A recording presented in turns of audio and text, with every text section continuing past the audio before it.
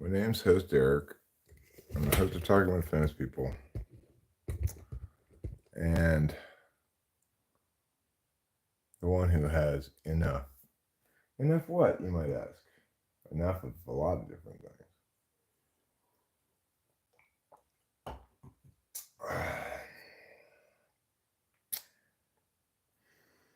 Most of all, hi, Mean Bird. Most of all, I'm too legit to quit. So,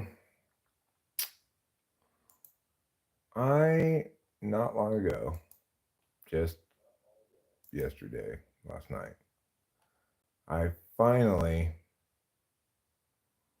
finished watching Lost. I'd never watched it before. In case you don't know, it's a show that came out in 2004. Lasted until it went 6 seasons until 2010. And I'd never seen it before. I'd not heard enough about it to know what the supposed secret was or something. The thing is, having finished watching it, and additionally now watched some videos explaining the end of it, I must say that I loved it very much. Hello, David. I should have gone pee before I started streaming, but well, I did. So now I'm gonna pee now. So I guess it got a bit of a bad reputation at the time. I'm doing well, David. There's two Davids here, actually. My thoughts on Trump? I mean, I don't like, obviously, either of the candidates running for president. I think anybody who's being honest acknowledges that they're both insanely terrible candidates. But, I'm not voting at all. I would totally understand it if somebody said, I'm going to vote for Mia because I think they're the lesser of the two evils. That's a sensible enough position to have. But anybody who's actually favoring either of them, voting for somebody rather than against somebody, well, that's ill-advised.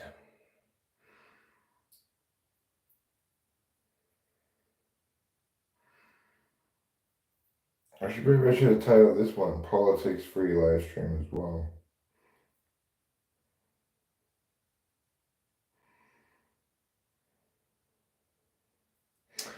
I could mix it up a bit from the previous title and instead title it Politics Free Live Stream. I mean, no politics live stream instead of Politics Free Live Stream.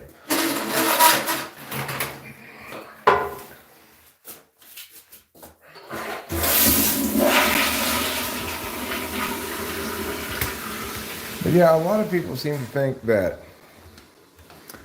spoiler alert, this isn't really a spoiler alert because it's wrong anyway, but a lot of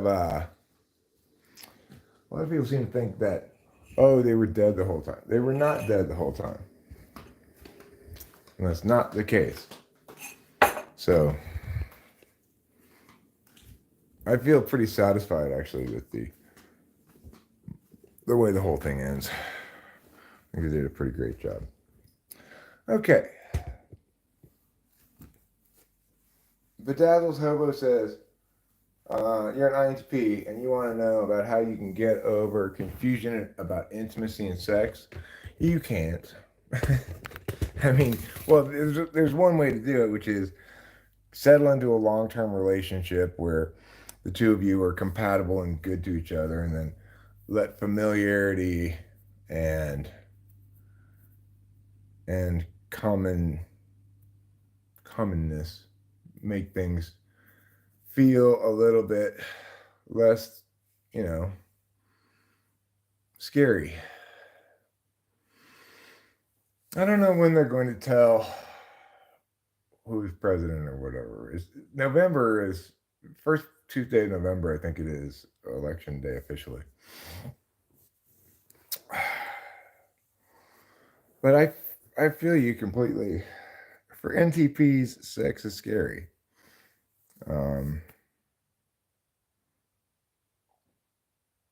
The older you get, the less it matters to some extent. But for a lot of people, don't feel that way though too. I don't know. I've always been pretty insecure about sex because how am I supposed to know how to do this thing? It's like I don't know how to do that. It's got a bunch of meaning, but it's physical. It's the worst possible thing for an NTP. I hope everyone's doing well. Also, Flaky Jake. And yeah, October 30th already. Crazy. So what I did right before I started the stream was I consumed the rest of my what was originally an eighth of mushrooms.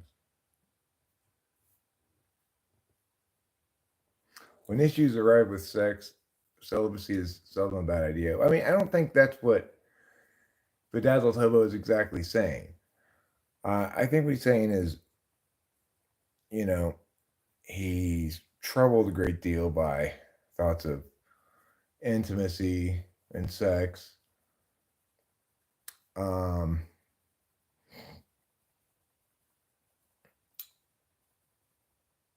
it's not so much. The answer to that is not, well, just give up on it forever or you become celibate. The answer to that is, be brave and most of all, first of all, find somebody you actually really like and you find sexy. Don't try to sacrifice those things for something else.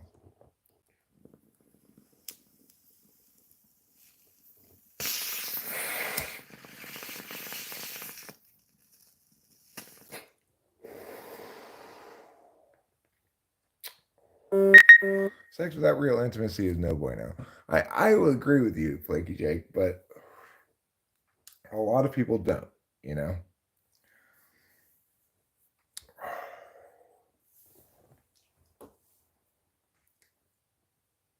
Well, celibacy can work as a temporary measure, fine. But what I'm saying is, if your problem is being scared of girls, or what you might call being puss shy, I'm somebody who historically, as a younger person anyway, was very puss shy. If that's your problem, you know, you're never going to get over that fear unless you make some efforts, you know. It's different for chicks, Flaky Shakes. Way different for chicks, right? Chicks can always get laid at a moment's notice, even if it turns out terrible. It's not difficult for them to find a taker. Herpes loves everyone. Fair enough.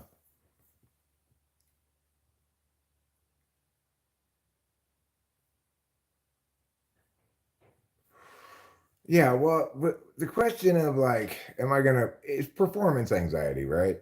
That goes away with familiarity in a long term relationship. And I would also say that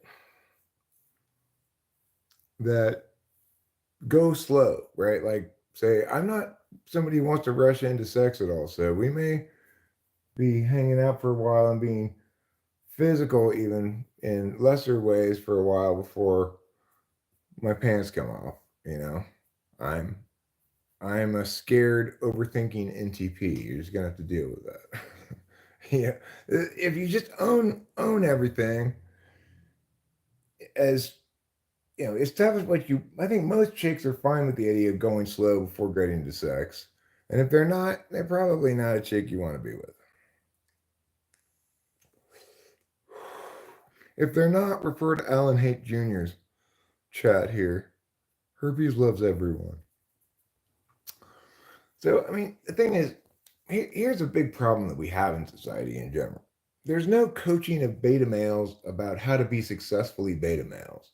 There's only coaching for beta males to teach them how to be alpha males, you know, which is a shame because really one of the biggest problems is that there's in terms of dating economy is that there's no space carved out for guys who are push shy and who also would like to be in a long-term relationship. Is this budget Andrew Tate? I mean, I'm nothing like Andrew Tate at all. I mean, I'm a beta male. It's got such a negative connotation, right? It's got such a negative connotation. I think alpha males should have a much more negative connotation because if they're going around slaying the puss, then they're not necessarily respecting the humanity of each of the people they're engaged with in such an intimate fashion. So, why would someone else want to bait him out? Because, I don't know, because unlike alpha males, we aren't, we aren't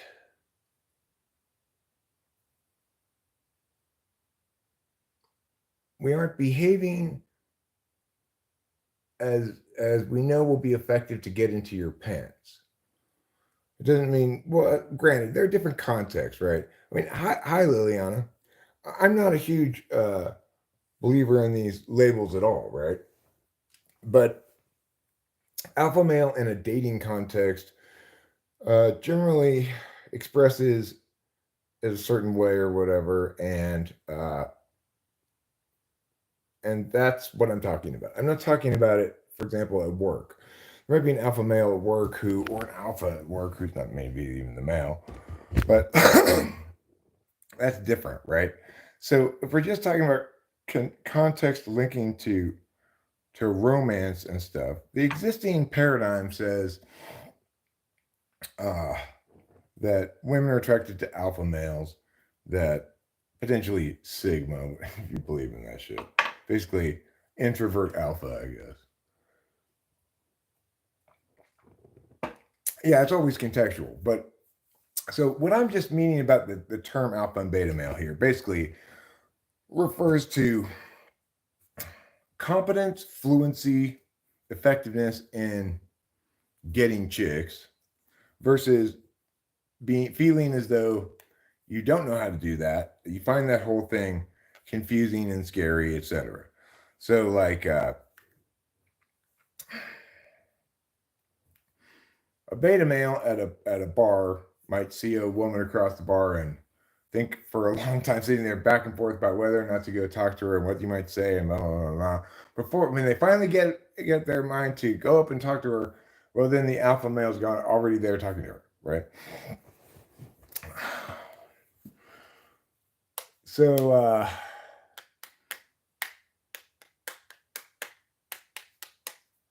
I can't say beta when I'm balding. Why can't I say I'm a beta male?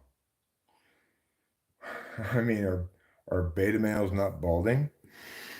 So anyway, thanks, Liliana. It's just because I'm wearing a shirt with stripes on it does not mean it's a prison shirt, okay? Jesus Christ. The point I'm trying to make here about alphas and betas is that I self-identify as a beta male. And unfortunately, there's no, I guess, there's no positive expression of that that has a name anyway, that one can typically proudly self-identify as.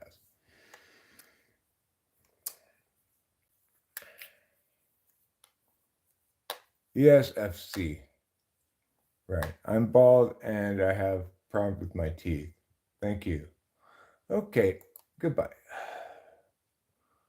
You're just well, I guess probably just a kid. All right. So where was I going with this story? Um I don't remember. I was talking about that intimacy thing. So the point is, if I were going to like start dating a chick nowadays, if I were single again somehow, I would start by saying, look, number one, I want to move very slowly towards sex, and we'll see if we get there. I don't want to. I don't want to feel a mistake later on that I wish I had. I wish I had not had sex with her as soon as I did. Right. So I'd like to avoid that. It's possible, one can imagine, that you be too slow and the chick assumes you don't really like her. But I mean, you can be physical without actually engaging with your pants still on. Uh, in other words, you could squeeze her boobs. Liliana feels so smart in this chat. Well, there are some dumbasses in here. It's true. Hi there. I cannot say your name, but hello. I am your brother in cannabis. True.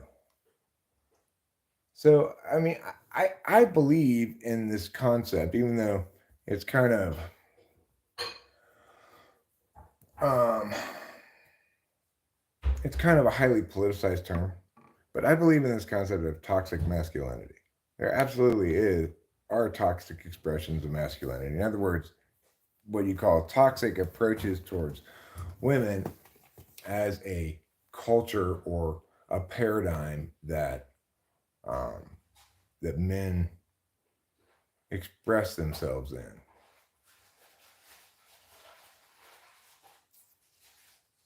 Think Engine 365? No, I don't remember you. Should I remember you? I've never been in prison, full faith.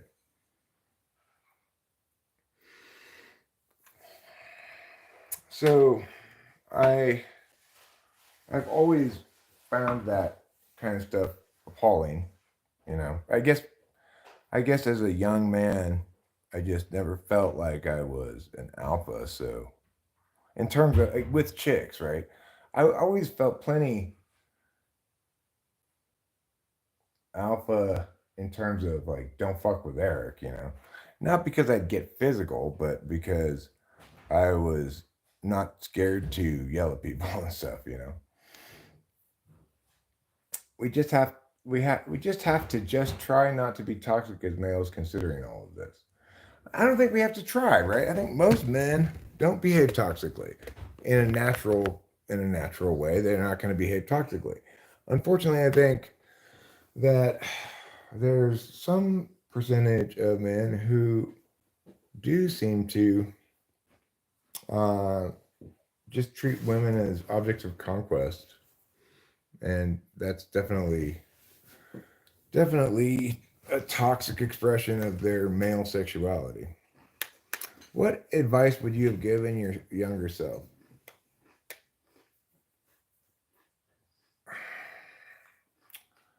I don't know. I mean, if I had to pick one concrete, depends how young I could go back to see which mistake I would get rid of. But I guess the one piece of advice I'd give myself if I were younger, if I could get myself to listen to it, and it might be the piece of advice I could get myself to listen to even, is don't do whippets. Because then I would not have this lifelong guilt that I have over Rachel giving herself nerve damage from doing too many whippets, which I introduced her to.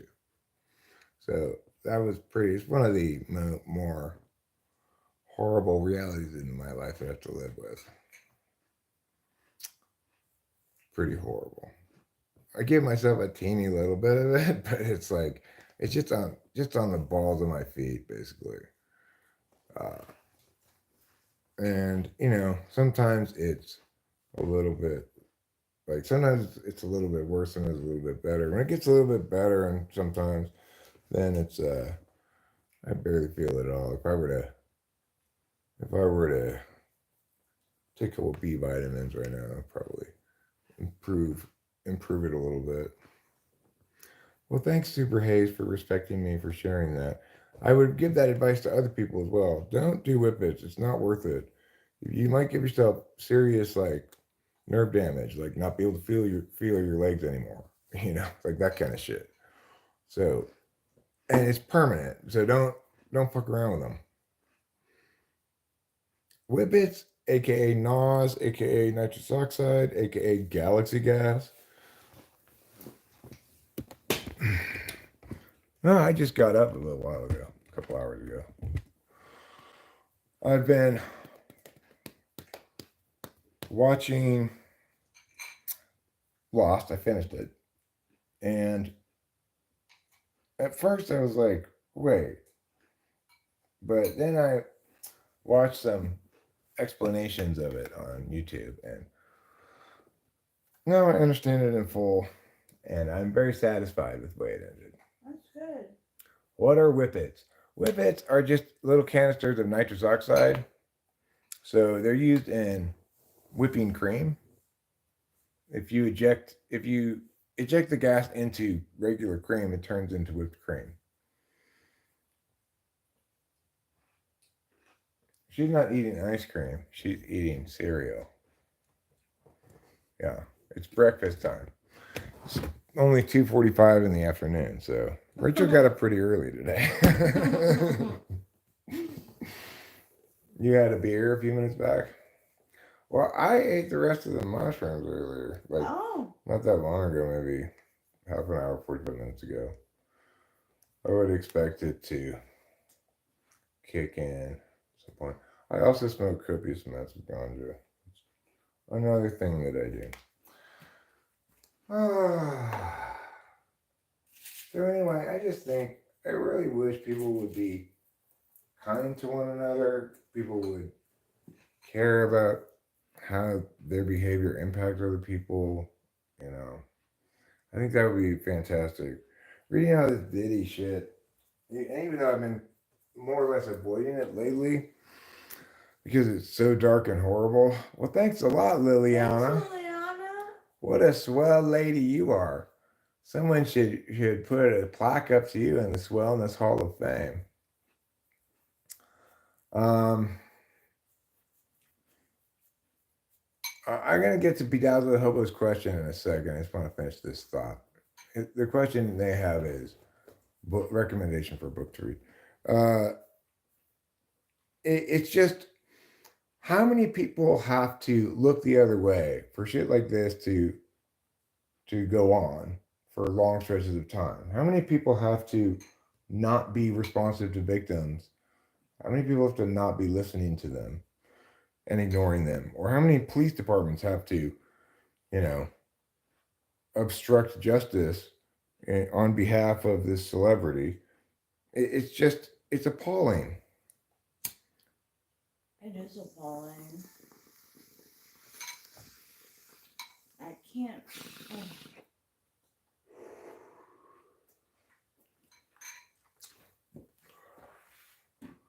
It's like, it's just, I don't understand in general.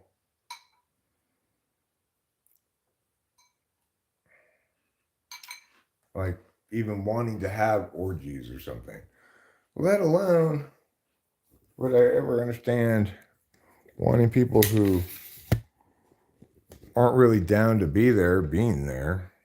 Just insane. Even let alone further than that. YT membership gifting hates you? Why does it hate you? I look like James McGaber. I don't know who James McGaber is. No, I did not fight in Afghanistan. I've never been in the military. I'm a lifelong civilian.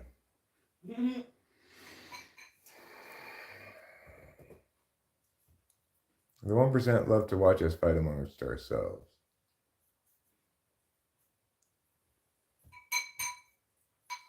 Oh, when you gift memberships, it's just like random. You just say, "I'm gonna gift 5 memberships," and then the YouTube's chooses who gets it. Is that how it works? I've never given any memberships away before. I tell you what, we do need to do. And it's probably a good time to do this.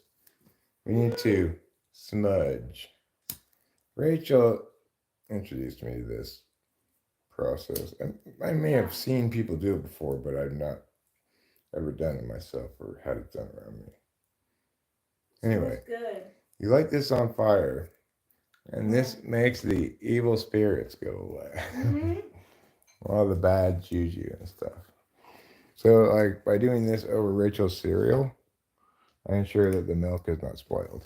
Thank you. You're welcome. It's very powerful. Here we are in this place. By putting it here, underneath this spinning fan, it spreads it all around. That's what you want to do. You want to spread it all around. You don't know. Obviously, the evil spirits, they hide in the corners. Get out of here, spirits. You got to tell them.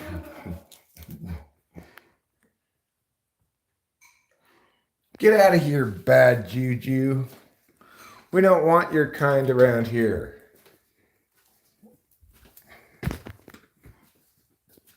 Get out of here, ghost of Christmas past.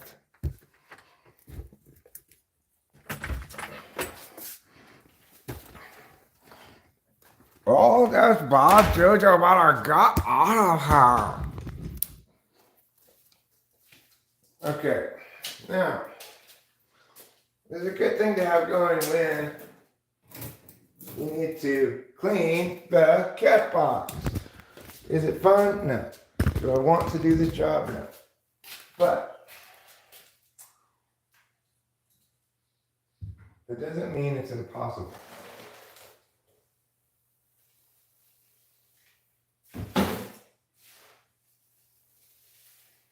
Because how possible something is not much to do with whether or not that thing is pleasant.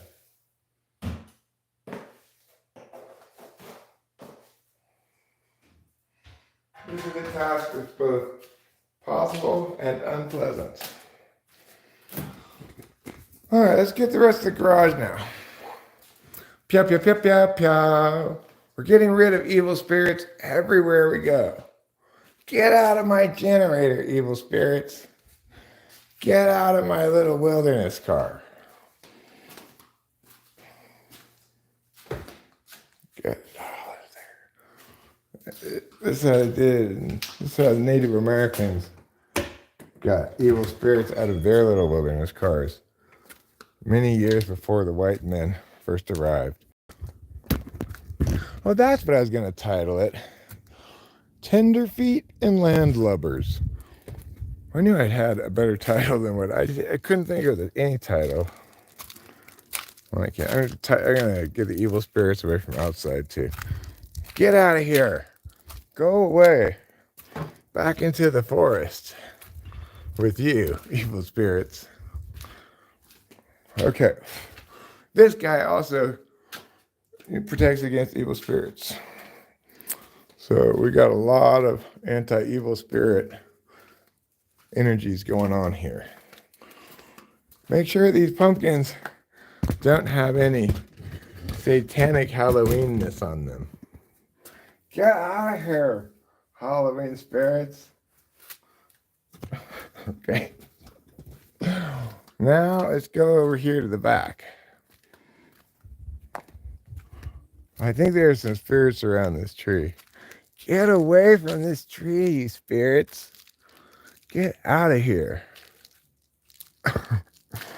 It's basically what Catholic priests do when they exorcise things. Like, get off of my aloe vera plant, evil spirits. I need to finish harvesting this. Like, those things are done, daddy, done. Love is gone away. Gone away. Okay, we're back to the deck now. And soon we're going to go inside. Let's look at the beautiful autumnal scene. Do you see the beauty of autumn? Resplendent in its yellow leaves? I do. Hi, my name's Eric. You may remember me from such live streams as yesterday's live stream, before. Actually, I didn't live stream yesterday. Why not? Well, I was watching Lost. I had to finish watching Lost. I watched all 6 seasons of Lost in like 3 days. You need to come and live where I am. It's gorgeous around here right now, you know? I'll tell you why it is. It's because it's autumn.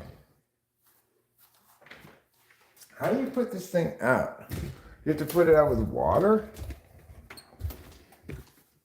Maybe. Let's go put this. Well, I haven't smudged the kitchen. Rachel, do you want to go smudge upstairs? I don't know where Rachel. Huh? Yeah, I just want to know if you want to take this upstairs or should I put it out?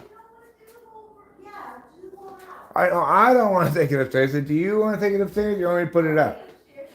Okay. Where are you? Oh. There you go. Really It's like the world's biggest joint. Hi, Atreus2. I'm doing fine. I mean, not much is up. What is up with you?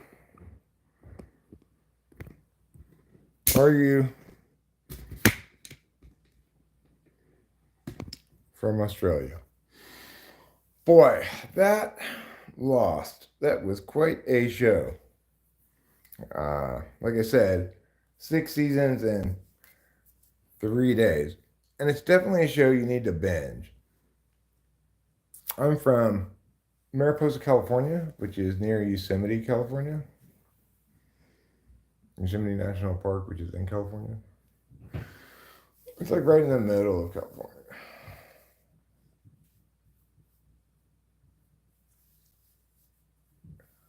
Good air kids attracted to toxic chat? Nah. There's not a whole lot of chat going on at all, in fact. It's just a few personages occasionally dropping a thought. The numbers are remarkably good, which suggests that, people are just stopping in here to check it out and see if they find it worth their time. And most of them probably will leave shortly thereafter because they're going to say, this guy's not doing anything. He's just walking around. Yeah. How expensive is the neighborhood? You can get a house for probably at the very bottom end, maybe $250. At the top end, maybe 7 or 800,000. Thanks, Super Hayes. I try to be a good dude. Hi, John Hip. So at the moment, I'm kind of just waiting for the DRUGS to take effect. They're kind of affecting me at the moment, but not very much, I'm assuming that we've still got a ways to go to get up to cruising altitude. I feel a little discombobulated because that's how it always feels when you're coming up on mushrooms. I am so beautiful. Thanks, Brooklyn. Hi, Putty Cat. No, it doesn't mean you can only hump on Wednesday. It means it's the high ground between the start of the week and the end of the week, both of which are, I guess, low grounds. Ergo, creating a hump in the middle.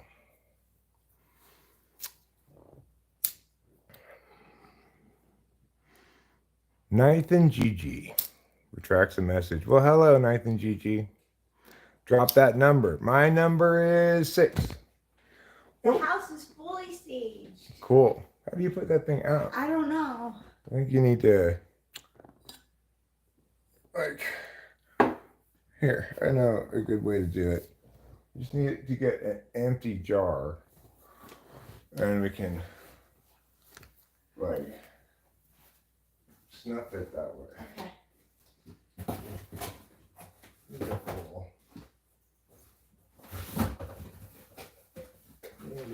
Also all 4. How about that that one up there on the counter? Yeah.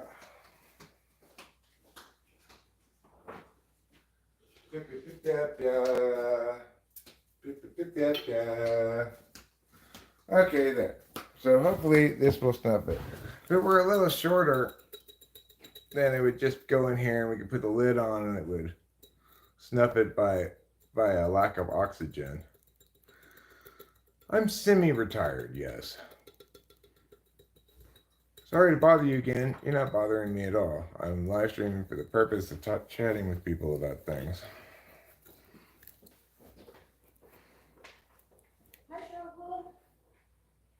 Well, the Yankees looked good yesterday. No, I'm not giving you my phone number, although it's not hard to find, frankly. But I don't. It doesn't necessarily mean I want to talk to you. You know. I don't have any book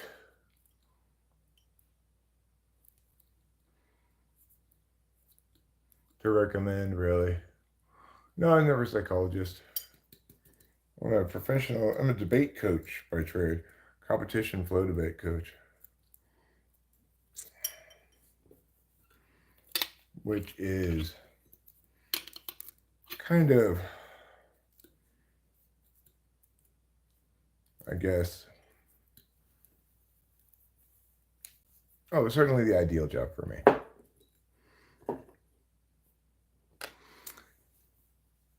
Well, yeah, debates about, there's different formats of debate. The public forum, Lincoln Douglas, policy debate. They are structured forms of argumentation over political topics, usually like, stuff that's current to the news. And depending on the format, you've got a certain amount of time to prep. So like public forum topics change every month. Lincoln Douglas every 2 months. Policy topics is for the whole year. Thanks, Prison McPot. I think you're a swell. You're the swellest McPot I know. Mushrooms are starting to kick in. I'm feeling a little bit wobbly like a noodle. If Christ were alive today, he'd have a huge retirement account because Jesus saves. True. And if we were to look at the trilogy in the Trinity, if Jesus saves, God spends and the Holy Ghost invests? I don't know. What do you think? If Jesus is the savior of the Trinity, what are the other roles? Who's the spender? Is it the Holy Ghost who spends money? And God invests?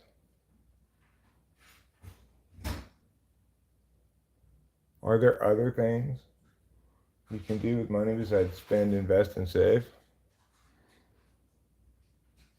I don't think so. That's interesting. Are those the only 3 things you can do with money? Does everything you can do with money qualify as one of those 3 things? You could save money, or you could make money. So, okay, you can make money, you can save money, you can spend money, you can invest money. I mean, obviously you could find money too, or win money. You could earn money. Let's say acquire money. Money coming in, okay? There's income, outgo, savings, and investment. That's it, right? Well, okay. You could burn money too. But that'd be outgo. So that'd be spending. So income, spending, investments, and savings. That's really all the thing you can do. Well, that's spending. That qualifies as spending, Putty Cat. Obviously, this discussion of spending, saving, investing, and earning is driven everyone away. For the prior stretch of time, I was talking about nothing, and I sustained over 30 people here for a long time. Then when I actually start talking about something like, what are the different things you could do with money? Everyone's like, boring, I'm getting out of here. I don't blame them. What could you do with all of that produce that I have hanging and drying over there. Well, I could put it in jars like I should. You can change laws to your preference.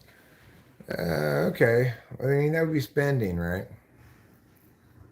That qualifies as spending. Lobbyists, etc. I don't think it's as directly a linkage as you think, but obviously it doesn't hurt. Does not hurt, might help a little. So the Yankees looked good last night, and we'll see what they do tonight. They come on at 5:08 again. They're going to again play the Los Angeles Dodgers. I'll be again rooting for the Yankees because I'd rather see a good series than a Dodger, coronation. But the Yankees already lost one at Yankee Stadium. So even if they win tonight, they still have to win both the games at Dodger Stadium. I don't think that's going to happen. No, I don't.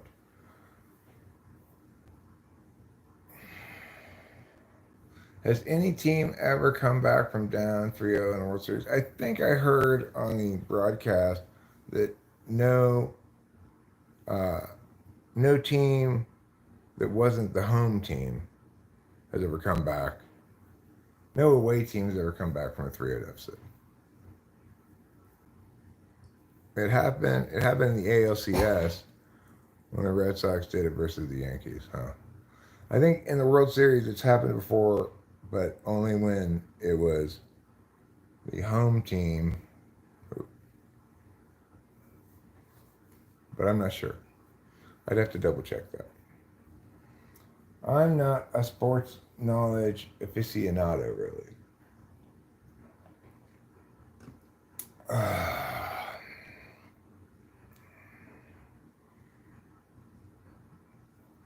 How's life over there?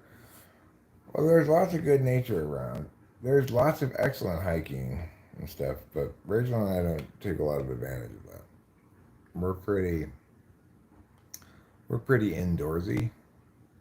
You hear people who like the outdoors as being called outdoorsy.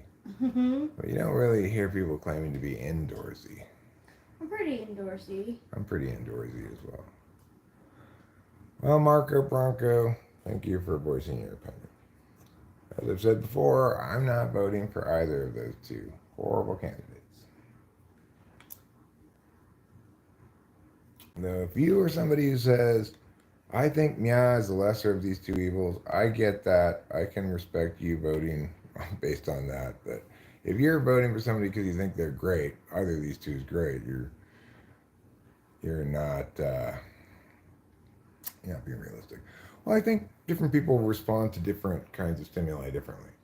So Rachel and I are both intuitives. In fact, we're intuition dominant.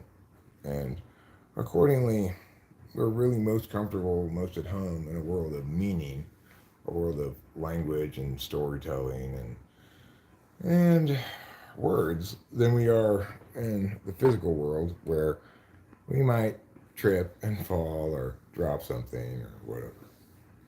So for a lot of people, it is the case that they need more time. They need to get out and touch grass. Certainly it is the case for me and Rachel that we need to get out and touch grass sometimes. But we don't need a whole lot of grass touching. We probably need as little grass touching as anybody to be happy. Oh, okay, so no team has ever come back from a 3-0 deficit in the World Series to win. I wonder how many times they've come back to take it to a game 7.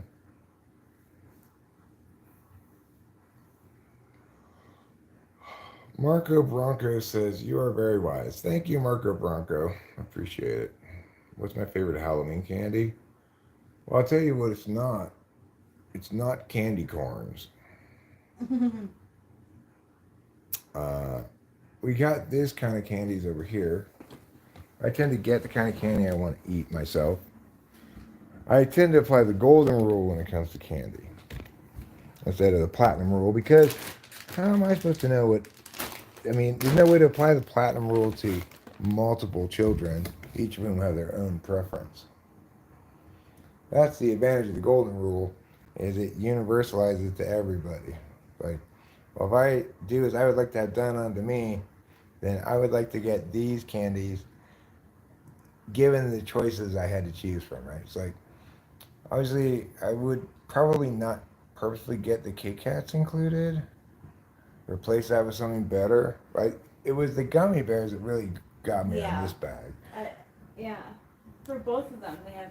Yeah, they have gummy bears in them. You might think, well, Eric, why not just get all gummy bears?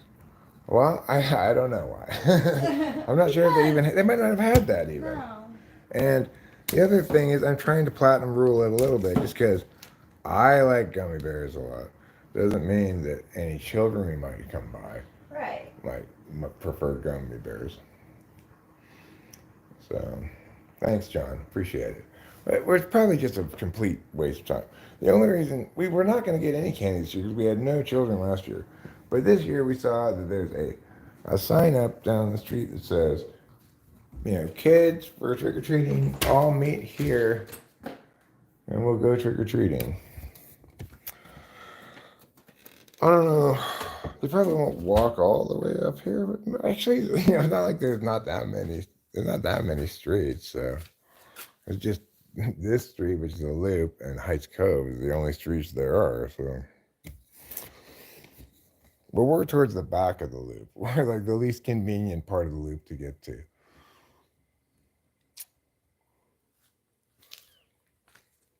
I'm not sure how many children there are, but that's the other thing is I got like 2 bags of candy. There's not going to be possibly more than one group of trick-or-treaters. But, I guess we'll just give them each kid a shit ton of candy. If we get lucky enough to get a group of trick-or-treaters. I need to bring the pumpkins over here so that the children know that we're giving out candy. Or I'll leave one over here and I'll put one over there. Oh no, I could do this. Well, yeah, okay, that's fine. I'll put one pumpkin here. I guess I will just, you know what I'll do? I'll have all the walk around lights on, but I'll have a sign on the other door that says other door in case anybody tries to go to the kitchen door. Because I don't want them to see our dirty kitchen. I'd be embarrassed. I also don't want to have to clean up the kitchen for the possibility that somebody might see it. Whereas if we're just standing here in the foyer, right? Here you go, children. Here's some candy. You guys, you pretend you're the children now, okay? You get to be in the perspective of the children. So, first you guys either ring the doorbell or knock, okay?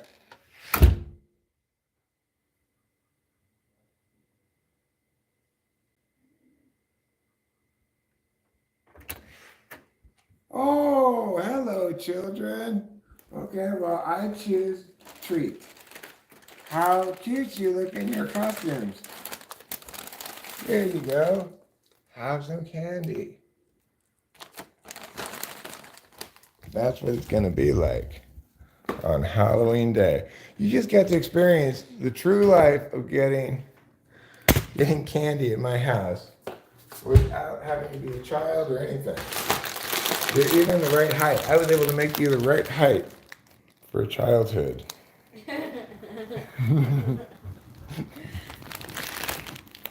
So, are there any other channels that offer you that experience? I don't think so. That I know of, no. But maybe there are.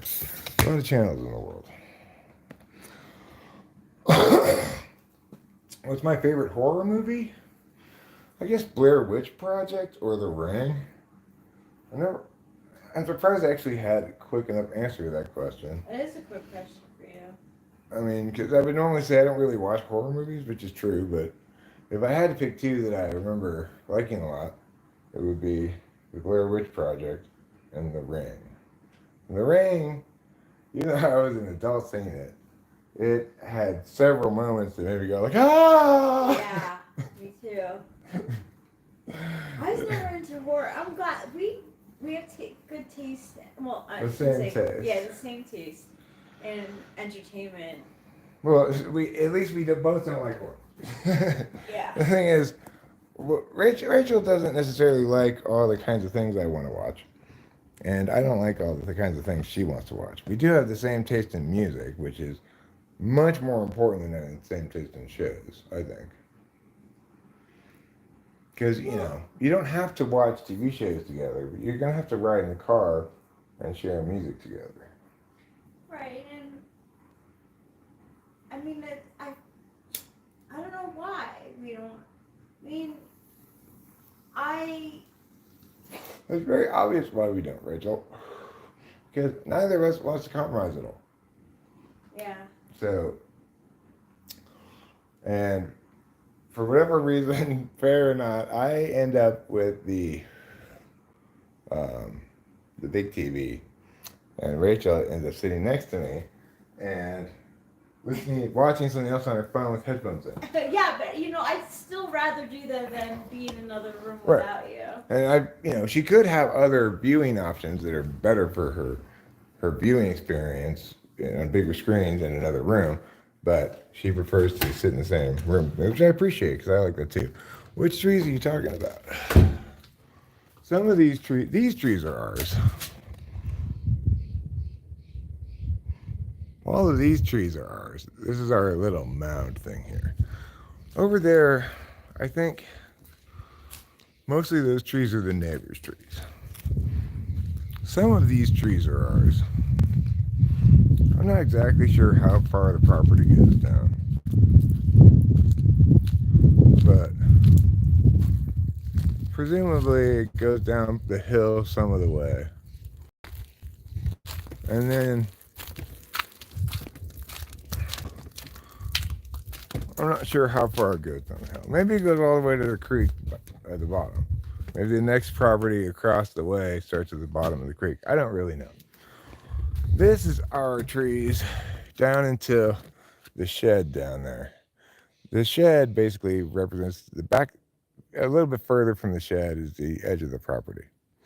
So some of these trees are ours, like these ones and that one and this one's, these ones. But some of them are not. And the ones further down there, they're not ours. And the ones over there are our neighbors, who are really cool people, by the way. They're so cool. And I can't believe it took us so long to know them. Thanks to me behaving badly one night on mushrooms and yelling at them for no reason. But sometimes that happens, right? Sometimes you just find yourself yelling at somebody for no reason. I mean, you think you have a reason. Turns out you didn't have a reason, but who hasn't been there before? Who hasn't been in that spot before? Thanks, Miss. I need my glasses. Mr. Shriver. So those are two of our trees. It's lovely looking outside right now. It's lovely temperature too. There's also not any little bugs, which is it's like the best of all possible outside worlds right now. Because it's not usually this perfect outside. Like it's 60 degrees outside approximately, but I don't even feel. Do I maintain it? I mean, no, I don't. I don't do anything at all. I just let whatever happens happen. I figure. And then in the winter, it goes because of the snow. It all flattens out. Yeah, snow flattens everything at some point. You're talking about like the little bushes and stuff. No, I don't ever. You're supposed to cut down the bushes, not the bushes, but like the tall grass and stuff, up to 100 feet away from your house. But it's like, nah. Well, it would be a really big job too. You know, like I don't want just like a whole bunch of hillside that's just all like denuded of growth. That's just gonna promote erosion. No. oh, with mowing. No, if we were to cut down, like weed whack all the Yeah. grass on the hillside, it's on a hillside, so it's gonna necessarily impact erosion. But I mean, that's not why I'm not cutting it. I don't know how. Like, I'm not cutting it because ultimately I don't like the idea of cutting it. I don't want to cut it. It seems dumb and pointless. Although the nice thing about cutting it would be I could go down the hill without getting a bunch of shit in my socks. Well, the property taxes on this property are rather high. Um, and, we have another house down the street that cost not quite half what this one did. Like a little more than half, but it cost like 60% of this house.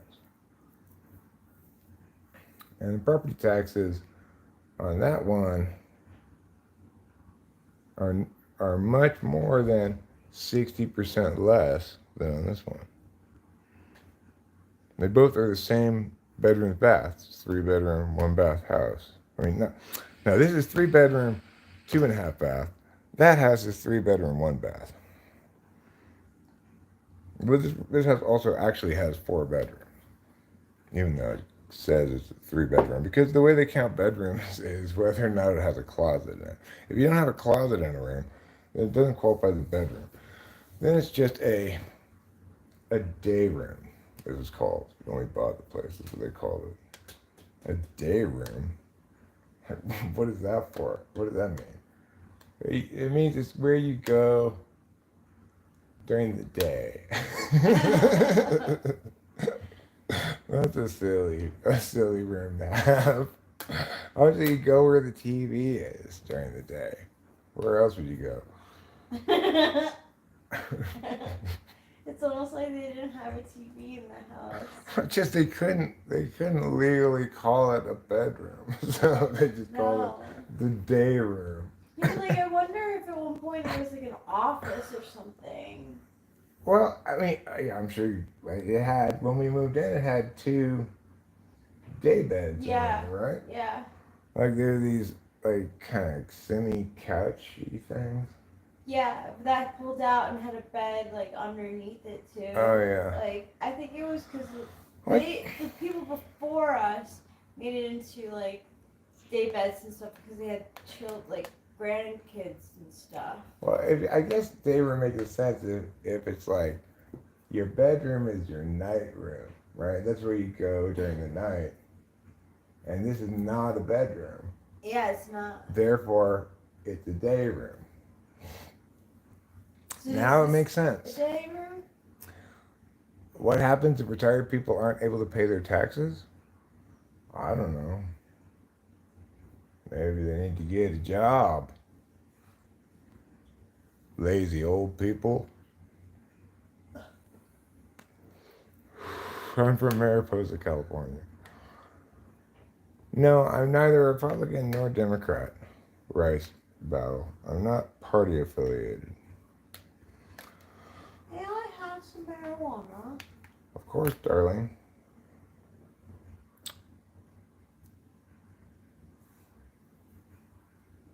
You want it for this? Yeah, I think so. Or okay. Well, what kind do you want? We've got Or do you think there's Northern Lights, bong it? cherry pie. I mean, it's up to you, dude.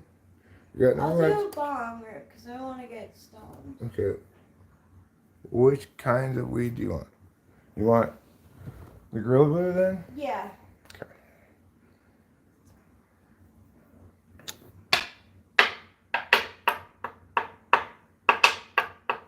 You made me laugh and smile. What made you laugh that time? The fact that I tapped out the thing? The Did you know what I was tapping? What song I was tapping? It sounded like a classical song. It was. That is,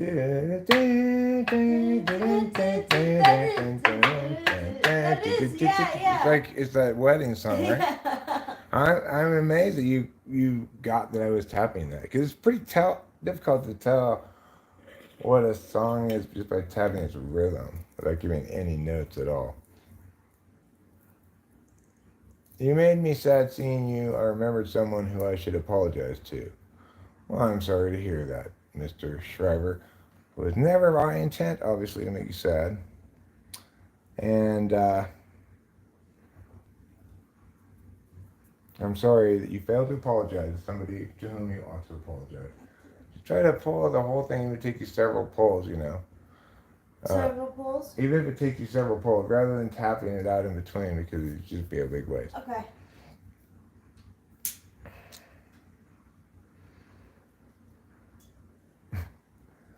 Ninth and Gigi, why are you retracting all of your messages?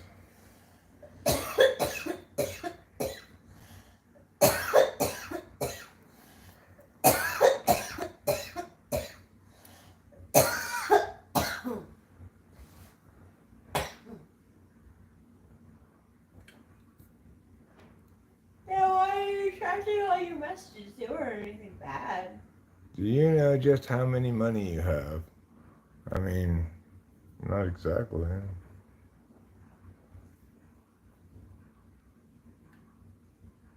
Strange question.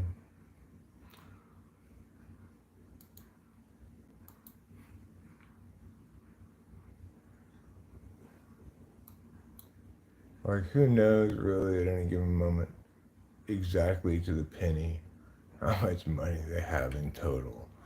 Like, even if you're broke and you just got whatever in your bank account, probably got some change around the house. Maybe a penny or two in your wallet. It's hard to say. You just call on it at any given moment. Bam. Exactly how much money do you have? Exactly how much money comprises the totality of your estate?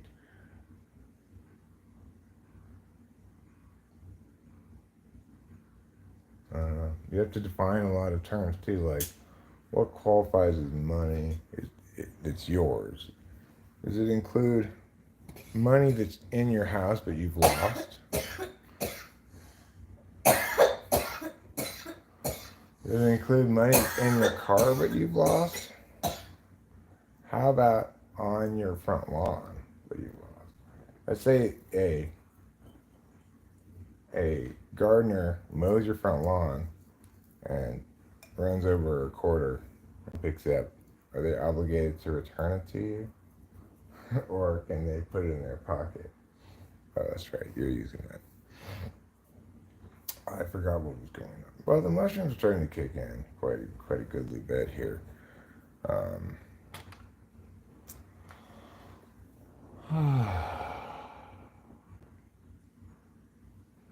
Do you think that that Thanksgiving gets a short end of the stick? Like, in terms of holidays around this time? Like, I feel like Halloween wasn't always, but has become, like, almost as soon as, like, fall starts, it's like, Halloween. I mean, frankly, I think Thanksgiving is way more hyped than it ought to be. Halloween, it's got a clear concept, right? It's your ghosts, your goblins, your tricks, your treats. Yeah. Christmas, it's got a clear message to it, which is giving, Jesus, winter, shortest day of the year kind of celebration. Then you've got, like New Year's Day, obvious one, because it's the first day of the new year. Yeah. And obviously you've got huge holidays like St. Patrick's Day, which desperately need to be celebrated for obvious reasons. But at least they have clear themes, right? Mm-hmm. Like, Yeah, like It's celebrating being Ireland, Irish. Cinco de Mayo, it's Mexico, 4th of Yeah. July is America. Right. Okay. You All know, right. what exactly is the theme of Thanksgiving? Is it the pilgrims? Is it giving thanks? Is it like a harvest festival thing? Isn't that what Halloween kind of is? If it's harvest, why is it so late in November? Because I believe it's around like the fall, the winter. No, it's not. No, it's between the equinox and the solstice, Solstice. Yeah. and it's beyond. It's past the past the last possible harvest of seasonal harvest. Yeah, it is. And if it's celebrating, are we celebrating the landing on America? The getting together with the pilgrims and the Indians to have dinner, or is it about giving thanks? Nobody knows what's it about, right? Nobody knows except that it's about. You know what its color scheme is? It's brown and orange and yellow, as opposed to like black and orange, which is Halloween, or red and green, which is Christmas. Mm-hmm. I think it mostly is taken off because it's like schools wanted an extra couple of days off. You get more than one day off for Thanksgiving. That's how big of a holiday it is. Yeah. Usually You get Thursday and Friday off. Yeah. You do. And Thanksgiving week in general is kind of like a big deal. Like feast week, they call it in college football, or in college they do, maybe it's college basketball, where there's this whole bunch of games because everybody in college has a whole week off for Thanksgiving. You don't have to go to. Oh. Yeah, colleges always have a week off, right? I think so. I don't remember. Probably like close to a week. I think a week. Yeah. It's generally expected, regardless of what the rules are, that you might not be around for the whole of the week on Thanksgiving week. So I think that it's instead of Thanksgiving not being bigger, it's shocking that it's as big as it is, given that it's nothing but let's have dinner as a family. Like, you could do that any night. Or let's eat turkey. We got that for Christmas already. Okay, well, let's watch football. We watch football all the time. There's no reason for that. This is the first time I've ever thought about it, actually, Rachel, since you've asked me that important question. I'm really happy that we're talking about it. What made you think Thanksgiving wasn't big enough? Are you just comparing it against Christmas and Halloween? Yeah, because like you don't get enough. You don't get the same advertisements. You don't get the same like a month before, like, or during the month. Like you're not like getting ready and getting hyped and waiting for it to come. Like Halloween Thanksgiving just kind of happens. Well, Waniac 917, Rachel and I are also very frugal. We weren't always as frugal as we are now, but we've gotten into pretty good habits of frugality. It's just still expensive in life. But more festivities is good for the economy and for market, hence you need more for more and more. Oh, well, that's a very cynical expression of it. You could also express it as workers just want to get off as many days as possible for holidays. And so, you go, okay, well, here, have Thursday off. They go, no, we want Friday off too. You could frame it like that. So some places don't give you Friday off at work. Right. But the point is, either trying to politicize the question is missing the point. Okay? And trying to say that it's all part of the corporatization of it. Yes, corporations try to theme, like the theming opportunities, because people have positive relationships with Thanksgiving. So if you can get your product associated with Thanksgiving as well, presumably the positive feelings will rub off. But that's not to say that the goodness of the holidays is manufactured by corporations. It's very cynical. You know what I think you need? You need a Christmas miracle. Yeah, you do. And I was gonna say maybe some smudging. You gotta get the evil spirits get out of you. I went to every room. Oh, you did good. Yeah, even the bathrooms. Good job, Thanks. Kevin. No, we're not gonna worship the devil. Yeah, really. Okay, it's like one of the last things I would worship. So, on the stream the other night, someone got mad at me because I said that Jesus is actually cooler than his friends represent him as. Like, Right? he's definitely a cool dude in the Bible, obviously. Like, that's obvious. But I feel like cool as in he had a little bit more, like, edge. He wasn't such a goody two shoes. I mean, I think he was a good He was a goody two shoes, he, like, but smoked weed. And, well, it's like my explanation about the foot washing, right? He was cool about it and nice about it, but the real story is he was teaching these fucking filthy idiots how to wash their feet because they had never figured it out for themselves. And that's cool. Teaching And is cool. and that's cool, whereas opposed to just like needlessly washing someone's feet because you want to show how humble you are. It's almost like humble bragging, you know. Yeah, and like, let's be real. He was a carpenter because his dad was a carpenter. Right, and he became Jesus because he was shitty at being a carpenter.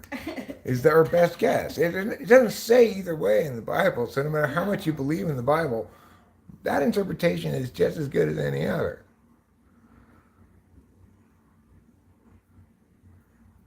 Nonchalant big back. I can't believe they're still together after all that. Who? Who's still together after all what? Okay, but nevertheless, the holiday is exactly the same.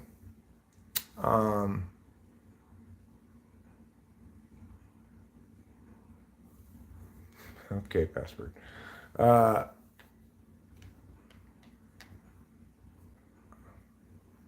who's still together? I don't know who you're talking about. Okay, well, Nathan Gigi, you're obviously highly politicized against corporations, but oblivious to the hypocrisy. What are you using to chat into this chat on? Are you just chatting with a rock and chisel and throwing it in this general direction? Well, what are you doing right now? Stop being a hypocrite. They influence much more, say by make us, or no, it's much more complicated relationship than that between us as individuals and us as purveyors of products. Remember, I might be right here right now and go to a job later as a VP at a corporation. You still have this exact same person in either capacity, right? Corporations are us, just like everything else.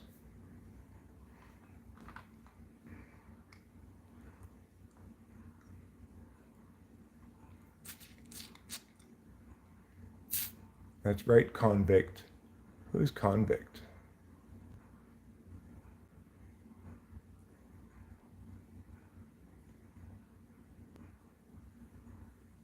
I don't know what this message is. Makes no sense to me, password. Obviously, some kind of coding thing for a greeting message that is afforded under a certain, like, array of conditionalities set forth in the code. But beyond that, I'm not sure what your point is. That's right, convict. Big up. The homie's on lockdown. Big up to you. Well, obviously, and I think Geeky, it is the case that people try to make money off of things that people like a lot. So if they know there's going to be a lot of people whose attention and thoughts are on Thanksgiving, then corporations are going to direct a lot of their advertising budgets towards Thanksgiving-themed things around that time of year in order to maximize the association I indicated. I guess the reason I keep responding to these things is because there's not much going on in the chat. And also I'm tripping on mushrooms. Where life is much more laid back as compared to corporate America. I mean, life feels super laid back to me. I'm in America. Maybe I'm not in corporate America, but I'm in America. You're talking about your job, like whether your job is more laid back in some other country versus in an American corporation. Well, I mean, I don't. You can always get a different job if it's not laid back enough.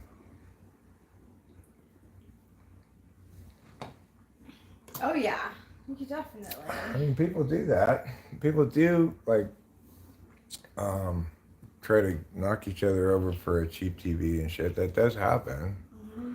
but it's just one of many things that happen, and it does not tell any particularly any particular story. You want this? Thank you. She doesn't take mushrooms.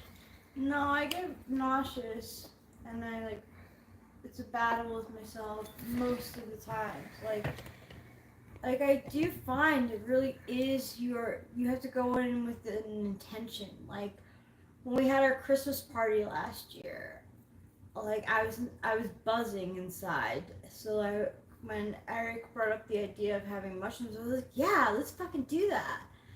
But then like I tried it a second time, like a time after that, and took about the same amount and was just like fucking tired and nauseous. And I fight the nauseous because I'm scared of it. I don't like throwing up.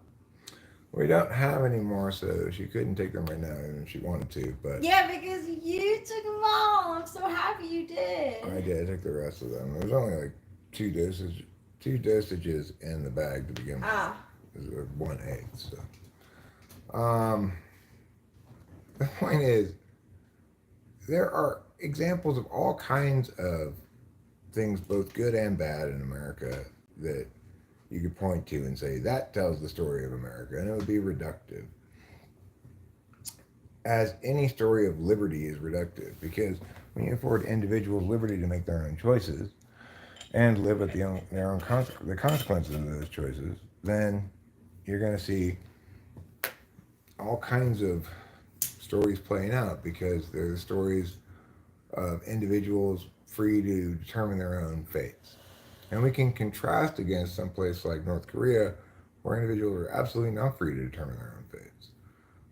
Um, or some place like Japan, which is people, may have certain amount of formal liberty, but there's relentless, you know, individual defining pressure to adhere first and foremost to this Japanese way of understanding the world as being, first of all, very ethnocentric. Like, you're not Japanese unless you're born Japanese of Japanese parents.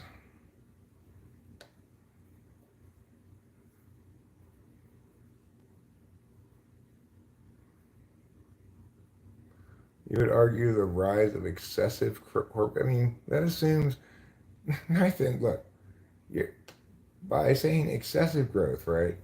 It presumes that there's an optimal amount of growth and that it's the same for all corporations. It ignores the fact that an incorporation is simply a legal fiction that an individual uses or individuals use to incorporate a business so that it can have its own financial dealings independent of the people who own it. I watch. I sometimes watch this one woman named Shauna, and she does videos about overconsumption and how like stores, like for example, around this season she did one about how like stores like give you over a month's worth of Halloween stuff to buy, and people who like kitschy stuff are like gonna be like all into that. So they make like TikToks of themselves being like, "Oh my gosh, I'm in TJ Maxx. Look at this cute thing," and like this one too. Can you believe how much they have? And like buying that stuff. So in that way, it does like promote like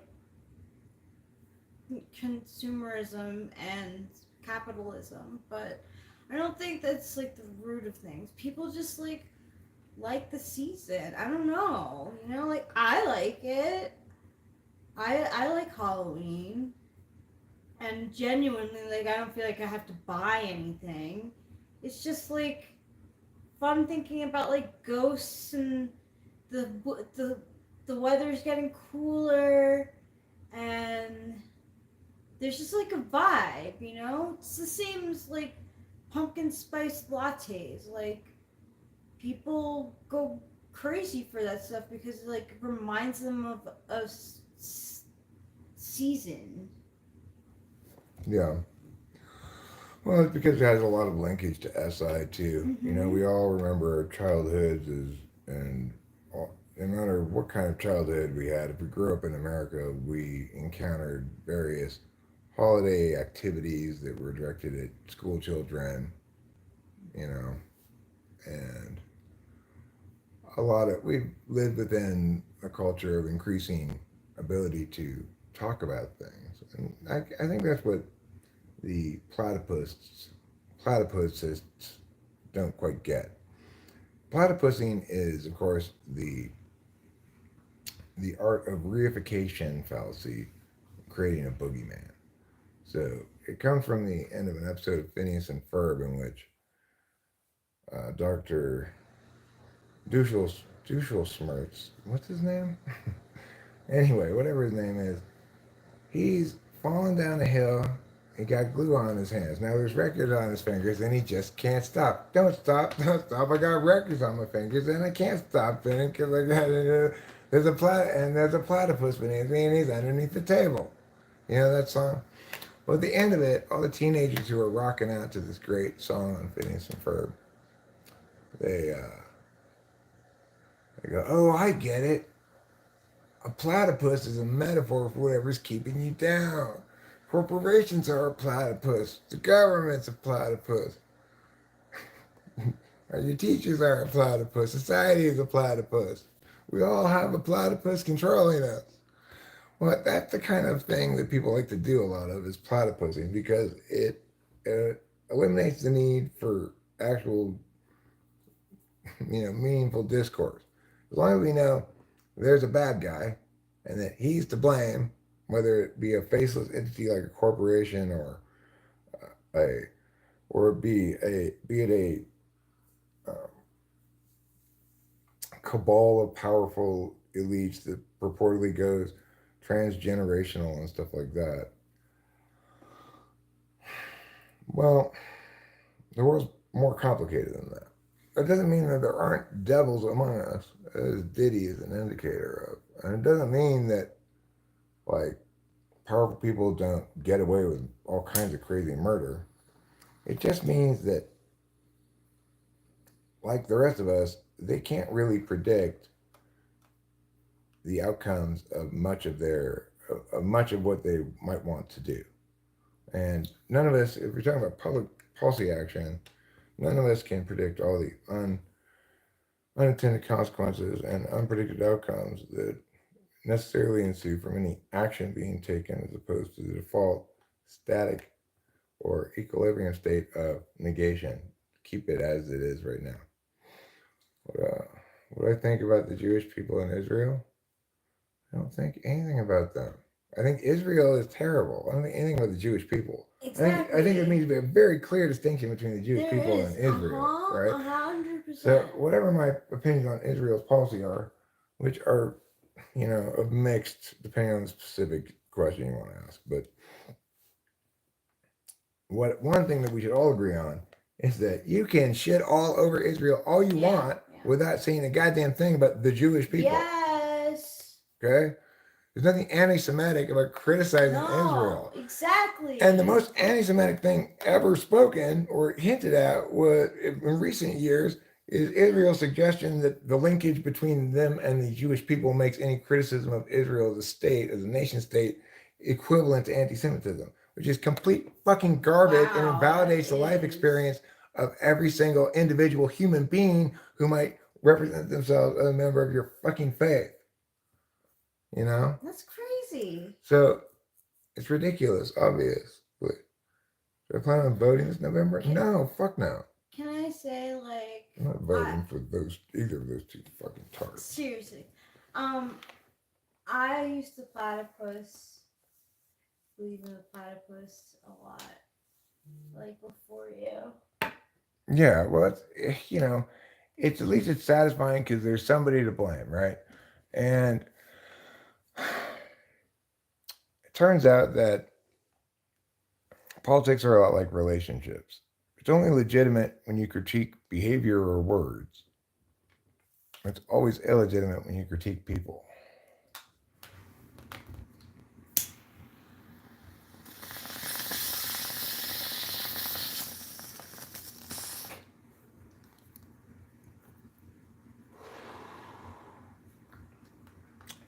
I'm not cynical about voting.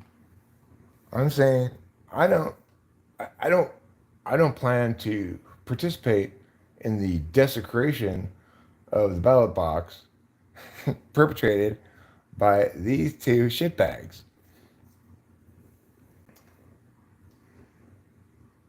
You know, I'm not going to dignify the processe's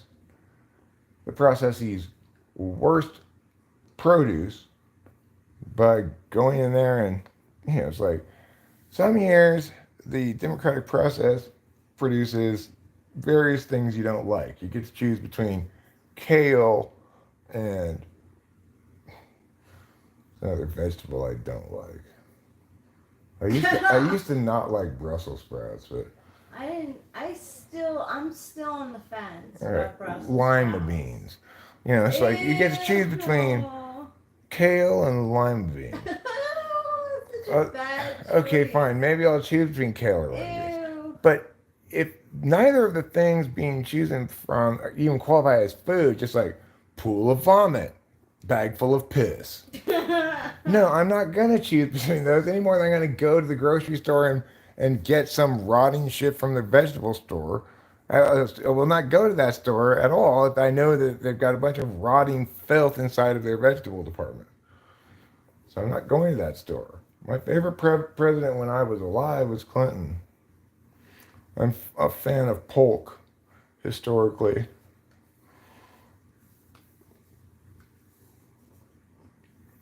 Another person who, well, he was a one-term president, right? He didn't want to be president for a long time. He wanted to get important things done that he needed to get done and get the fuck out of Dodge. He's done his job. He's served his time.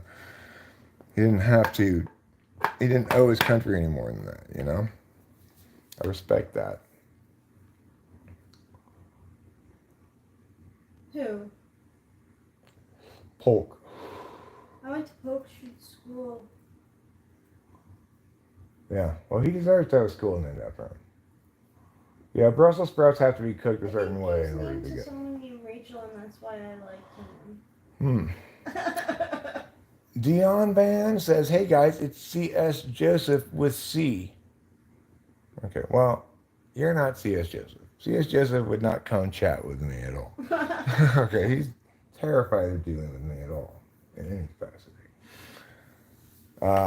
Because he does a terrible job of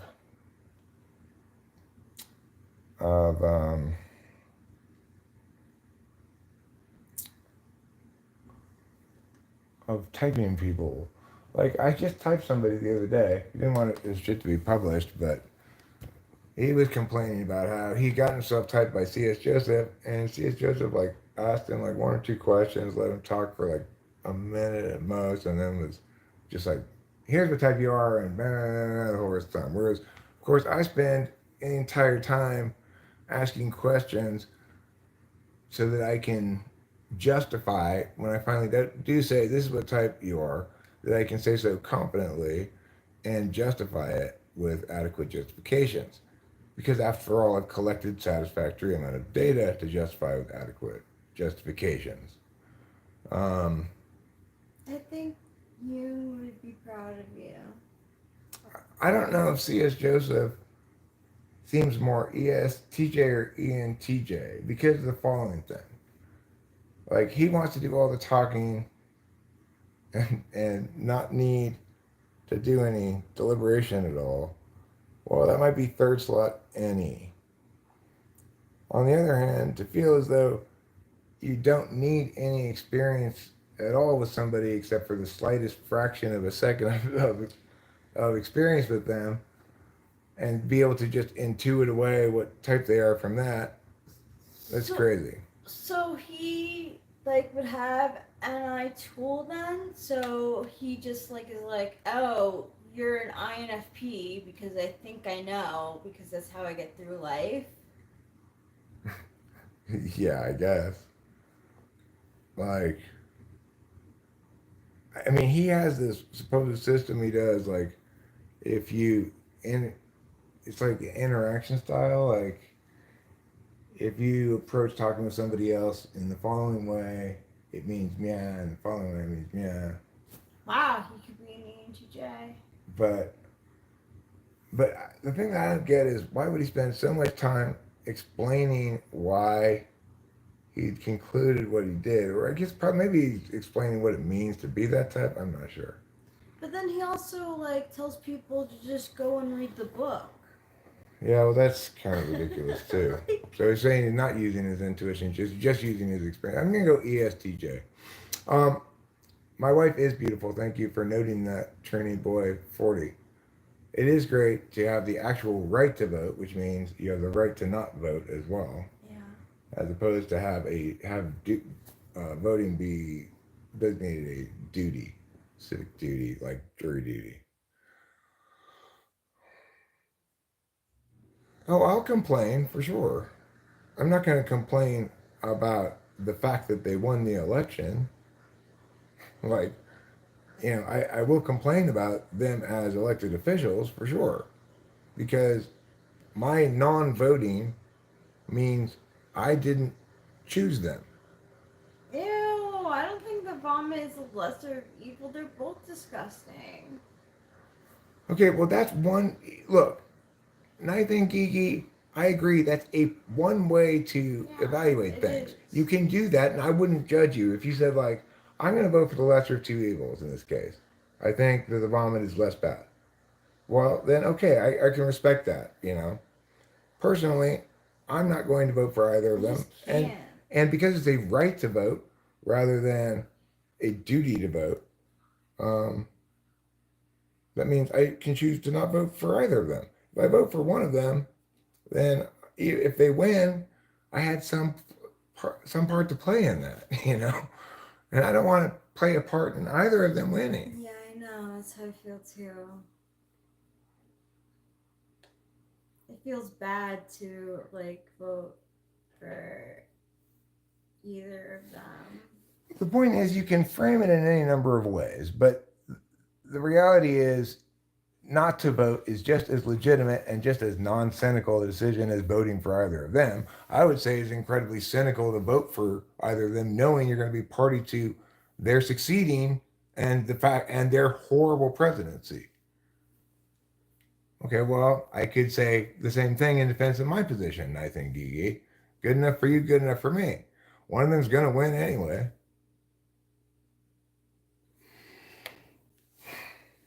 And I additionally have as cover for my argument that I live in California, which is a winner take all state and is obviously going to skew left in every single election. So it's not like they're proportionately if our electors for the electoral college electors were distributed proportionally, you could make the argument that I ought to uh, vote for the lesser of two evils because um, it's going to impact the electoral college. I would still disagree with it for the reasons I've already articulated. But in California, you can't even make that argument because it's a winner take all state, as are 48 of the 50 states.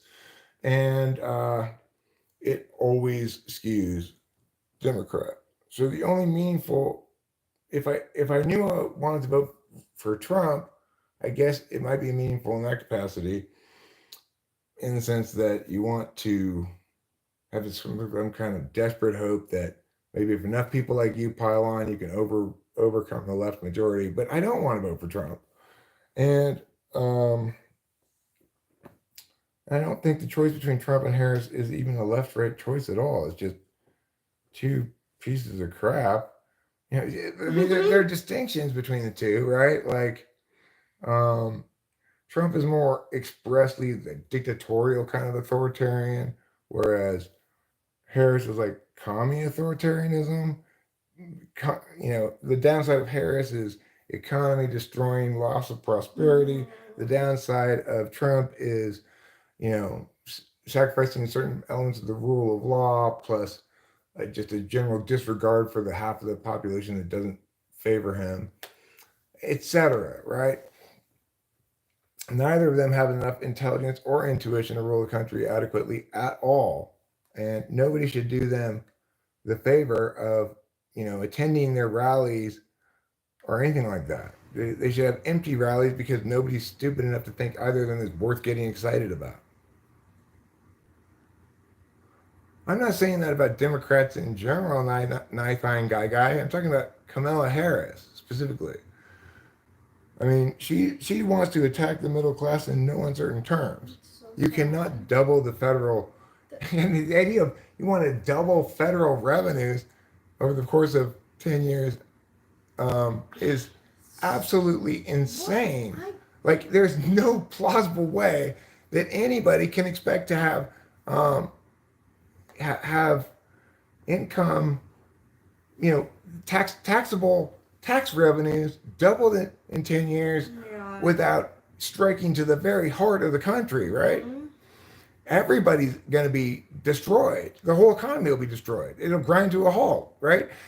Taxation, there's a certain amount is necessary and important. It's not theft, but be sane. There are plenty of Democrats out there who might say, we'd like to increase this tax on this thing, right? Like, I have a goal particularly of becoming president and encouraging the legislature to eliminate the capital gains tax entirely. Some Democrat might have an equivalent thing on, I'm not saying I'm Republican, it's just an example, right? But a Democrat might have something like, I want to raise taxes on this group by this much. But this woman has as a goal doubling federal tax revenue, even though it already has $4 trillion a year. What? So, what? Yeah. Why would she? That's not sanity, right? That's not a Democrat, that's a communist. Oh my God. You don't double, they want the government to take $8 trillion from the U.S. economy every year. I was gonna say, like, most middle class people are struggling right now as it is.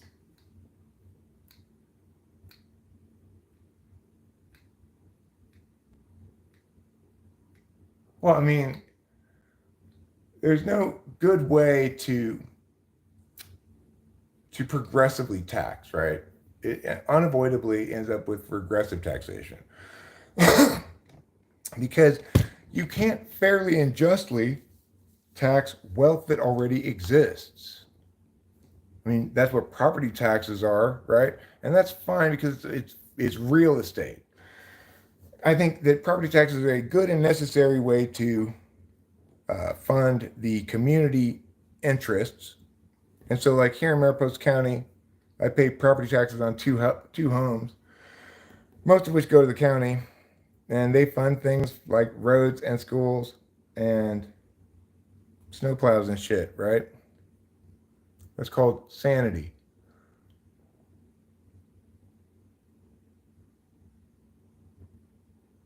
Lois, first of all, I'm not microdosing. I took half an eighth. Second of all, I'm definitely smarter than Harris, and it has nothing to do with our respective positions in the world, right?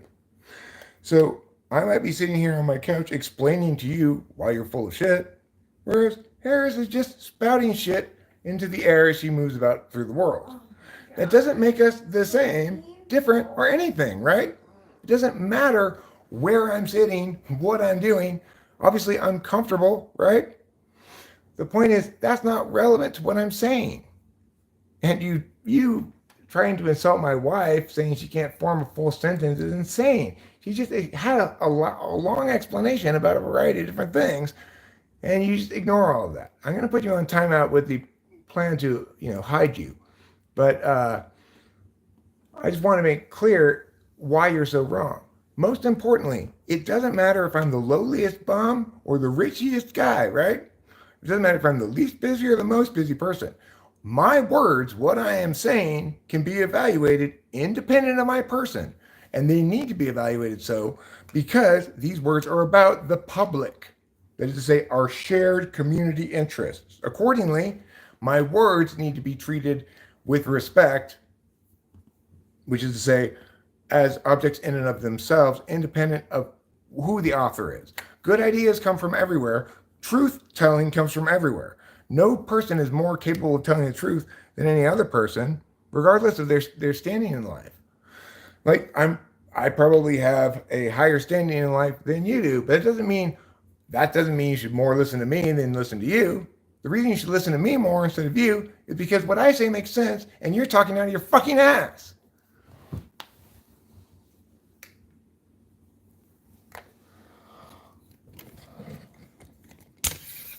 I mean, okay, listen, Nighthon guy, if you don't think it's communist, then why don't you pony up the $4 trillion she wants to squeeze out of the American taxpayer? God, that is fucking crazy. Keeping in mind that she cannot ultimately end up taxing wealth that already exists because it's already been taxed. And the government has a chance at it. That the more you try to progressively tax, the more the wealthy hold on to the wealth they already have and don't let it move around because then the government might tax it. You don't even understand how the flow of money works. It's not like Britain where you've got this royal family who insanely and illogically is incredibly rich and continues to get money from the fucking taxpayer. We don't have that kind of a problem. It's not like the UK where we are subject to serious land monopolies, where it's the case that, there's not enough land in the that you can buy that's not already owned by Duke whatever or Lord fucking Stance, It's not like that here. And so because the ownership of things is diffused among a bunch of different people, it hurts us all when the economy hurts. You don't have an aristocrat that you can point your bullshit at and say, it doesn't matter if we hurt him because he's got way too much wealth and land anyway. That's all bullshit in America. It was bullshit in England too, but not for the reasons not for the reasons you think.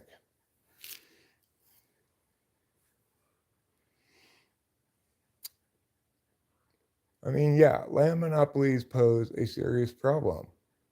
That's why you need to have property tax, because property tax is fair. As any kind of flat tax, like a flat consumption tax, is fair and effective. If I tax consumption at a flat rate, rich people pay way more in taxes because they consume more, right? And if I don't want to pay more taxes, I can consume less. You might say, well, wouldn't that hurt the economy? Well, no, because if we factor in a large sales tax and the elimination of all of the other taxes, then people's new wealth, that is, say, their current amount of money they expect, plus all the money that's being taken out for Social Security and income tax, that additional wealth will compensate for the probably everything being at least twice as expensive just due to this flat purchase tax. It'll make it'll be fair. The only person it won't be fair to is people like us, right? Because we won't have earnings that go up proportionate to the amount that things cost. So it's like if everyone's salary doubled, but now everything costs 1.5 times more, great, fine. Then in fact you got more buying power. If your salary doesn't double because you're not getting income taxes taken away and Social Security taxes and whatever, I'm just using double as an example, right? If certain people have their way, then they would take even more than half. But regardless, if I'm just sitting on existing wealth, the consumption tax hurts those people most of all because they don't have a proportionate income that's being now liberated from the taxation. So it's by far the most progressive and anti-generational wealth tax policy that you could possibly have. And if you don't agree with that, it just means you're stupid or wrong or both.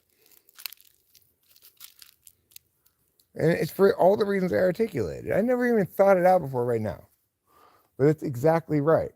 If you had a flat consumption tax and eliminated all payroll taxes, what would that do?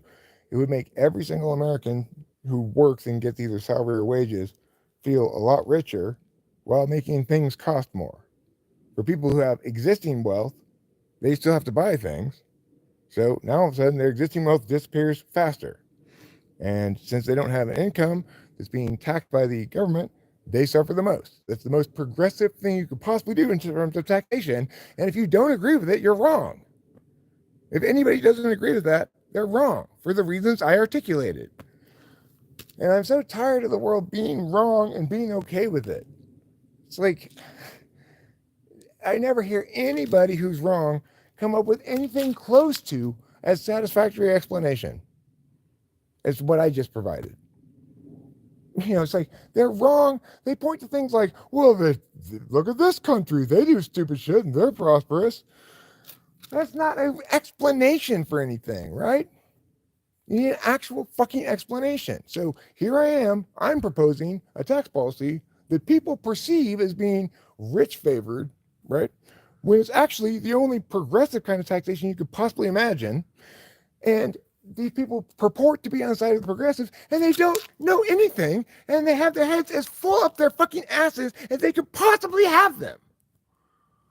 So, it's like, what am I supposed to do in this world where idiots run rampant on the discursive landscape, destroying all intelligent thought?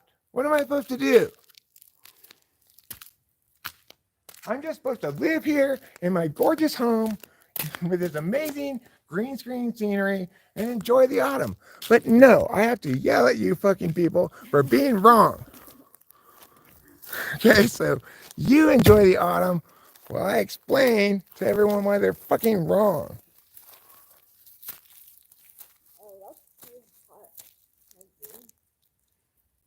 That stick is too heavy, Rachel. I wouldn't be able to use that as a bat. And now all my neighbors. This is why. I was thinking the same thing. That's why I shouldn't take mushrooms. Why? No, I mean, I should take them, but I shouldn't go outside when I'm on mushrooms. I mean, it's a beautiful day. Sometimes I'm yelling at people. They have kids and music blasting. Like. No, it's fine. It's just. Everyone knows your political views, which are, I mean, you have to be pretty smart to even understand what I'm saying, I guess.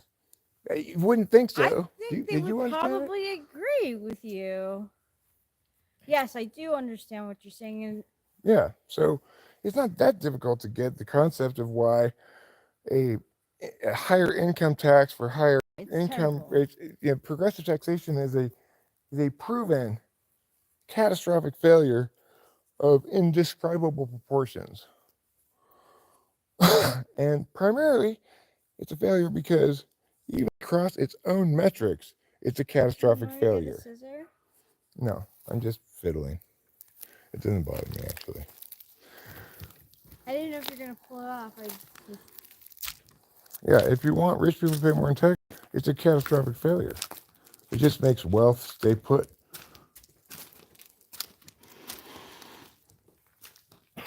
And if you want to prevent upward mobility, have a high capital gains tax. Have any capital gains tax.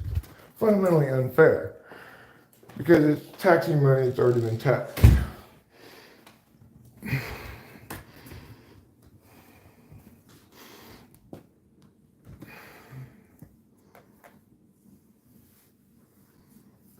So I feel like smudging works as like the smokes don't like the ghosts don't like the smell of the smoke, so they like leave for like a period of time, but like I feel like they come back.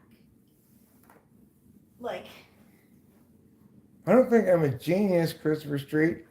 I think I'm an idiot who's right, who's correct, okay? If you're correct about something, you explain something even a teeniest fraction as well as I explained what I just explained. If you can't accept that a flat tax is actually way more progressive than a progressive income tax could ever dream of being, then you either you don't understand my explanation, you're attached to an alternate perspective that for agenda or ideological reasons, or you're just trolling. I don't know.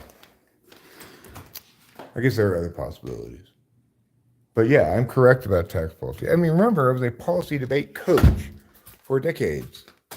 So I'm extremely knowledgeable about public policy, the impacts of it, etc. And so I never quite worked out the mechanics, never needed to work out the mechanics for exactly why a consumption tax is so much more progressive than any other kind of tax could possibly be. Because with a sales tax, a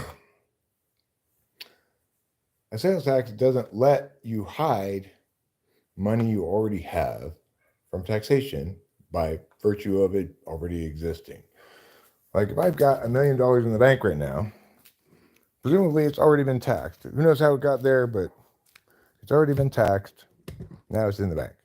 Now the government doesn't get to just tax it periodically away into nothing because it's my money. They're already taking their cut, right? But almost all the rich people whose wealth you want to get at, you can't get at because without it becoming theft. Taxation is not theft, but theft is theft. And so, once you've taxed the money and it's in their bank account, you can no longer, as the government, tax it again for whatever arbitrary reason you feel like. That's not fair. It's not just. Then it becomes theft. That's the distinction between taxation and theft, right? So, how do you get to that money? If, let's say, you want to have accomplished your goal, which is the apparent express goal of the Democrats and the left in general, which is not to improve the lives of anybody, but to make rich people pay more. Now, I've never heard any Democrat say how or even that they're going to use this increased money for anything specific or how exactly it's going to improve everyone's lives or whatever. They certainly never say, I will tax them more and cut each of you Americans an equal check for the total amount, because it would be negligible, right? They just want to make rich people pay more so that they can have more government to do what? Make rich people pay even more for even more government that doesn't do any good at all. All you're going to get with government programs are either things that incentivize poverty because they're means tested or are available to everybody. If it's just a one-time payment, that works out well as a redistribution policy. But if it's some kind of in-kind benefit like health provision, etc. Anyway, I've got fucking tards who don't know a goddamn thing about a goddamn thing trying to argue with me about this subject. It's fucking insane. I don't care how wrong you are. At least listen to what I'm saying and recognize, oh shit, I'm not qualified to be thinking, talking, understanding public policy at all. I'm not qualified to vote. I shouldn't have an opinion about any of this stuff because this is what it sounds like when you're actually informed.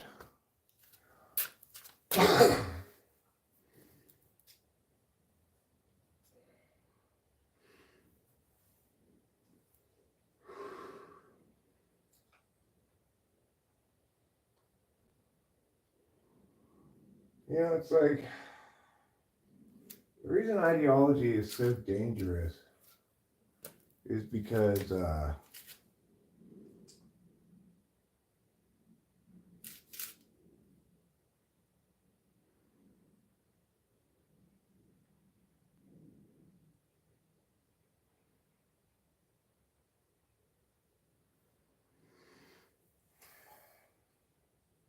reason ideology is so dangerous is it's the alternative to the democratic political process and the deliberative process.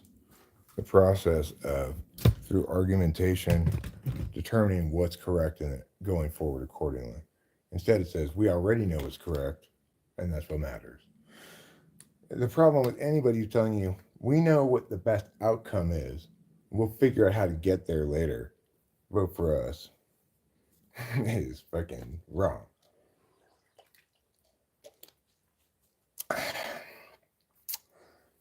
first of all, if your desired outcome is to double the tax revenue the federal government gets, which essentially means double the size of the federal government, even though the federal government is one of the enumerated powers constitutionally, uh, then that should be an obvious no-go for every American. After all, I am first and foremost a citizen of the state of California, which shares in other states its common need for defense against foreign adversaries.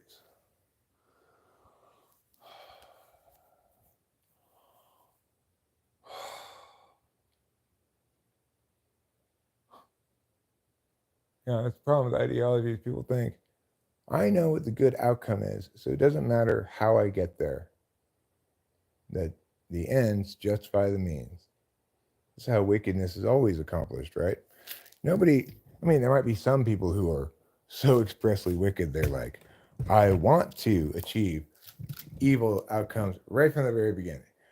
But probably, I would guess, the vast majority of the great evils in the world, even if they are perpetrated by an individual who doesn't believe them, they play upon people's belief that they're doing what's best for everyone, what's best for society. And the problem with ideology is what's best for everyone is to let them decide for themselves what's best for them. you know, you don't know what's best for Joe better than Joe knows what's best for Joe. Now, that doesn't mean we don't have community interests, shared community interests. We do have some things like infrastructure, etc. Taxation is not theft. It's appropriate to have laws that protect individuals from other individuals. It's appropriate and good and just that our legal system should distinguish between civil and criminal cases according to a standard of willfulness. Of course, in both instances, then predicated on the idea of rights. So, ideology, the problem with it is, it says, I don't care about you and your rights because what I believe is correct.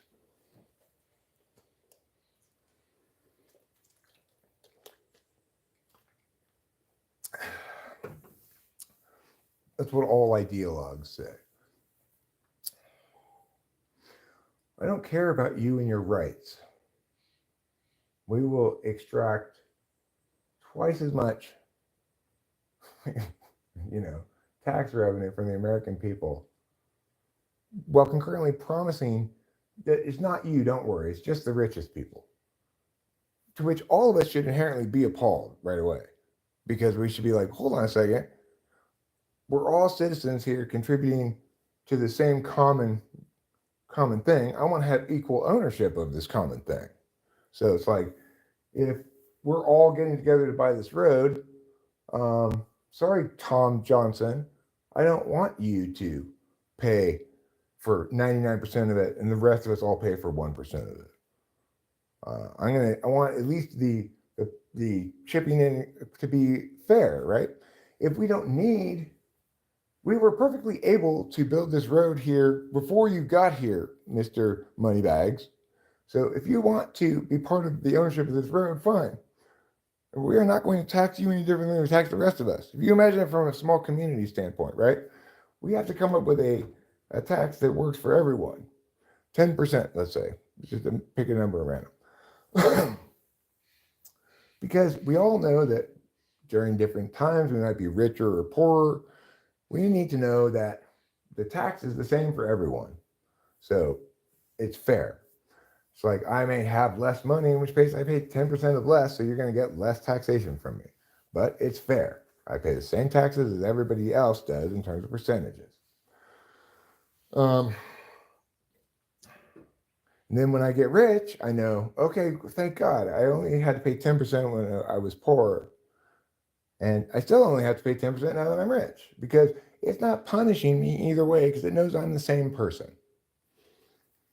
And indeed, that I have the same equal amount of share as every other person for the community good. So So while it might be the case that generational wealth and pooling of great deals of wealth in one party or one group of parties or whatever has injustice associated with it, it is not because they're not paying enough in taxes, right? It's not because of that. And that's not a just solution to try to tax more of them for the community good, as though, well, why? I mean, they don't represent, I don't want that guy representing, you know, 5,000's worth of just me. So I'm just little old me. But that one guy is worth 5,000's of me in the public sphere. That's how much more he contributes to me. I don't want that to be the case, right? And none of us should want that. I don't want to steal from that guy to serve my interests. Nobody should want that. If you do want that, then fuck off. I mean, you're just being a plunderer and a wicked person. Again, that's not to say taxation is theft. It means it needs to be just. When taxation is unjust, then you have problems. When you attempt to force an outcome on a system rather than without respecting the integrity of the systemic change, without respecting the integrity of the system architecture, only catastrophe is doomed to follow. Only catastrophe. That's why we have this insanely long federal tax code, which could be replaced with a single federal sales tax of meow amount equal to the existing amount of total tax revenue. Replace it in a second, the entire books and books of federal tax code with one single thing, eliminating the huge amount of wasteful energy and efforts put into taxation currently by the American people with things like H&R Block. So if you don't like my idea or think it's a bad idea, first of all, ask yourself why. Because what I'm promising is to get you the exact same amount of tax revenue you currently have, but with almost no spoilage, which is to say you don't need bureaucracies to collect it, etc., with vastly less imposition upon Mugadimia, etc. And California is one of the states in the union. Yeah, absolutely it is. Okay, well, you know what? I'm changing the title of this to No Politics, Life Strange. That's it. I'm done talking politics. Good, you know what? Because you want to have a good Right, mushroom you fucking tards have already ruined enough of my mushroom trip. Googling Thank you you, about how Bubbles. wrong you are. Thank you. I'm not saying all of you. I only read a couple things and I go off on this long rant, you know. No politics.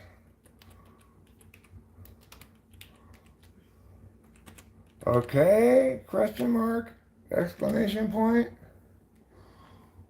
There. Luis Lopez won Canelo Gonzalez the 15th.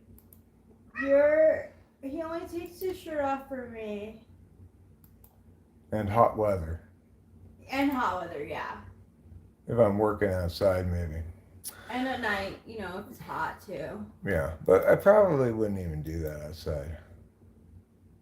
We're just going to talk about context in which I might take my shirt off. Not on camera. My thoughts on ayahuasca, aka DMT, right? I love it. I love DMT, but I'd like to take ayahuasca because it's like DMT purportedly extended to, you know, hours long trip rather than just like a normal kind of psychedelic trip rather than a short one. Bubbles, I'll go with you.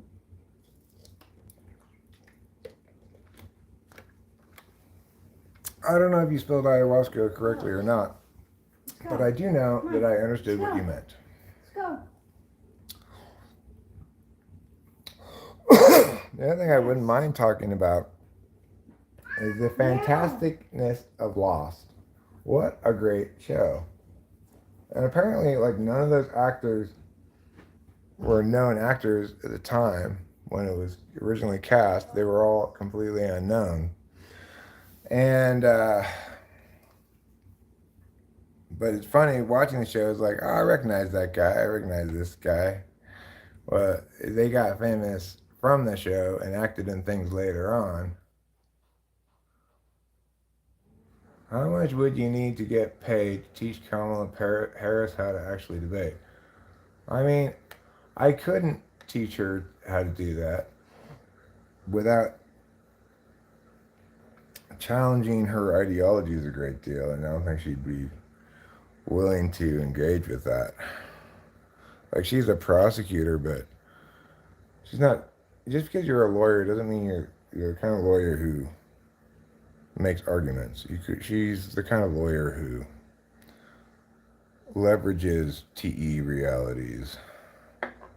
I'm not talking about politics. Stop messing with my mushroom trip. No, I don't deny the phenomenon called breakthrough. I'm just saying that there are certain kinds of people who are susceptible to certain kinds of interpretations of certain kinds of drug experiences.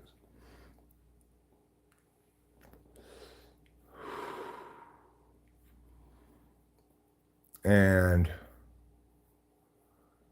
I'm sure that they do experience tunnels and space cells, etc.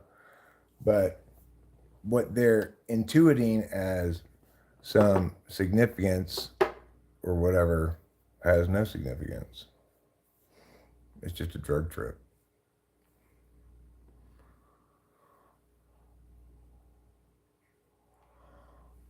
I mean, like, if you smoke enough DMT, you talk to elves. Okay, well, I mean, as long as you're going to qualify any conversation with a person not present as talking to elves, then I'm sure, if you do enough of any psychedelic drug, that'll happen. Yes, they're psychedelic. Why would I eat mushrooms that aren't psychedelic? I don't like mushrooms. I know all about the Black Knight satellite. I've read about it before. It's not something I put a lot of credence into. I mean, granted, there are certainly plenty of satellites, secret satellites, going around Earth that purportedly have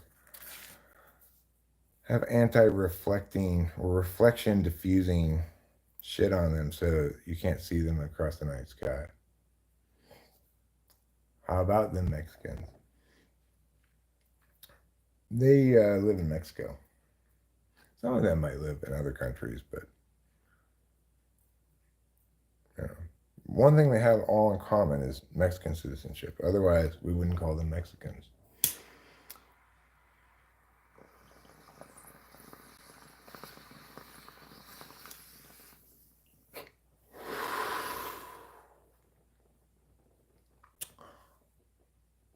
I haven't retired Typology. There are no other Typology channels I can recommend. It's like, it's an odd time in the field, right? First of all, remember there's only one correct explanation of things, and it's that which is defensible. It's not mine or anything else, right? It's just like, unfortunately, other people don't understand what qualifies as something being defensible or aren't well versed in typology. You don't have any other people who have sufficient expertise in both to be correct. And it's the debate skills that really are in short supply, because I was a absolute top 1% debate coach, debate mind, even independent entirely of typology. Because what does debate really mean? People think it means like arguing back and forth. It means case construction, case dissection, understanding which cases withstand scrutiny and why, which kind of where arguments break down in certain chains against certain frameworks, etc. Right? So it's understanding the mechanics of how you validate something for legitimacy. And it's not, and they're just as in debate in the real world, you have multiple validation metrics. So you want to validate it across all of those. One of those metrics is empirics, namely predictions that are made versus the empiric evidence you actually get, etc. Well, what I say is that don't listen to anything I said about more than about 7 years ago. I do disagree. I do agree with myself almost without exception over the course of the last 7 years. I may have been wrong about one thing and adjusted, but that's one way that you know what I'm saying is correct is that it did go through a couple of iterations prior to that, which I scrapped and had to start all the way over because it didn't validate, right? So once I eliminated, then I kind of said, okay, you need to just eliminate everything that you can't substantiate conceptually, which means get rid of all subtypes and kind of crazy notions like that. What validates conceptually, first of all, as the core engine here? And what are you trying to do, right? What are you trying to do is going to determine how it validates. So, what cognitive functions is trying to do is model human consciousness. And how is it going to validate? Well, as a model, it needs to represent the mechanics it has need to represent some fundamental quality of being. Namely, in this specific instance, it's that every human being be foremost one absolute value and one instrumental value. And that there are a finite number of human values, ways that they can, a finite number of human experiences. That can be valued. Not a finite number, but a finite number conceptually. In other words, you can make a comprehensive understanding of values, in which case that means I can come up with anything that people value that doesn't fit into one of those categories. So, given that we can comprehensively do that, etc. I don't want to explain the whole thing. I'm all explained out. I mean, I like explaining things, don't get me wrong.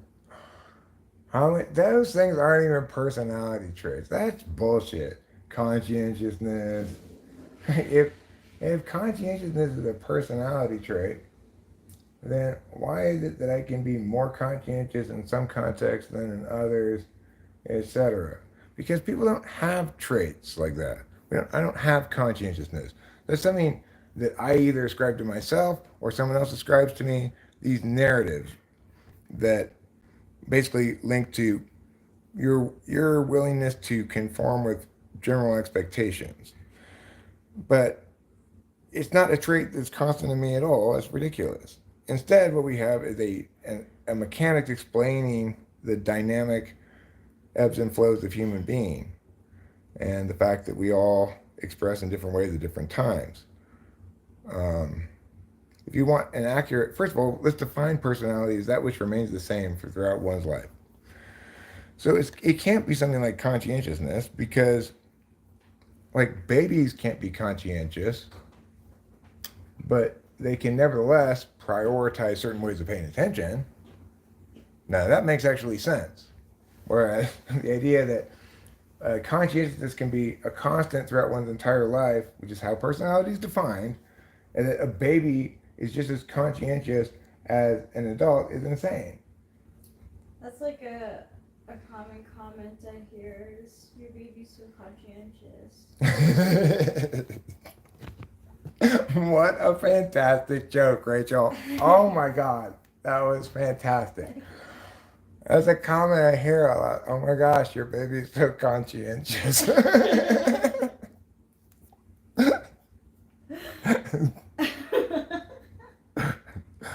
No, it's not we barely scratched the surface of typology. It's that the actual work of digging out what's defensible from reality, which is not making things by me, okay? It's discovering, understanding things, properly phrasing them, but I'm not creating anything. So the thing is, it's not infantile in its development in the sense that we understand all the most important core concepts to the extent that anything not is still infantile would be in terms of making it the dominant paradigm. In other words, winning the narrative battle. That's we're not even infants. We're just still sperms.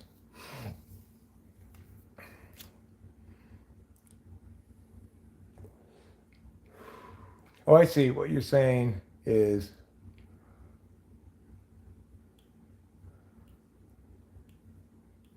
well, yeah. I mean, we're not waiting for people to catch up. We need to win the argument. I'm too legit to quit, Padawan Rangebender. And the thing is, what you learn in debate is the rest of the world tends to follow suit with what's correct once it's like 10 years after the debate community's already stopped trying those arguments. The debate community, any kind of argument you can come up with, will be tried. No matter how bullshit it is, it will be attempted by someone somewhere. If it's effective, it'll catch on like wildfire, and everybody will be running the same bullshit until somebody finds a way to effectively and efficiently expose it as bullshit. Unlike true arguments, which never stop being correct.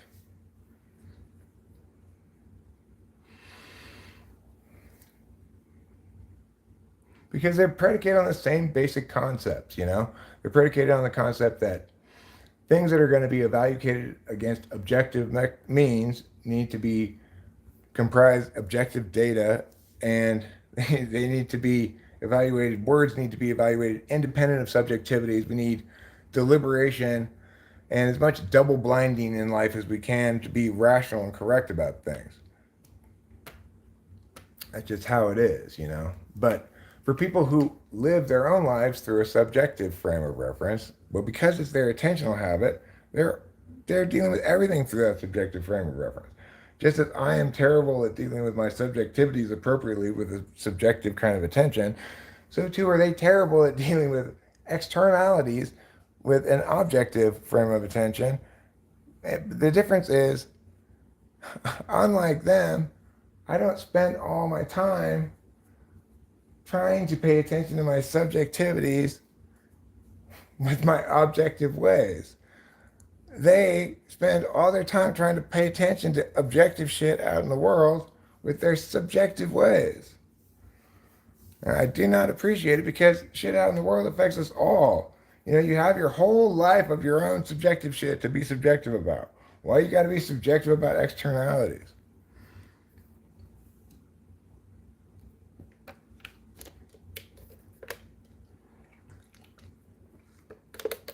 Well, like circumcised here. He he has kind of a sonic fence, a nanny to prevent anything of complexity that might disrupt his existing worldview, you know. I'm not on any meth, and if there's anybody on the planet who is not talking out of his ass, it is I. But you know, people like to just say expressly counterfactual things. Like the truth speaker is lying, and the one who actually fights for justice is fighting for injustice and is wrong, is corrupt, and has been lied to, and you're lying. But no, there's all kinds of defenses against the truth. People attack all the time. What they don't do is make good, compelling reasons as to why I'm wrong ever. They say irrelevant things, and when they even attempt to, it makes it abundantly clear to me that they need an entire remedial coursework before they're even ready to begin presenting reasoning to me. Who's really fighting for justice? Eric is. I am. Hi, Who's fighting for injustice? Shit tons of people, either knowingly or unknowingly. Yeah, it's crazy the amount of people. I'm not going to oil you up, James Lynch, but I do appreciate the change. Instead of you telling me to oil up, you're telling me that you want me to oil you up. So that's a little different. In either circumstance, though, the answer is no. You, me, oil, the three shall never meet.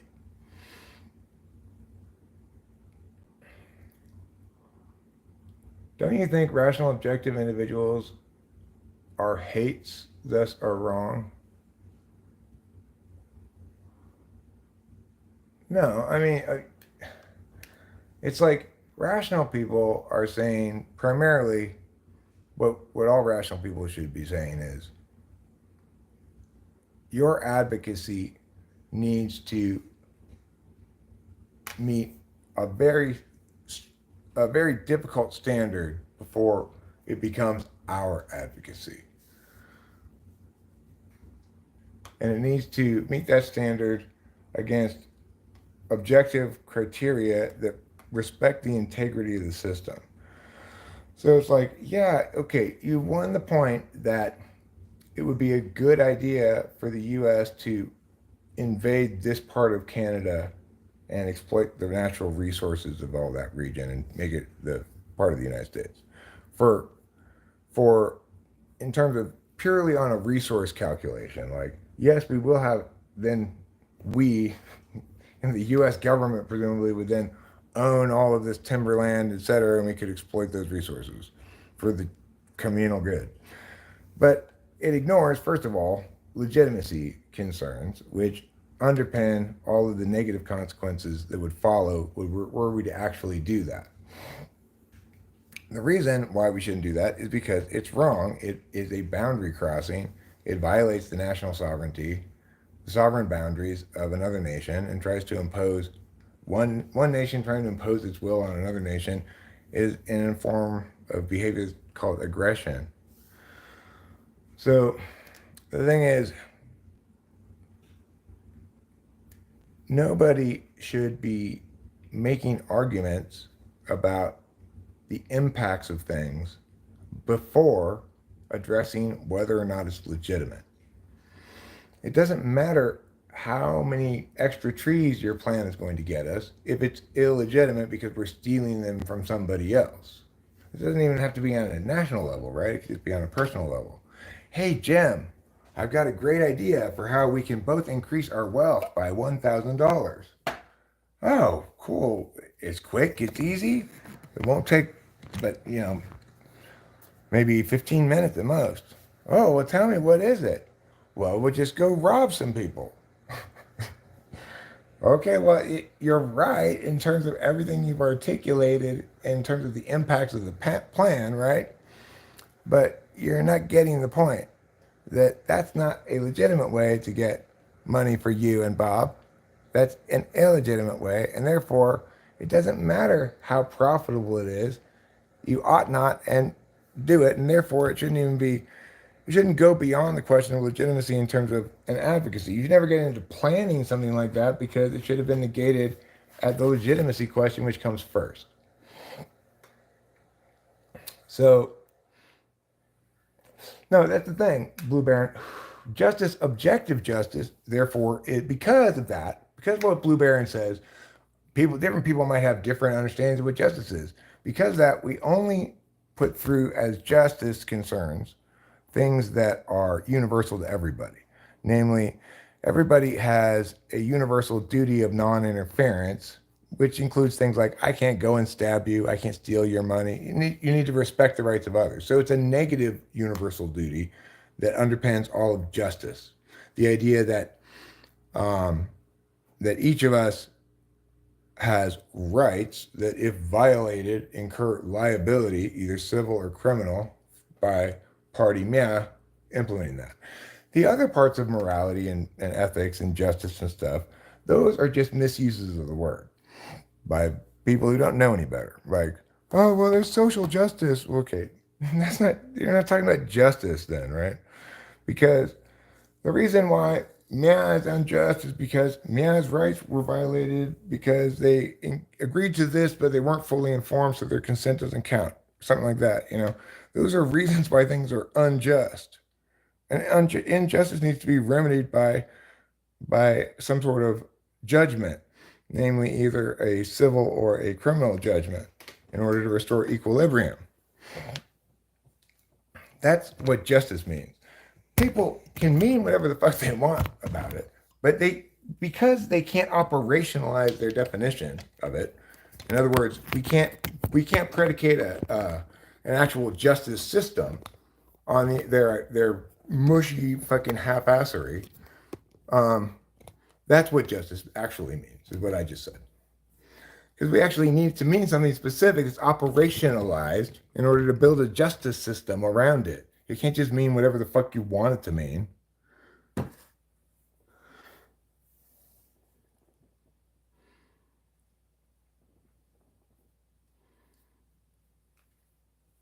I'm not saying living right is always without consequences. There are plenty of times where making the right decision does not work out well for you. Like, I'm advocating a flat consumption tax, which would actually be progressive. It would hurt very much people like me and Rachel, but I'm advocating it because it would be vastly better for the country than the existing tax nightmare the federal government has implemented. Just because they have the power to collect income tax doesn't mean they should implement it. And only reason they have the power is the constitutional amendment afforded them that. But it's a terrible way to collect tax. I mean, just forgetting about anything else, right? Just like, we're going to collect this much tax regardless. How should we collect it? This incredibly ridiculous, convoluted way, or a single consumption tax that's federally mandated on all purchases all across the country?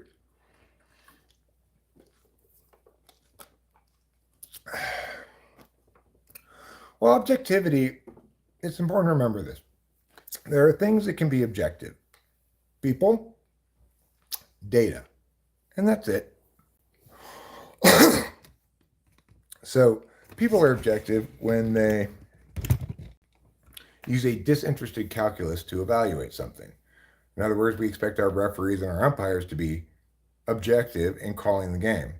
We don't expect the fans and the stands to be objective. We expect them to boo every call to go against their team and to cheer every call that goes in favor of their team, regardless of whether it's correct.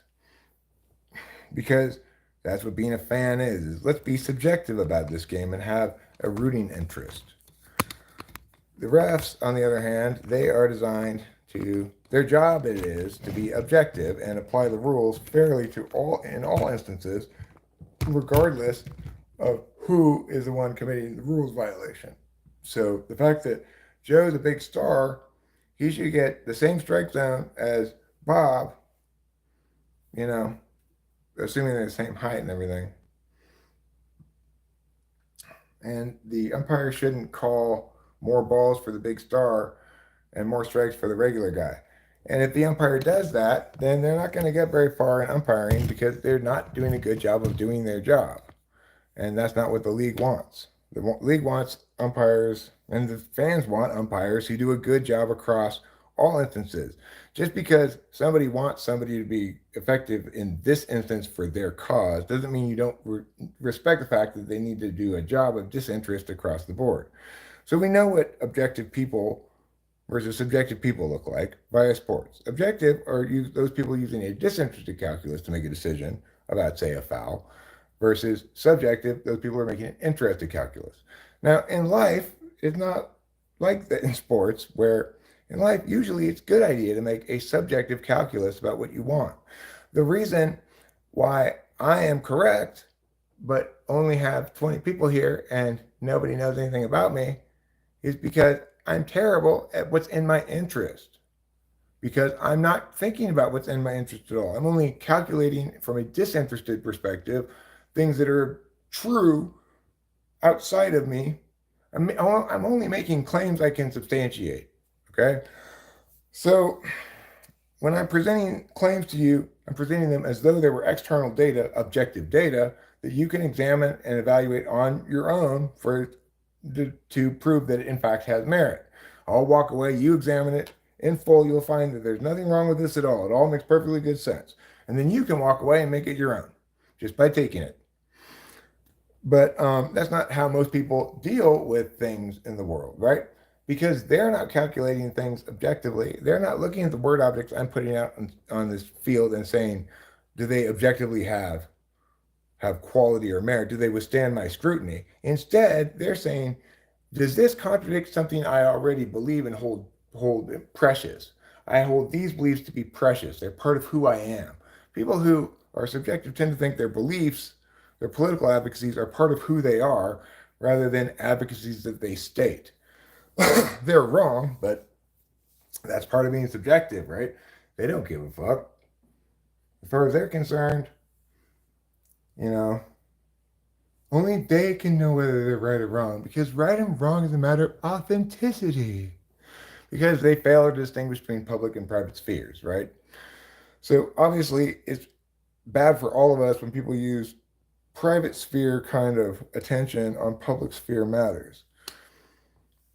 It's also bad when people use public sphere attention on private sphere matters. So, like, it would be bad for my relationship if I corrected Rachel every time I thought she wasn't precisely correct about something.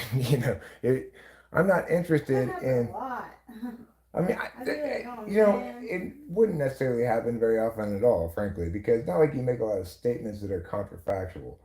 But it's like, if I wanted you to be me, then I'd say, like, stop paying attention to this and start thinking like this. And blah, blah, blah, blah. But I don't want you to be me, obviously. And I don't believe that in my personal life I should use objectivity, right? I should use subjectivity. I care about Rachel. I love her. I want her to feel good about herself.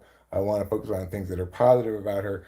That's using subjective energies in a subjective matter appropriately. Yes. Whereas objective energies are only appropriate for over here. But the thing is, it's also the case that just as if I bring objectivity to my relationship, it damages the relationship, and that's terrible. That's still localized damage, though, right? It's just me and my life that's fucked up. On the other hand, if I bring subjectivity to the external field, I fuck up everyone's life with my stupid shit.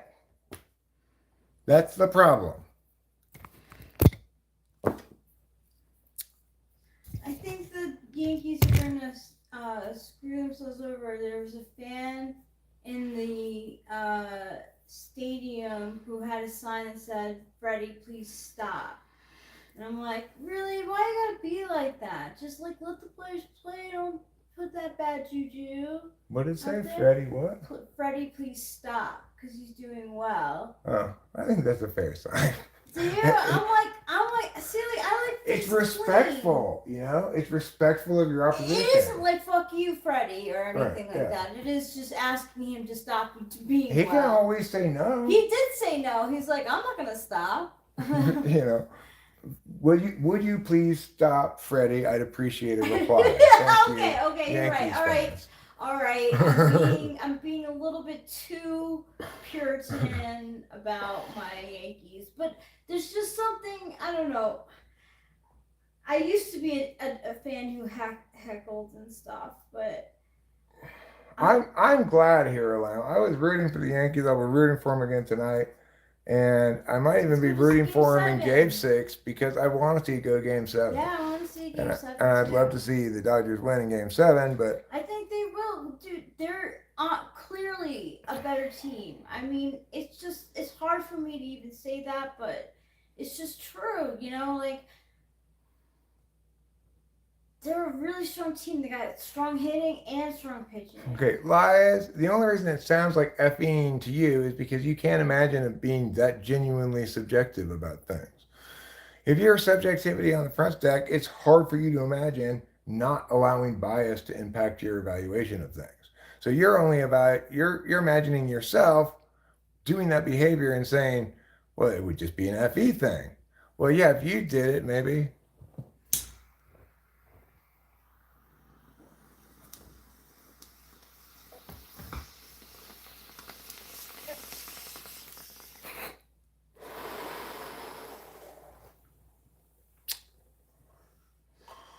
I mean, I think, it's a great World Series, right? You got the two most expensive payrolls in baseball. You Yeah. got the biggest stars in baseball. You Both got coasts. the MVP of both leagues. Yeah, yeah. You've got the two biggest television markets. It's got everything, but except the Yankees, you know, fell behind 0-3, which was There was unfortunate. anxiety there. It's been a while. I mean, it's been a while, I mean, the Dodgers were there in 2020, but there was no people in the stadium. So I agree, no Sage, that people should stop tolerating mean-spirited sports rivalry. I agree. But the thing is, as I've said this to people before, like, no, no,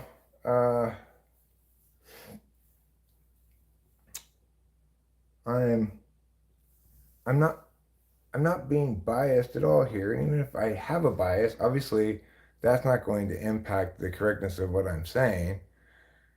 But to be honest, I just no, my deliberative conclusions and stuff are not biased. They're not due to my bias ever.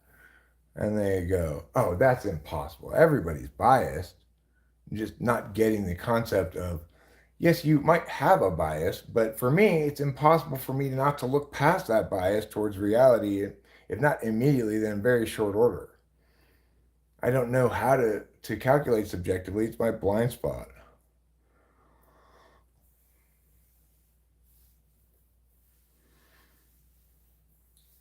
Smooth Effie is schmoozing, but I think what you're talking about is a combination of Annie and Effie. Like you're expected to talk in ways that impact others' perceptions of you.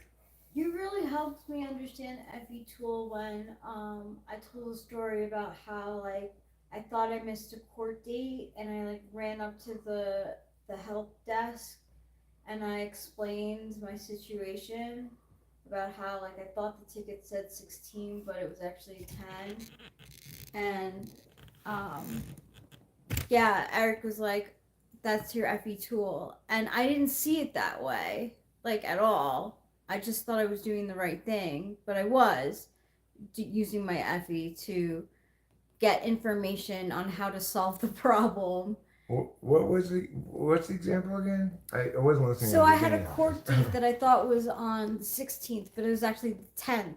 So the day that I found out that I got the wrong date, I went up to the help desk and I was like, "Oh my god, I missed a court date." You called them I didn't call them. I went to the courthouse. here? No, no, no. This is Are in you New talking York. before or Yeah, with me? yeah, before. Yeah. Okay. When I got arrested for marijuana, I went to the courthouse. I went to the help desk and I explained like, please, like I need your help. I didn't say this explicitly. I said, um, I missed my court date. I'm so sorry. Like it was a complete mistake. I thought the ticket said 16, but it was 10, and I just missed it, and I had no idea. And the guy was really nice. The cop at the help desk was like, "Go to this room, and they'll tell you what to do." And you were like, "That's using your FE tool to get by." Yeah, that's true. You know, it's just like I'm here. It was an honest mistake. Yeah. I don't know what to do. Yeah, yeah. That's exactly what I did. And then I used it again in the room where I had to tell them, like, oh, I missed the date. I'm so sorry. And, like, I don't know, just like they appreciated it. Uh, I feel like maybe the guy at the the police officer who helped me was just like, oh, it's fine, it happens, people miss it. I see how I showed him the slip and he was like, I see how you can make that mistake. Just come back this date for your next trial date and you should be fine. I was like, oh. Yeah.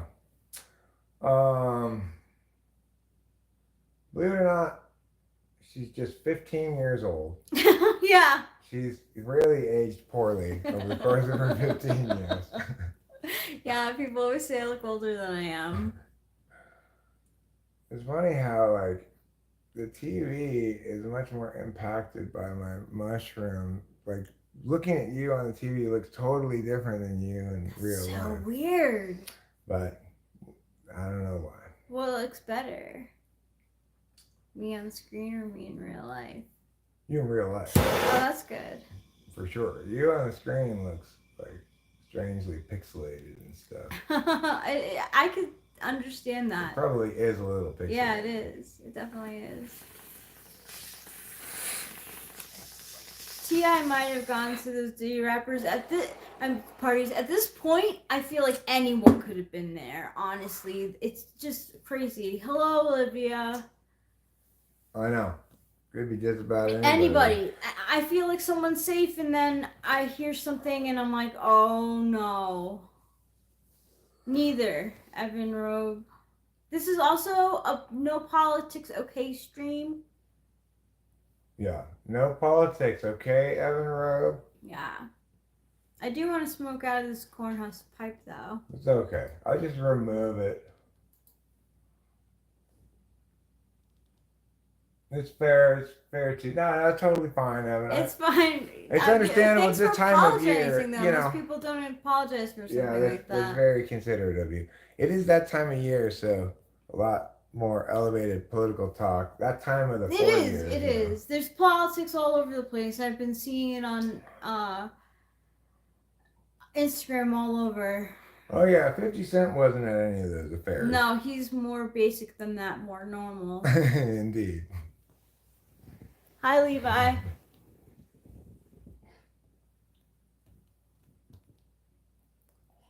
California and going to court for marijuana, please. No, I was in New York. She was in New York at the time. Yeah.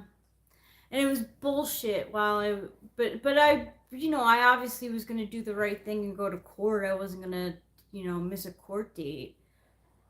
I mean, I think that elevating people to as better and more important than other people is toxic to society. It's toxic to the people being elevated, and toxic to the people doing the elevating. Yeah, you're right. I mean, that's where FI Polar really comes in handy. You see people as neutral, as all the same, and that it should be seen that way. I agree with you. It should be seen that way, but there are people who understand or want hierarchies and stuff. Well, sure. I mean, like, for example, one of the differences between our quadras is my quadra is much more egalitarian and your quadra is much more imperious. Shit. And it's not, but imperious is not necessarily wrong. So it is the case, like, politically, that you don't want too much democracy or it becomes mob rule. And that's what the founding fathers wanted to prevent. Mm-hmm. You don't want too much or the wrong kind of elitism, or else you get ridiculous aristocracy. Yeah. So that's why you and me combined is the perfect amount of imperiousness. It really is. It is. You keep me from being that egalitarian. Oh my God, Rachel, you have the most racist personality. INFJ, the most racist. Well, fucking, what's her name? If she's an INFJ, J.K. Rowling's pretty transphobic. Is she? Oh yeah, big time. She's not afraid to go out on Twitter and be like, people are either male or female, and that's it. That's what, God says is right. Evan, I would say my day anyway is going pretty well. Oh, my day's going pretty well too. It actually had a bit of a rocky stretch there where it's like I was trying to take mushrooms and started lecturing people about tax policy. But it's so important, honestly, for people to know about that stuff, because where the money is going is especially when it's government rule to decide where the money's going really does affect everyone. It's I don't love the idea of. I mean, in general, I don't like the like adoption of phobia as a way of talking about anti-Mia talk. Like she's anti she's transition. anti-trans. The Yeah. thing is, at least with trans stuff, you can you can understand that there's a bit more of a policy angle to it than say homosexuality, which has no policy angle at all. No, it doesn't. I still think it's not great. I don't think it's great. Like I nobody needs to make any kinds of laws about like whether to enable the homosexuality of someone as they enter puberty, that's right? yeah, There's yeah, no. nobody has to enable that, do No. anything, etc. So accordingly, um, it has a little bit more of a policy angle. You could express positions about the issue that are reasonable positions that aren't necessarily in line with being what the transgender community would like. But um, my point is, like, if you're talking about it at all, why are you caring about something with so little, and in fact, so few people, and in such a way that only hurts them really? Like, nobody. It's not like they go through society saying, "Oh, welcome, transgender person. We love you so much and welcome you because you're so normal." So it's like, why would you want to go after such a um, obviously, no, just leave it there. An obviously vulnerable population, a population who's, why would you want to pile on, No politics, Young G. That's what the title is. No politics, okay? I don't know if what we are talking about right now is politic Yeah, adjacent. yeah, it's politics adjacent. But see, I'm just saying how it's plausible for somebody to both say things that are not in keeping with the transgendered, to the extent that there is such a thing, transgendered advocacy in general, um, but not be hate speech or anything, and not be about hate. Except the only issue is, if it's not about hate, why are you paying attention to that at all? Dude, I don't know why she's. I don't know. I think it's a mistake on her part. I don't think she should. If she. I think she should not voice her opinion. Or she could, whatever, voice her opinion, but then she continues to do it. It's just kind of like. Uh, it's just not a good look. It's just not a good look. Why not go after somebody who actually has too much Yeah. power and too much Yeah. privilege? Yeah. It's Right. like, Like, I mean, what the come on, hell? J.K. Rowling. You know, I don't know, someone like you, J.K. Rowling, someone who's got too much power and too much privilege. yeah, yeah. Remember where you came from.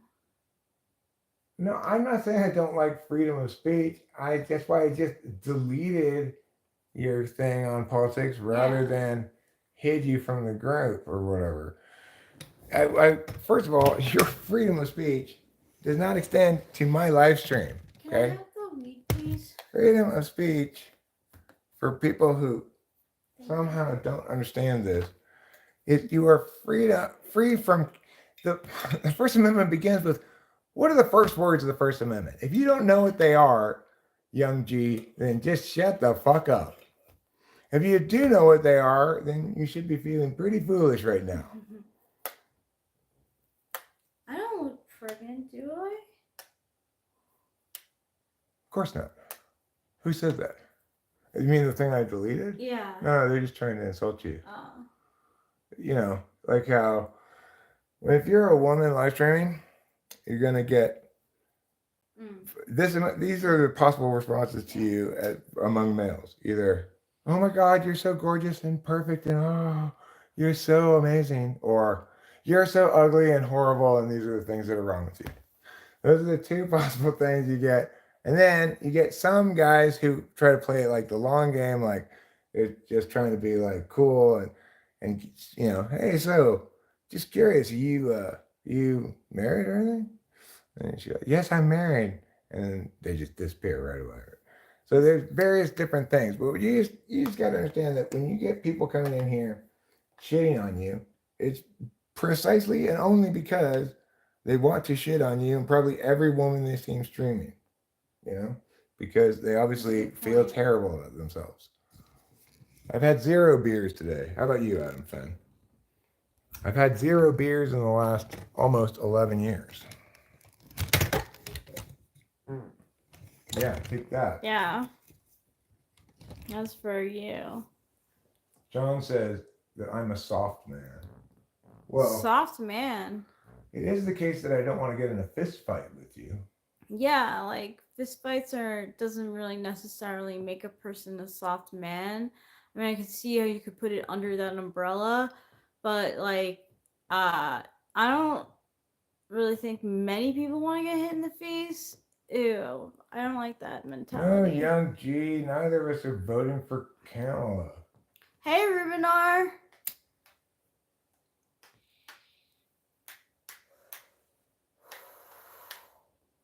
So yeah, I don't want to get into a fist fight with anybody. Yeah, like I don't expect myself to win a fist fight. If you expect yourself to win a fist fight, I mean, it's like against whom exactly? Like against every possible conceivable person who might want to fist fight you? You want to hear a story about Russell Crowe? Fighting around the world. He does fight around the world. He fucking is a fighter. It's I know. They made a South crazy. Park. Yeah, that's right. Exactly. Yeah, he fought. He punched his hairdresser person on the set of one of his movies on Cinderella Man. It's fucking crazy, like, dude. Wait, who did he get in a fight with? I'm sorry, I was reading the thing. His like hair guy from the movie. He noticed that. So the hair guy noticed that the wig was like out of place, and he went and fixed it. And fucking Russell Crowe punched him in the face. Like, what in the world's going on in that guy's head? I know. You think you can go around punching people in the face? Yeah, seriously. And like the hairdresser was like, "You ever do that again, and I'm gonna punch you in the face." Yeah, I mean, the thing is, like, at some point, Russell Crowe's gonna hit somebody who, instead of like punching it back, I don't know, like defends themselves with deadly force. Yeah, really. White knight is another word for a squire who is soon to be knighted. Huh? Do you guys know what I just learned about this today? Do you know what ancient lights are? Okay, so in England, there's this law called ancient lights. If you've enjoyed natural light in a given room for at least 20 years, then nobody can build anything in front of your building that might infringe on your natural light. Oh, interesting. And so, accordingly, like, what ended up happening in this one place, there's this guy whose house is, he bought this house, great house and everything, except on his windows, on both sides, like on one side of the house, all the windows, the neighbor has built up these posts that just have the purpose of putting a piece of wood there to prevent it from getting natural light, so that it doesn't accrue natural light in case he wants to build something there later. Right? So the guy's like, can you please take these things? Because like if you look out his window, right? There's this wooden board that's not right next to the window. It's like 3 feet over that way. That just it makes it so you can't view anything. Oh my god. Well, I mean, the thing is, this was done in like 1915 or something, and it's still there, and the owner of the house still won't let them take it down. and refuses to answer any questions about it. And so the guy just has to live there with he just doesn't get to, Blanks. he doesn't bother looking at the windows on that side of the house, I guess. Yeah. You know? Pretty crazy shit, huh? Ancient Lights, it's called. Ancient Lights. Ancient Lights Law. In fact, the BBC building originally had to redesign the whole thing, and this weird, like, in other words, basically, instead of being a symmetrical building, this part had to be all shaved away because of ancient light laws over on these buildings here, even though it's in the middle of London. So, wow. You know. They really want to keep that law about natural light. Yeah, if you go around London, you can see different places that have underneath the window a sign that says Ancient Lights. Wow. Pretty crazy, huh? I think so. I think that it's still... Your economic system would prevent things like that? Oh, well, let's implement it immediately.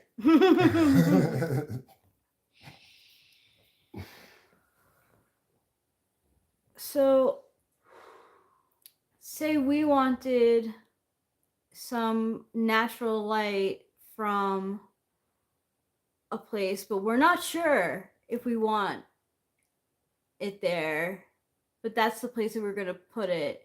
We could potentially put up, and if we were England, a ladder of wooden planks to hold the spot where we would put the natural light. Or we put the natural light blocking building. Yeah. Because it has to gather an accumulation of 20 years worth of natural light. Oh my God, and it's been in. there. Oh my God. And it's been there since 1915. Oh my God. In order to prevent it from getting natural light, in case they might want to build something there later, they don't want to acquire ancient lights rights. If I were in real estate, well, if I were doing real estate and I was buying a house, I'd be like, look, can we discuss like this whole wooden plank thing and shave off some of the costs, because like that's... I mean, basically, she's preserving her right to do what she wants with her property, and that's understandable. But it's the law that makes it that way. Yeah. So, Adam Finn, I've smoked quite a bit of marijuana today, but what you're trying to suggest is that it seems obvious to you that I'm impaired because somehow I'm dumb, or you don't need to respect what I'm saying, or blah, blah, blah, blah. Basically, Adam Finn, you're going to have to try a lot harder than that, or come up with something a lot smarter than that, right? It's not going to be an effective way to troll me, because obviously I'm an experienced woodsman, just like Homer Simpson. Don't worry, Bart, your father's an experienced woodsman. It's my Marge Simpson imitation. It's good. It's good imitation. I know exactly who you were. Hey, Jason Kerr, good day. Hi, Jason Kerr. Good day to you as well. And Adam Finn, I just want you to know this bong that I'm about to pull is for you, okay? Ooh. It's my special tribute to you. Here you are, Adam Finn. Isn't it like the Miss America song? Mm-hmm. Something like that? Yeah. That is the Miss America song. That's what I was trying to come up with. I used to watch the Miss America pageants with my grandma. She'd be like, oh, isn't that outfit so pretty?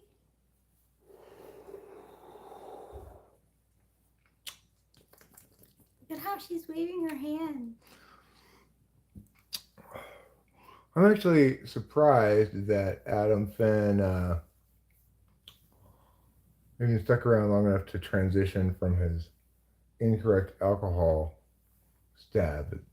Throw things against the walls he was sticks. Even throw a second thing. Adrohub, listen. Don't rub one out. Number one, while typing in the chat, you you're dividing your attention unnecessarily. Number two, don't rub one out while my wife is talking on a live stream and tell her about it. Okay, you could just do that by yourself. Well, okay, that's fine, but you don't need to tell us about it. So I'm going to put you on timeout because you don't seem to get that concept. Did I say hi, Heather P? I never told them not to rub one out either. You can rub one out all you want, but just don't tell us about it.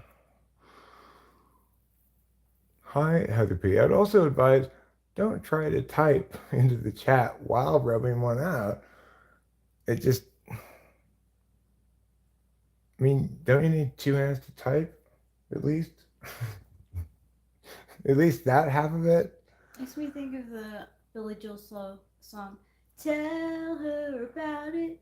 Tell her all the things you see. And what I've noticed also is that these people who claim to be rubbing one out, it doesn't seem to matter whether it's me or Rachel. They're just claiming to be rubbing one out. But you know what? I don't believe them. I don't believe they're rubbing one I out love that at you're all. above that. No, I just think they're lying. I know, you're above their lies. I'm above their lies. I'm not above being lied to. Anybody can be lied to, but Yeah, I'm above believing their lies. Yeah. That's what I It mean. just doesn't make good sense that one would be typing and masturbating at the same time. Especially if they're on their phone. Yeah, especially if they're on their phone. I always assume that most people are like me, and that therefore they never type anything on their phone because God forbid. I think people are mostly on their laptops, but I don't know. I don't know either. Hi, Heather P. Nice to see you. Mo Palm says, that's so nasty. Listen, there's nothing nasty about basic biological stuff. Everybody goes numbers 1, 2, and 3. But we normally don't spend a lot of time talking about it.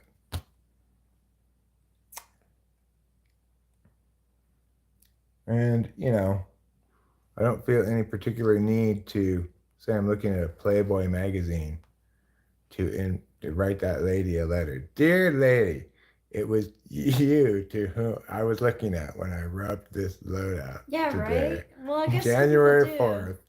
Some people do. That's just nutty.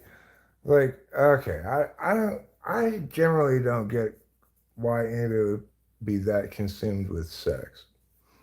I don't either, but again, I'm more basic than that. More normal. Yeah.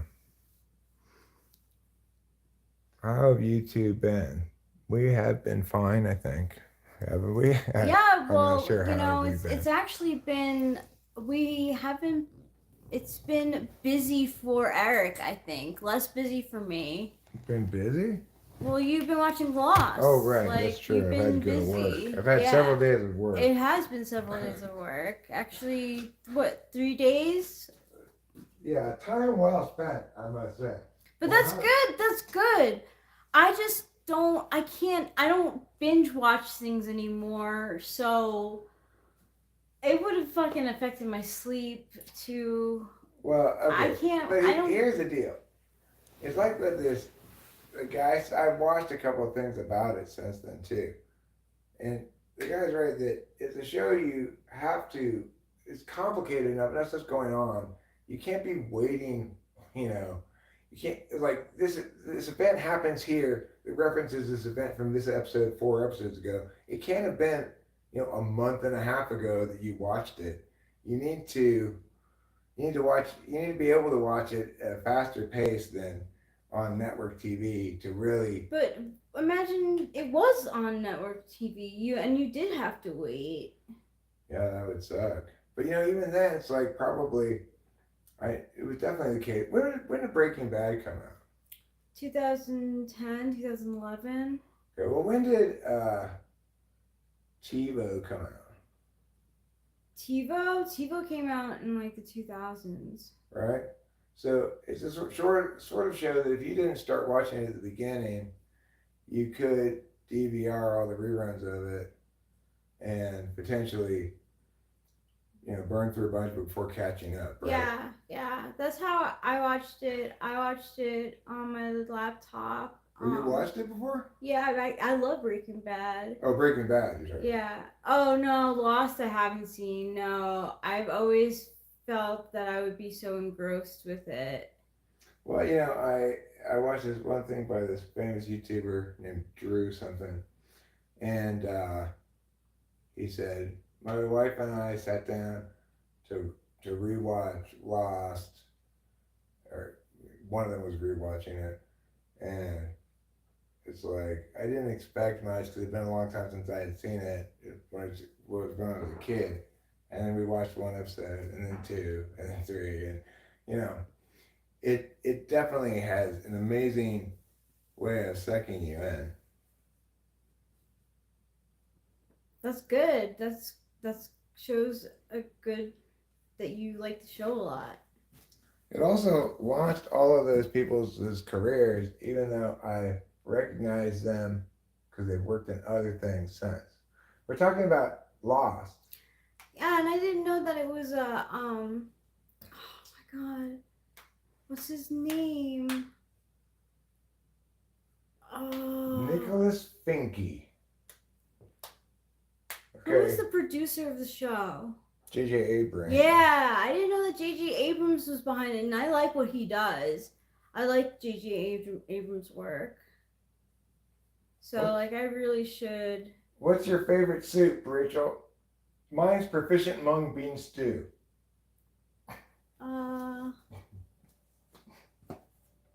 Probably leek soup, some sort of leek soup. That's an interesting answer. I like leek soup. That would have been way down the list of my guesses. What your preferred soup you would. What would you guess? I mean, I wouldn't know what to guess exactly because you don't really get soup very much. I don't. I'm not a big soup person, honestly. I'd say cup of noodles first. Cup of noodles, yeah. No, just watching that television. I can't wait to smell this one. Eric's doing some smudging, guys. We're doing some magical stick burning.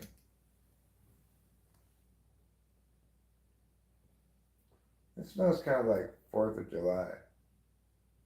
Potato leek is good. But potato leek. Oh my god. I know you're over it. I know. So much as a kid. My mom, she grew leeks in the garden. And there's not a lot of things you can make with leeks except for potato leek soup, so we ate a shit ton of it. And it was good. It's good, hearty, filling. But I'm sure after so much of it. I like Italian wedding soup too. It's soup that has little meatballs in it. Is it like minestrone kind of? Or thicker? It's not like minestrone. It's more in a water-based soup. What do you think about how this smells? It doesn't really smell like. It seems very neutral smell. I like it actually. It seems to me like it smells less than you expect. It does smell a lot less than you would expect it. Like if I burn any other thing than this, it's gonna smell more than this. Oh, I smelled it. I smell it though. I smell it. But it's like a smell of burning, but not a smell of anything in particular. No, I smell sweetness. Our olfactories are different. Yeah, well, that's a very subjective sense. I smell it. I like it. It smells very autumn. Like sight and hearing are less subjective. Really? Well, I mean, smelling also and tasting, I guess, is. But like, sensing that's internal are things that don't necessarily link to the external world. Like, so getting goose pimples, getting right feelings. That kind of sensing is a sense of feel, but sense of touch. But it's not touching anything in particular. It doesn't need anything outside of itself to be a sensation. Whereas eyes, you you can't even look at all of yourself. No, you can't. So they're directed towards the outside world. Smell, well, it's mostly linked to feeding yourself. So it's kind of like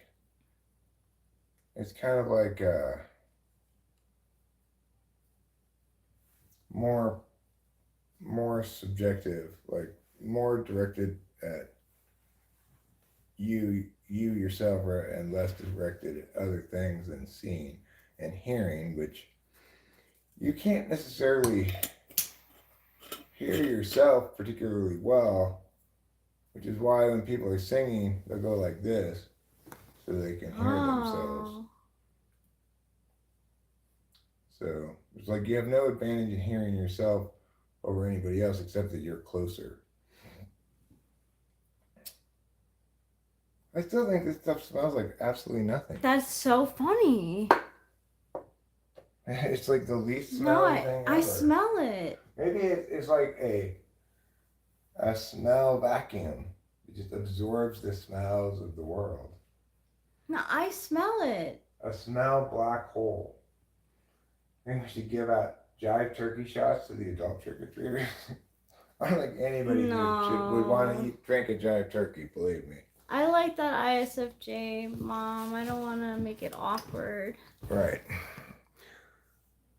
If there were a Halloween equivalent to eggnog that you give to carolers, then conceivably we would do that. Probably we would do that if we had a reasonable expectation that people were going to come by, and that was part of the holiday protocol. Mm-hmm. Then I think we'd probably be inclined to do that. But give out. Trying to establish a protocol that does not exist is not something I want to do. It's really for the kids. Yeah. Yo-yo kid wasp. Staying off the grid is saying you want me to oil up. Wow, that's twice today. Oh, I forgot about the baseball game. Ruben R., I wanted to get back to what you were saying before that I failed to acknowledge that was worth acknowledging. The different kinds of male responses to Rachel includes the quite right types. Agree with anything the woman says for a chance of being considered. You are so right. I couldn't agree more. Exactly. I hope some people just agree with me. Well, we're talking about like males who are, have their general, like, I guess they're projecting and receiving on that frequency, right? So if you're just talking about limiting the population of males projecting and receiving on some sort of frequency in which you must be dealt with as a sex thing rather than as a non-sex thing, either because they're legitimately looking for a relationship partner, wonder if you might be single, anything on that spectrum of thing, or just being like horrible because they hate themselves. Regardless, among those people, we can categorize them as either trying to shit on you because you're a woman, and probably the more attractive a woman is, the more they shit on her. And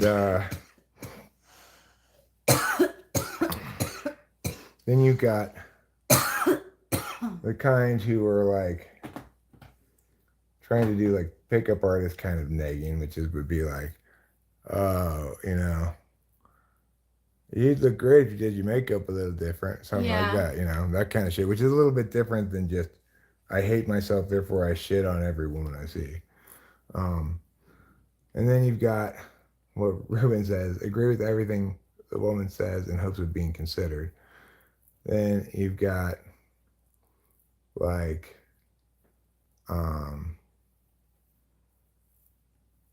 you're like what you call like extreme extravagant things, like oh my God, you're the most amazing, beautiful woman ever, blah, blah, blah, blah, blah.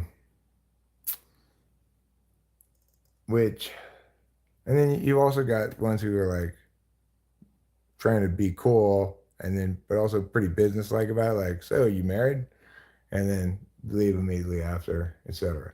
That's if you're categorizing the general group of people called thirsty men. This channel don't benefit anybody. A waste of time that you won't get back. Okay, well, you can say that about any use of time, of course, is that time is one thing you'll never get back, regardless That's of whether you spent crazy. it well or poorly. That's like insane. That's not like justice the way the justice system should work. Like, Well, I do think that we should believe victims when they claim they've been victimized, yeah, but we definitely. but as a default position. But Kamala Harris isn't smart enough to make those kind of distinctions. Regardless, that doesn't bother me, Putty Cat. It's like there are there are plenty of things that she says that are way more problematic to me than over believing Yeah, it's women who claim true. to be victimized. Yeah. I mean, I agree that we should go in believing them too, but I mean, obviously, there's a difference between what we default to as somebody who's engaging with another human being and what we would do as a juror trying to vote on a case, right? yeah, yeah. So it's like if you're a family member whose daughter comes home weeping and explains how she was raped, then you should really default Oh to yeah. believing Oh her, right? yeah, Not saying yeah. like, "Are you sure it was really rape?" No, yeah. So We should there's default there to is a default to believing yeah. victims. I think has been a problem ongoing, and this was why shit like Diddy stuff lasts for so long. Look, I agree, Putty Cat, that there are plenty of reasons in any individual instance why one might be skeptical.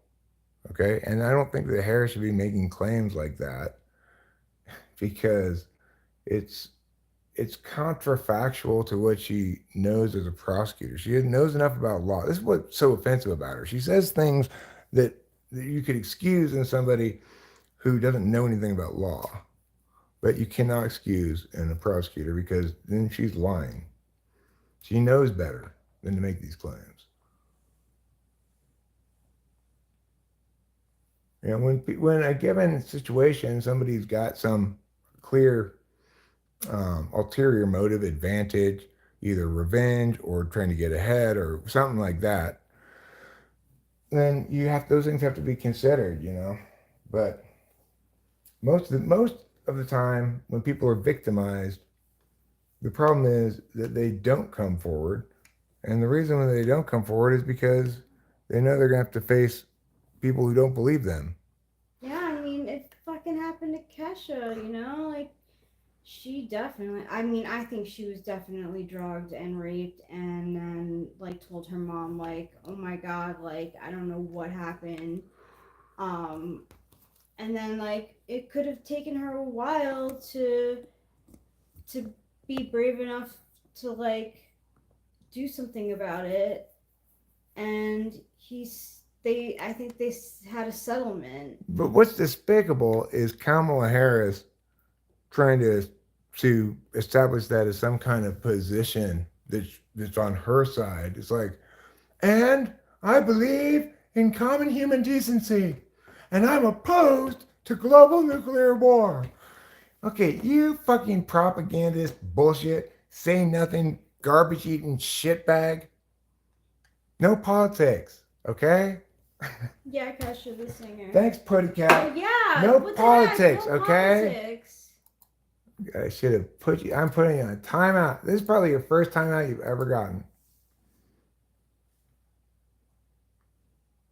I think this is the first timeout Putty Cat has ever gotten. I didn't even give I Young G totally a fell timeout. for it. I didn't even give Young G a timeout because, and Young G said this channel don't benefit anybody, a waste of time that you won't get back. Yeah, everyone's entitled to be an idiot, but you're sneakily including politics when I wasn't looking. So, and you know better than that, Putty Cat. Hey, that guy, he could get away with it because he's dumb. Dumb people, you can't expect very much of them.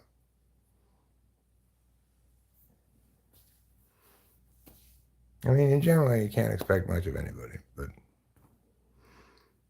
That's so like, I guess I live in an idealistic world. well, I mean, can you can expect things of your family. That's the difference between family and not family, right? You can expect things from your family. Yeah, sure. And they should meet your expectations without a bunch of bullshit. Well, I mean, Ideally, if you have reasonable enough expectations, like being treated like a human being despite having a mental health diagnosis. well, that's why like I will never travel to see my mom without you. Like, there's no way that I'll be able to be myself, like, on my own with my mom. Like, I get that we chat and we, like, Yeah, well, I don't trust your mom alone with you. I wouldn't want you to be alone with her for any extended period of time. Yes, we do have Halloween candy. we And do. we have 2 bags of it, which is way more Two than and we a could half. possibly need for this neighborhood.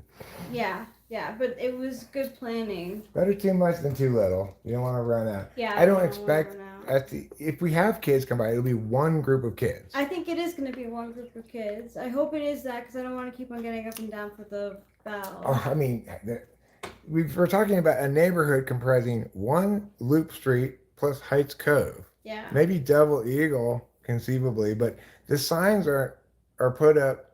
I mean, there's only like one house back there anyway, right? I don't know. Or like 2 houses, maybe. No, there was at least 2. And who knows if they have kids? Because people don't have kids that are of trick or treating age for very long. You know, it's trick or treating is only for people between the ages of like 1 and like 12. Yeah. So people live in a neighborhood for, let's say, 50 years. Imagine that. Well, they could only conceivably have taken their kids Halloween, any given kid trick or treating, for a maximum of 12 years. Yeah. Whereas people do have more than one kid. Well, so I realize that as so I was that saying means that we'll be getting trick or treaters for a while. You know what? I'm about ready to change this shirt, Unicorn Ninja, because I get so much shit about this shirt. About I'm how so this like a sorry. prison thing. I got it for you. That's my bad. I didn't I associate think it it's with. fine. In the real world, nobody comes up and tells me anything about this shirt. And it's beige. It's not black and white. Well, maybe it's just the camera makes it look weird. Yeah. I bought him that shirt because it has a pocket. And I was like, oh, it's striped. That's cool. It's like laid back. Oh, I need to take a nap.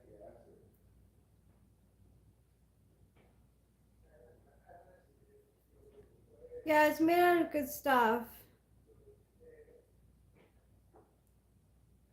I don't know. I think I got it on sale, and he likes shirts that has pockets. Yeah, she's seeing TikTok. Yeah, she was allegedly drugged by Dr. Hold on, what's his name?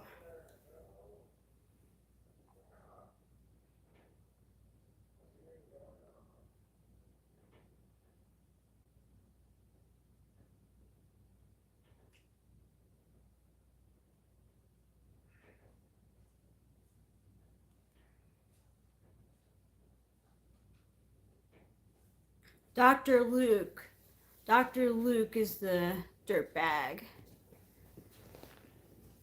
Hi, everybody. This makes me look like still a convict shirt, but it's got much more narrow bands. Yeah. I apologize. Honestly, I was Why just like, it's a apologize? shirt with a pocket. Just because it's not great for live streaming, then, because people invariably comment on it, doesn't mean it's a bad shirt to have. It's just one part of life. Live streaming is only one part of life. I'm gonna take this anti-acid pill now.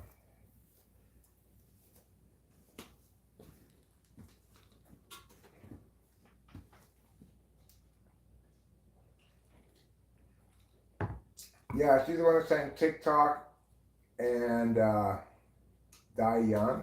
Yeah.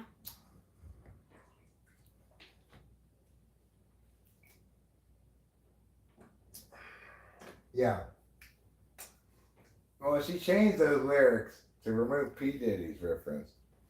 Obviously, she identified as a victim of that stuff, not as a perpetrator That's of that good stuff. that she changed the lyrics. Yeah. No, I was just working, meaning I've been watching Lost. Yeah. I started referring to it as my job because I had it was. six seasons to get through. So like the last few days, I've been working. I haven't had any time to live stream or really do anything except go to work and possibly sleep. put in the hours. And to go to sleep. Yeah. How was work, Eric? And then I start telling everybody, like, oh my God, it's just, oh jeez. You should be watching this thing and see what's going on here at work is what you should see. But then you know what I'm happy about? We're gonna watch it again. We're gonna start at the beginning. We're gonna watch it at Rachel's pace because I'm not. I've just watched it. But I you know what? I also watched it through pretty fast. Like I tend to skip ahead 10 seconds through a lot of stuff that may have had Easter eggs or whatever that I just missed. Did people say in the reviews that they were Easter eggs? Because I've heard that. I didn't see that in the reviews, but I mean I didn't hear that expressly said in the reviews. But a lot of them reference like the fact that it's a lot of complicated things and something that happens in this episode will be linked back to this thing that happened multiple episodes ago, and you got to keep track of a lot, So the thing is, depending on how tired I was, like as I get tired, I start skipping through it faster. It's like just go to bed, dude. What does? If you're not enjoying it enough to watch it at regular speed, why don't you just go to bed? Lost. Have. I should open a bar called the Giant Turkey. Eggs. Which has its featured cocktail, the Jive Turkey, which is Wild Turkey 101 plus whatever shit we happen to throw into it. whatever random shit we have. Ketchup, a Jive Turkey. Some days you walk in, it might just be half wild turkey, half ketchup. Mixed into a shot glass, a big shot glass, Like a shot glass big enough to hold like 2 or 3 shots. So you have a shot of wild turkey, a shot of ketchup. You mix it all together. And put in an umbrella, Enjoy, everybody. I look cross-eyed? Well, I'm not cross-eyed. For real? Okay. Well, I don't know what you're talking about, but what I do know, Sport Productions, is that you are not long for this stream. Do you know why? Can you guess? I'll let you answer the question. How do I walk? Apparently there are Easter eggs. I'm not reading any of them, but There are Easter eggs in Lost. So there's stuff to see in Lost. Buddy Cat, you're making a good point. Don't forget the olive with the turkey and boiled turkey and ketchup. Turkey. Ew. Well, you could garnish with an olive or a cocktail onion would probably be even better. Ooh. So yeah, a shot of wild turkey, a shot of ketchup mixed together in a shot glass. So it's room temperature, you know. And then a, a cocktail onion on a skewer, also room temperature. Is that how you order your drink? You need to take it out of the fridge and let it get to room temperature before making this drink. Am I high as fuck right now? Not especially. What am I wearing too? The fuck? Well, I'm wearing a shirt, and on the bottom half of me are pants. Modesty pants. Yeah, modesty pants today. I'm not wearing my immodesty pants. I look penny wise. I hope to be a fairly frugal individual, but I don't wish to be pound foolish. So, fine. Couldn't be me, says Sport Productions. A clown? Question mark. I don't know. I don't know what you're asking me. Could it be your mom? Yeah, I think it could be his mom, for sure. So the reason you're not going to be long for here is because your mom asked me to send you home. How's the goddamn hydrogen? It's fine, I'm making it into a bomb. You know, you may be able to guess the name of it. It's called the hydrogen bomb. Exactly, Unicorn Ninja.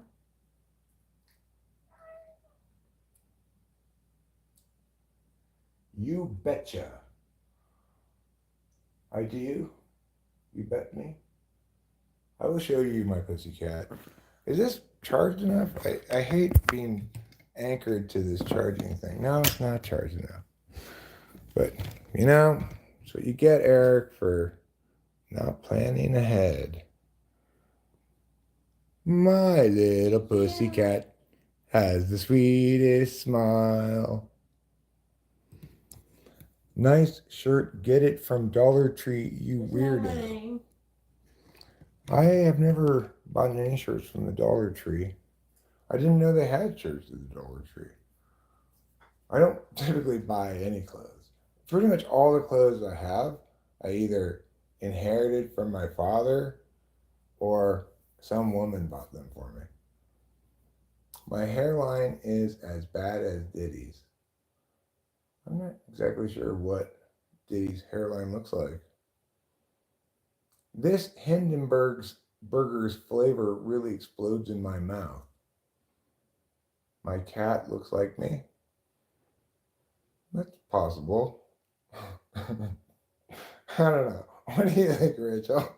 Do you think Trouble looks more like me or like you? It's a good question. Which one of us does he take after more? I think he looks more like me because he's beta. Oh yeah, well, yeah, he has the same He quadrant does have as you. the beta quadra eyes, so looks a little bit more like me. Yeah, okay. I think Capio takes more after her father. Yeah, she does.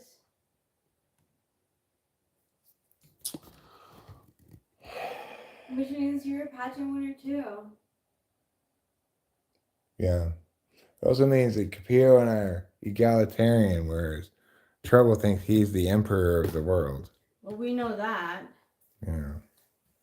I think he thinks that I'm the emperor of the world. Yeah. He thinks that you're the emperor of the world? He thinks that I think that. Oh. I'm the emperor. You think that he's the emperor of the world. He thinks that I think that I myself am the emperor of the world. And he's trying to put you in your place. No, you're not. Oh, yeah. I see. But I don't care. In my world, I am the emperor of the world. He cannot overtake. Except you don't act like it. You act like he's the boss. I do. Yes, he was a stray. He's so cute. How can you not? This is a no politics, okay, stream? Yes, he was a stray. Yeah, he And was. before he got with us, he got AIDS. Yeah, he did. He has cat AIDS. And he possibly gave it to our other cat, Pio, because you can transfer it through water. No thanks, Sport Productions. I'm not in the market for recommendations at the moment.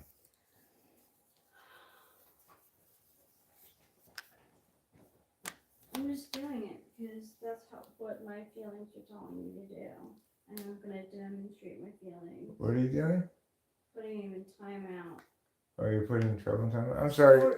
I have trouble listening to. Oh, you're putting force reduction in time. I sometimes have trouble listening to you while I'm reading the chat and the things you're saying. Sorry. My bad. It's just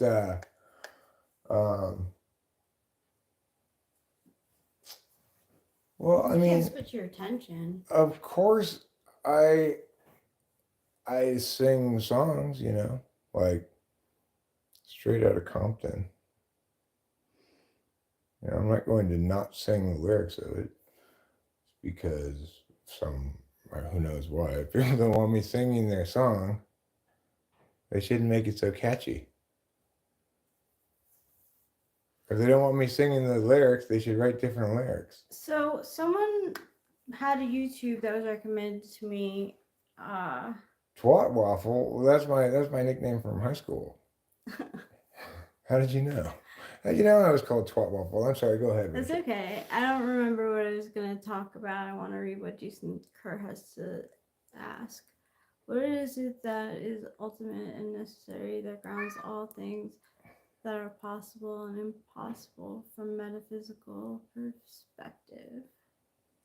I mean, there's no reason to make the distinction between possible and impossible or at all. You know, it's just varying degrees of ease. The thing about possibility is about knowing what your goal is and how to attain that, or if you can attain that. That is not what being correct is about. I knew you were trouble when you walked in. You gave me cat AIDS. You want to go? I don't want to listen to your song, Sport Productions. I'm sure it is. Yeah. That's not going to be a successful way to get me to engage with this thing you want me to engage with, obviously. I mean, I'm not a complete card.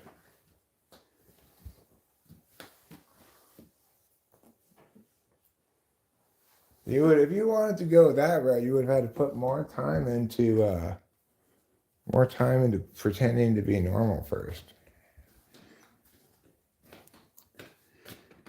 Yeah, understand the length of the con you're running. In this case, you didn't even attempt to run any con. You just came right out the gate saying, "I'm just here to roll around in the hay for a second and see what happens." Accordingly, you're not going to be afforded any legitimacy when you try to pivot. I'm not going to forget the reality of things. I'm not that old. Look at that beautiful plane. Oh, it is Flying beautiful. through behind the clouds. It looks crazy. Are they coming from Fresno?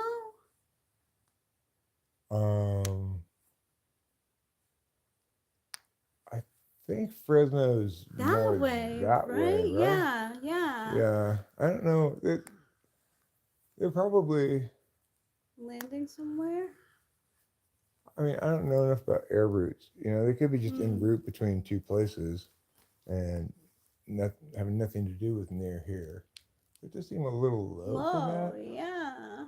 But that could just be a trick of the light, because the contrails make it look like it's really high up. I think it's low. It's low. It is making a trip between places, I think. I just don't know where it's coming from. Wonder where it's going to also. What direction is that over there? That's north. That's north. Yeah. So it's going south. So it's coming from the north. It could be coming from anywhere from the North Pole all the way down to here. Wait. That's not right. Yeah, that's west, No, that's east. west. No. The sun's setting over there, Rachel. Oh yeah, that's right. I have it backwards. That's east. Yeah. That's west. So that's north. Oh, it's north. And then south. So it's coming from the north, heading south. So it could have left from anywhere from the North Pole all the way down to like Shasta County, California. Anywhere in there could have taken off from, including all of Canada, all of Washington State, and Oregon State, but not including Mexico. So now we know where that plane was coming from. Yeah, I think I have it backwards. Rachel, west is the direction that. Right. So west. Yeah, that's the And sunset. then. No, you're right that. No, I'm wrong. Wait, north is this way. Yeah, north is this way. It's North coming is from the this way? south. Oh, it's coming from the south. Yeah, because I had it backwards. I wonder if those things are right up there. They're wrong because it tells you the direction of the wind. Oh, you said it doesn't move in the wind. It does move in the wind. It does? Yeah. Have you seen it move before? I used to have one on my. Okay, but have you seen this one move? No, I haven't. I don't think this one moves. The rooster part probably moves. That way you can tell Which way the wind's honestly, blowing. I think it doesn't move, that one. You're right, because it's saying east, west, north, south. That's But right. is that really west though? West is that west much is that way. Right? Like, That much that way though? That's right. That's right on the roof. Yeah, I guess that's probably correct. And INTJ would not make that mistake. Oh. But the rooster moves, and that tells you what direction the wind is going. Oh, I see. Mm-hmm. So the rooster moves, but Yeah. the north, south, east, west doesn't move. No, right. So you could be like, oh, the wind is coming from. Oh, that makes more sense. Yeah, Because why would you yeah, have north, south, east, west if it moves? Right, yeah, I know. This is what two not TE people finally, after if we hadn't talked it out, I never would have. I would have normally even asked, like, are those correct? I would have thought, well, they must not be correct because they blow around. But then why put them on there at all? Yeah, I know, right. Yeah, isn't that weird? Around too. How could I have spent such a long time just predicating my idea on this thing that obviously makes no sense? And I had to think backwards. I was thinking of mine, which was obviously broken because it would move all around. The whatever winds the direction was going in. But it probably didn't have north, south, east, west on it. Right? Yeah, and I was backwards. Yeah, so the thing is, you have the north, south, east, west there as a reference point. So when the wind's blowing, you can see which direction it's pointing. Yeah. Blowing. So the last time the wind came by and it was heavy, like heavy wind, because that's a really big. But why do you need to know which direction the wind is blowing? I don't know. Like, are you going to sea or something? That's the only I associate that with the sea too. I mean, unless you're like we're at a weather station or something. Winds gusting at to 40 knots in this west southwesterly direction.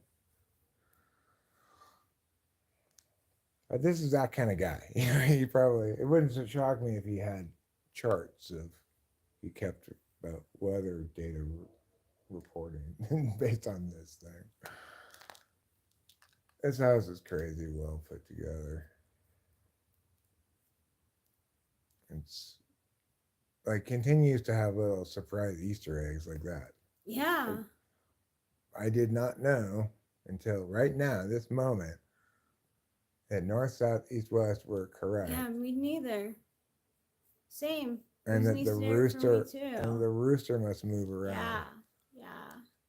Yeah. I was just saying I don't think it moves because I've never seen it move or paid attention to it moving. I figure it must be broken because those things are usually broken. Yeah, those things are usually broken. Mine in New York was broken. Okay. So the north, south, east, west would just like spin with the wind.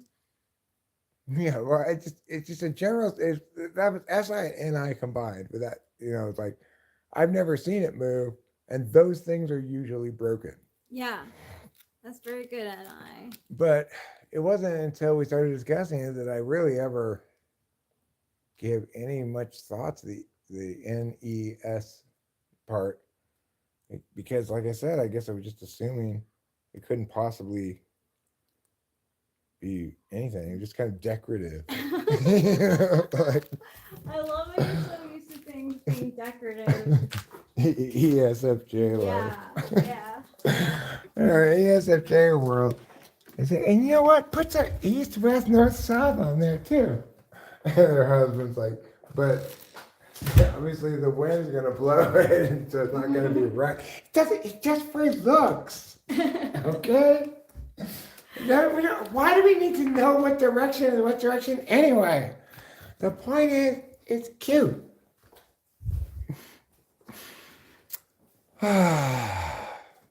Your phone has a compass app. Well, yeah. Yeah, I honestly like got it backwards because I was thinking of feng shui, and like I don't know. Well, it's easy to.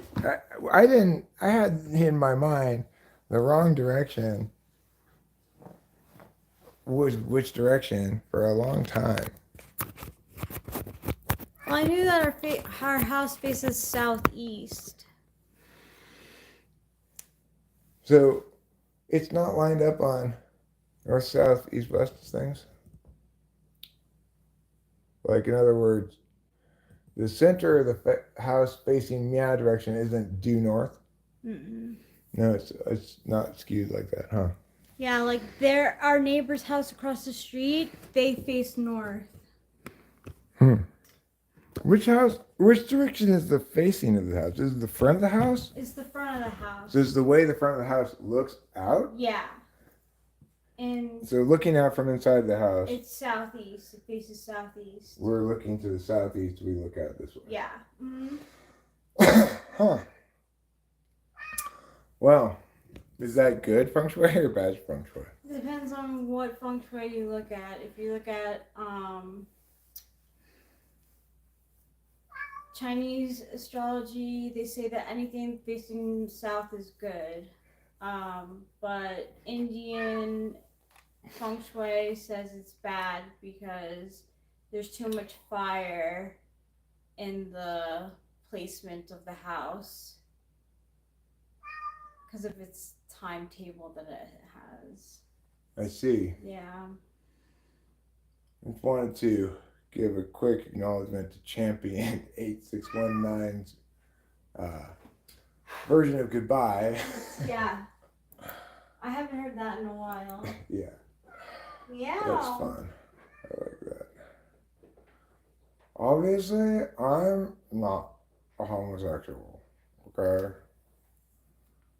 I have a woman wife, 2 woman ex-wives, and no relationships with men. So,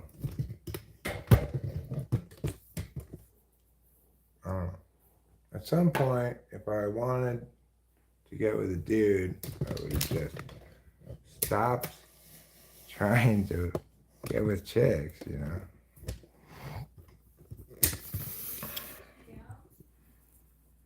I would have just been like, oh, thank God, getting with chicks is so difficult.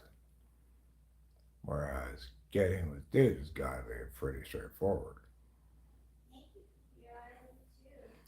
What I was really asking before was what is it that objectively grounds our entire reality in its totality? I mean, there is no total Meow. reality any more than there. I mean, it's like the totality is the compendium of individually rendered bits.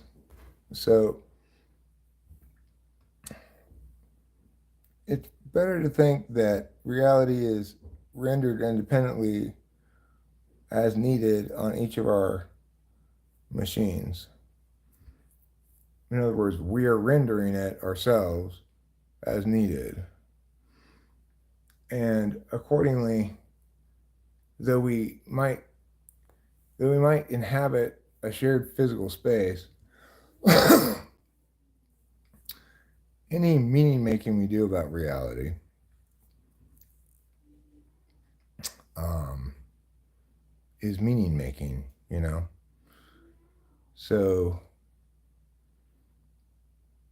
if you're asking what foundational meaning underlies reality, well, it's whatever foundational meaning we make it to be or find there, etc.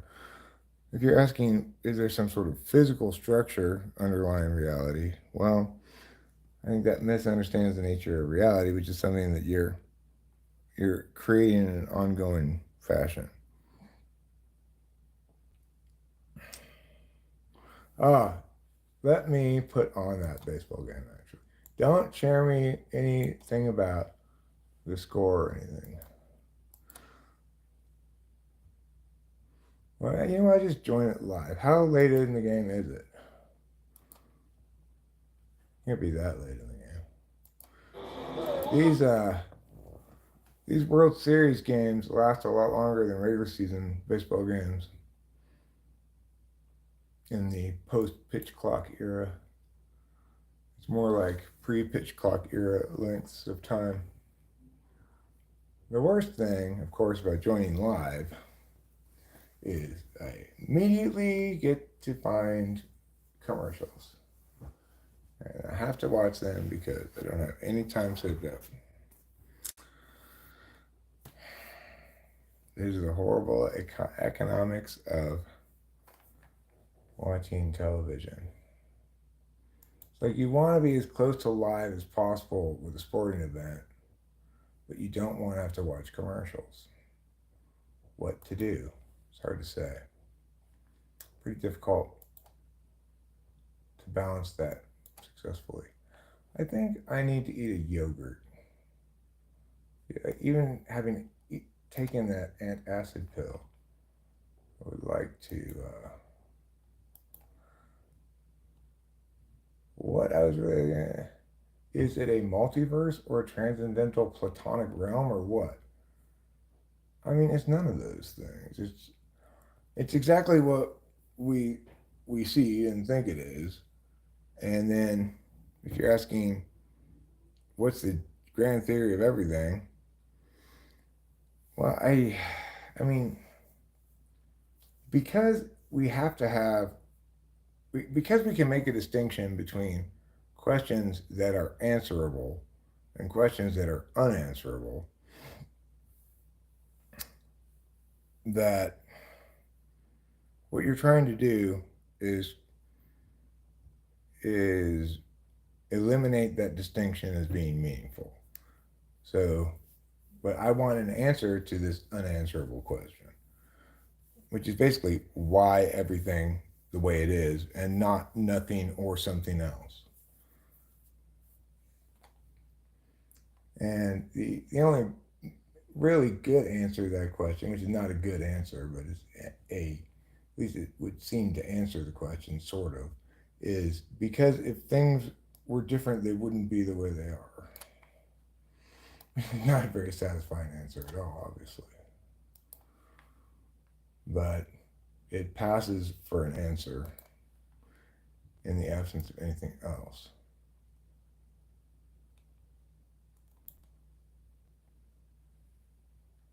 The truth would have to be, I don't know, but it's more than just I don't know, right? Like, what it's kind of an ontological, not ontological, epistemological category error of sorts.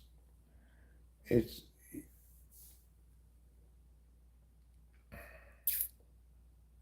if this weren't the dividing line of the box out of which we cannot see, then we'd have to make the dividing line someplace else, because conceptually the distinction exists, and it's a meaningful distinction, which is to say it refers to something that you can operationalize.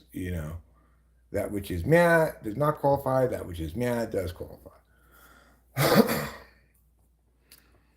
So, in other words, what's an example of an unanswerable cosmological question that people attempt to answer?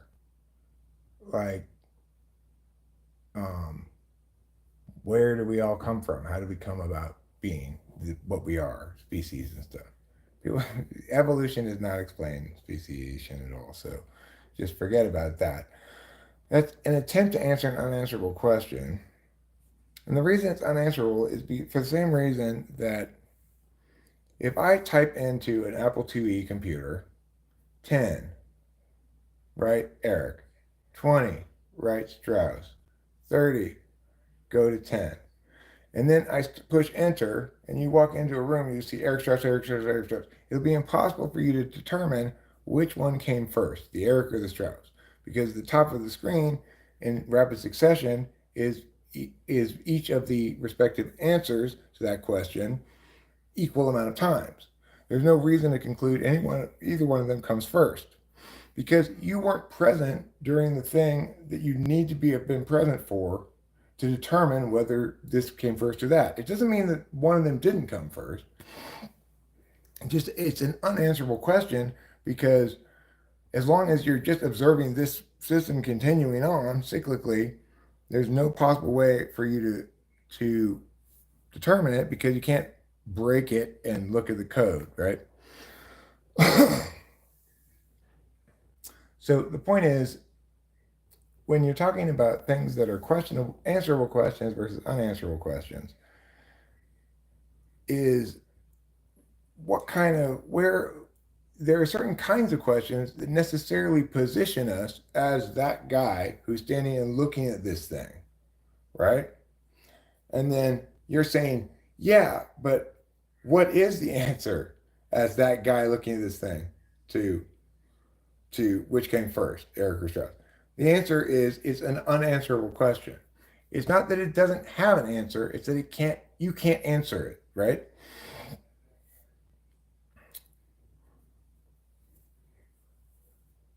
I have played poker. It was very easy for people to read me. How easy was it for me to read other people? I didn't even attempt to read them. If I did note things about what they were conveying, they must have been revealing a lot. I could notice when somebody was trying to behave in a certain way in order to false cue me towards something. That would trigger my bullshit radar or something. But I wasn't trying to play the game like that. I was never a good poker player. I was just trying to play. I had a terrible poker strategy, which was, if you don't have the absolute nuts, probably your opponents do.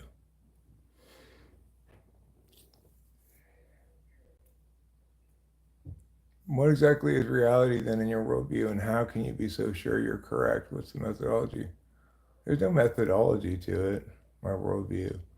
It's just observation.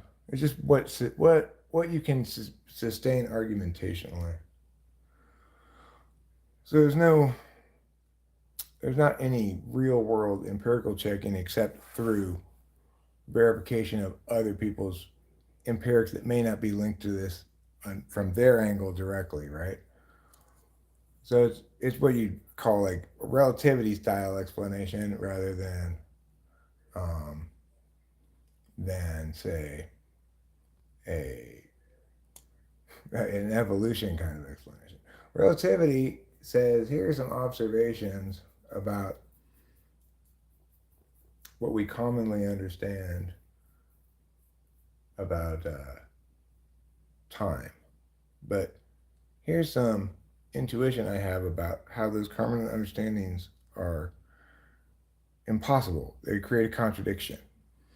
If it were the case that time existed at a single speed at all times, at all places, then um, the following contradiction would emerge in the system. So it's like that kind of observational thing. Those kind of explanations might be validated at some point, should indeed make predictions of some sort, but um, they're correct because they're correct, not because you can prove it empirically or something like that.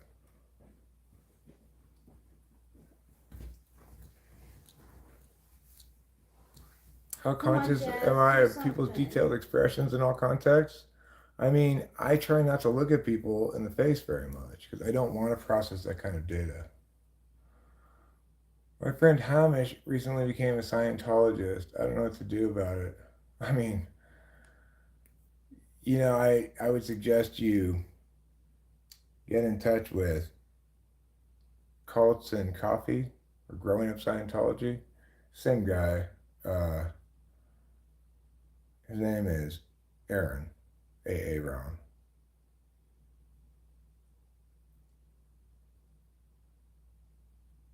Can I sing I'm Amy Winehouse?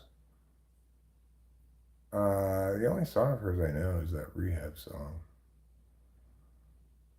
which I admire her defiance of other people telling her what to do. It's like Yeah. people don't get that you telling them that they're doing something wrong in ways that aren't appropriate and aren't acceptable, etc. That doesn't get them to behave less that way. It's like they already know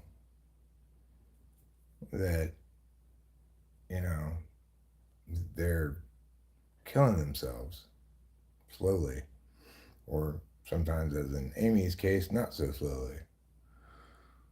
The last thing they need is somebody else telling them, you have to go to rehab. Yeah. It's just like, why do you think I'm a drunk already? Is probably what she's thinking. Like, it's because fucktards like you just want to get your nose in everyone's business.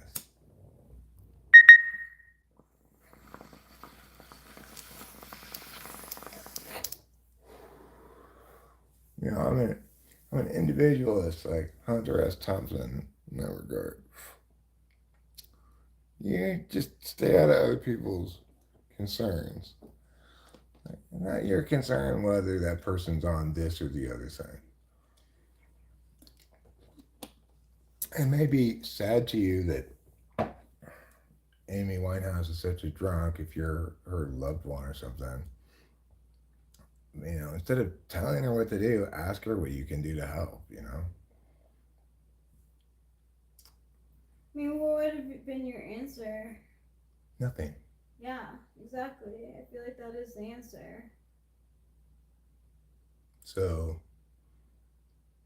you know, I might be convinced to to move towards a resolution out of compassion for the other person, but I'm just as likely to see them as being emotionally exploitative. Yeah. So I don't know. It's a tough situation, right? But the point is, if I got to side with somebody, I'm going to side with Amy Winehouse's middle fingers. Yeah, me too, of course. Rachel, what about you? Are you able to see people's detailed expressions without being overwhelmed? Maybe because you're a tool FE users or all I'm looking for it. unable to. You're looking for those facial expressions? Yeah, sure. Yeah. Because I want to be able to uh react. The thing is, other people's feelings can't overwhelm you. Just your own feelings can overwhelm you. So it's like if you're evaluating other people's feelings, now it's true that you might feel like you might their thing might make you feel a lot, but that's probably not what they're going to be conveying. That's not the kind of data that's going to be conveyed by a facial expression.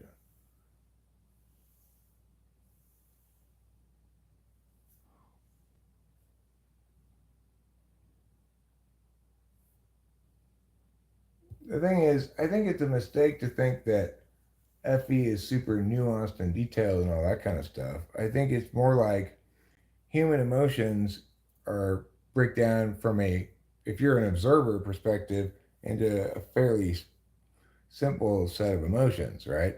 Either they feel, safe, content, they feel either scared or maybe they're angry or they are insecure or whatever. You get a read of people that for your purposes is good enough as an observer, whoever you are, right? I think. I'm sorry. No, I was done. Go ahead.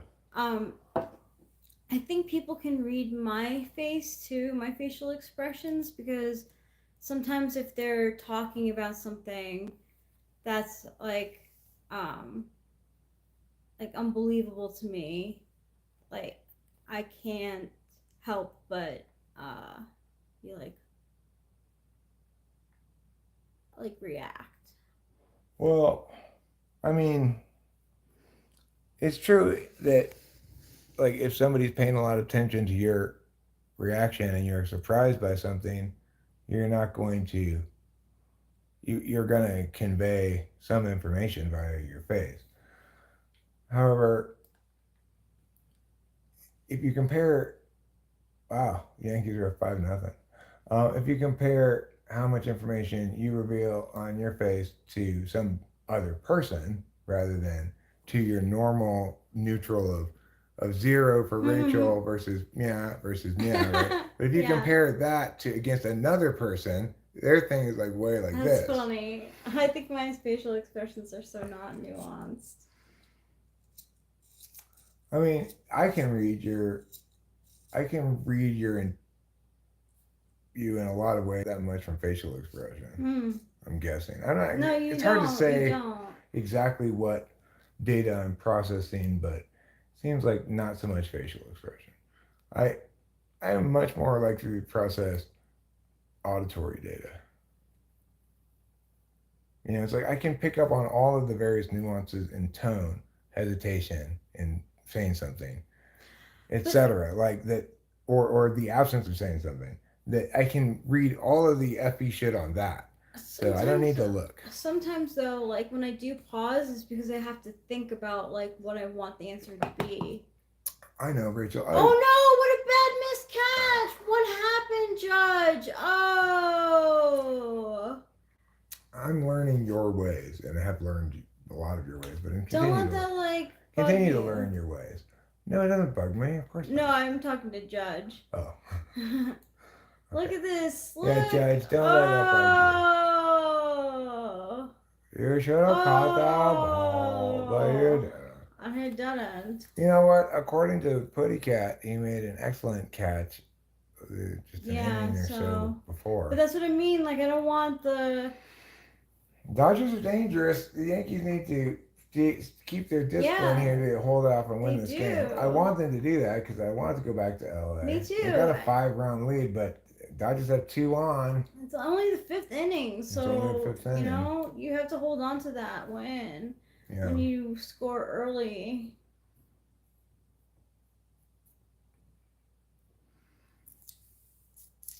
You see the big picture, FE, though, like an overall picture. I think that's what FE is, right? You don't need to know the specifics to know that somebody feels disrespected by reading their body language and facial expression. Yeah. You don't need to know the specifics to know that somebody feels sad.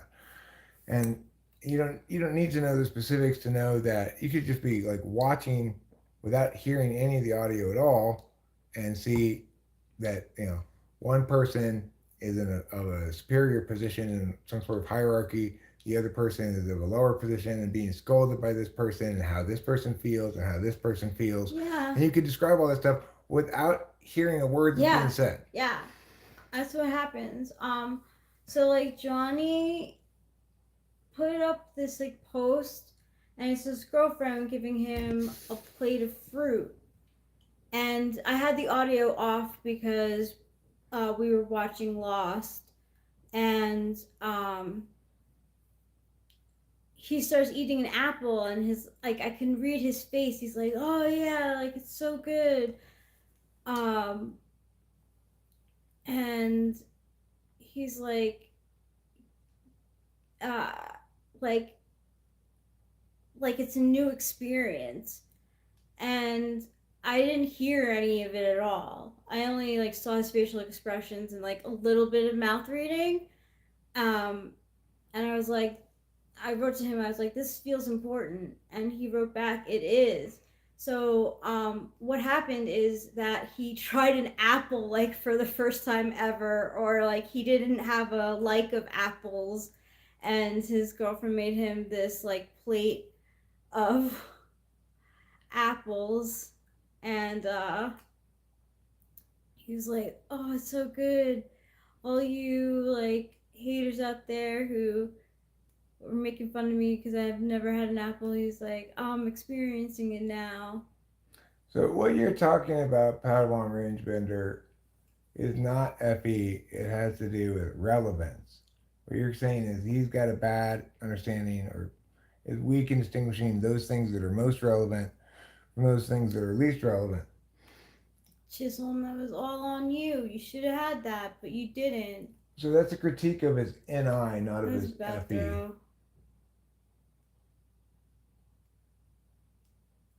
Volpe, Volpe, Volpe.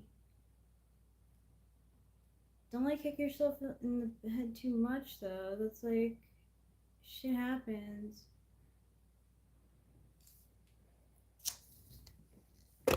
He looks very upset. What happened to him?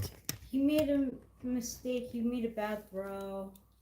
How many did the Dodgers score runs or something? No, it's just They're, bases loaded. yeah. What happened? I didn't even see it. He's like crying. Caught the ball. I know. That's what I mean. You can't be like doing that shit. Like, don't like get like shit happens. Like you have to. I've never right seen now. that before. I don't think in a professional baseball game that somebody. I mean, there's no crying in baseball. Like that. He's like literally crying. Yeah, I know. It's not good because he made a bad play on the field. I get it. He feels terrible about it, but I've never seen that before. Yeah. Somebody actually crying about it on the field. Disappointing. I mean, I get them crying like after a loss or something. Yeah, that happens plenty. You see that but plenty. Like, hello, you guys are up by 5. You're like, up by what 5 is runs, it? and Yeah, there's nobody out. Too, his bases loaded now. Get your head in the game. Exactly. Thank you. That's what a coach and manager should say. And I feel like Aaron Boone is too. Bring back Joe Torre, I say. Yeah, bring back Joe Torre. I mean, like, Aaron Boone is too soft on these guys. It stinks. Like, I don't get it. These aren't the Yankees of old. These aren't the old Yankees that we know and love that were the real Yankees. These softies, they aren't the real Yanks. I'm not a Yankees fan myself, but I am definitely rooting for them in this game because, I'm a Yankees fan by proxy, by Rachel. I'm a Dodgers fan, but we both wanted to go 7 games. It's so hard because like I just am a Yankee fan. But even in this game, I would like to see the Dodgers make it a closer game. This Ohtani's up to bat, 0-1 is the count, with 1 out, bases loaded. This is fire. This is a big at bat. And he's hitting in the postseason 429 with runners on base. Wow. Hi Yazid from Saudi Arabia. Oops. That pitch is low. Playoff baseball is very exciting. It is. Especially this World Series is like it's remarkable how few times this actually happens where you get the number one and two records in the season meet in the World Series. Yeah. I watched a video about all the things that make this a a freakishly perfect storm kind of World Series. Really? Yeah. That's so cool. Like, when was the last time that happened? I don't know. I'll have to show you the video. It's from Baseball It Doesn't Exist, I think. Mm-hmm. They do great baseball documentaries. They do. Let's go, Tani. Make it interesting. Oh, struck him out. Struck him out. So maybe homie's crying will be for nothing because yeah, maybe it will be Volpe. Mr. Cole here, the pitcher, who presumably has been the pitcher from the start since he's already got like 68 pitches. Wow, he made Otani look foolish with that one. When I'm lying in my bed, I think about life and I think about death, and neither one particularly appeals to me.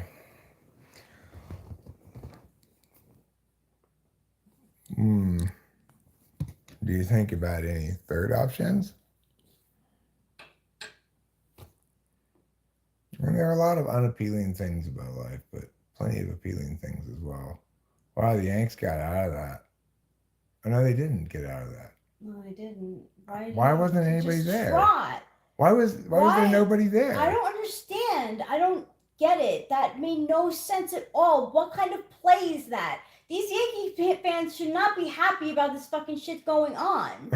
I do not understand what happened there. How was it? How were they not able to get it out from I there? have no fucking clue. And then he just trotted. What's going on? Yeah, like why did the pitcher stop going to the base? Oh my god! And he's pointing. What does it make sense? What's going on?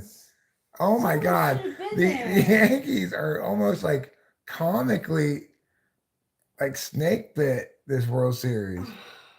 I've seen some crazy shit. Like I was watching this game. I think it was yesterday's game, and maybe the day before. I don't know. The Yankees were coming around third base. I was like, that guy seems to be running pretty slow. Yeah.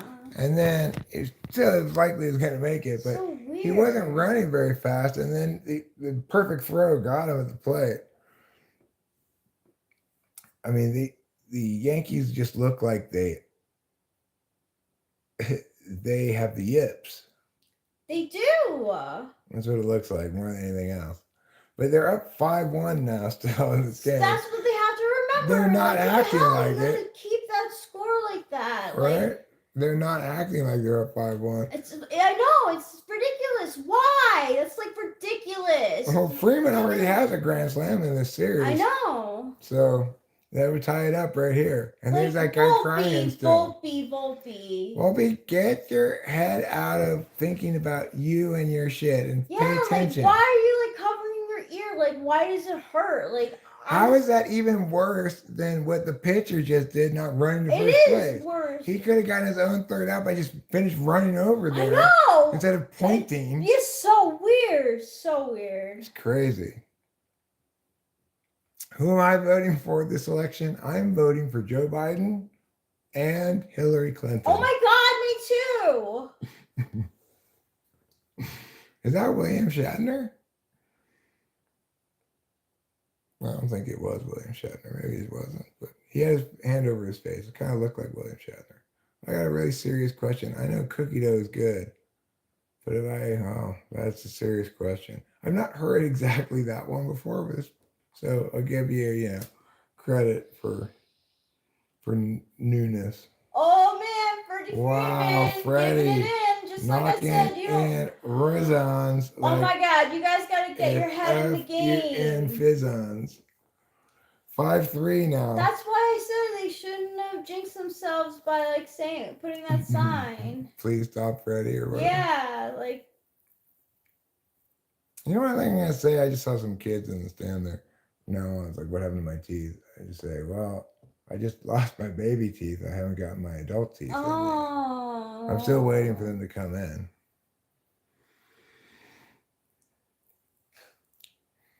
That's a great answer. I think it's the only answer really because it's the truth. Like, do you go up and talk to other little kids about this the same way? Like, obviously, are you not aware that we lose our baby teeth at some point? I'm just a late grower in terms of my adult teeth. Yeah, I know, Tommy. That's where the funniness comes from. Okay, obviously, I can't vote for Joe Biden and Hillary Clinton I vote for because you. neither of them are running, and they're both horrible candidates, even if they were running. I vote for you. Thanks, darling. You're welcome. Oh, Judge, dropping drops, throwing me ass. Bad throw. Like, what's up with that? And then guy not running over to first base. Then the Yankees all crying at each other. What are you doing, Yanks? Come on. Seriously, honestly, get yourself together. Like, what the fuck? Like, honestly, like. Saying you're going to vote for Hillary Clinton and Joe Biden in this election is not talking politics, okay? It's just a joke because they're obviously not running and nobody would ever vote for them.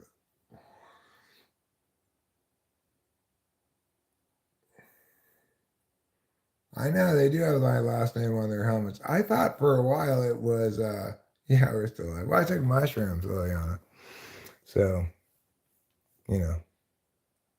I took. Oh my god! Oh my god! Why the Wow! fuck did you not? Wow! Keep going. I really. Oh my god! This is gonna be like if the Yankees lose this game, this will be known as the most epic meltdown in World Series history. This fifth inning, they began the inning up by 5 runs.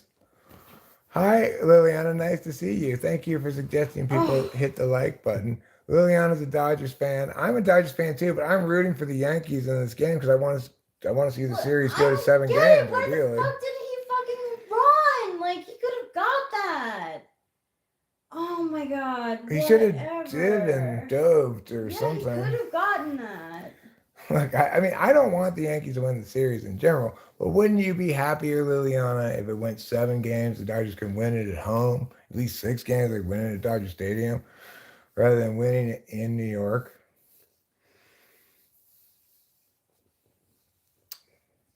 Hi, Liliana. I think is he crying too?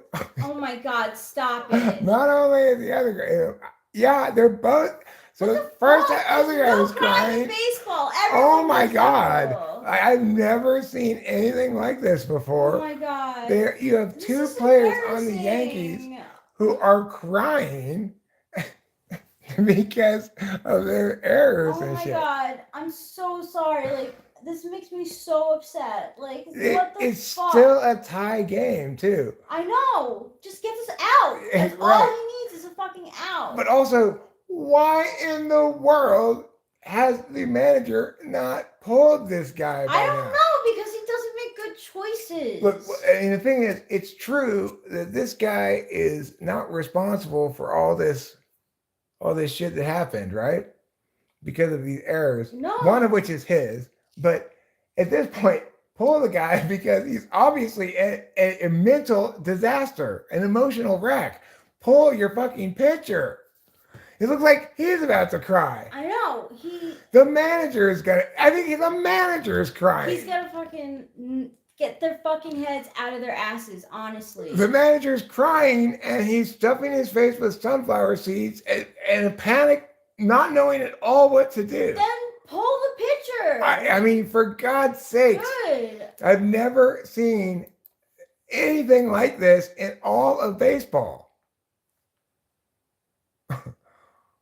Weak men make hard times. Well, I mean, that may be the case. Even like Freddie Freeman's like, what the fuck? Like, we want a fucking game. Like, don't fucking give up. I'm so sorry. I'm so mad. They haven't given up. They haven't given up. This is embarrassing. This is fucking embarrassing. They haven't given up. They just they are broken Oh psychologically my at the God! moment. Take him out. I know, for Take God's him sake, out. who would still have this pitcher in the game? Aaron Boone is not a good manager. I haven't liked him since he's been. I had like high hopes for him, and I haven't been happy with him the full time that he's been fucking. Hales, I am 23 manager. years old. 23. Volpe. Amar Alali, hello, welcome to the stream. So wait, did they just send the pitching coach out to talk to him? Yeah. Not the manager? Yes. Okay. Pull. Yeah, look at him. He's so upset. Pitcher. He's crying. Oh my God, that's so disappointing. This is so fucking embarrassing. I gotta mute this for a second. I've got to hear what these people are saying about this game.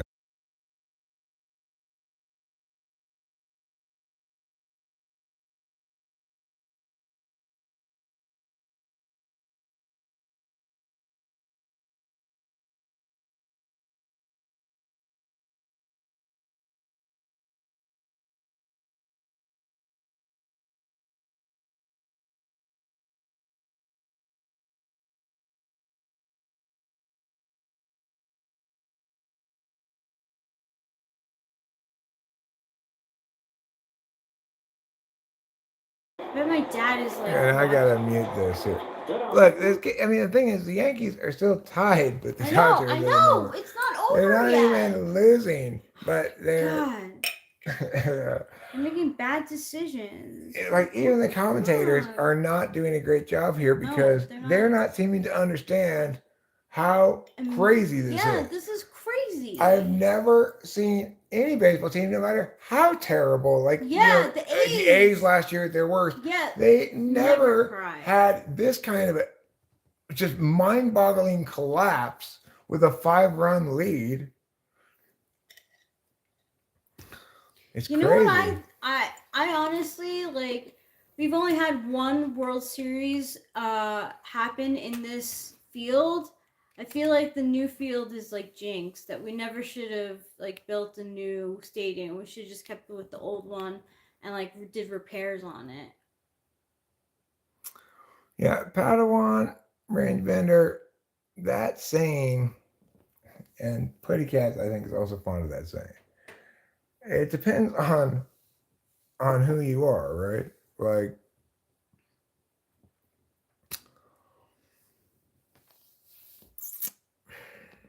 it's I get the principle that, you know, prosperity brings softness and lean times make for the kind of scrappiness that leads to success, you know?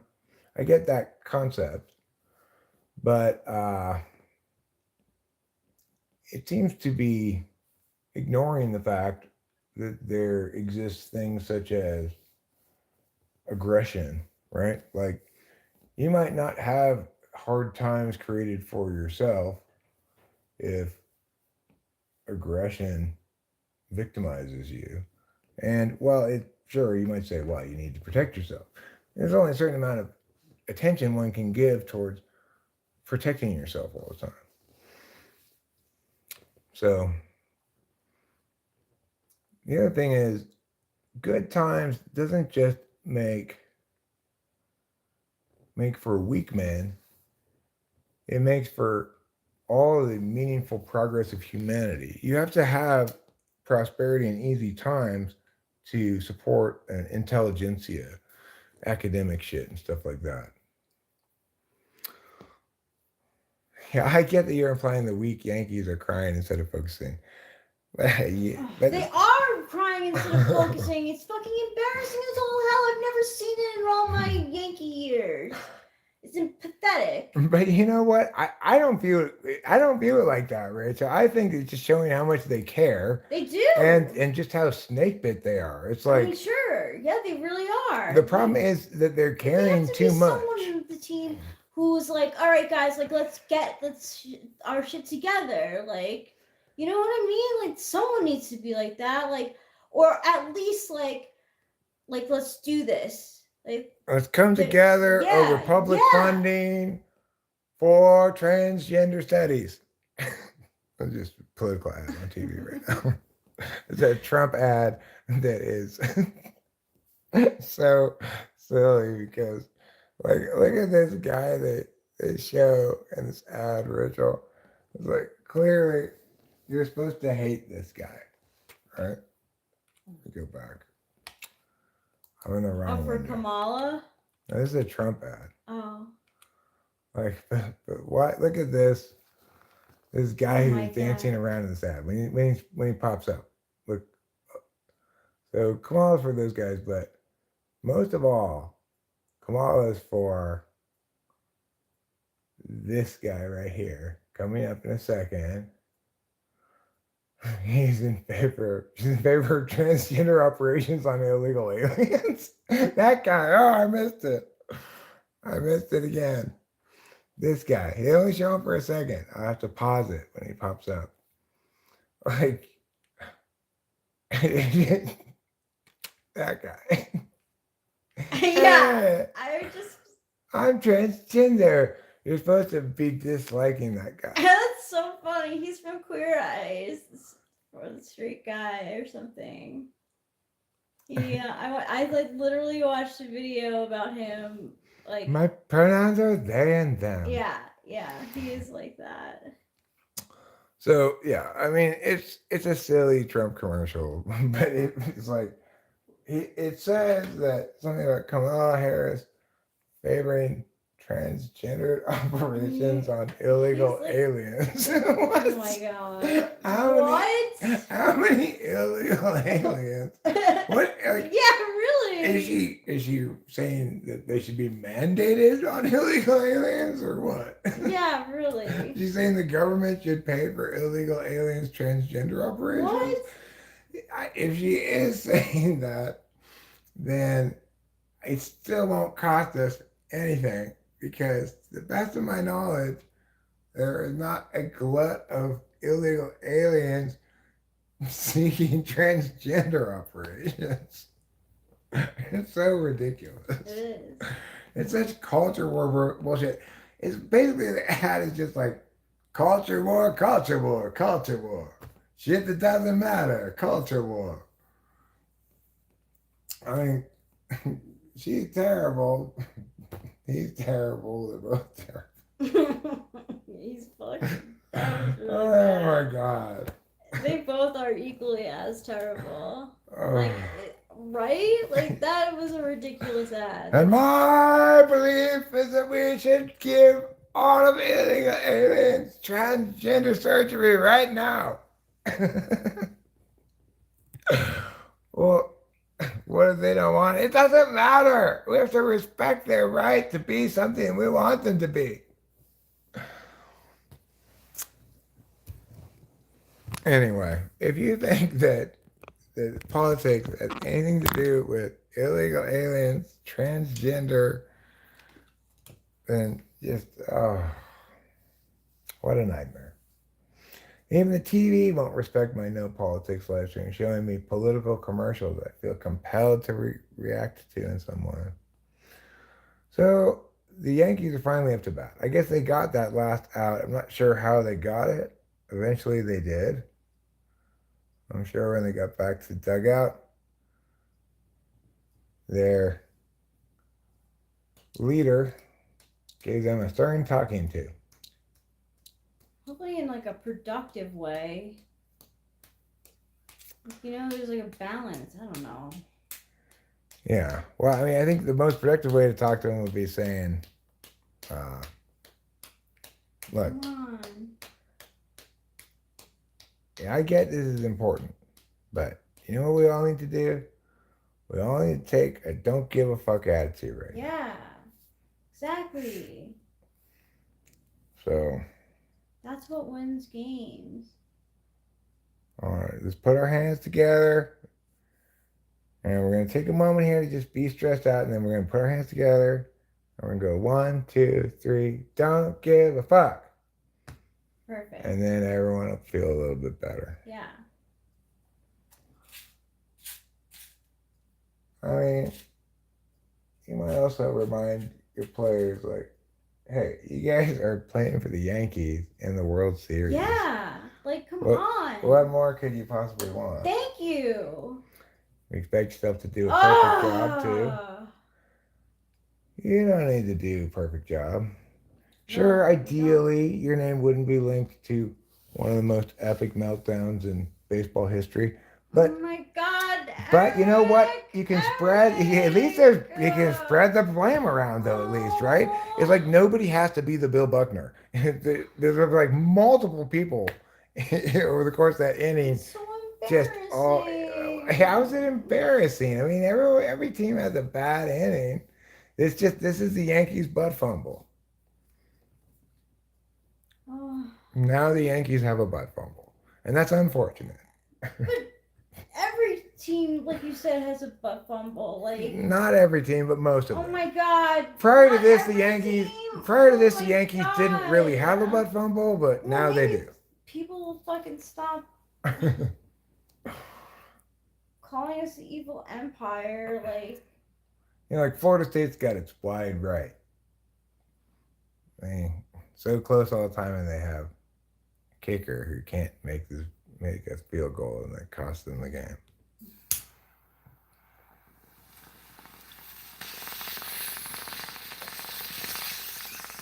But just think about all these. The great thing for all these Yankee players, no matter how much this is the Yankees butt fumble, none of them has to be Mark Sanchez. yeah. This is a collective disaster. It's not. And again, No, it's not. This has been something that's kind of plagued the Yankees throughout the series, kind of up and down defensive play, maximally rendered in the last inning. If I were the manager, I'd say, look, that's as we have reached the absolute peak of this insanity. There's no place else to go but up from there, right? yeah. It's like there's no way we can possibly do worse than we did That's that good inning. managing, and I hope he said something like that. So, we got it out of our system. Let's just try to play just basic baseball. Be more basic than that, more normal. Yeah.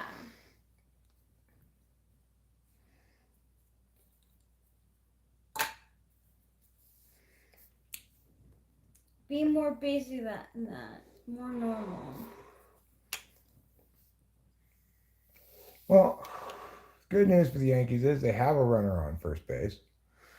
They've come back from their difficult outing on the defensive side of the ball to at least not go 3 and out, if I might extend a football analogy.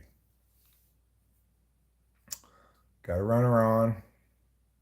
Hope springs eternal in this inning until the last out of the inning.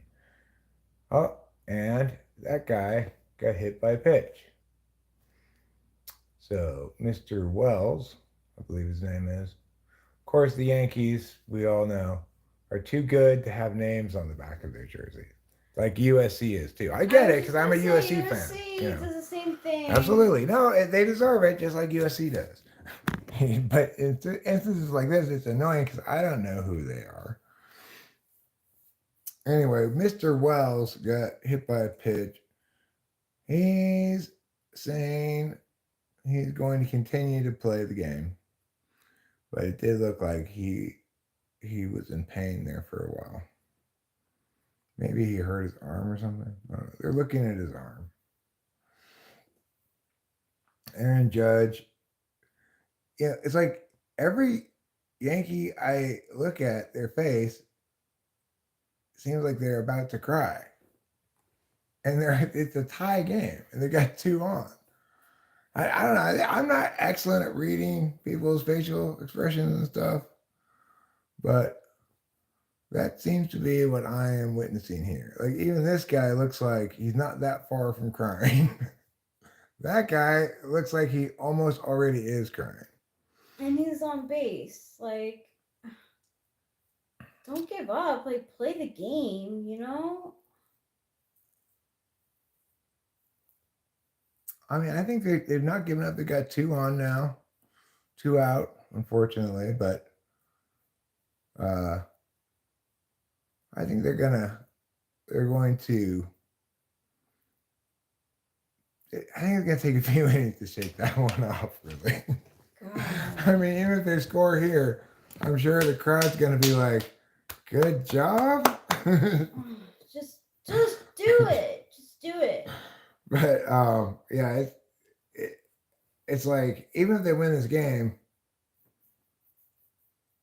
it's gonna be hard to explain. Like they're gonna face a bunch of questions after the game, like what in the world happened during Oh that my fifth God, inning? they are. And I think they will win this game. I have faith in the Yankees. When they realize most of their fans at this point, they said, let's bygones be bygones. The fifth inning, top of the fifth inning is behind us. I hope that there's a teleportation or whatever, they could hear my voice telling them to get in the game. I hope my vibes are positive. It's only tied. Yeah. Like, you gotta let the past go. Can't be a slave definitely. to your past. The top of the fifth inning was a long time ago. Now we got bases loaded. And Miggity Mia coming up to bat. Vesia is looking like he's feeling a little bit troubled. He only pitched 19 pitches, but that's why I wasn't going to say he seems laboring exactly. He seems troubled. Like, oh dear. You can imagine him saying, oh dear, between pitches in his head. I'm pretty sure that's what he's saying. Glaber is up to the plate. Glaber, career with the bases loaded, has hit 261 with 2 grand slams. So, the Yankees fans have an odd look at it. I think that Yankees fans expression right there sums it up, right? Yeah. This guy, his team's with the bases loaded. It's a tie game. All right. In the bottom of the fifth inning, 5-5 game, the Yankees have the bases loaded, and this is this guy's facial expression.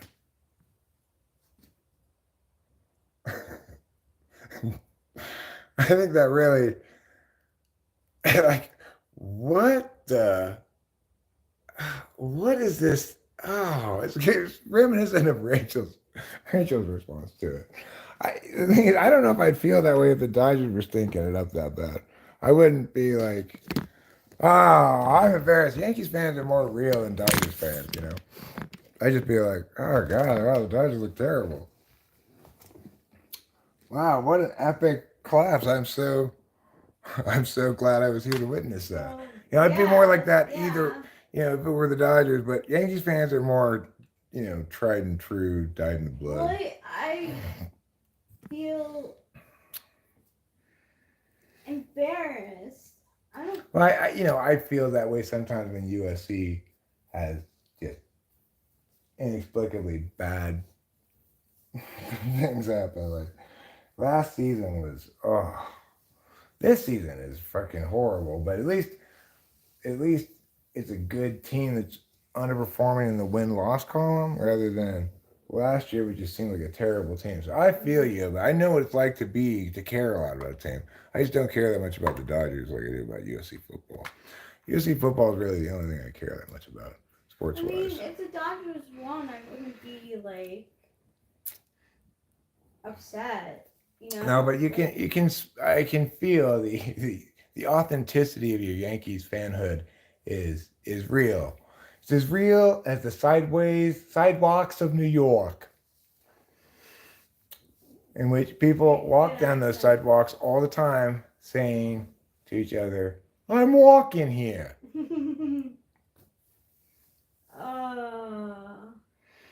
All right, so now we've got Glaber still at the plate. He come on, it's just tied. It's 1-2. 2 outs, so he's gonna have to get a hit or walk. Oh. Warning track power. I need to take another antacid. Right, 'cause I took that. Okay, so I'll take. Last time I took the one that's less for instant release, for relief, and more for like make you less prone to get it. This time I'm gonna take the instant relief one. Should probably also eat some food. So it's still a tight game. A lot of sound and fury signifying nothing in that bottom of the fifth inning. And we'll enjoy some Farxiga, which is one of the drugs that's advertising here. Ask your doctor about Farxiga. Hey, how do you pronounce that? Farxiga? Farxiga? Farxiga? I don't. I guess it sounds like a Z, probably.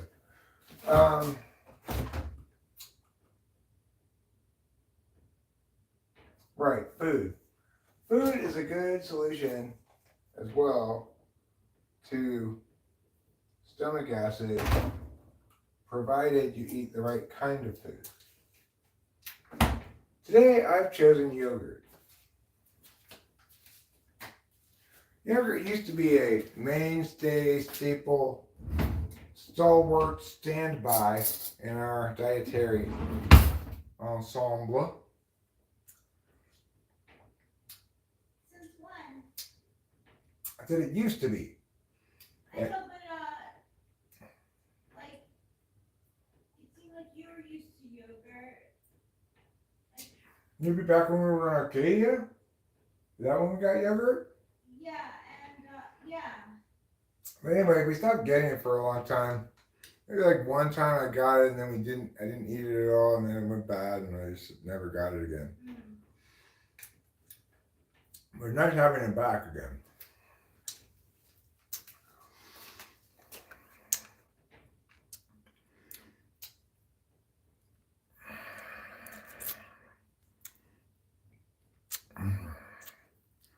You could say it makes me feel like I'm once, twice, 3 times a yogurt.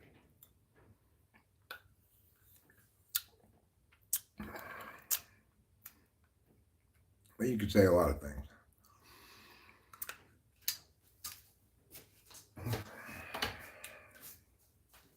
There. Now, we're in a bit more of an intimate setting.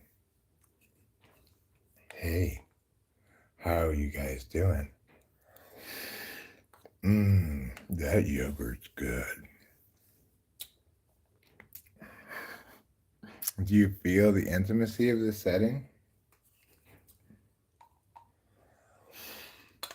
I do.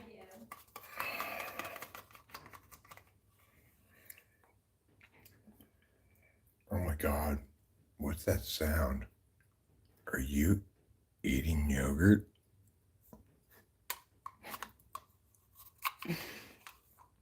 Yeah, I am. I'm eating yogurt in the dark for a viewing audience of 3.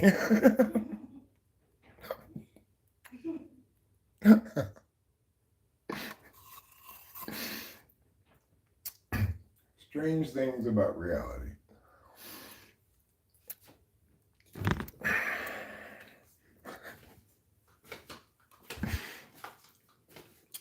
Check that out on my bucket list. Live stream eating yogurt in the dark. Nice work. Thanks. Understandable, that would be on my bucket list.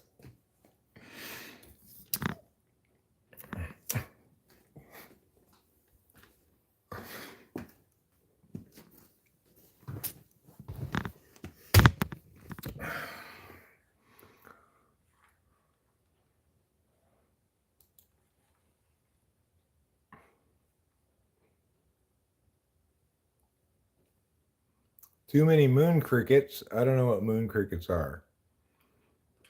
Us Brits love Halloween and don't even know what it is. Why does a witch not wear underwear on Halloween? So she can get a better grip on her broom. That's a silly joke.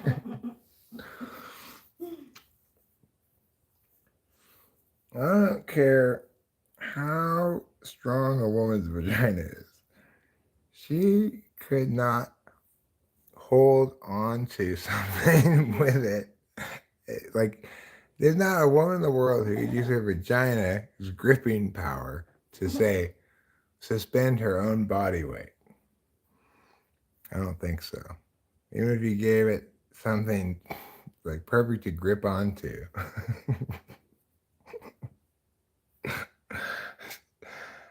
In general, I think probably women very rarely use their vaginas to grip onto things.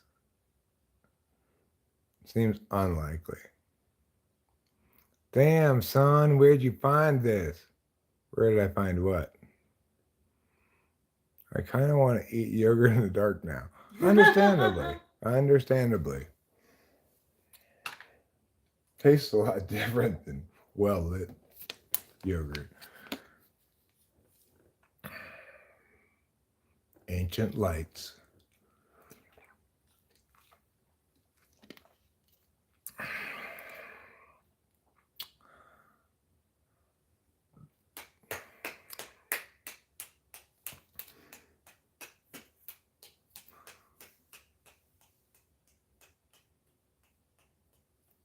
Well, I mean, maybe you could grip onto something enough with your vagina to hold yourself up. I don't know. Like,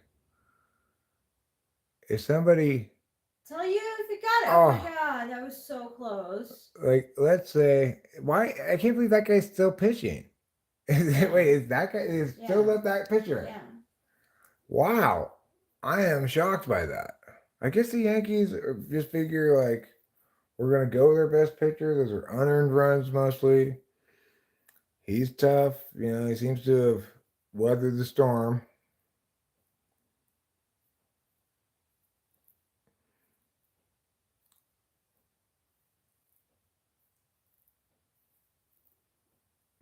Like, anyway, if somebody were to put like a peg of some kind with like this, like, you know, it's got this ball part and then this part's suspender, and put it in my butt, could I could I squeeze my butt so much that I could suspend my own weight?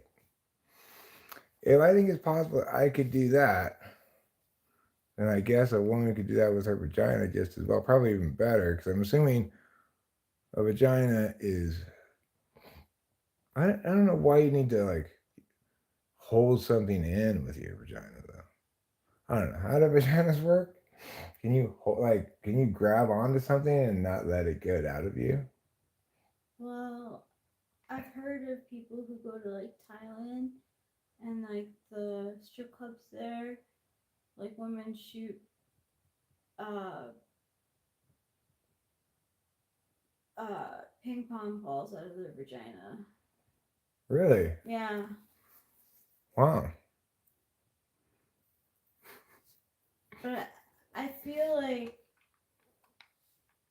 a broom would be tougher to grip. Like it's only your vagina lips that really are wrapping around. Right. It. See, that's what I was thinking about too. It's like when I was really thinking about your vagina gripping, I mean the lips part, you know, not the inside part of your body. But then I eventually realized, well, you're not really giving it much of a chance if you just include the lips. Yeah.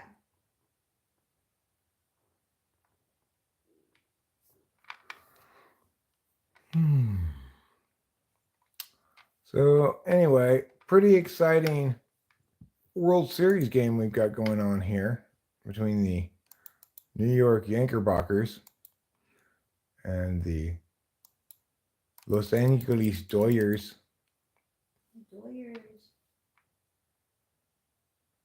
All right, so let's see what's going on. That guy got a walk. We were a little behind real time. Now we're Still a little behind, but catching up. Everybody's out. Everybody's out, and Iran Judge coming to the plate. The same Iran Judge who both made a very good catch and failed to make a very easy catch.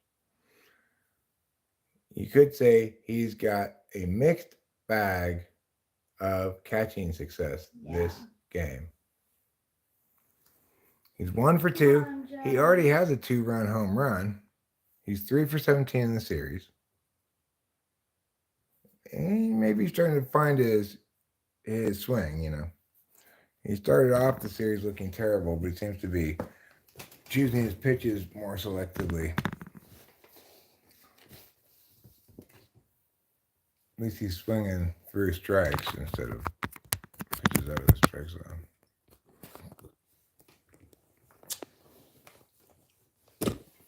The New York Yankees have a 45-5 record when Judge homers and somebody else homers. I guess Judge and Soto both homered in this game before we started watching it. So we have 45-5 record when that happens.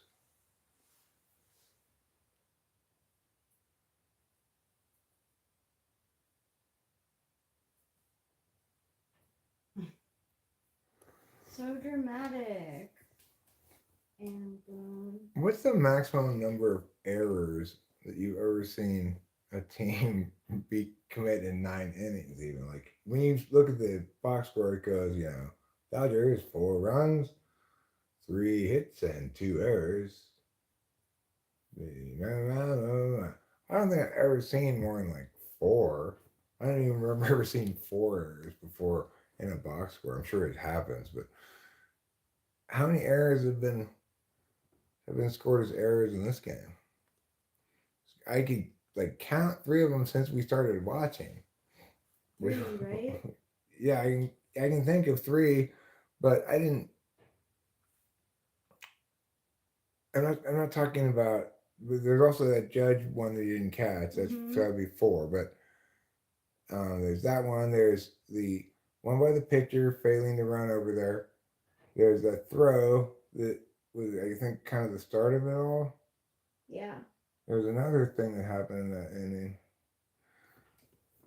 I don't know, but the throw to third, the catch by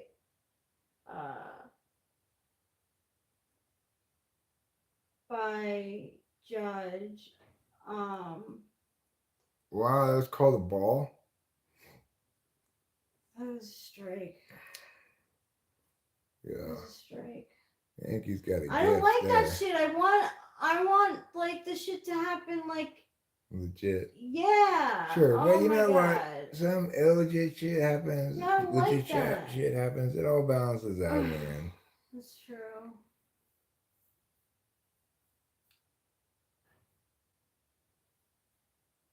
Chisholm, I want you to do something where I see it, because I wasn't watching if you did stuff before, which is great if you did. The thing about that idea that like, oh, it all evens out in the end is it ignores the fact that certain specific instances have a lot more relevance than others. So it's like making that call with 2 out and it being the third instead of the 4th ball makes a big difference, right? Mm-hmm. So I'm not saying that I'm not saying anything particular about this instance or whatever. I'm just saying that idea of, well, it all evens out in the end is very is rejecting of the reality that some moments are a lot more relevant than others.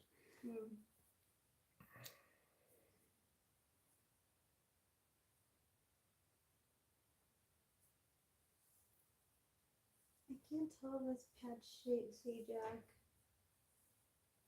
Who's Pat Sajak? I think he's the. Who's Pat Sajak? Those were the original lyrics of that song. I think he's the Wheel of Fortune guy. No, I know who Pat Sajak is. I'm saying, who are you talking about you think is Pat Sajak? Oh, and I'll show you if he comes up behind on screen. Is it like right behind home plate or something? Yeah, like to the left of it, sort of. Like when they were showing the guys.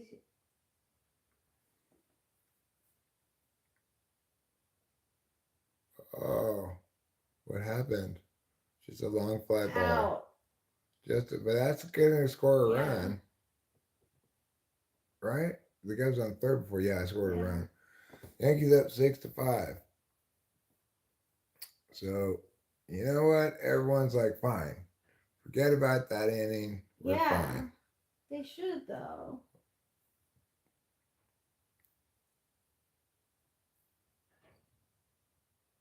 That was an excellent sacrifice fly. Yeah. Not only was it good enough to get the guy from third home, it's good enough to get the guy from first to second base, too. Yeah. You know, everything you could ask from a sacrifice fly and more. True that.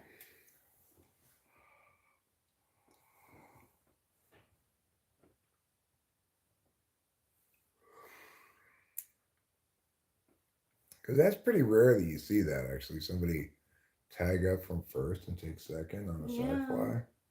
You know, you see people, it's obviously done normally when somebody's on third base already.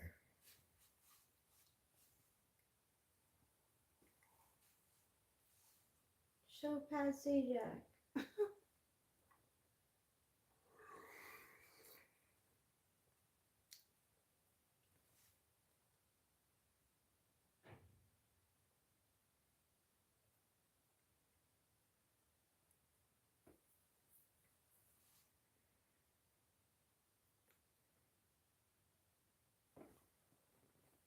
All right.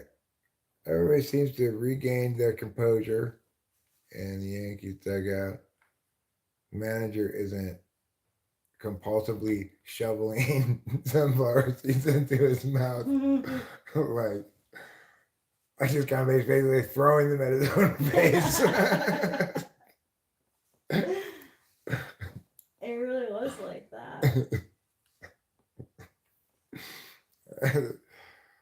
So I think everything's going to be fine. Meanwhile, you know, Otani looked foolish when he had his shot at the loaded bases.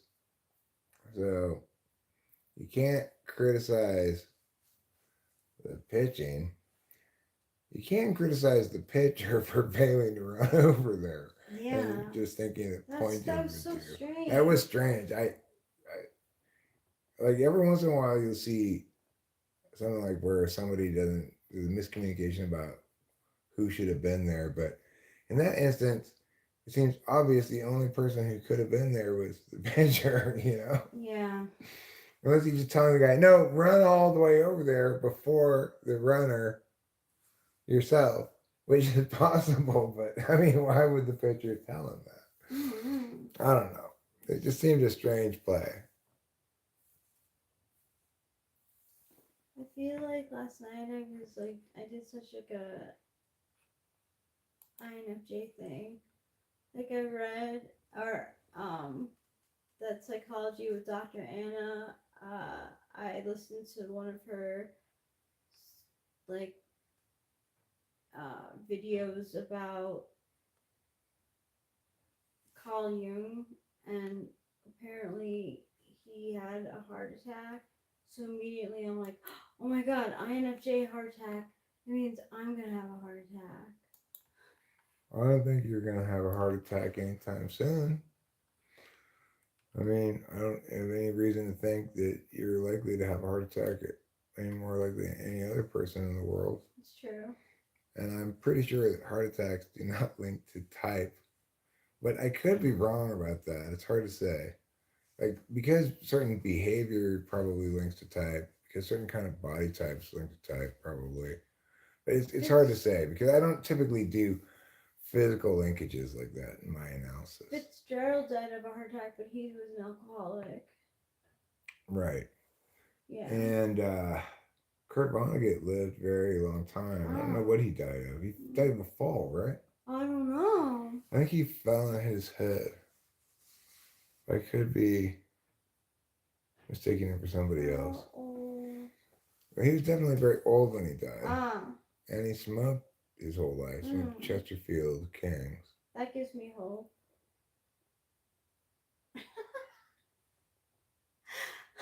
Yeah. It does. 84.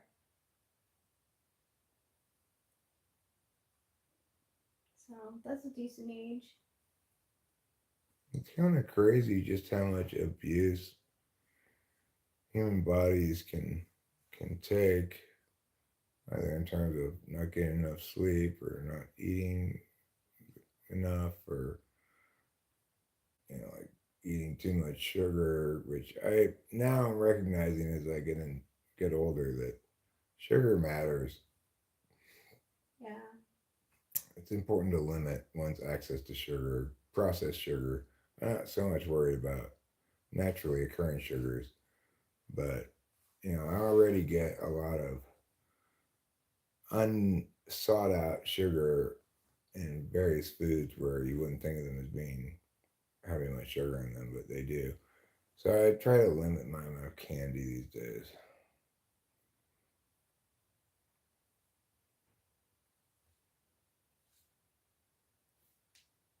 Normally, I don't try to put any weight into dietary things because it's like, from my experience, my body is the same regardless whether I'm eating a lot or a little, whether I'm eating yeah. The only difference is if I don't eat enough like fat and protein and stuff, then I just feel hungry and cranky and annoyed. I don't like sand either, Ryan D's. You know who does like sand? Sandy Bottoms. Yes, she does.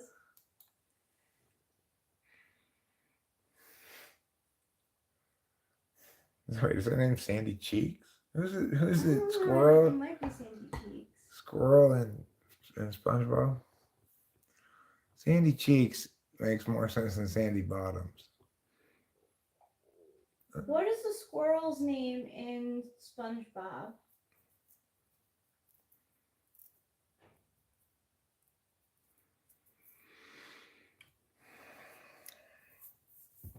So with two out, two on. The squirrel's name in SpongeBob SquarePants is Sandy Cheeks. She's known for her Texas accent, love for science, and adventurous spirit, often wearing a spacesuit Okay, all right. Thanks, ChatGPT. So her name's Sandy Cheeks, not Sandy Bottoms. They live in Bikini Bottom. Yeah.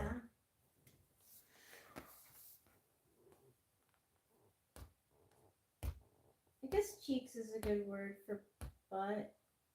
Yeah, but I think it's referring to her cheeks. Yeah, because she's a squirrel. Yeah. Even though squirrels are not hamsters, I guess they're saying that they still keep things in their cheeks. Yeah. Well, the Yankees did get a run, but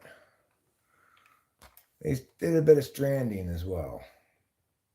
And I don't know if you're aware of this, but in baseball, stranding rarely turns out well. What does stranding mean? It means leaving runners on base. Like they had it set up really well in that inning. They could have gotten a lot of runs, but they only got one run out of it. They stranded several people.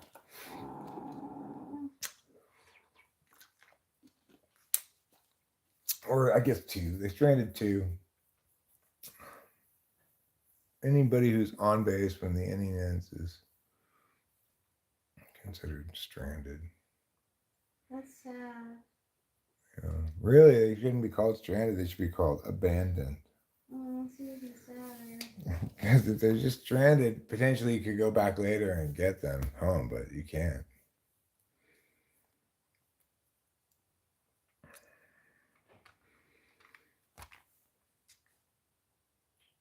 It's interesting that runners score runs. Like, is that why they're called runners instead of because they're running? If that makes any sense. Let me see that stat.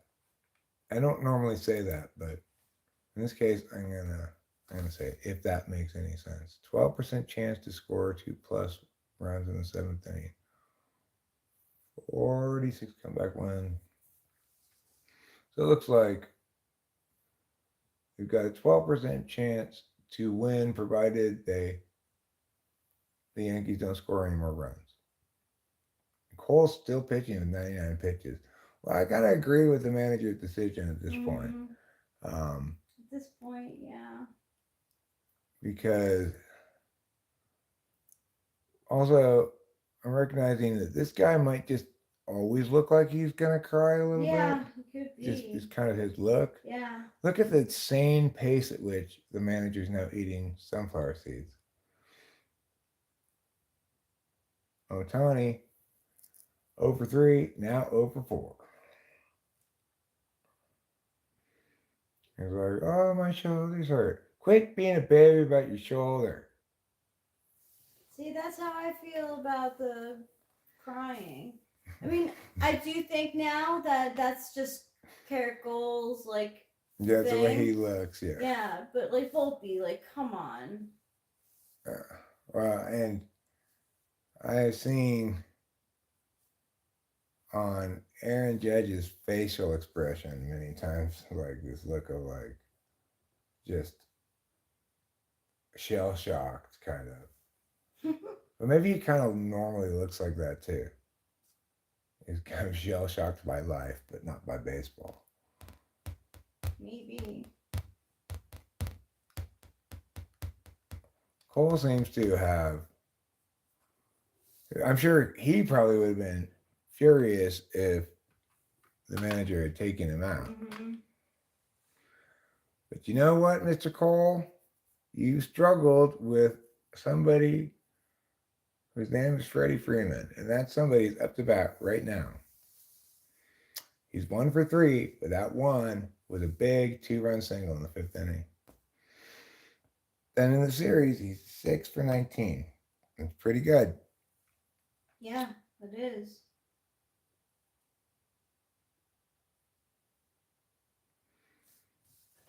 Six for 19, you could call it 3 for 10. So a little over 300 he's hitting. That's good. In the series, which is good for sure. Yeah. Now,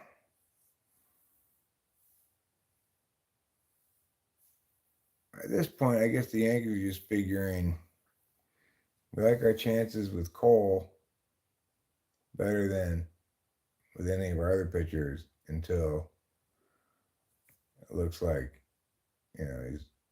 he's lost a lot of stuff. Yeah. Doesn't seem like he's lost a lot of stuff. They're not worried about pitch count for later in the season, obviously. He's not going to be able to pitch Game 6 no matter what. It seems very unlikely he'd be able to pitch Game 7.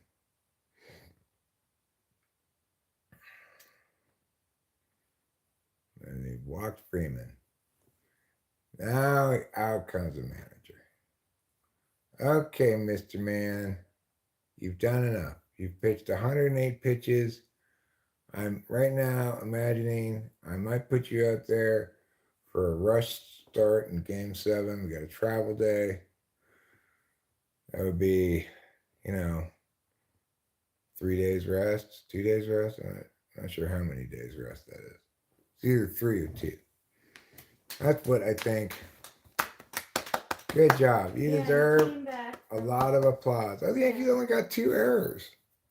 Oh, wow. I thought there were 3 errors that I counted. I guess 3 too. Maybe that one where nobody covered first doesn't count as an error. Maybe not. Because it's not like they dropped the ball or something. That was just strange.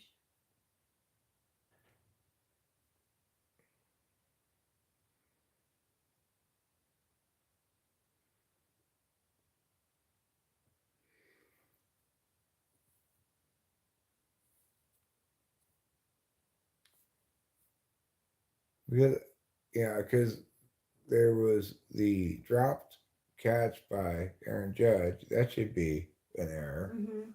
And there was the throw by Volpe. Yep. That should be an error. Yeah. So if that the only one that could not be an error would have to be that The would have to pitcher be the not one where the being- pitcher didn't cover first. Yeah. I'm not sure why they wouldn't score that an error on the pitcher, but I don't know either.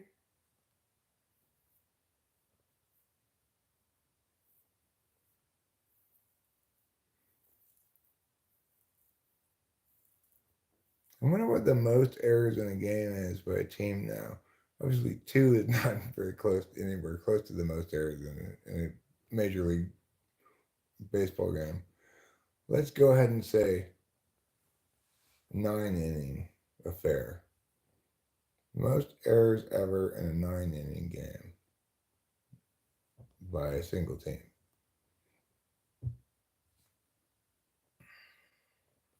I'm gonna Google it. Did I tell you about that joke? It was a meme of Shaq, and it says, something like that B-52 song. I can't play that B-52 song because of the Love Shack. Oh, that's funny. Yeah, I thought it was clever too. Right. Most errors in an MLB game. 9 errors occurred in 1917. 9 errors in a World Series game, right? Yeah, World Series Game 5. Oh, 9 errors combined. Wow, all combined. The American League record for most errors in an inning is 15. Wow. Wow. In an inning? Held by Jack Jesbro, Rube Waddle, and Ed Walsh.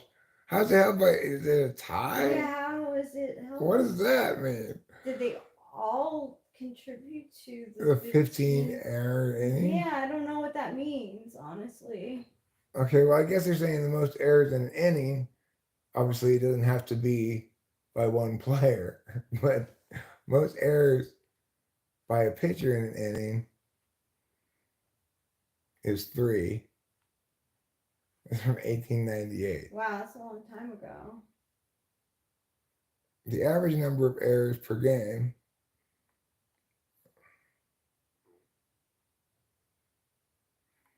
most errors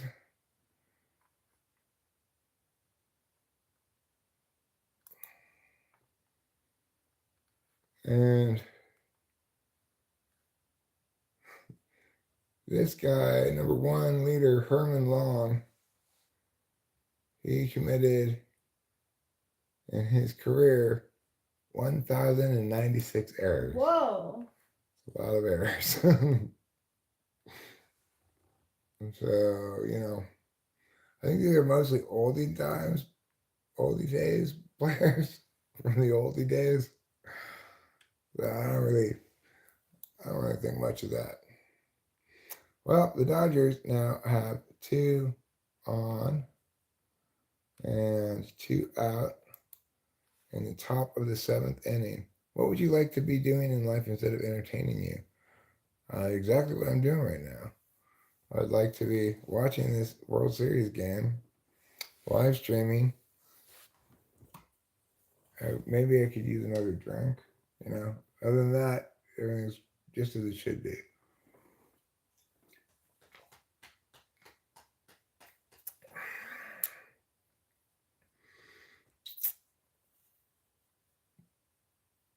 Hello from the West Bank of New Orleans.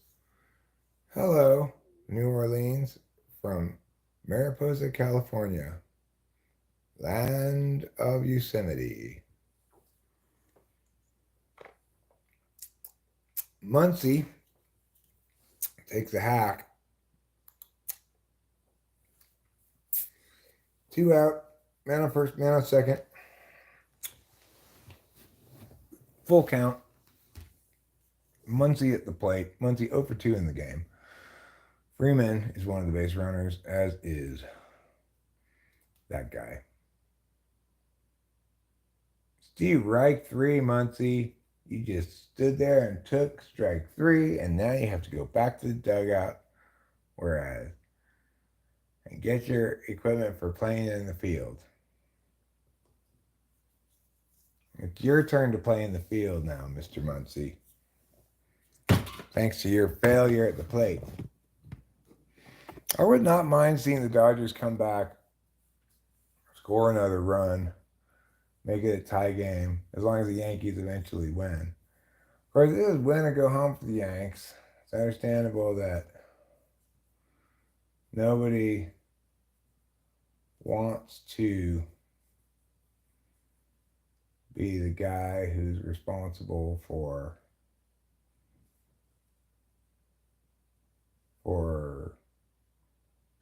blowing a big lead and then win or go home again.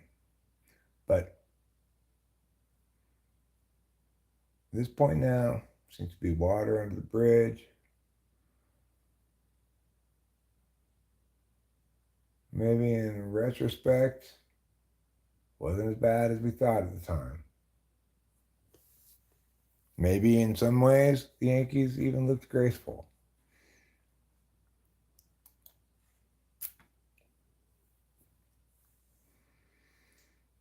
Well, it's the right holiday.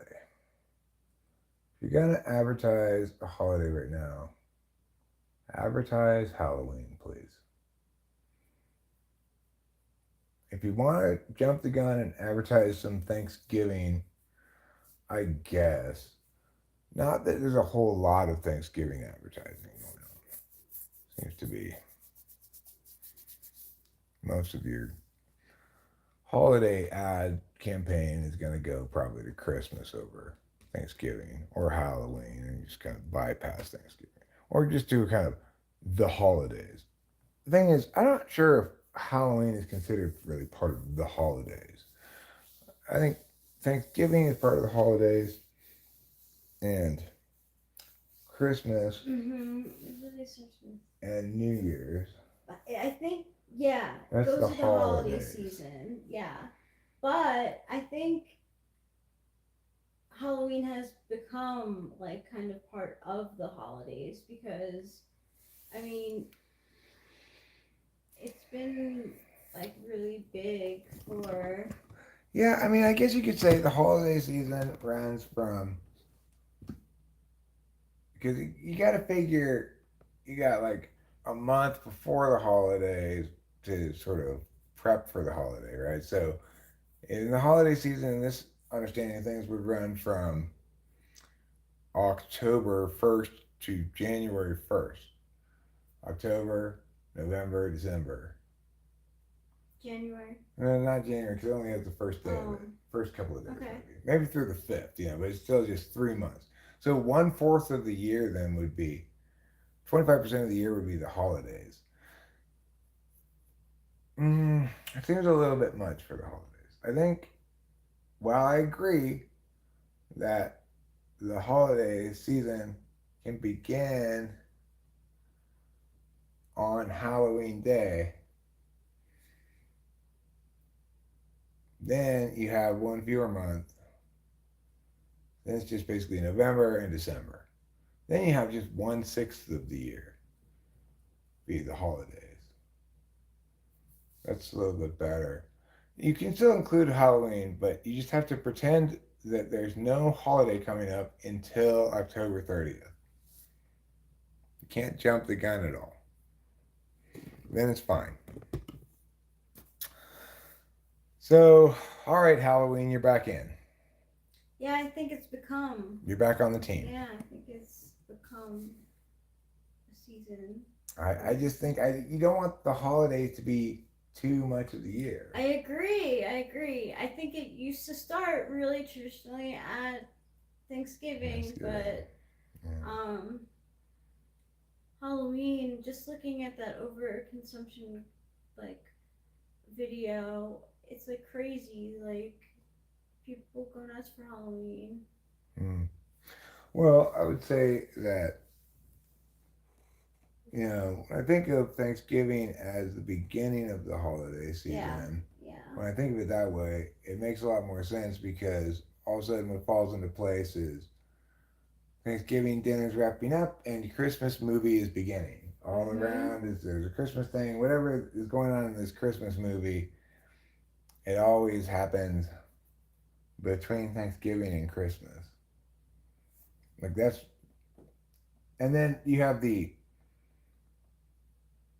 non wholesome part of the holidays, which is New Year's Eve slash from December 26th through January 5th. It's like the ass of the holidays. That's why my birthday, like, no one wanted to celebrate. They were all like holidayed out.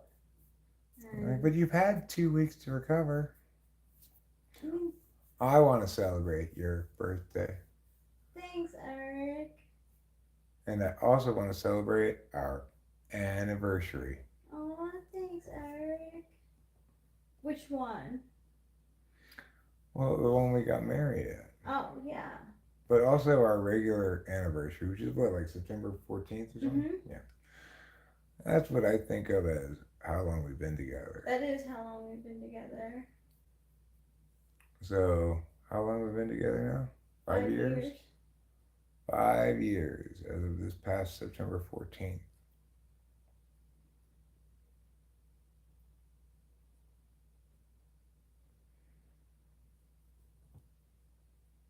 So this Trinan guy, he seems to be a very businesslike fellow. In no way does the moment seem too big for him. No. He may or may not get beat, but he's not intimidated at all. No, he's not. Alex Verdugo is 4-15 for the series, which is quite good. Well, better than 250 a little bit. He's 1 for 1 tonight.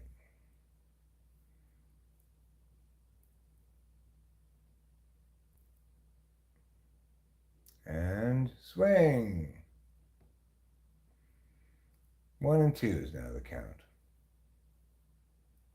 Verdugo at the plate. Trinan on the mound. Hurling his pitches homeward. Intent on defeating the opponent. That was high, and therefore not a strike. High New Groove, high No Sage, high Woody. I've not drunk any goat's blood yet today. Yeah, well, Chris, you did not see me at any Diddy parties. Please report that I've never been to a Diddy party.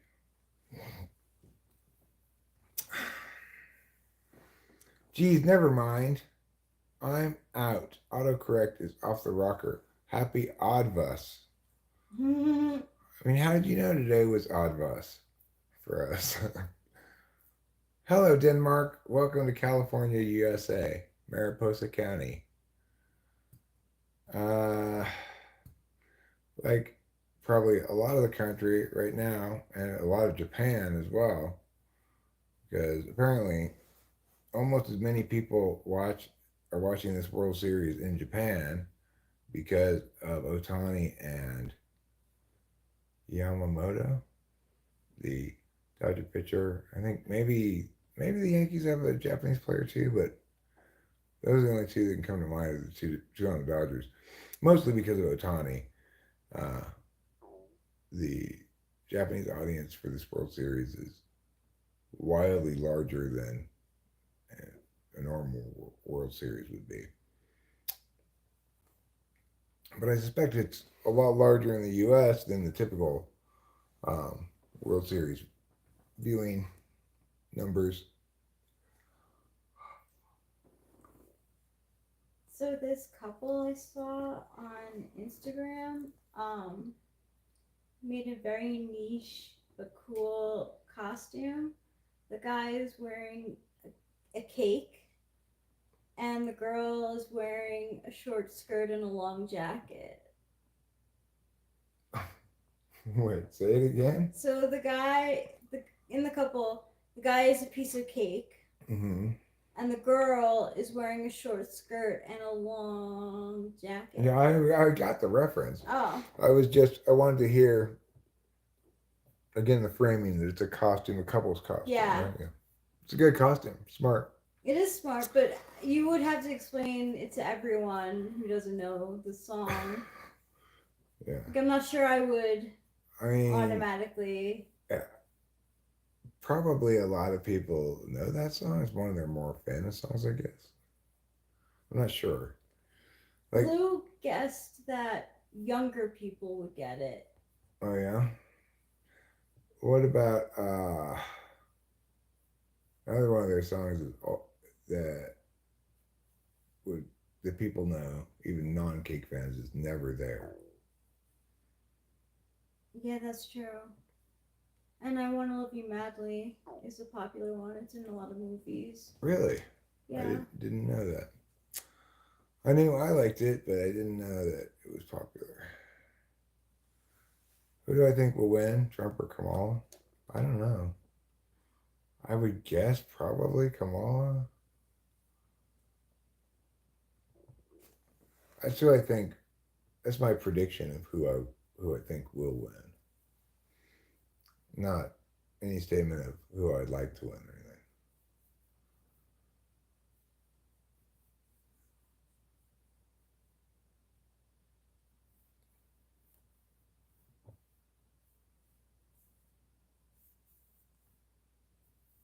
You want to know like which one do I think is less terrible? Does it matter?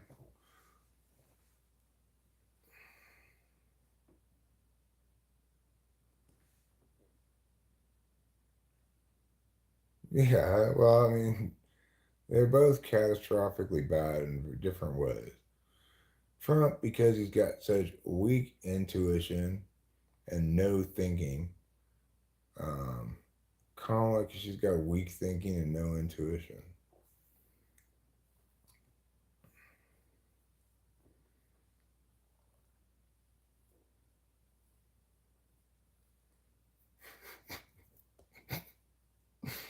Uh, Mm-hmm.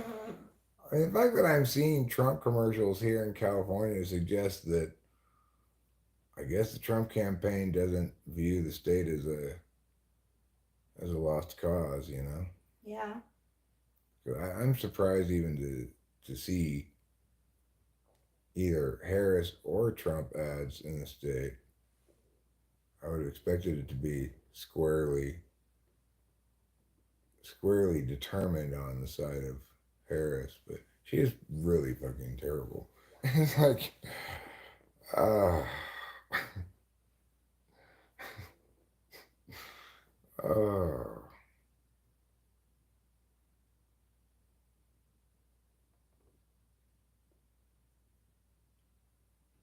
she's so unlikable. It's a psyop. Okay, well, maybe. Certainly, the the presidential elections themselves, the electoral procedures and the habits and institutions of democracy are not a psyop in and of themselves. They might be exploited by intelligence agencies that came into existence long after those electoral processes for nefarious purposes. They might be corrupted, but the idea that elections themselves are a psyop is insane.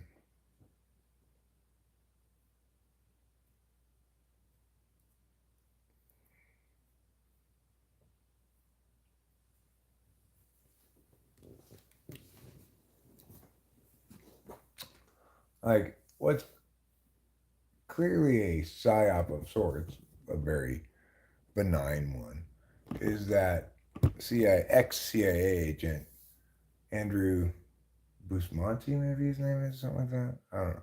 He's got curly hair. He's got a specific look that's kind of easy to remember, and it's kind of um, like vaguely a lot of things and not really anything.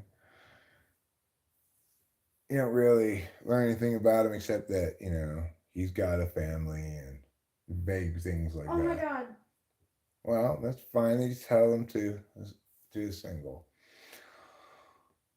Now that Mr. Cole is out of the game, of course, the Yankees are going to be concerned about whether their new pitcher will be as effective as their old pitcher was. That's good catch. But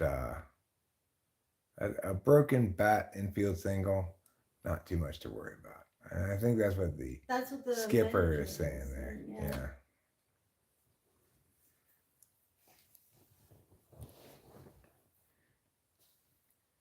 William Smith.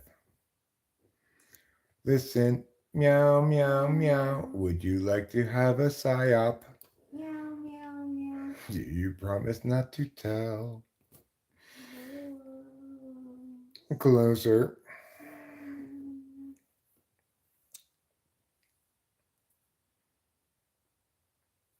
Do you know that Twist and Shout was written by the Beatles? I thought it was written by someone else and then they covered it. I thought so for sure too. Okay, let me double check.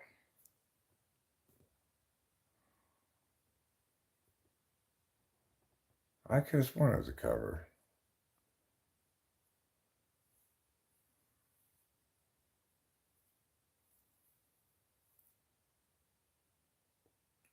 No, it's not them. I need to take another antacid pill. I'm so sorry. It's fine. It's because the first one I took wasn't really, instant solution one. It was the other one. William Smith, 4 for 14. Pretty good.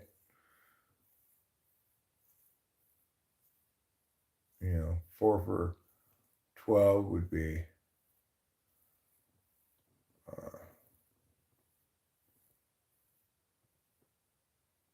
333, and 4 out of 16 would be 250.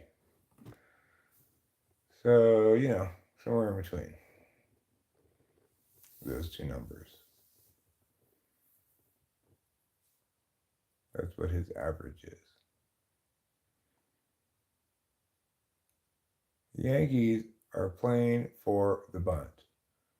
They're anticipating a sacrifice bunt from Mr. Smith.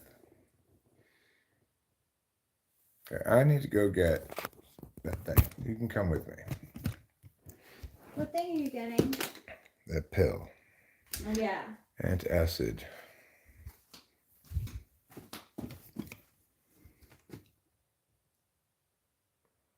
Ball 2. Come on, Yankees. Don't throw this game away. Yeah, don't throw it away. 0 out, 2 on base. Come on, get that guy out. I need to eat some food.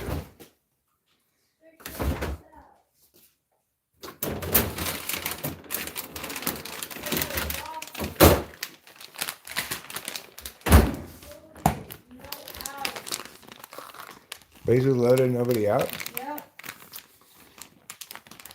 Yankees, Yankees, Yankees. That's why he left Cole in such a long time. He didn't trust any of his other pitchers. But I don't think a ball has left the infield, has it? No.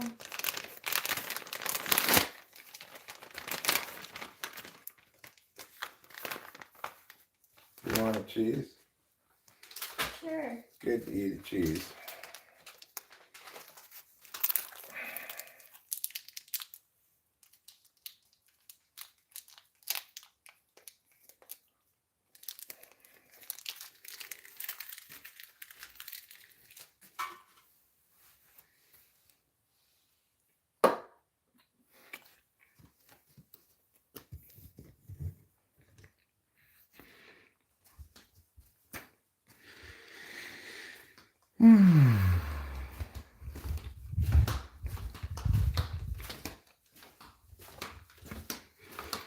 feel all like tore up, you know. Like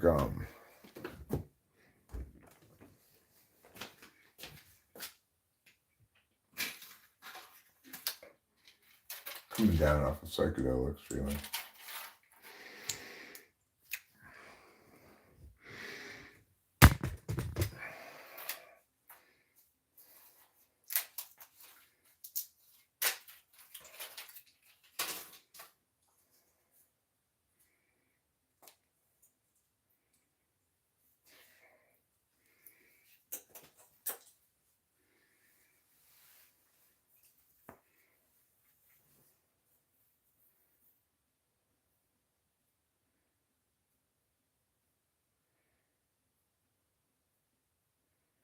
Okay, I've got this pill.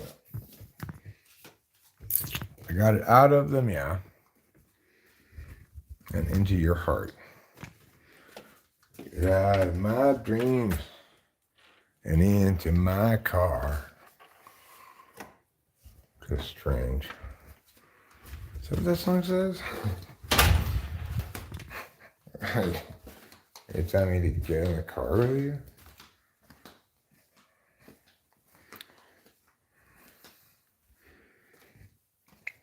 Seems an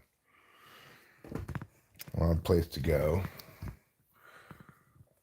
That guy's face looks so plastic surgery. Yeah.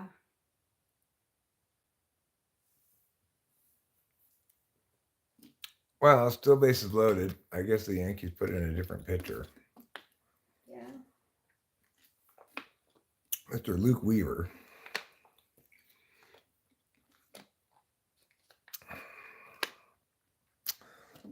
We'll see if he can pull off a miracle and hold the Dodgers to 0 with bases loaded, nobody out. When you inherit bases loaded, nobody out, you're going to basically, the only way you're going to get through this is with pop-ups or strikeouts. If you're not going to give up a single run. Maybe if you could strike out the first guy, you could get a double play in the inning. 1-1 is the count. This is a high pressure situation. This is as high pressure a situation as any relief pitcher could come into. Yeah. Inheriting, bases loaded, nobody out, ahead by 1 run in the World Series in the top of the 8th inning. I mean, that's this is asking a lot of anybody. And now 2-1 is the count.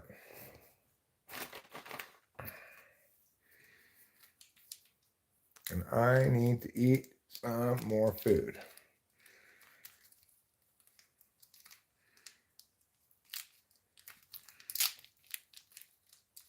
Next up is Otani. That was a beat. You know, he struck out last time. He had a good opportunity.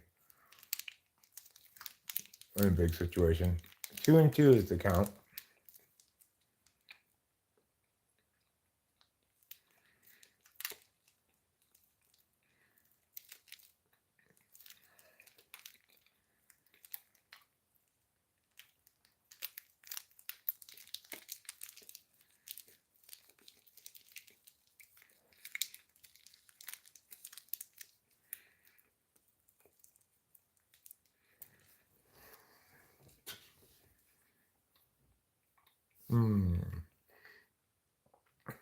Well, pretty amazing game. Yeah, it is.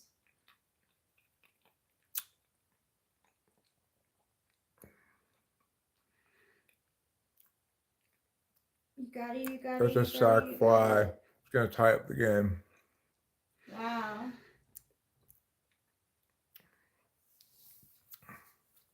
Tie game, 6-6.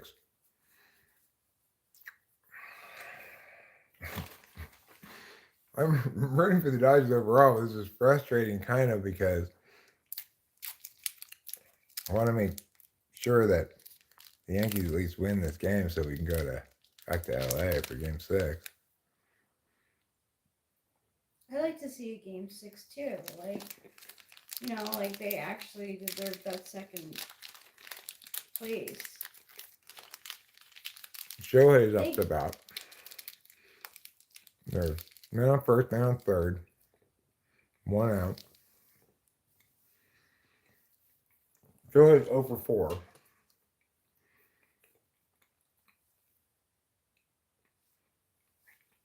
You know, it's certainly feasible that his shoulder injury is affecting his batting. But it's just as likely that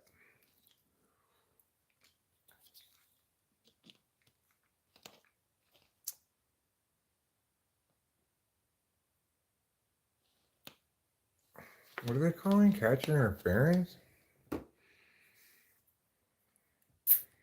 Really? I don't see anything Maybe why? suggestive of catcher's interference.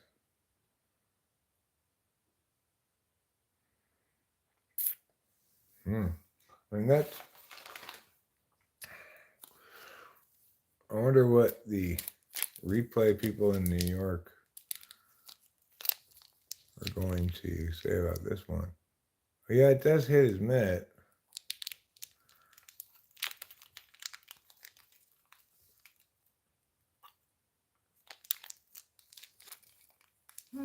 I don't know.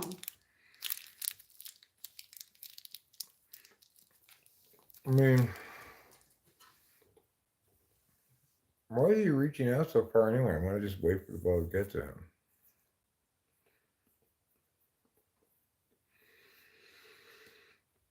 Now his base is loaded. Mookie Betts. Tie game. Top of the 8th inning.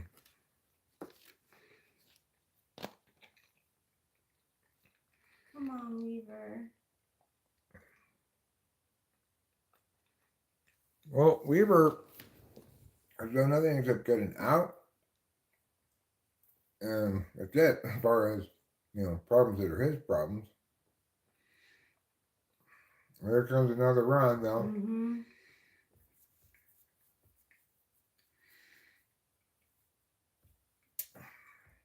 The Yankees are going to need more offense if they're going to stay alive in this series. Yeah, they are.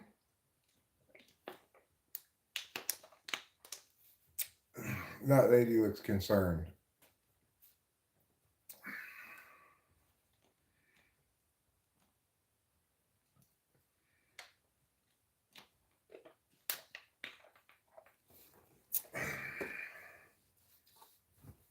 Mommy feels like a jinx. Oh, I don't think it has anything to do with you, Rachel. I'm pretty sure the Yankees jinxed themselves. Yeah. It's not over yet. But they definitely are going to have to pull up their offensive straps. Well, I would love to see the Yankees get out of this with another out here. Yeah. And so far, come on, Weaver. Weaver's done nothing except get 2 outs. Yeah. So. Come on, Weaver. You're better than this.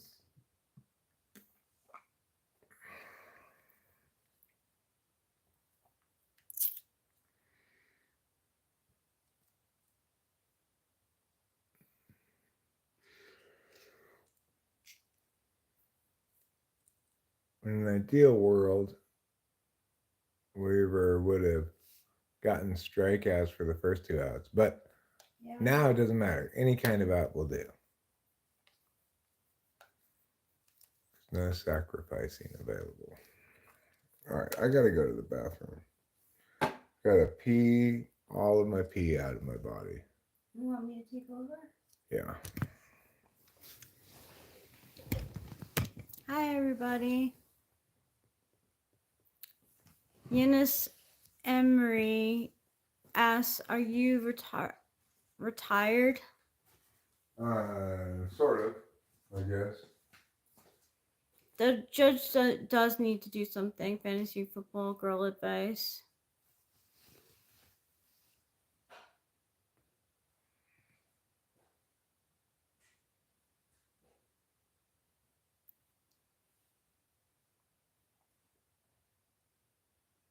Weaver gets him out of the inning. Good job, Weaver. Just one run, you know. That's definitely make upable. Yeah.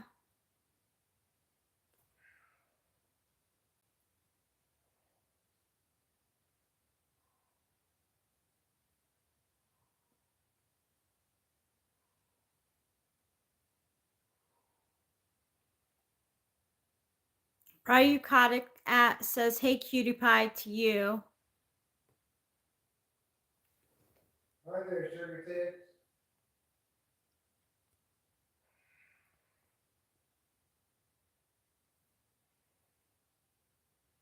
So I saw this YouTube about like cancel culture, and it seemed like the guy, he wasn't outright saying it, but leaned more towards like cancel culture is actually good. Like there should be some people whose art is just not honored because of how bad of a person they are. And the one that really stood out and made a lot of sense to me was Chris Brown, because he has so many allegations against him, and actual events, like not just alleged, but he is known for violence. So I feel like it's okay to cancel him. Also, his music is terrible. And his music is terrible, but like, you know, he's a current artist, and he's just terrible to his partners by beating them. Like, he should definitely be canceled.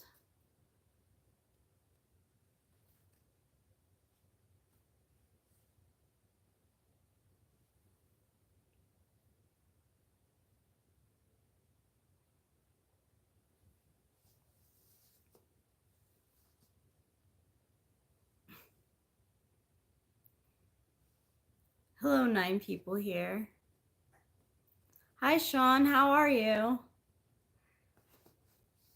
Do you think Chris Brown should be canceled? I feel like the world wouldn't miss him.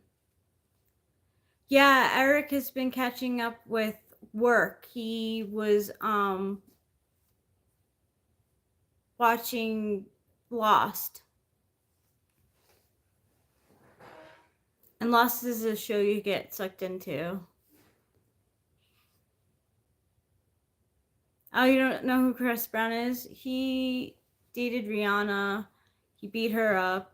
Then he's been making music. I guess some people like it because he still tours. And yeah, he's like abused like everyone he's ever been with.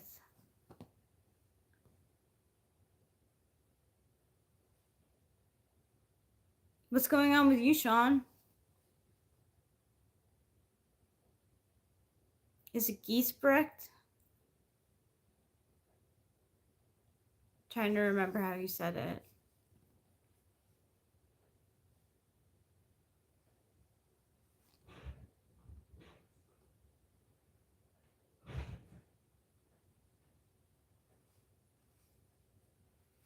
Sorry about that, Elijah Jones.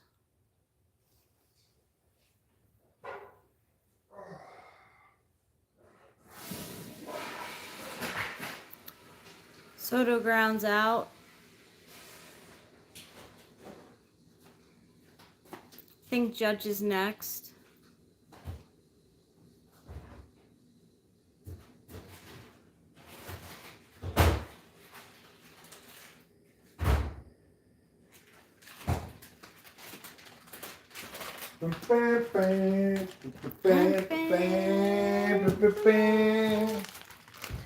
Can't you hear those cavalry drums? Hijacking your equilibrium. Meow, meow, meow, meow, meow, meow, meow, remedy and sympathy. Well, Jack is up to the plate. Let me take this back.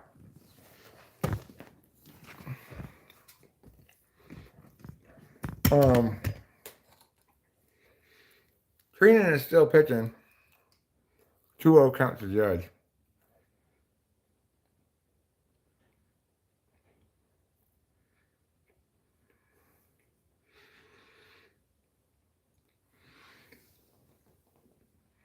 Hi, Tom.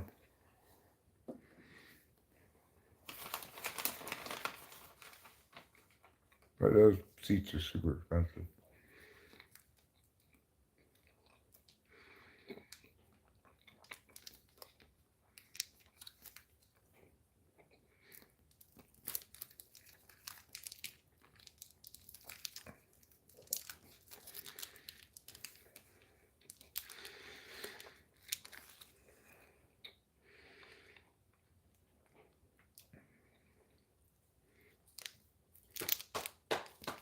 Come on, Judge.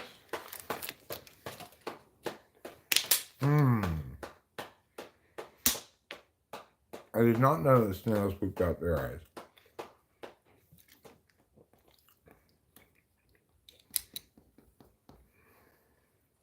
What did you just learn? Snails poop out their eyes. Is that true? I don't know. My thought was, well, I guess snails and I do have one thing in common.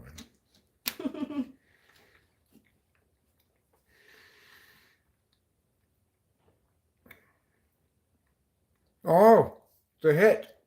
It's a Yankees hit by Mr. Aaron Judge. Yay! It's a double. Double.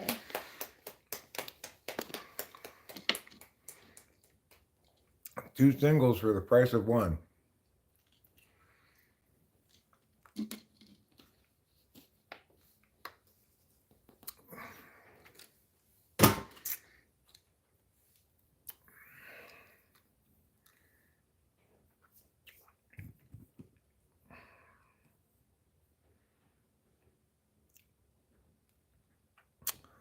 Imagine if everybody pooped out their eyes. Everybody would always be looking shitty. True.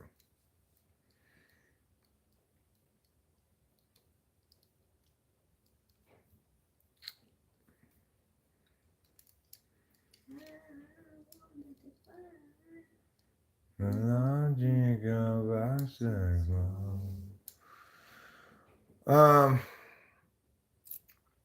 I'm almost inclined to. We streamed through this much of the game, but I kind of almost. We'll see what happens here. I might turn off the stream so I can turn on the audio. If in fact the Yankees can successfully tie it up.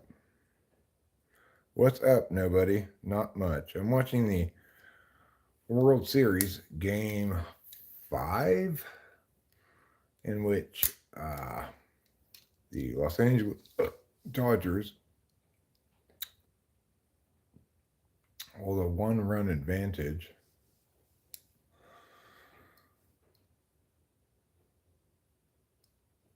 Oh! That was a strike. Yeah, that was a strike. It was just the first of the strikes, though. You could take another pitch, Chisholm. Yeah. That's a could it could have gone either way. That call. It was right at the tippy top edge corner. Yeah, it was. But you know what, Chisholm? The corner still counts. Yeah, it does. I don't think referees or umpires are ever persuaded by the guy pretending to walk to first base like he knows it's a ball. Yeah. There he knows it's a ball. That one for sure. But really, when they go, oh, okay, ball 4, I'm going to walk to first base, like really, like abruptly, and probably it's borderline. Mm-hmm. The ump's more likely to just say, no, strike. You stay right there, mister. Uh-oh. Out comes Dodger manager Tommy Lasorda to pull Trianon. Dave Roberts, of course, is his name, not Tommy Lasorda, but I would prefer if it were Tommy Lasorda. Why would he come out if he's going to leave the pitcher in? When did that ever happen? Yeah, what was that? Wasn't that Dave Roberts who went out? Or was it the fishing coop. No, it was Dave Roberts. I don't know what that was all about. Me neither. Just wanted to say, hey, buddy, you're okay. I just wanted to let you know. I think you're pretty special. I'm Dave Roberts. Thank you for being you. Hi there. Dan Love 315. I don't believe your town is actually called that name.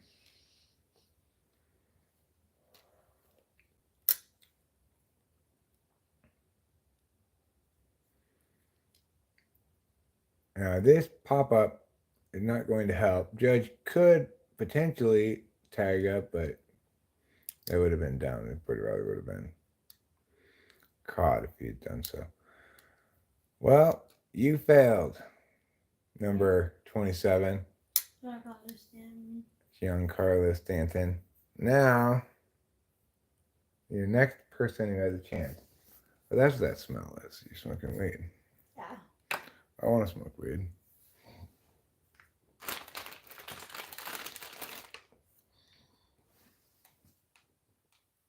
This thing is weird. How it doesn't seem to smell like anything at all. I swear I smell it though. Like I smell like when You you smell were it? yeah. So our olfactories are just different. Maybe I have a red green smell blindness or the equivalent. Yeah. Or it's emitting a smell in a certain frequency that I can't smell. Yeah, that happens.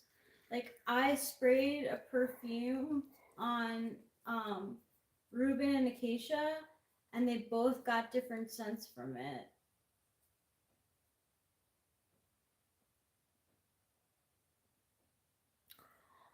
One thing that claims to be a smell vacuum is baking soda. It's the opposite of a smell. Instead of having a smell, it absorbs smells. But is there an equivalent for taste? I don't think so. Something that absorbs the taste of something. You could mask it. Well, Yankees, look, it's 2 outs. Mr. Rizzo, it's your time to shine. Yeah. It's your time to shine, Rizzo. I don't know if that's you're hitting in the 6th slot, if that's what that means. I think so. Oh, strike out. Rizzo, you swung at a terrible pitch. Oh. New York Yankees, you need to get your act together. You're not performing up to snuff. You're disappointing my lovely wife Rachel, me, and millions of Americans with your performance. You had this game. Yeah, they had it. You were up 5-0.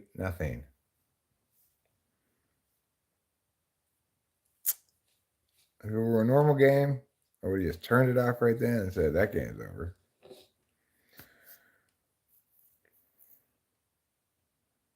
I tell you, he's going to be very sad tomorrow if you lose this game, New York Yankees. His name rhymes with Volpe. Mr. Volpe.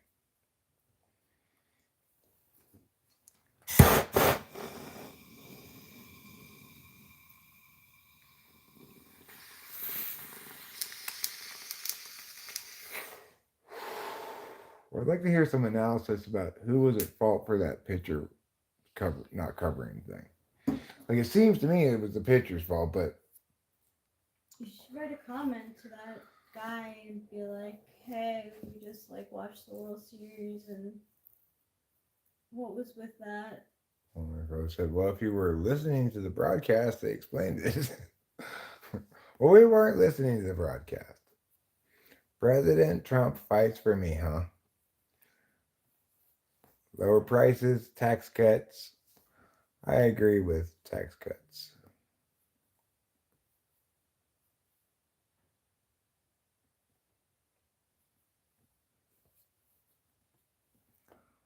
Tax cuts are a good idea. Yeah, it is. he fights for me. No, I mean, when it comes to tax policy on nothing else, Trump's better than Harris. It doesn't mean that he fights for us or anything like that. It just means he happens to be correct on that one thing. Yeah. They're both horrible. I don't like that he put his like bloody face for us to see. Like, well, I guess it is a tactic. I mean, I dislike more than that abusive language than abusive image, Like, it's propaganda image, sure, but you can't say that it's incorrect because it did actually happen, so he's gonna milk it for whatever. I find much more offensive words that you cannot defend.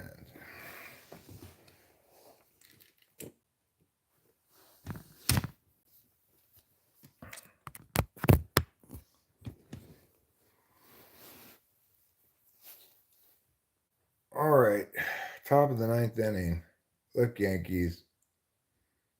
Obviously, you cannot allow the Dodgers any insurance runs here. No. Bottom of the ninth inning is going to come pretty soon. You're only down by 1 run. Yeah. You just need to, this is not a good start to the top of the ninth inning. Don't give up a hit to Teoscar Hernandez.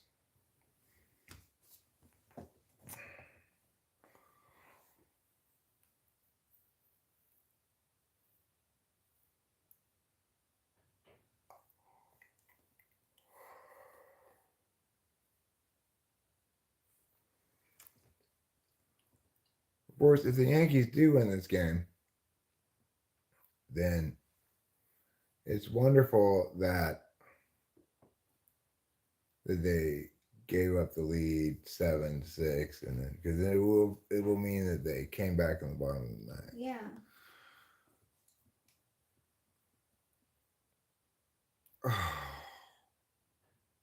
All right, that's fine. That's fine. That's 1 out. The runner stayed on first. Good job. No team has come back from down 5+ runs to clinch a World Series. That's very specific. Yeah, it is. That's very specific.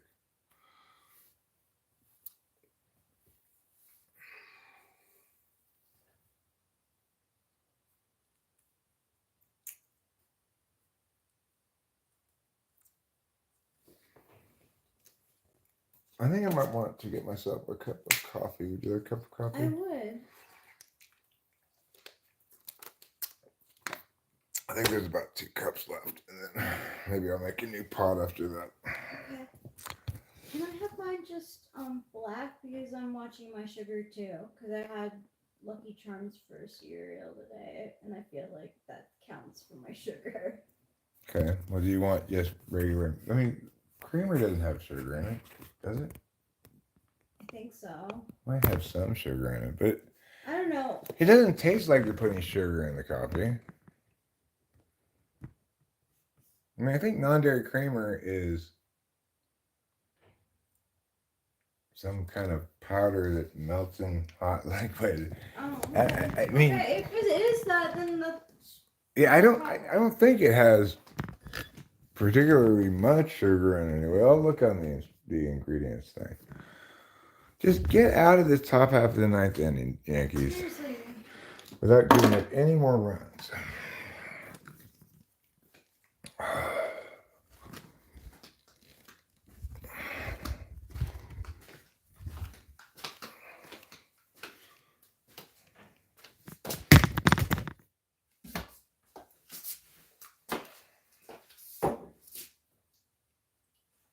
All right. Now,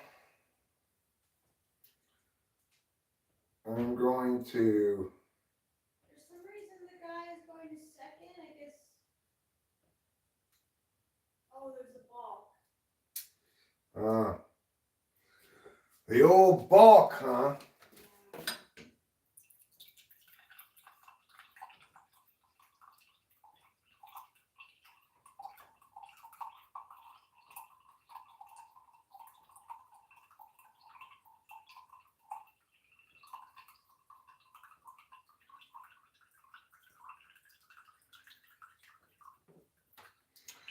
You know what, Rachel? There's not very much coffee here. What's that? Can we share it? Sure. Do you think I put cream in it? Yeah. And I can make a new pot after I make this cup of coffee. Okay, thank you.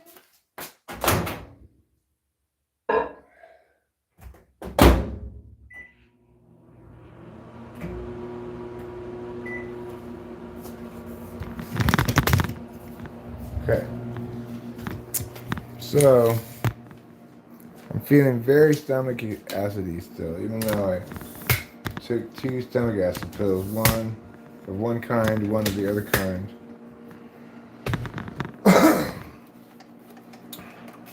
It's better than it was, but it could yet still be better still.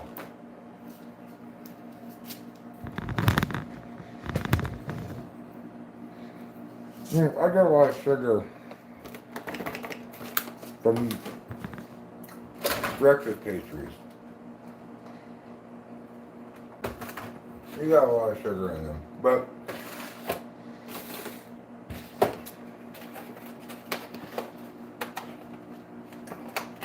they have the advantage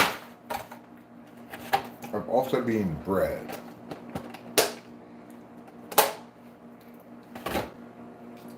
Things that are bread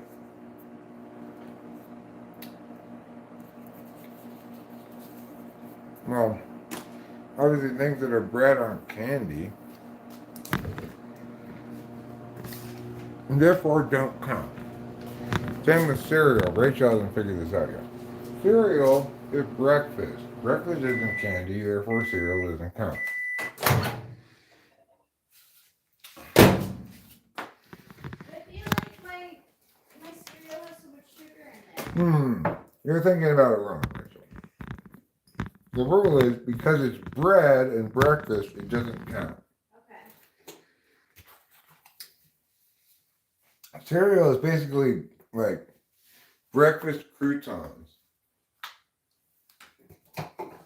Or little pieces of bread, more or less, depending on what kind of cereal you get, but some kind of breadish thing, right? And you wetten them with milk, just as you would wetten your croutons with salad dressing in a salad. Instead of zesty spices, it has savory breakfast flavors, which include flavors like sweet. But because it's breakfast, it's immune to the sugar calculation of things. This coffee is PDG, standing for pretty darn good. Thank you so much. Is it the bottom of the night yet coming up, or is it They're changing changing pictures? pictures. Well, at least they're not waiting until it's too late. Have the Dodgers scored yet? No. Okay, good.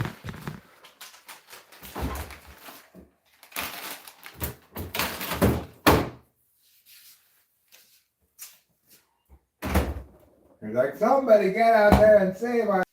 Yes. Well,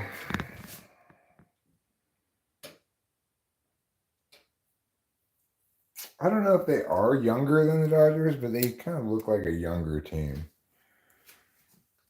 Yeah, they are.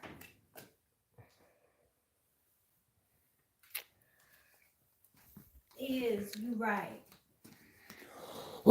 So that bodes well. It just means this is growing pains rather than like generation defining or something. Right. This isn't their best chance out of a long time of struggle to get a World Series. This is really, probably. How old is Judge? He's like 30. Yeah. Mm-hmm. Something like that. He could be good for another 5-6 years potentially.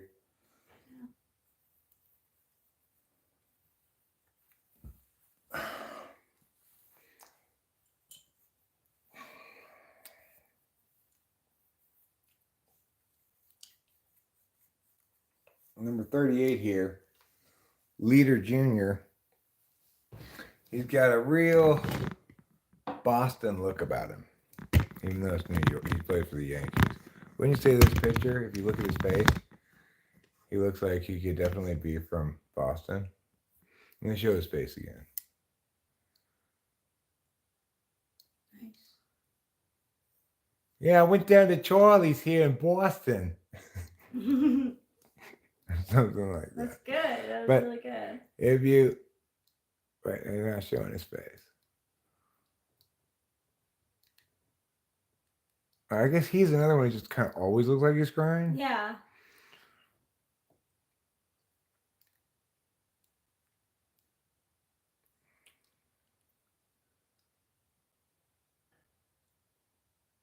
Ooh. Good play by the catcher. Yeah. That could have been a big problem.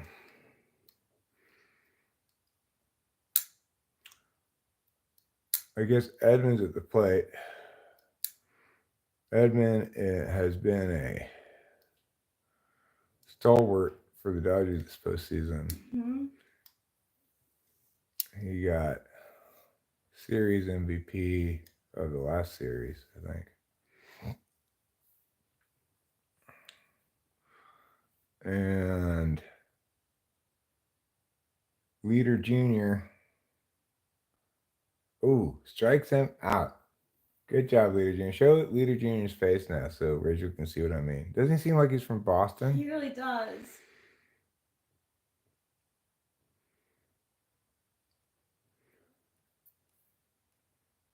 It's wicked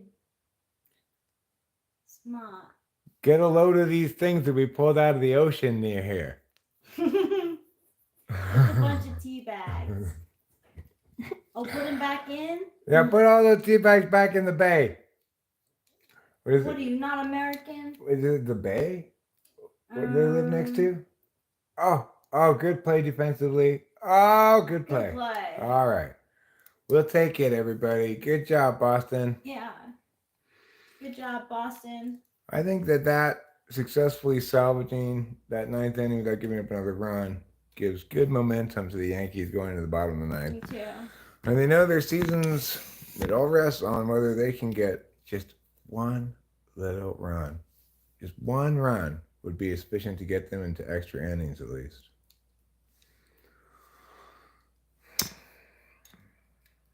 You know what's interesting about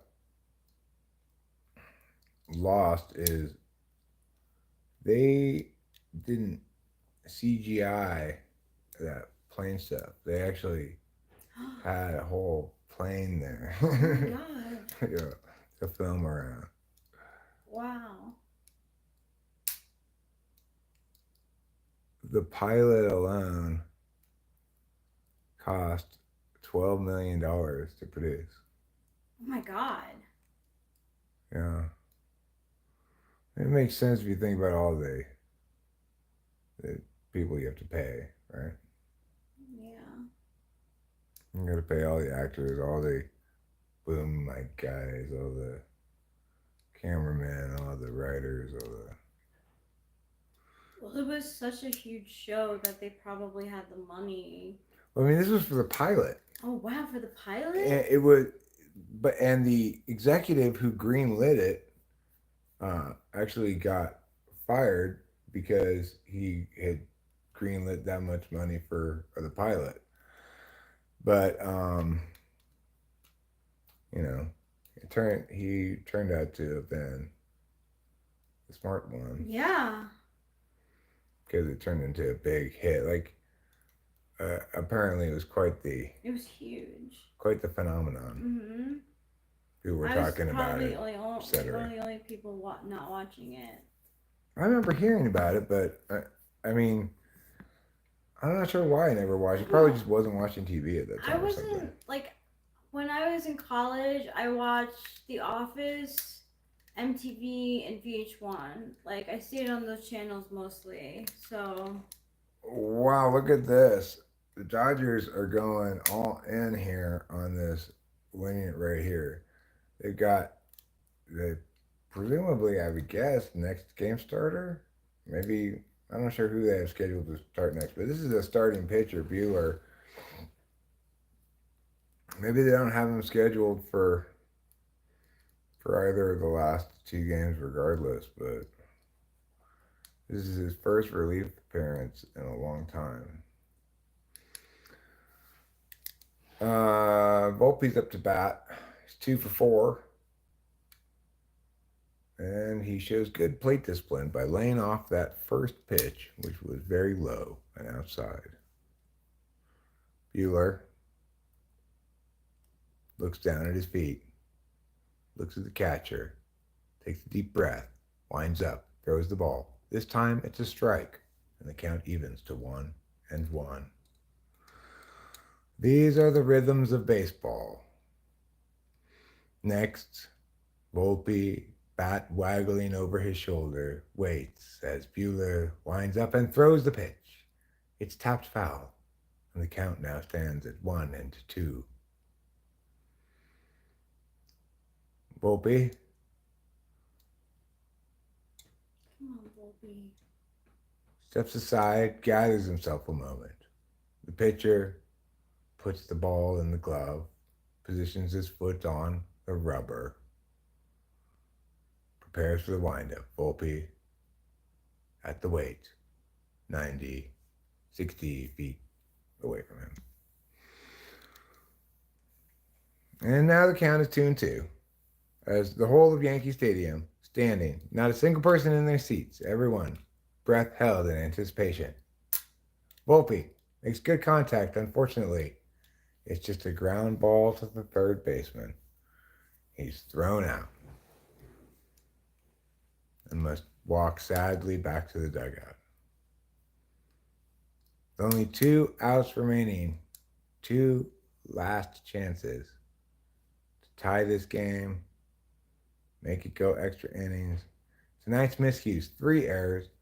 Cole fails to cover first base was the 4th thing. It says it didn't count as an error. Oh. But let me go back and look at that again.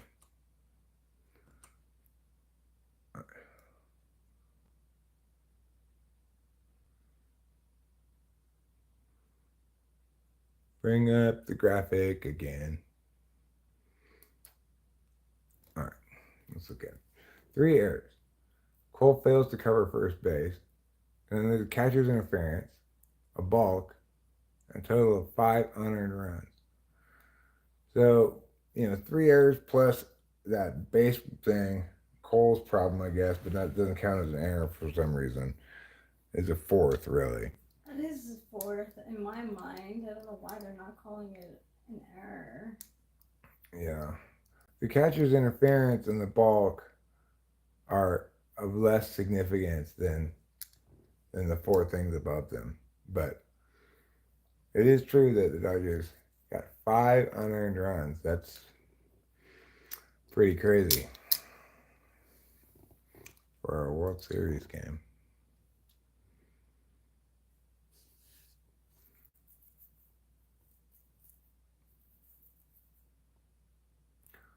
Well, I'm sure the Yankees didn't plan to make all those errors. It wasn't in the clubhouse beforehand. Like, let's go out and, blunder away a 5-run lead.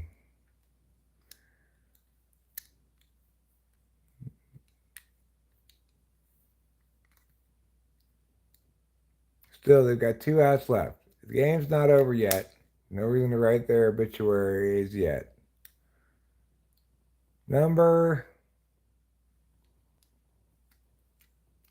Mr. Wells. Oh, it's the catcher.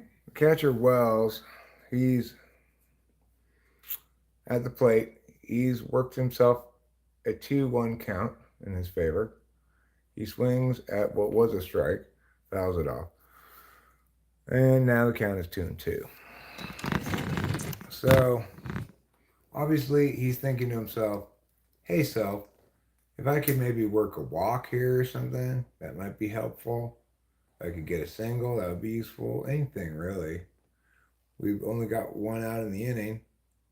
That's nice contact, protecting the plate. Mm-hmm. Unfortunately, another foul ball. The count remains 2-2.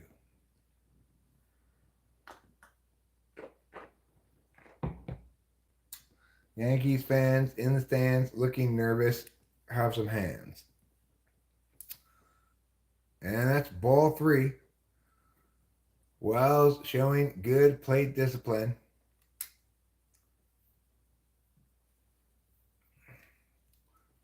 Combined with the 2 lines of eye black, his mustache makes a 3rd horizontal across the face. Oh, and he strikes out. And all of them strike out. Now the Yankees find themselves down to their final out.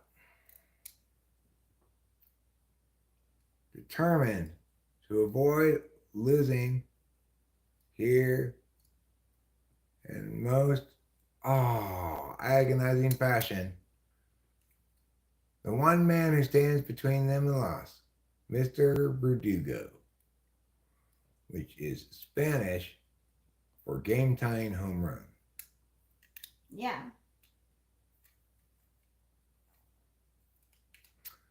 1-0 is the count. He takes a mighty hack at Buehler's second offering, which also would have been a ball, it looked like. So that's unfortunate. But he missed it. And now the count is 1-1. And Verdugo swings. He misses. Now the count is 1-2. The Yankees are down to their last strike. But you know what? Stranger things have happened. And like I said, Verdugo is Spanish for game-tying home run. Unfortunately, he didn't live up to his name, as the Dodgers have won the World Series in 5 games. Somebody's very happy. That's Mookie Betts. Some other people are happy. Various Dodgers jumping around. You know, sporting stuff. Congratulations. Thank you, darling, and my condolences on your beloved Yankees. To be honest, I would have rather they won, because It would have been at home. I mean, even I would have rather they won the whole series, even because you know why? The Yankees have had a long time away from being good. The Dodgers have been right there for a while now. Like, apparently, the Dodgers have made the playoffs the last 12 years in a row. Wow. It seemed like, really? Is that true? But I think I heard that at some point here. Well, Dave Roberts, congratulations. Anthony Volpe, I'm sorry I accused you of crying. I see now that you always look like you're crying. I was a little bit tripping on mushrooms, so maybe it made all of the Yankees look like they were crying to me. They all look like they were crying, and you could have been crying. He seems a little bit. Well, as we see now, he had good reason to cry. Yeah. Because as a matter of fact, that one inning meant the end of their chances at the World Series. All the Dodgers are hugging each other with congratulatory back pats, high fives, a few buttocks cuddles, other sports stuff, sports stuff. Whispering sweet nothings into each other's ears. Yeah. Like, I'm pouring champagne. I don't see any champagne pouring here because There they're still was on a the bottle field. of something. They're still. I think they have to do that in the clubhouse. Oh, I don't think they get to probably. do that on the field. Probably because nobody wants to clean up. Well, maybe it'd be easier to clean up outside. I don't know why you can't do that on the field. Maybe you can do that on the Now field. they put like black bags or like black plastic around the locker room so that the champagne doesn't get on the stuff. Well, that's smart. Yeah. They put it on both teams'. I don't know. I would expect so. I guess if it's game 7, right, they just put it on both teams'. Yeah. But like tonight,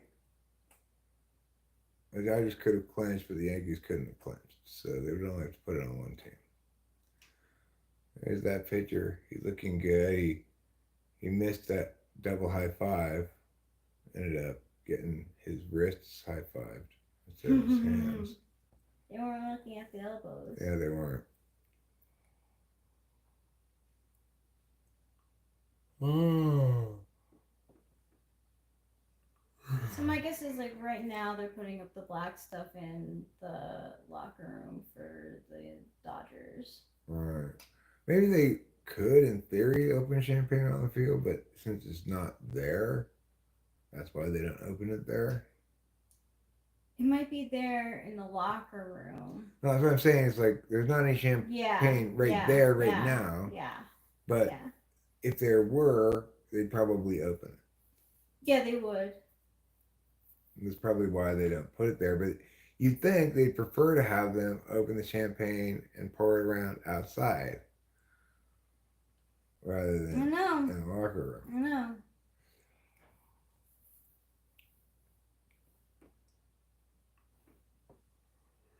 Like, I mean, I guess eventually everybody in the team has to go back to the locker room and change out of their baseball outfits.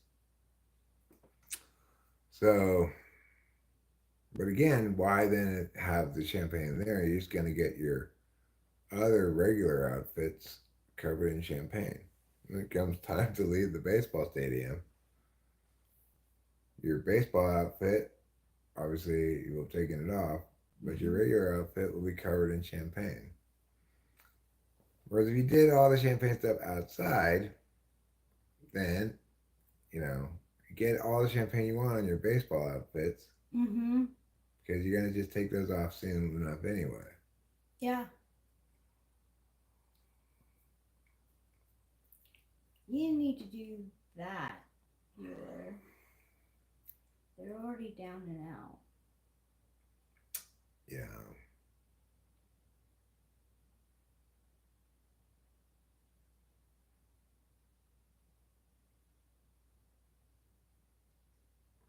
I'm sorry for kind of a lame World Series. I feel bad for the Yankees because it's obviously a team that could have at least gone toe to toe with the Dodgers. Yeah. But they just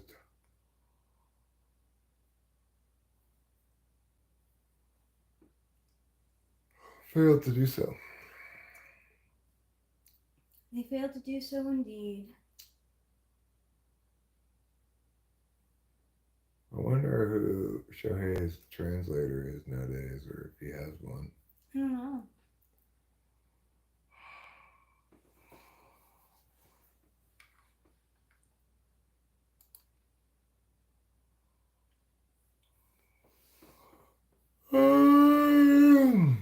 I'm getting pretty tired. Of course not. So this guy's all right, ultra Christian guy.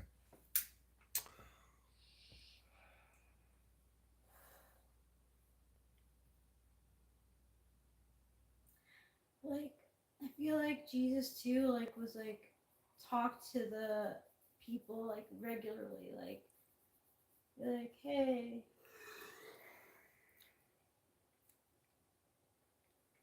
He said, what? Like, hey, what's up? But in like that time, like he wasn't all like. And he said, hey, with a smiley face. Mm-hmm.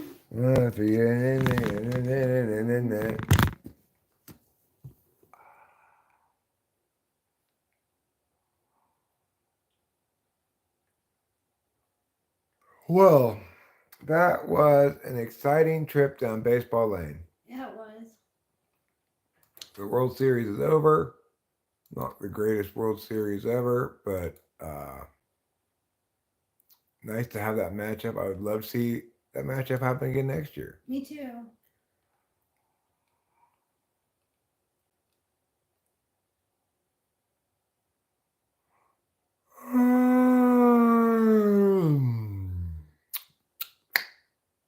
Well, well, well. Hey, yo. I think it's about time to wrap this up. Do you mind if I keep talking? Oh, you want to stream? Sure, go for it. I don't know what I have to talk about. You know, take it upstairs if you want, or in the master bedroom, one of the two. And if you get tired of it in 5 minutes, then say never mind and come back out. If you like it, then fine. You know. Okay. In other words, play it by the seat of your pants.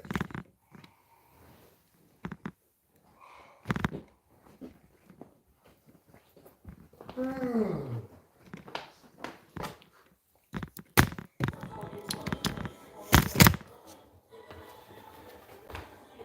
take some wheat with me. Yeah, you should. Take that whole jar. Okay.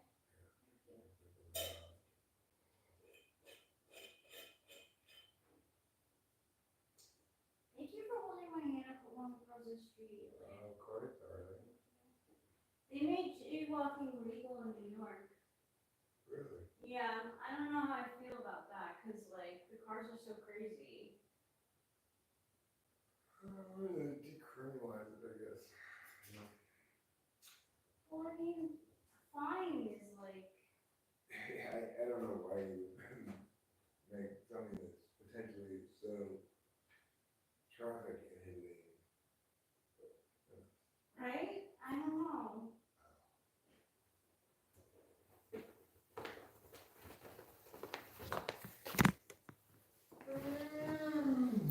No trick or treating.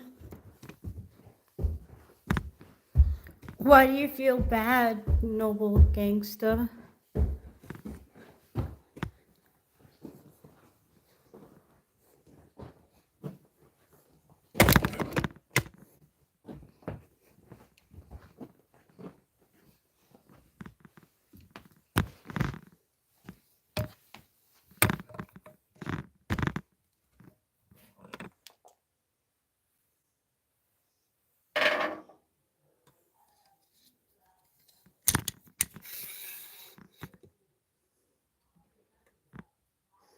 There's probably going to be trick or treaters in town though.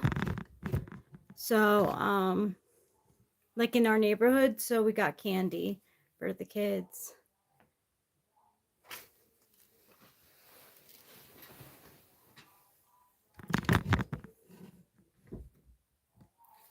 Are you doing trick or treating or dressing up, KC 154?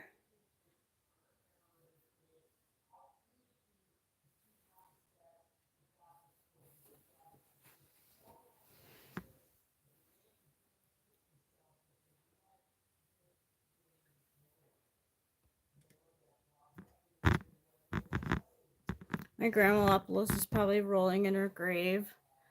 She's a Yankee and a Jets fan.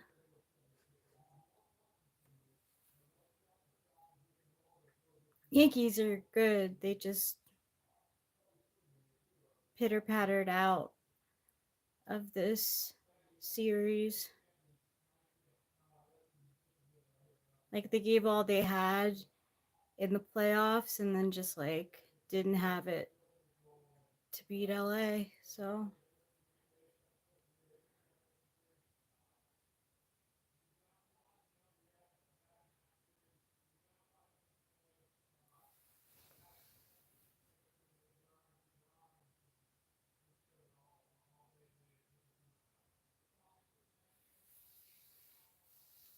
I think I am gonna wear black though on Halloween.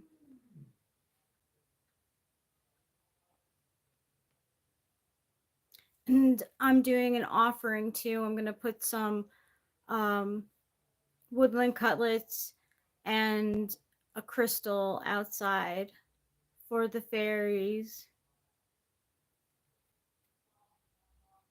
Hi, everybody. So I heard in New York that Michaela Mufo Comfort says, "Hey, I have a question for you. Can you date a broke guy?" Um, it depends on how much you feel for him. Like, does he have goals to become not broke? Do you have the money to put up like for some things, like for pay for some things?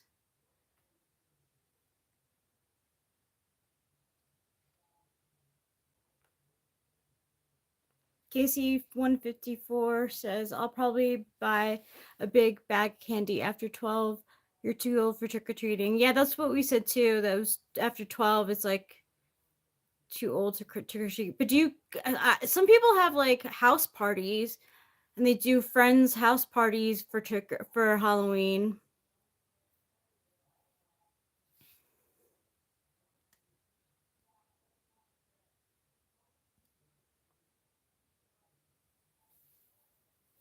Zachary Woodward says, "Would yourself maybe ever consider wearing like a denim miniature skirt tomorrow night to go trick or treating?" I don't have a denim miniature skirt, and it's too cold.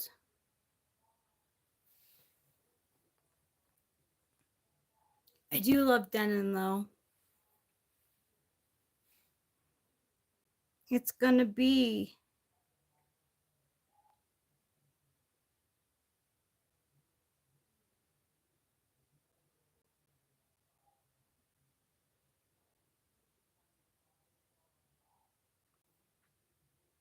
34 degrees at night.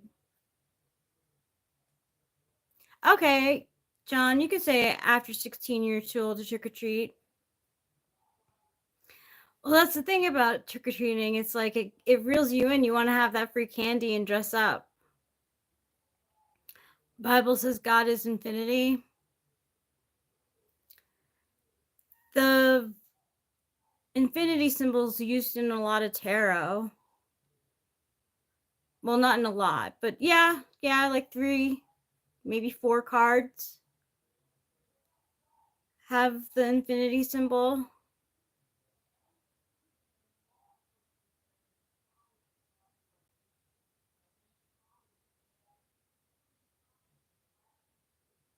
Hey, G.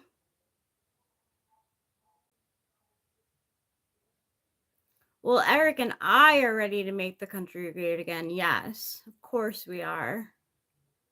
By ourselves.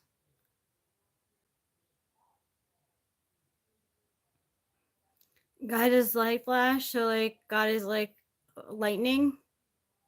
Hello from Scotland. How are you doing today? I'm doing good, Captain Viagra 2001.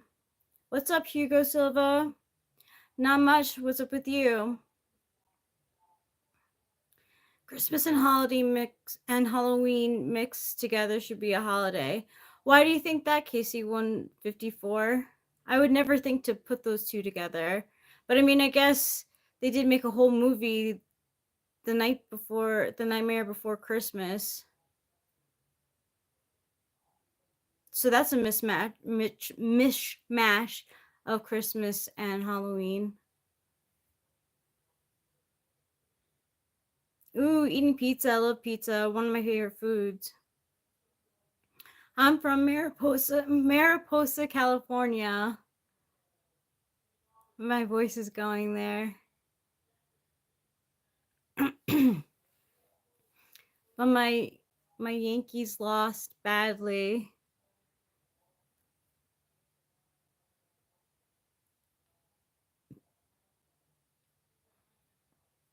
Don't eat the dogs of the people. Don't eat dogs. You're in Glasgow? That's cool. I've never been there. I've never been to Scotland. I've never been to Great Britain or Ireland. Haitians eat dogs? Well, I can sort of get that. Not that I agree with it. You're in bed, Ninja? That's comfy. Hey, Theo. I've never been to Greece either. I heard it's beautiful. I'd love to go there.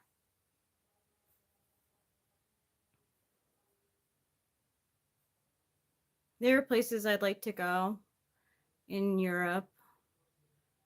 France is one of them. Germany is one of them. Greece and Italy. You're in Greece as a baby? I guess that counts. It's not really a priority. I mean, I would have to go with Eric. We would go together on these things and it would be a trip that we plan. So that's why we haven't gone. We haven't prioritized it. Mom, my ISFJ mom still remembers in vivid detail SI freak. Does she remember your time of birth? G? No 360.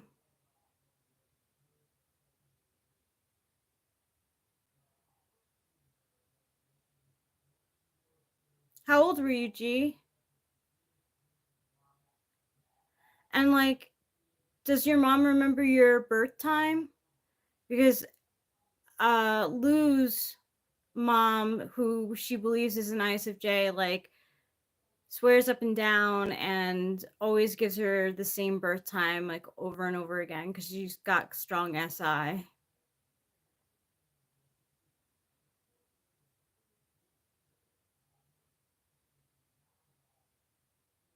I already said hi to you, Theo.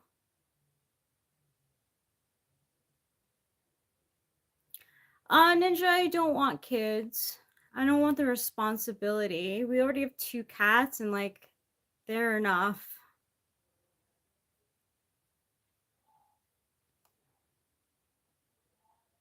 I was a toddler almost, but yesterday I was watching a travel channel about some Greek islands and Ma loved it. Interesting. Was she like remembering all the things that had happened when you guys went to Greece? I don't understand what you're talking about. What's strong SI? So SI is a way of knowing in the cognitive functions. So each person has a function stack of 8 functions in a certain order that represents their part of their personality. So SI is a knowing function in your cognitive stack, and it shows what, depending on where it is in your chart, it's a way of knowing by like your own experience.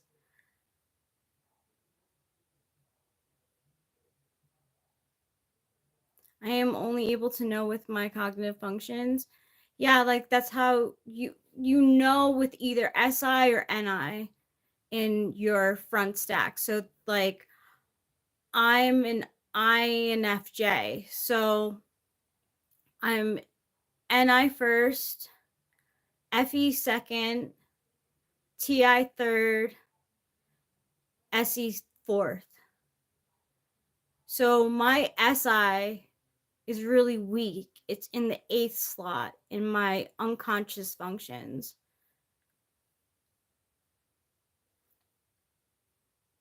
It's not Scientology. It's not. It's psychology. Carl Jung came up with typology and cognitive functions.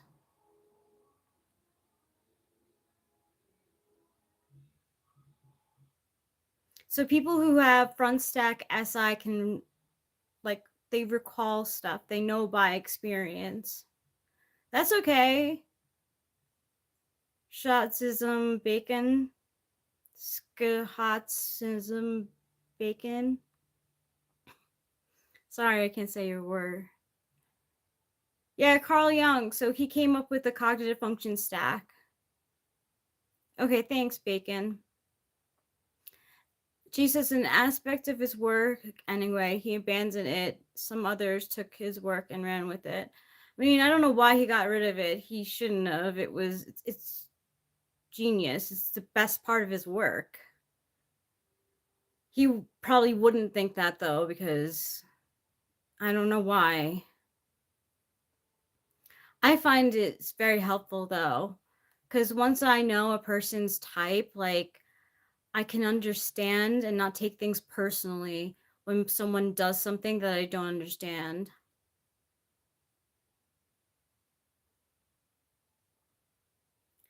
So, like, my mom is an ESTJ. So her NE is fourth. And so when she calls me, she wants to know what's going on with me. But because her NE is third and selfish, she does most of the talking. She really wants to talk about like her life. And she wants to be the one who's like asking the questions and giving out the idea.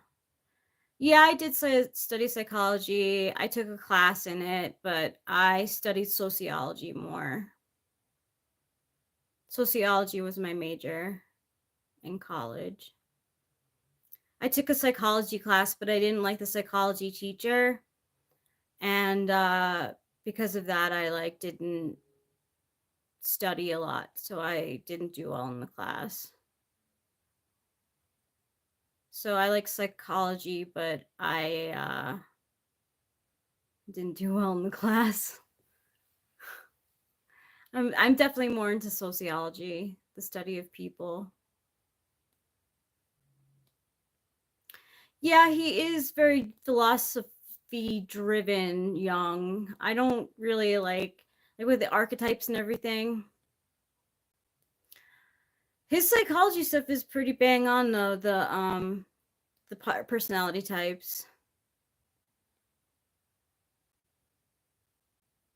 I mean, I didn't like it. I didn't do well in it because I just like didn't give a shit. I didn't like the way it wasn't fun. I didn't find it to be fun. And like we would do like personality stuff, like psychology tests in class. We would do like personality stuff. And like one time like my teacher didn't believe me. Like I gave her like my results of my test and she was like, "No, that can't be true." And I was like, "Why can't it be true?"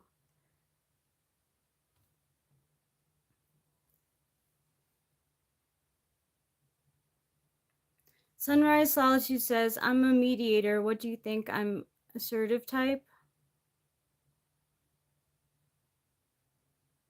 What do you mean that you're a mediator? Like physically, or like you're a mediator in law, or you're a mediator in typology?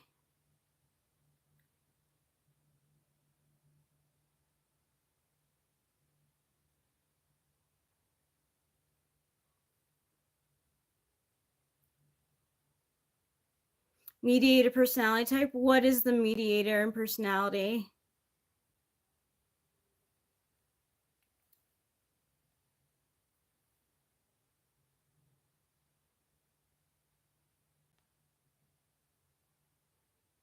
I'm looking it up.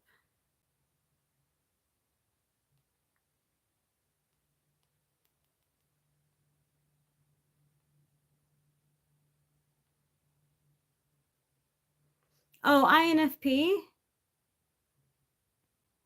I don't think INFPs are assertive. Hi, Nick. My name is Rachel. Please don't call me sweetheart. I'm doing well. How are you? INFP. I don't find INFPs to be that assertive.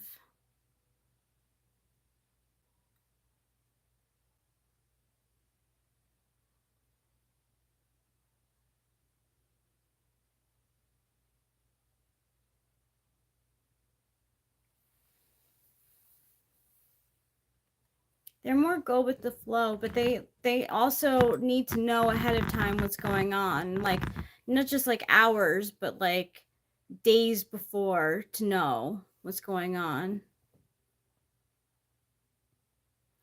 I have assertive traits. Basically, I'll hold my own. Okay. Sunrise solitude. So if you don't agree with something, you'll state your position. G says INFPs are snowflakes. That's the stereotype. Highly sensitive, etc. My dad's very sensitive. He's an INFP. Winston's mom. Hi, Rachel. Hi, everyone. Howdy and hello at G. Hi, Winston's mom.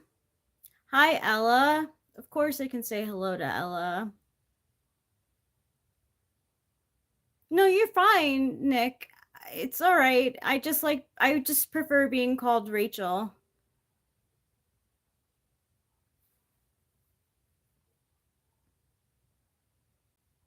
We are sensitive. It's funny because I'm also a Cancer. Oh, double sensitive. Well, my Enneagram type is 964, and in Enneagram, I'm a triple doubter, so I doubt like everything naturally. So I get the double sensitivity. When's your birthday? I'm a Capricorn. I'm the opposite of you. I'm the father of the zodiac, which is sometimes true. July 13th, 1995. Do you know your Chinese zodiac? Is it pig?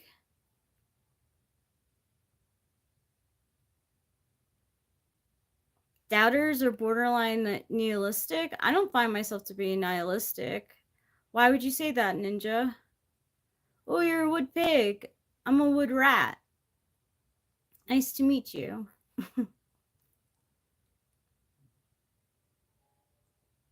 My grandpa's birthday was July 16th, but I don't know what year.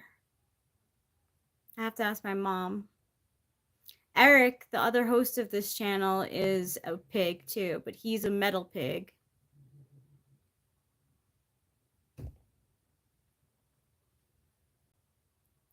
Apparently his metal cuts through my wood.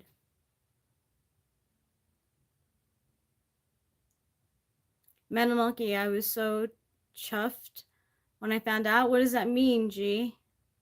Hi from New Zealand, says Hail Seosol Shi Say Sho Say Oshi.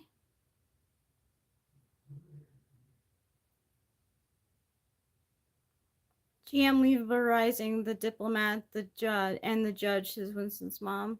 Me too. Pick make loyal friends, they do. Wood is flexible. Yes, it is. Eric's downstairs. He's watching what he wants to watch. I don't know what he's watching right now. If you're nihilistic, you don't believe in anything, not a religion, moral code, love. Oh, I'm definitely not like that. I'm core 9 and I'm SX variant. So I definitely believe in love and I believe in Jesus Christ. Definitely moral code. I am an INFJ, so moral code's going to be real important to me. I'm a life path 4. Like Trump and some other people who I don't like.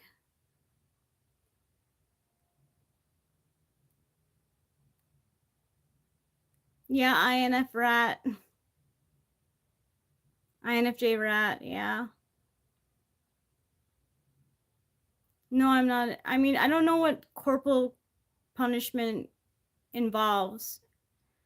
You know, I don't know what is corporal punishment, what's involved with corporal punishments if you just Sam.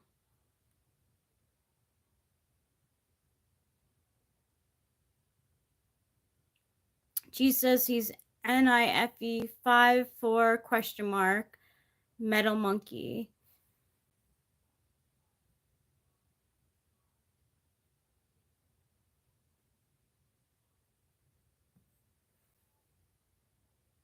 Oh, physical spanking? No, I don't believe in that. No. Mm-mm. Your ex had the same exact traits? That's weird. What a coincidence that is. I'm glad you're here, Sunrise Solitude. I'm glad everyone's here. Thanks for being here. No, no spanking, no corporal punishment, no.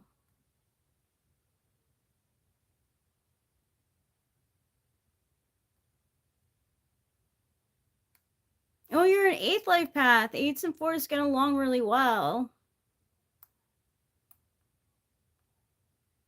Eric is a 22 life path. I was punished up until I was like, I don't know, probably like 9. Sometimes I would get punished and I would have to stay in my room. Like I wasn't allowed to go out. So like, you know, in my teens too, like if I did something abuse, I mean, my parents did hit me on the butt. Like I can remember one time.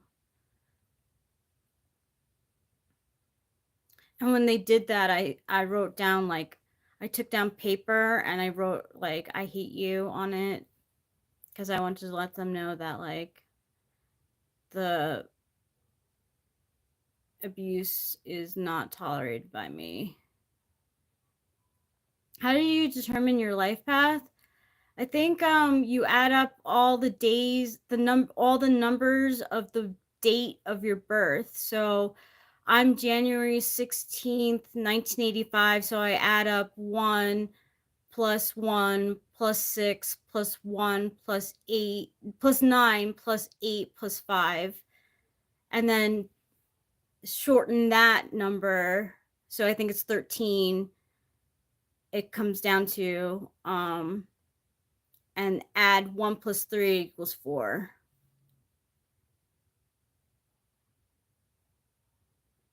Solitude Sunrise says your personality type intended to go through something spiritually shocking. Yeah, that is true. That happens a lot to me. Well, you also do reject. I don't know why only addition. You add and reduce, exactly what G says. Thank you, Winston's mom. Yeah, they have a different, in Judaism, they use a different system of numerology, but they do believe in numbers a lot. They have a lot of significance. Same with the Chinese culture. Numbers mean a lot too. I need a calculator for simple addition, G. I can't do it in my head. TI Polar can do. I don't know how they do with addition. I can't. I use a calculator for everything. I can't do it in my head. You love your capybara, says Danny Custer. That's cute. I do like capybaras. Where do you keep your capybara? Outside? What is significant of life path 6? Life path 6 would be someone who is really loves their family ties, traditions, love, warmth in the family and friendships. Friendships are family. You see. Let me ask ChatGPT.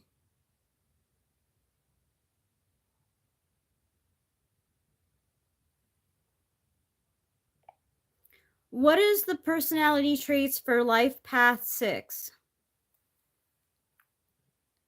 Yeah, it does mean family. People with a life path 6 are often known as the nurturers in numerology.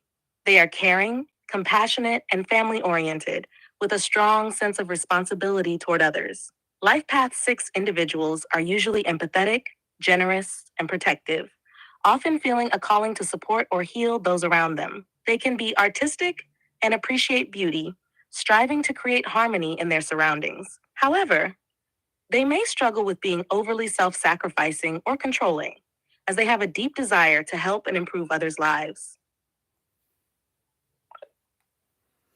Life path 4 is something. That sounds gross.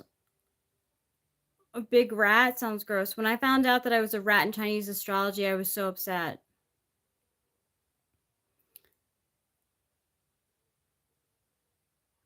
What family is the capybaras under? Do you know, Danny Custer? The boy with PCOS says, I hate being an empath. I said I used to hate, like, when I first found out I was a rat, I was very like, oh my God, society doesn't like rats. They say that they're bad, but I've learned to like love it. That sounds just like you. Did you do the voice of, did they steal your voice for ChatGPT? But I don't think rats are marsupials. Oh, capybara is the world's biggest rodent. Interesting. So they are like rats.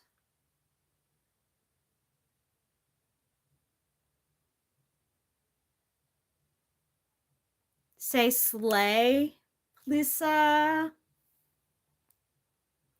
So it is like it is a rat. It is related to the rats. That's interesting. It's a cute one. I like capybaras. Rodents are rats, and capybara is a rodent, so it's related to rats. Cool boy with PCOS. Much love from California. Thanks, Elvia Ferrat.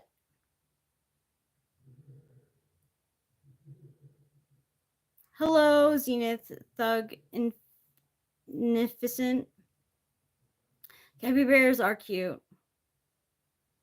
Capybaras have a weird relationship with alligators. That's probably a good tactic to survive. Rats are rodents, but capybaras are also rodents.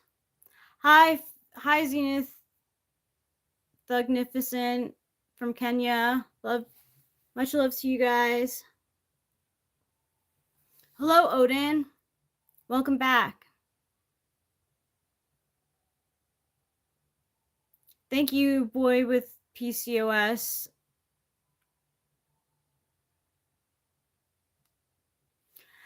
What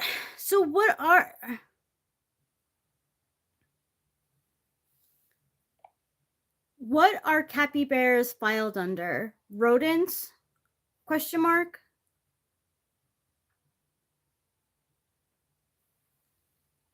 Yes, capybaras are classified as rodents. In fact, they're the largest rodents in the world. They belong to the family Caviae, which includes other rodents like guinea pigs. Oh, guinea pigs are also rodents. I didn't know that. They're cute too. Oh my God. No, we watched it together. What a sad ending. I was really hoping to go to game 6. It would have been fun then. It wasn't any fun.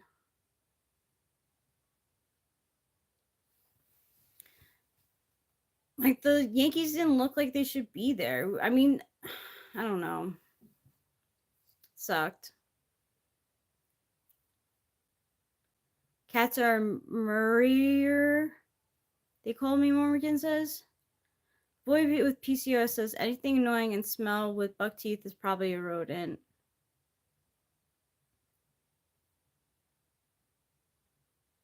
Murids? What are murids? They call me, Morgan.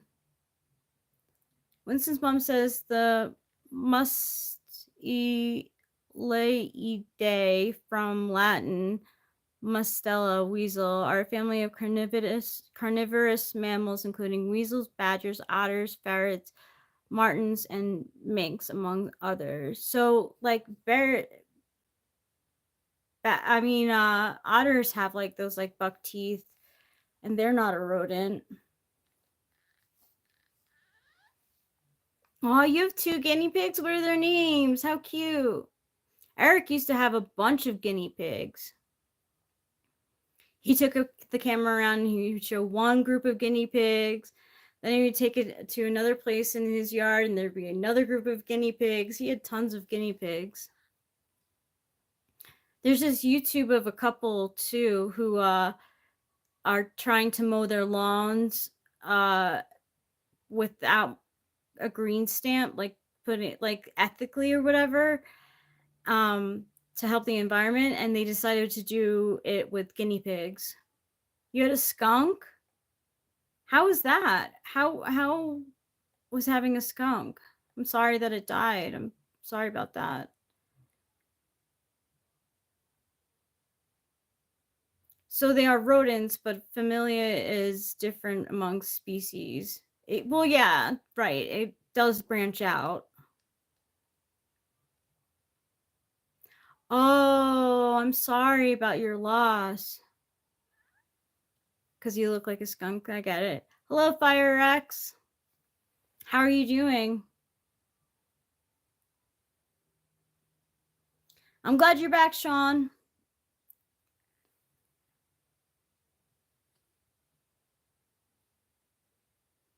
Oh, so guinea pigs are cavies. Your mom gave you COVID? I'm so sorry. It happens. COVID's easy to catch when someone in the house has it. I'm glad you're good, Fire X. Cavies.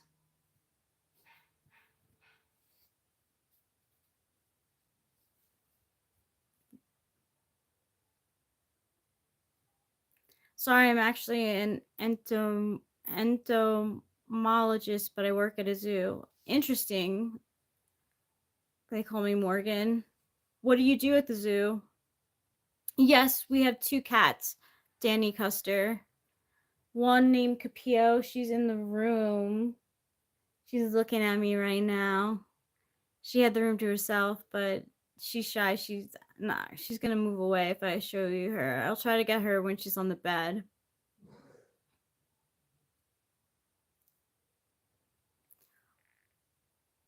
Arachinologist specifically. That's so interesting. I've never heard of that before.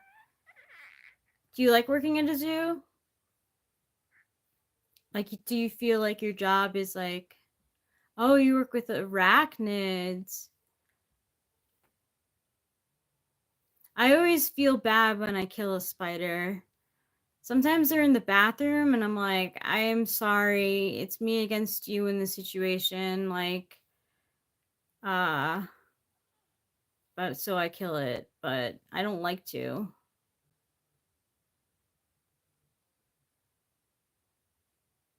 That's cool. They call me Morgan. That's cool that you like went for what you love and you got a job in it. I feel like I'm scared of scorpions too, because there's sometimes that they come into the house and I sometimes walk with bare feet and I'm afraid that I'm going to step on one. What's my favorite element? Air. I know they're not out to get me. I don't like killing them, but like a brown, it's a brown, like we have a lot of brown spiders, and if it's in the main bathroom, like it's me against the spider. So there's really nowhere for it to go. Oh, yours is Fire X? Well, I should have guessed by your name. Is like do you have a fire sun for your zodiac? Just looking at them makes me scared, says that boy with PCOS.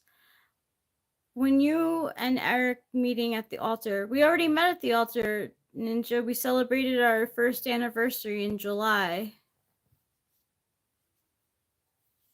No, I'm sorry. The poop detector. You're gonna have detective. You're gonna have to do that yourself.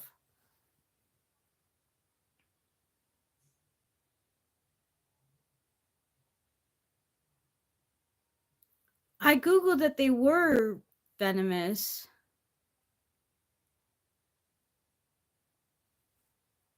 I mean, I'll be careful from now on and try to get them out. Like that's my preference is to get it out of the house. But I'm TU polar, so sometimes I can't think of like the steps of how to take one out besides like using a cup.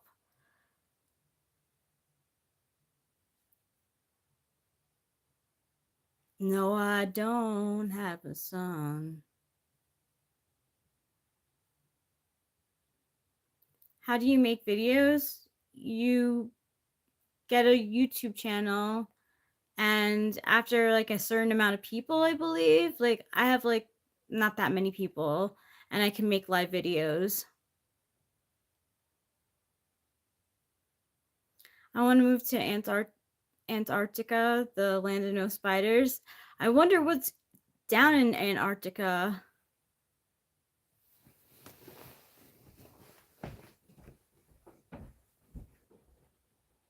Can I have the charger?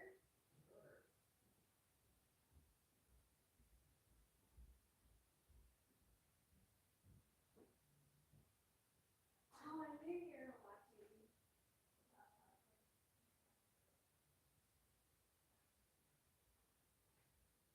What type do you think Butters is?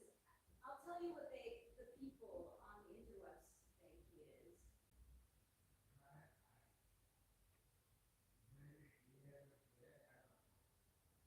Oh, the interwebs say INFP.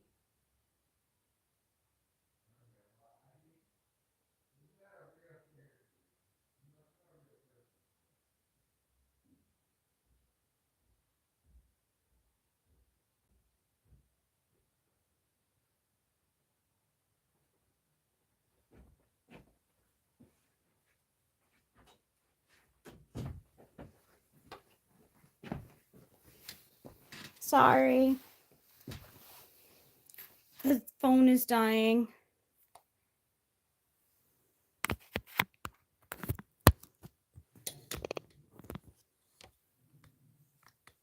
He's watching, Eric is watching South Park. I asked him which type he thinks Butters is, what type, in typology he thinks Butters is, but he says he doesn't know. I know the internet says that he's INFP, but it's hard to tell. Eric said maybe ESFJ.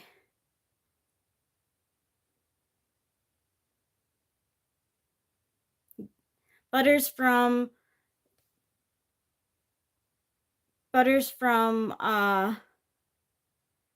South Park. G. Butters is an ISFJ. I could see that. Sorry that you're falling asleep, Ninja. Happy early Halloween to you too, FireX. I'm going to be wearing black on Halloween, and we expect to get trick-or-treaters, so we have candy. I like seeing what the kids have to wear. Yeah, like I know a lot of, like I read somewhere that like Butters is an INFP, but I don't think he is. I can see ISFJ. He's more, I don't know. He could be ESFJ. ISFJ is definitely a good guess too for Butters. He goes along a lot of times until something happens where it'll like finally he'll be like, "Hey guys, I don't like what you're doing here." I don't have black lipstick, but I would wear it. And I was thinking about like maybe getting like fangs, but it doesn't feel like 1 a.m. It's 9:46 here. Go as Morticia Adams. I don't have a. If I had a witch hat, I could be a witch. I have a dress that looks like a witch dress, but I don't have any. I have the same costume that we have from last year, which was cats. So I have cat ears and a tail. Thank you, Winston's mom. Hi, Ani B.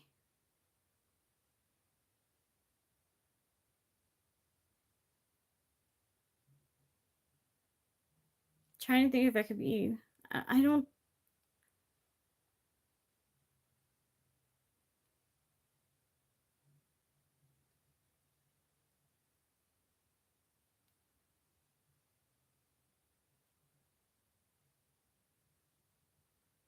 I don't know.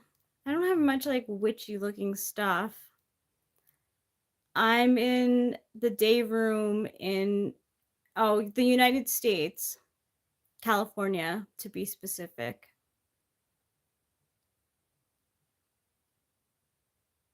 No, we don't have a big cauldron. I think we're just gonna give the kids the candy out of the bag. Neither am Doc. What's creepy, Semboy?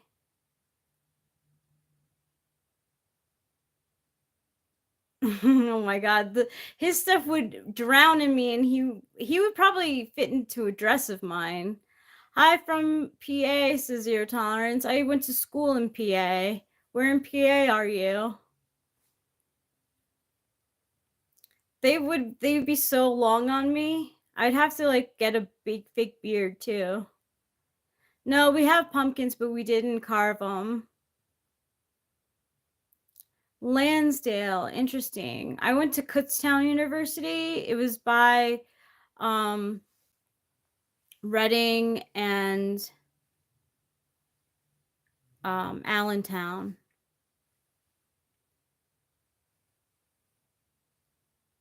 I love chicken wings too. They're good. Yeah, it was like an interesting experience for sure. I definitely went to the school for the atmosphere first.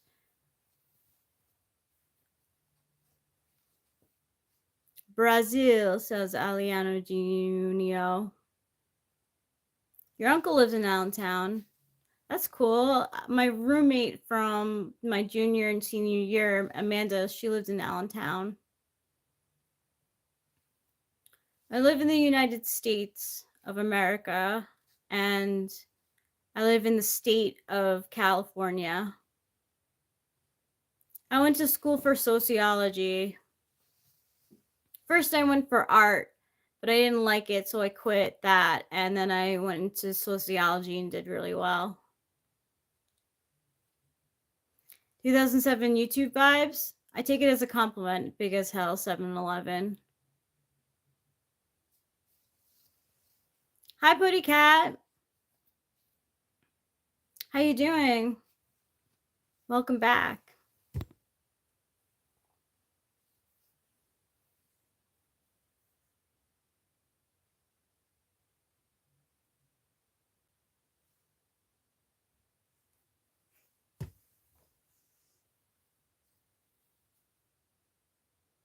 What happens to America if she wins? Who, Kamala? Joey Dowen? I guess that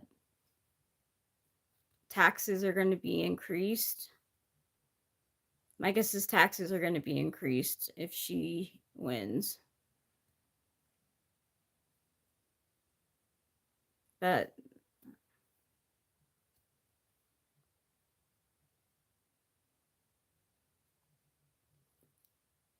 I wanted the Dodgers to win in LA if they were going to be winning. Like, what the heck, Yankees? No, not Civil War.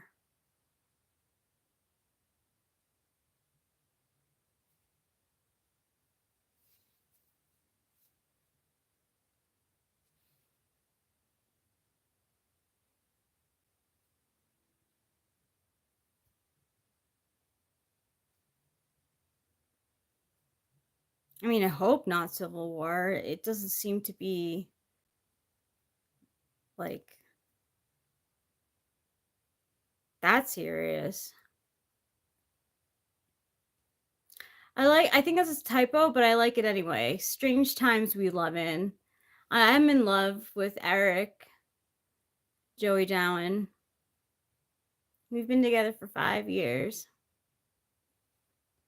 Firex says, wait, give me a coal. I'm turning into dust. Help. I need a rock so I can be still a fire. Go find a rock. Go find someone who has a rock. I'll send you a metaphysical rock. Yeah, unfortunately, an epic collapse by the Yankees in Game 5. Yeah, Putty Cat. Exactly.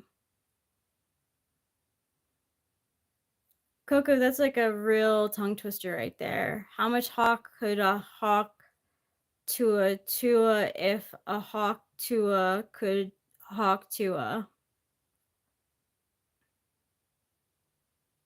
Ooh, Australia.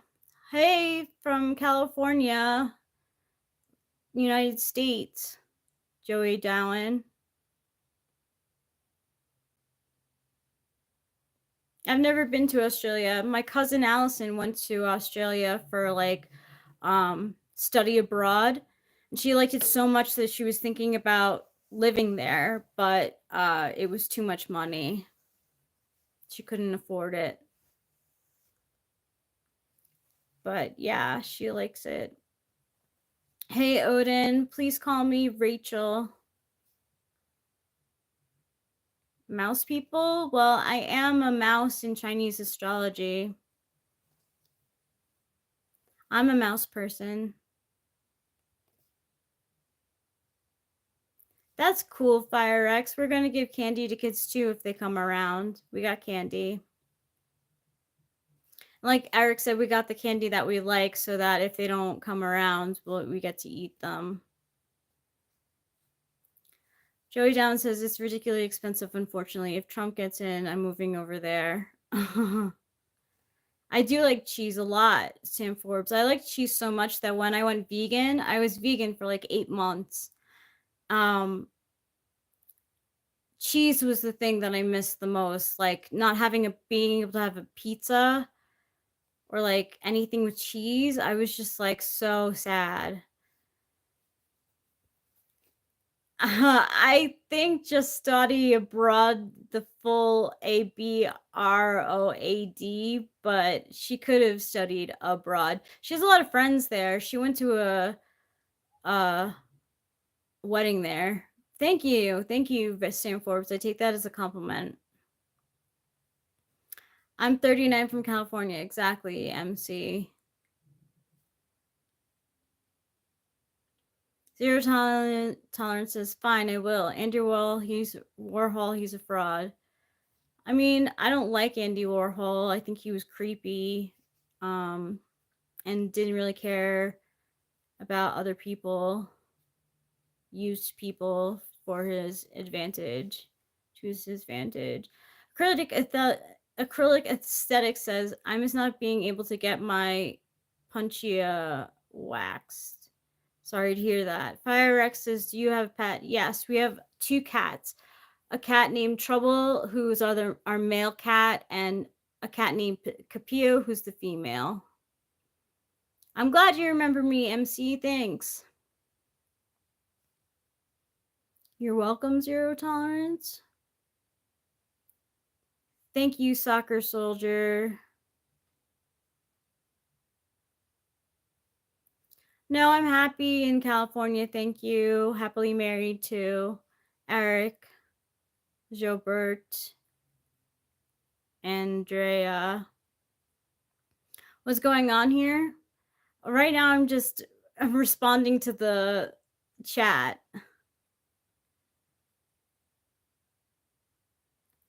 Cool, mini Jim. I'm married.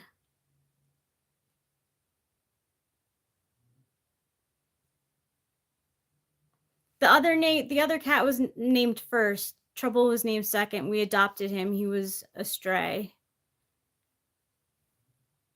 We are chillin'. Thank you very much for your tolerance. Yes, California dreaming. What do you do? What is this live stream? This live stream is about like anything really. We were talking typology before. We're not talking politics. We're talking about where we live and when I went to school. Our cats are downstairs. Thank you, Zero Tolerance. Cool, Joshua Parga. Welcome.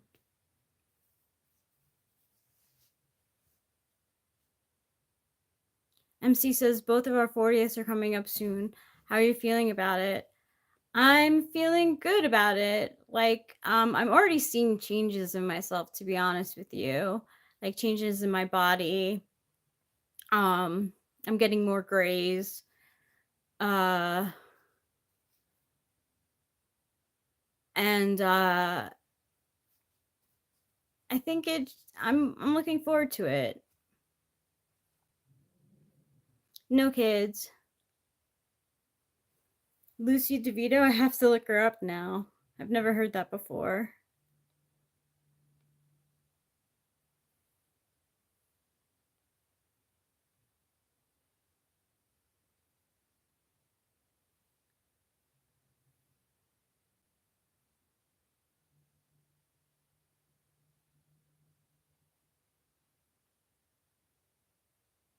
Thanks. I can see it a little.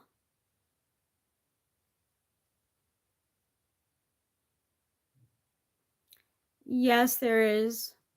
There is a lot of homeless.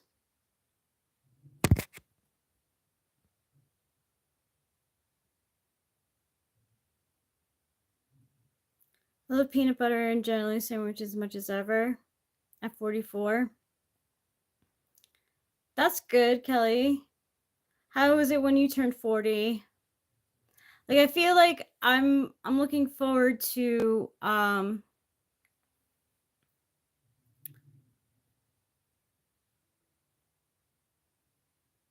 looking forward to like I don't know, like the over the hill thing. You know, like I don't know, it's a big one. I won't be around family, but I'll be with Eric. You're 42, Zero Tolerance. How was it for everyone who's 40 or older? How was it to turn 40? Like I said, like I've already seen changes in myself. So I'm starting to accept it earlier than I would have probably if I wasn't feeling the changes.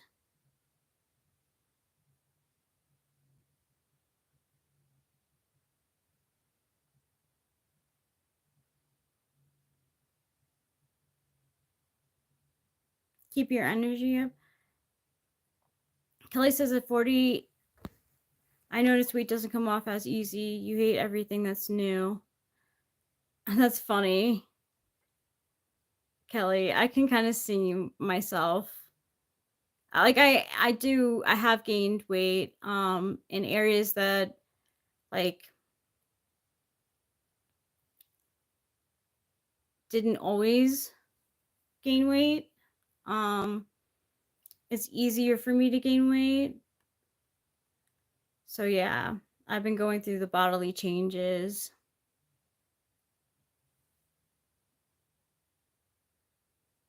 Now you're into animals, Matthew McCarthy.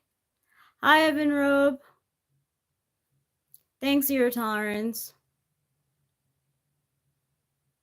I try to keep myself at like I like fast and stuff. I try to balance everything.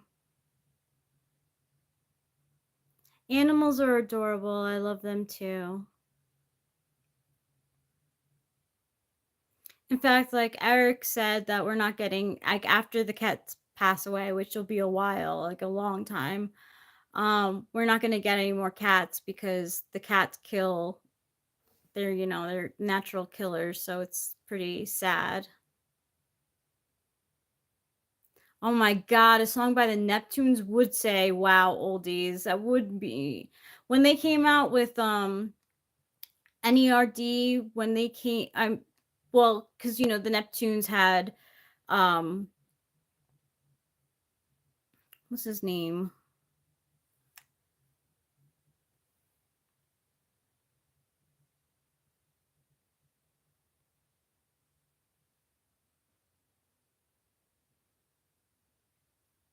What's his name?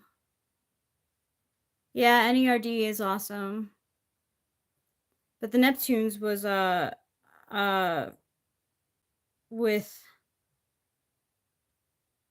Pharrell Williams. Yeah, and the spin-off. When I saw that NERD made an album, I think in 2019, and came out with Lemon with Rihanna on it, that was so good.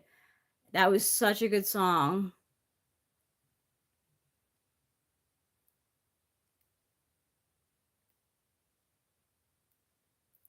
Get a Great Plains rat snake.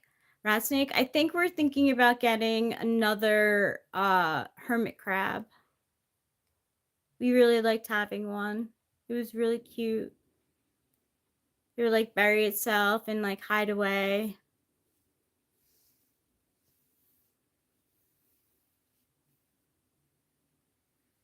I don't want a snake. We saw a snake outside. We had a California king snake come outside. It was really beautiful. You have tarantula to zero tolerance. Tarantula, having a tarantula at home always reminds me of Home Alone, because what his name is Buzz. I think Buzz had a tarantula and it gets out of its cage. I was like, oh my god, I'm so scared. April 2002 was kind of tough. April 2002 might have been kind of tough for me too, because I feel like that was the first time I got like a really bad haircut. Like the woman just like butchered my hair, and I was so upset. Like I spent my no, that can't be right. April 2002 wasn't bad. April 2003 was bad because that's when I had my graduation and my hair was really short. You think cats are perfect for us? Yeah, they are. And they're going to be here for a really long time. They're not old yet, so they're not elderly or anything. No, I'm not voting this year. Thanks, FireX. I appreciate that. No, I don't.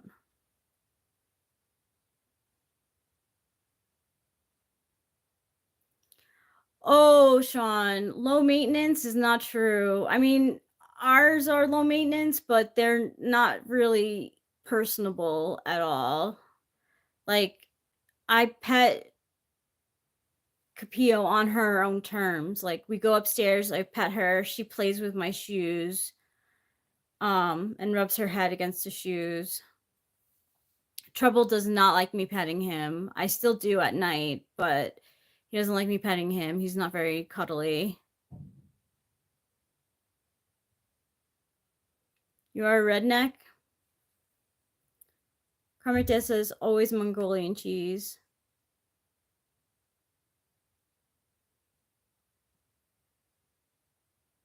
I always used to think that. I mean, I don't complain. I think they're both like terrible.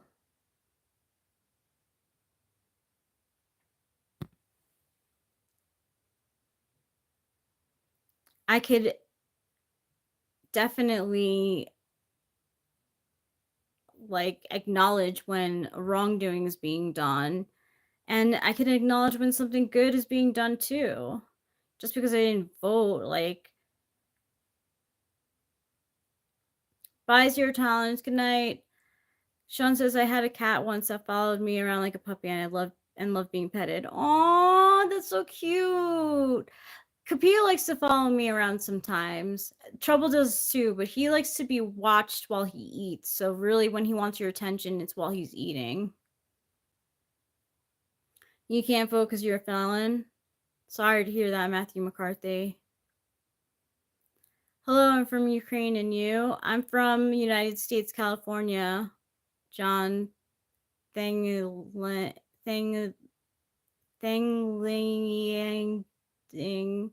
Wait, sorry.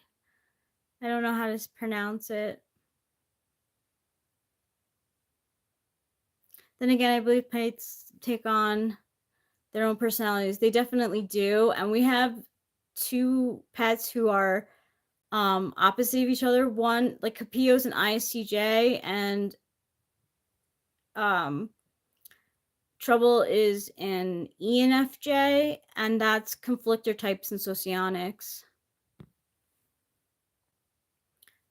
You're on at the front line right now? What? Oh, that. Why are you on your phone if you're on the front line?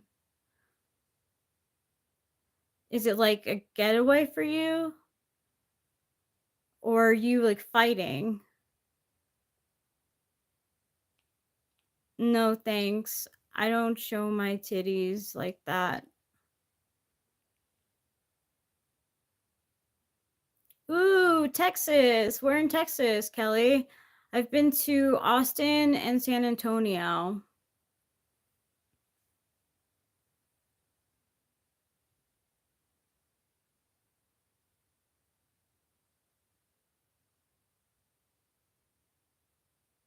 Amarillo area. Interesting. I don't know where that is.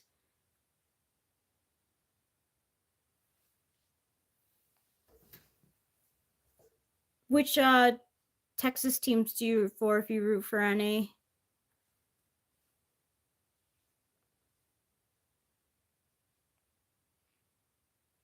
I really like San Antonio. San Antonio is cool. Ah, in the Upper Panhandle. Interesting. Cool. Hi, I'm from Vietnam. Hello, Edward Pinto. Hey, first last. Maybe they mean phone line. Also, hello, Rachel. How does it go? It goes good. How's it going for you, first last?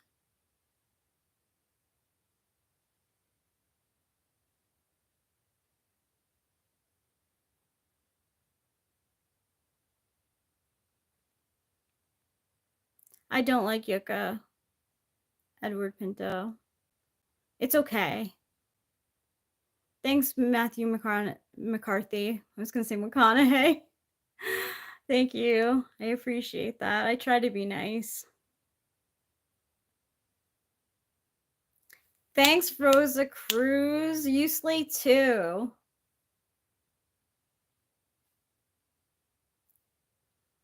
First last is good. I have organic orange juice, so a lot of vitamin C has entered my body. That's good. Do you feel it entering your body? Like sometimes when I drink coffee, like I feel it going through my veins. Thanks, Edward Pinto. I try to be a nice young lady. Jober Andrea says, I'm a shell shocked. I'm sorry to hear that. Casey 154 says, the most hillbilly place in the US is Middleburg, Florida. Interesting. Where'd you get that fact? You don't know anyone as nice as me? All people you know are criminals? I mean, you must come across non-criminals in your day-to-day life. Yes, in your veins. I also feel it interacting with my chakra. Interesting. They do say, like, when you need to work on a certain chakra, that you should eat that color chakra's fruit.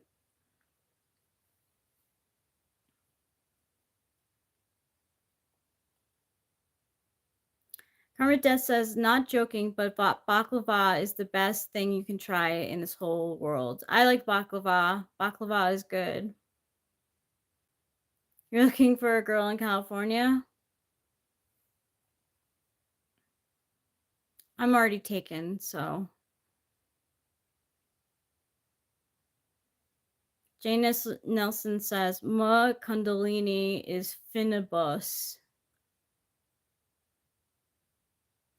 I guarantee you are a lot of fun. I can see it. Thanks, ProCharged 377LX. I like to think I'm fun. I am happy. I'm sad that the Yankees played so poorly. That fucking bums me out. Like, sucks. I have not had Turkish delight, I don't think. Izzy the mushroom says sometimes when my parents aren't home, I put my mushroom costume on, then go in the backyard, dig a hole in the ground, get inside, and pretend I'm a mushroom. You must really like mushrooms then. If I'm creepy, that's good. She'll stay away.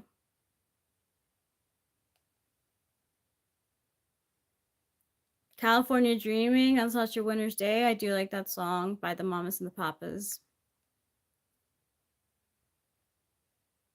I think I like the two songs that I know of by the Mamas and the Papas. I'm not a big Mamas and the Papas person.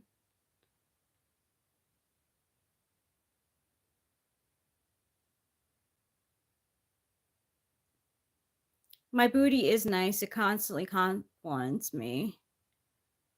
Thanks, Eric. I do have a nice husband. He's got a nice booty. I cup his booty.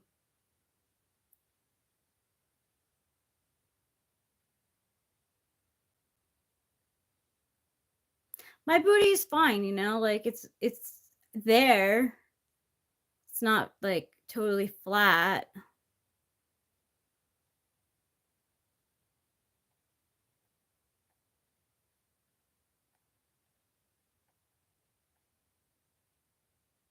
RL, this is not a political stream.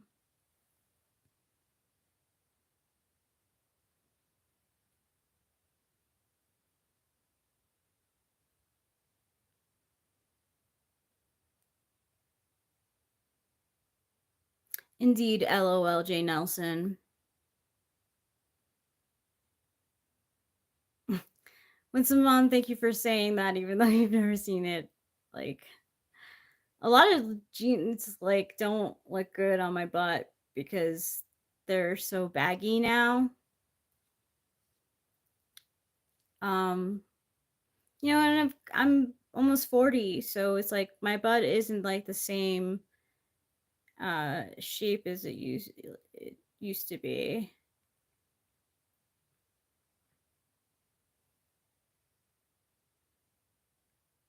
Chinos.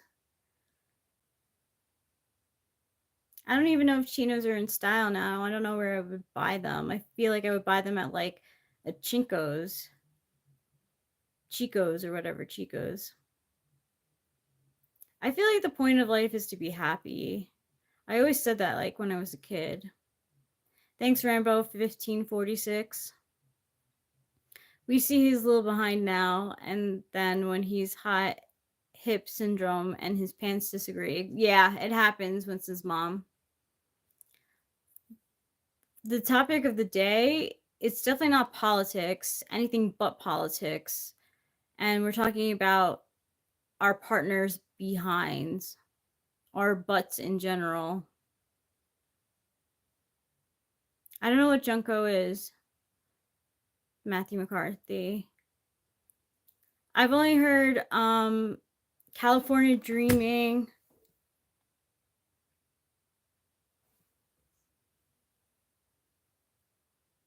Let me see what else they're known for.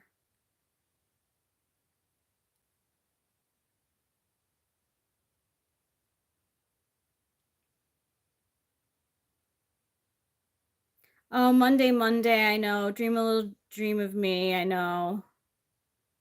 And California Dreaming, but that's it. I don't really listen to I don't really listen to the Mamas and the Papas.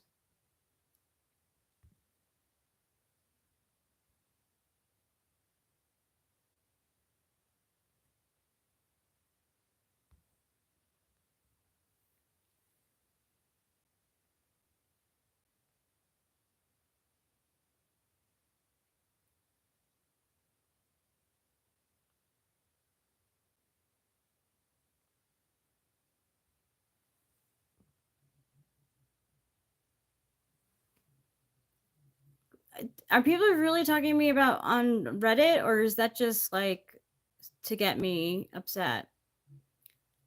Jane Nelson, I like rabbits. Rabbits is my day master in Chinese astrology. Sometimes I don't listen to my dad and mom either, First Last says.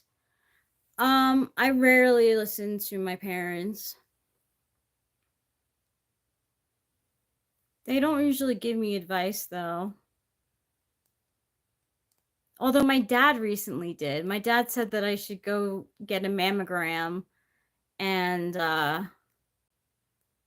get myself checked out. Eric says that's a cut and paste insult that he says to every female streamer he encounters. I was gonna say, like, I feel like I'm like not on screen enough to even be talked about on Reddit.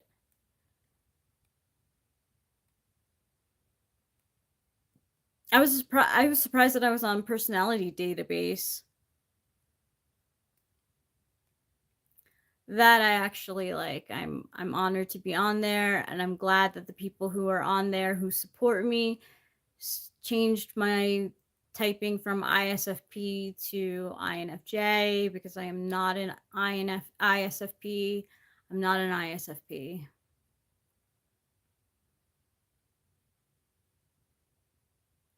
It's crazy though, like the percentage of like me being an N, like INFJ instead of ISFJ is so small. Like the percentage of N is really small. Karmic Death says, Mom, you should learn cooking because it's the most useful skill one can have. It is a useful skill. I don't like to cook though. Why would you want skinheads to be here, Matthew McCarthy? Are you one yourself? Hello, Saranesh Tiwari. Saranesh.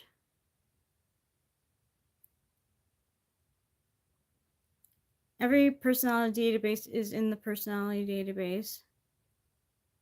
Even personality database is in the personality database. Really? That's weird for First Last.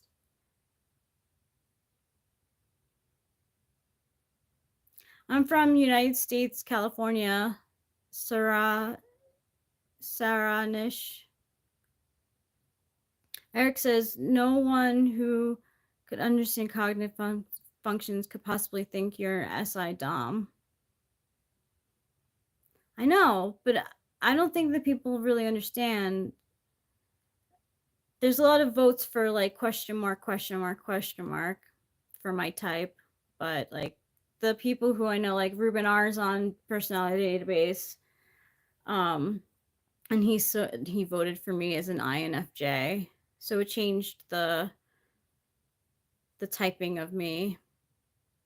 But yeah, people like to say that I'm dumb. We talk about typology, politics sometimes, current events.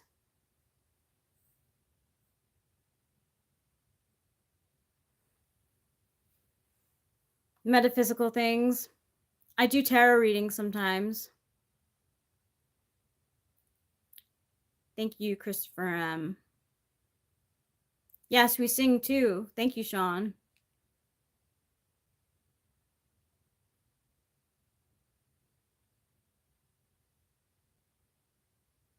To live in San Francisco is good. I don't know. I've never lived in San Francisco. I think it's expensive to live there. I'm not sure. Thank you, Christopher M. I appreciate the compliments. Thank you.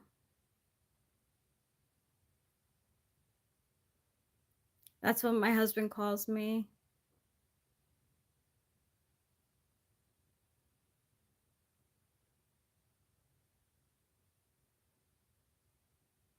Where are you, Jover Andrea? Where do you live now? I forget. Have a good night. Please call me Rachel. Karmic Death says, Mom, I'm still learning to cook. My mom makes baklava. You should give a try. It's easy though. It is easy. It looks so difficult. No, I'm not Amish. If I was Amish, I wouldn't be on here. Unless I was going through that, like, you know, when you're 21-year-olds, like, you get to live in the like regular world.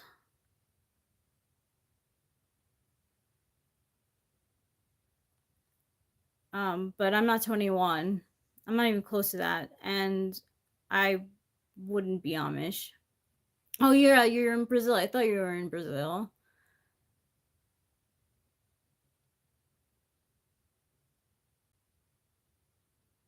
Night, Christopher M. What did you see a thing about? Amish? The Amish who like they go out, like I think it's either 18 or 21 and they live in the regular world. There was a show about that. Gee.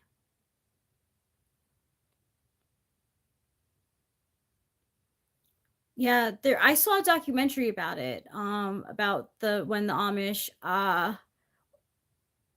go to the regular world and live in it for like a year, and they decide whether they want to go back to being Amish or not. And I remember on the documentary, most all of them went back to being Amish.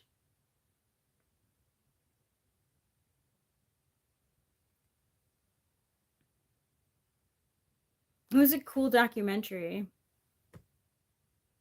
Rumspringa, exactly. Thank you, Sean.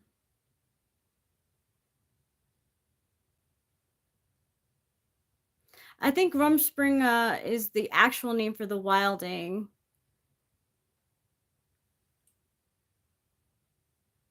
I don't know if the Amish have good weed. I don't know what they think about that.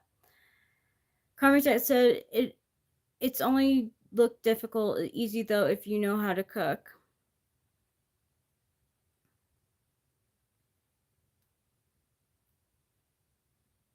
I just don't like cooking.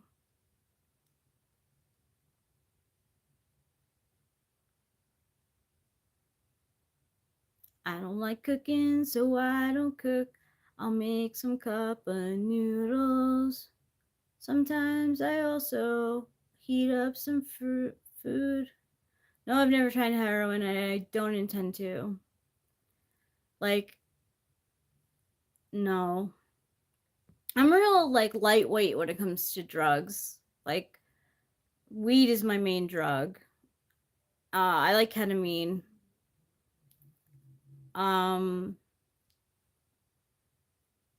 But other than that, like, I would try Molly. But yeah,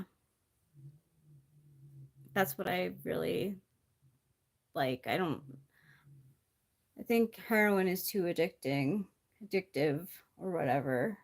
I just don't think, I don't want to inject myself. I know you could snort it, but I don't want to do that either. I just don't think it's a good drug to dabble with.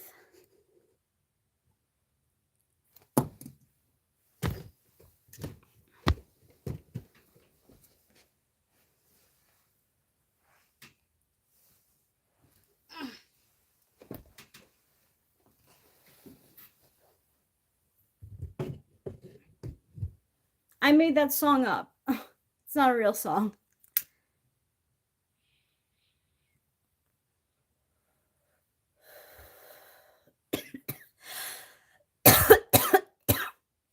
Oh my god, clenched jaw I get from Adderall. I like Adderall too. I clench my jaw a lot when I'm on Adderall. Like the next day after an Adderall day, my jaw is like dying and my ear hurts too. We're in the Central Valley by Yosemite in California. We're in Mariposa, California, United States. Good morning, Jaram Singh.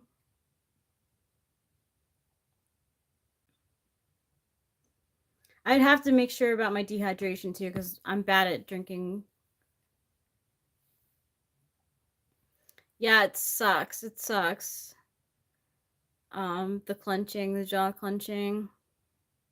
It's why I talk the way that I do too. You know, like I don't like fully enunciate everything that I'm saying. Is kind of like closed jaw talking. It's because I clench. Okay, be right back. See you soon, Karmic Debt.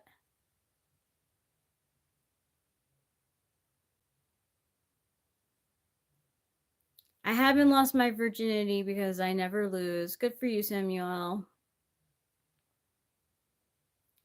I like the Beach Boys songs, some of them. I like a handful of Beach Boy songs. I did say that they're overrated.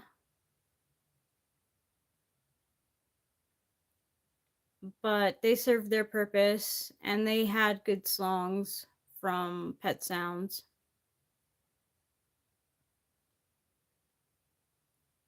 Samuel says, if you have two options and took one away, you got no choices, ma'am.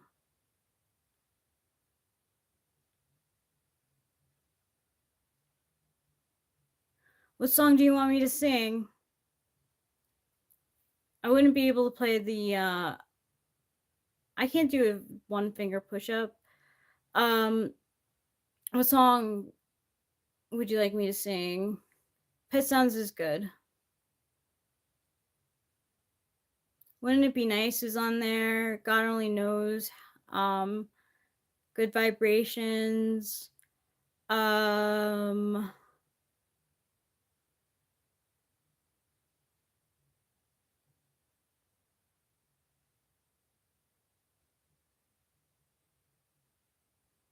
Wouldn't it be nice if we could wake up, then we wouldn't have to wait so long. Hey, Daniel Vaswani.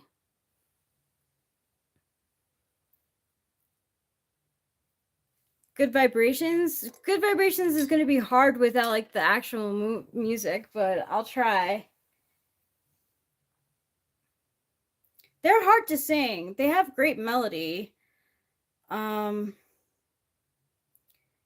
Vibrations. Lyrics.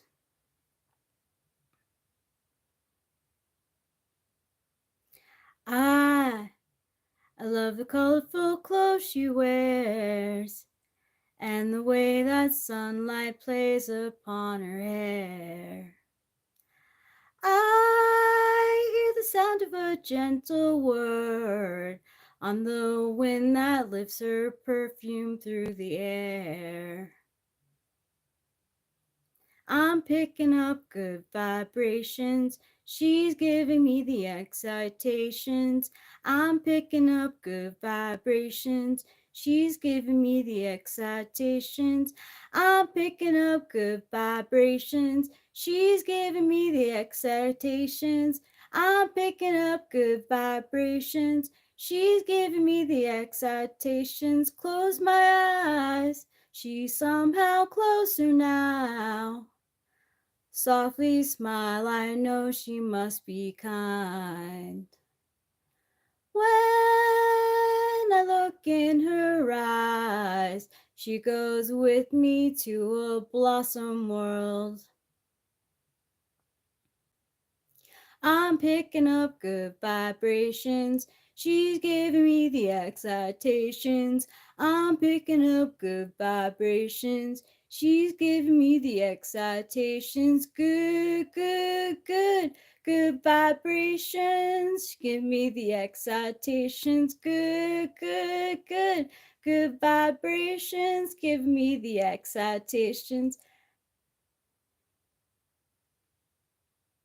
That's pretty much it.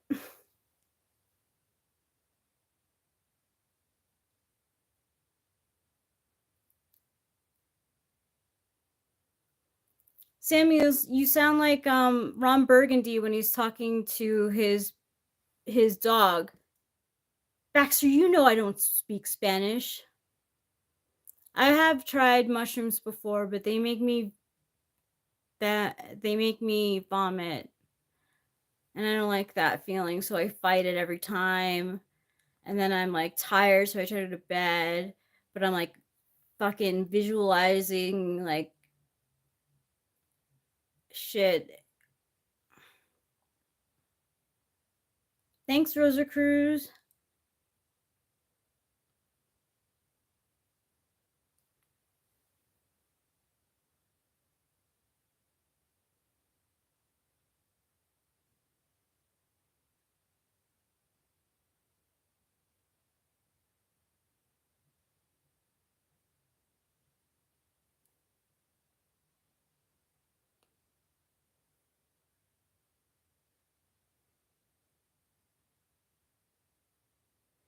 I may not always love you, but long as there are stars above you, you never need to doubt it.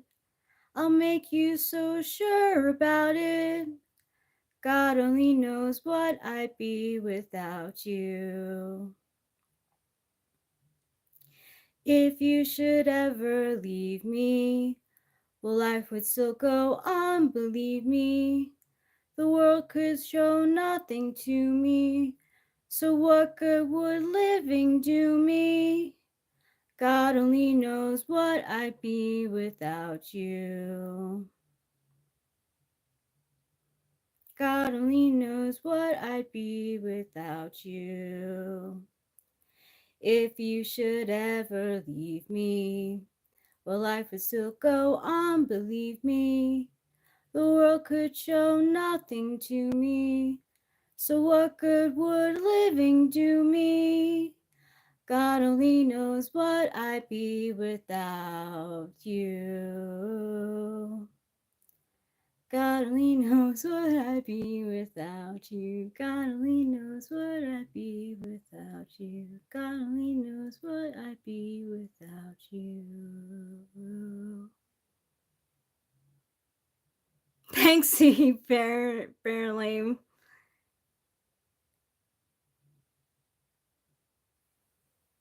Alf was an 80s show, that's for sure.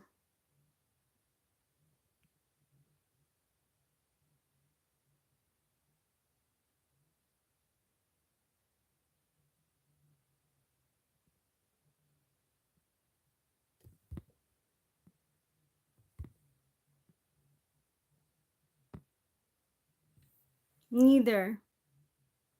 Thanks, Schubert, Andrea. Thanks, Hayden Biza.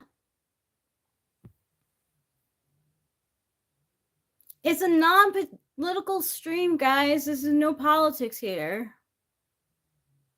Thanks, Hayden Biza. That's very nice. I don't have a tramp stamp. I don't have any tattoos. I think it's funny when men have tramp stamps.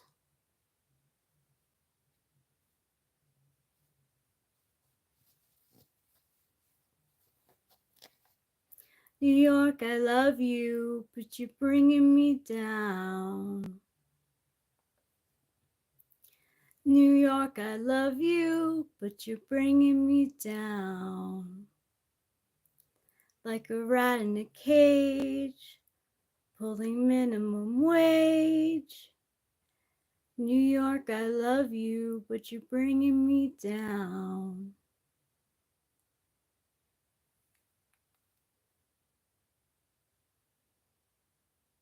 New York, you're perfect. Oh, please don't change a thing.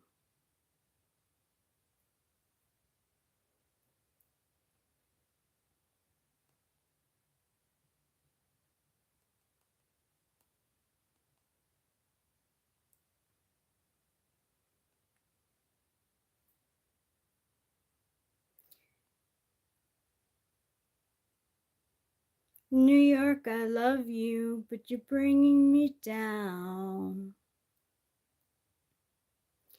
New York, you're safer, but you're wasting my time. All records all show you are filthy but fine. Oh, I'm getting the song wrong, but I feel it. I feel it so much. New York, I love you, but you're bringing me down. Like a rat in a cage, pulling minimum wage. New York, I love you, but you're bringing me down. Thanks, Matthew McCarthy. I like to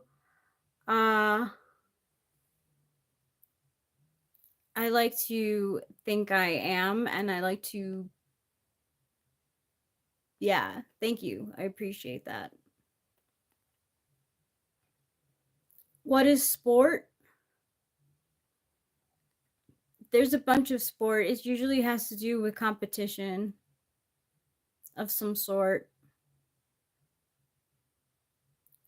New York is bringing me down because they fucking lost big time. They were up by 5 and they just like let it go. Eric Robles, if you had any respect, you would ask me my name.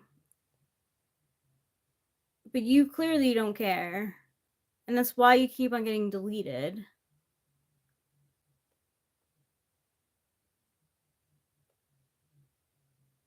I hope you are sorry.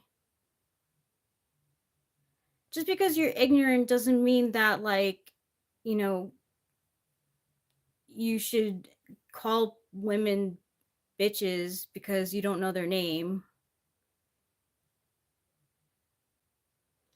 I care about sports because they're fun. You're one of those people who lie to people with cards? I don't lie to people with cards. I do tarot readings, though. I could do one right now.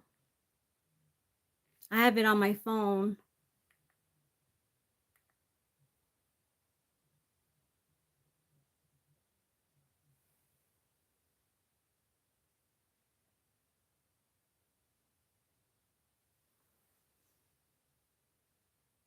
Oh, yes. Oh, yes. Oh, yes. You're a Pisces, Michelle Ecker? I have a Venus and Mars Pisces. I don't try to predict the future. I only read what I see in the cards. I don't try to like be like, oh, this card shows in 12 days or 12 months or 12 weeks you're going to have a dog come into your life. Like, I just like, oh, this person is older and bending down. Like, maybe someone who's older than you is going to give you a nice gift because she thought of you. I think of myself as a witch. It's not a prediction.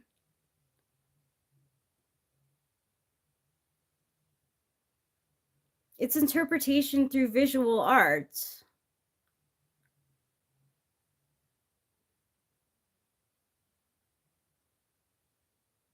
Like, red can mean the color of stability, and if there's a lot of red, then maybe you're feeling stable at the time. Yellow, you feel a lot of youth and excitement and exuberance. I wouldn't say Wiccan. I mean, I am in a coven, but thanks, Winston's mom. But I don't like, for Halloween, I'm gonna put out an offering to the spirits and the fairies, some woodland cutlets, and a stone of mine. It's gonna be black as night. It's gonna be black as night. It's gonna be black as all black can be on Halloween. It's gonna be a new moon, so it's gonna be no moon out. They're gonna have to have flashlights or trick or treat early.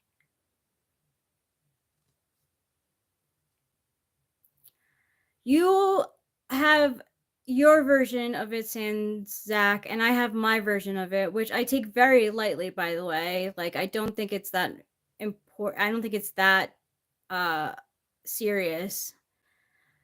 Michelle Ecker asks, is Beyonce a witch? I keep seeing videos about her being one. I think she is a terrible person. I think she's seen and done terrible things, and I think she might have been a victim at one point, but a witch, she may consider herself one, but she's definitely no witch. She might have not all singers, not all singers. No, not a cheese coven, Winston's mom.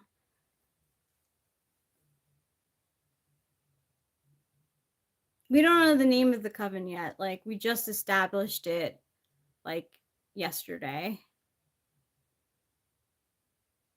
It is sad, Michelle Ecker. It really is.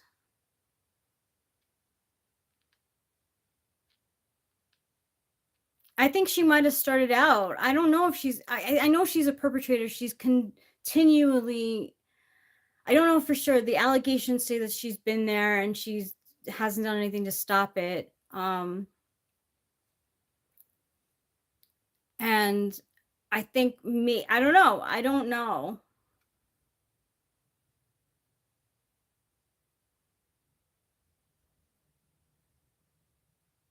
I'm a card person.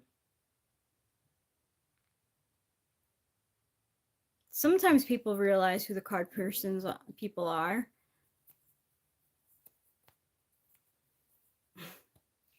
Yeah, if they're being called card people, I'm definitely a card person. I feel like you are tempting me to pull a card for you like right now. Like I want to do it so bad.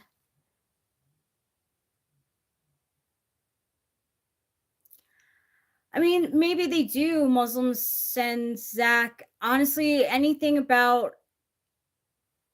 the industry in general is just doesn't surprise me anymore.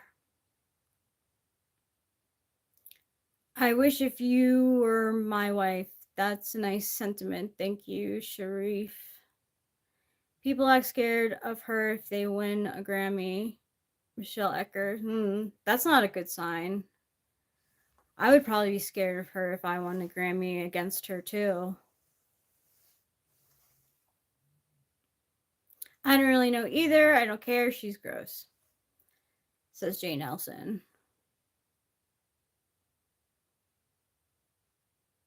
Does the Book of Faces include card people? Giggle out loud.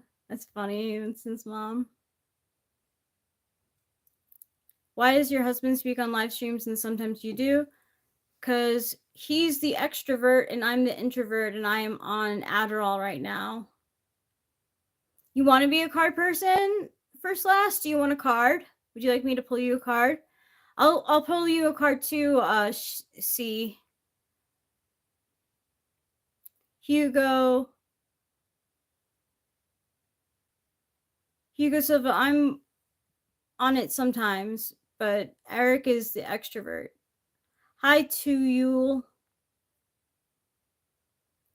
Okay. So C Bargalame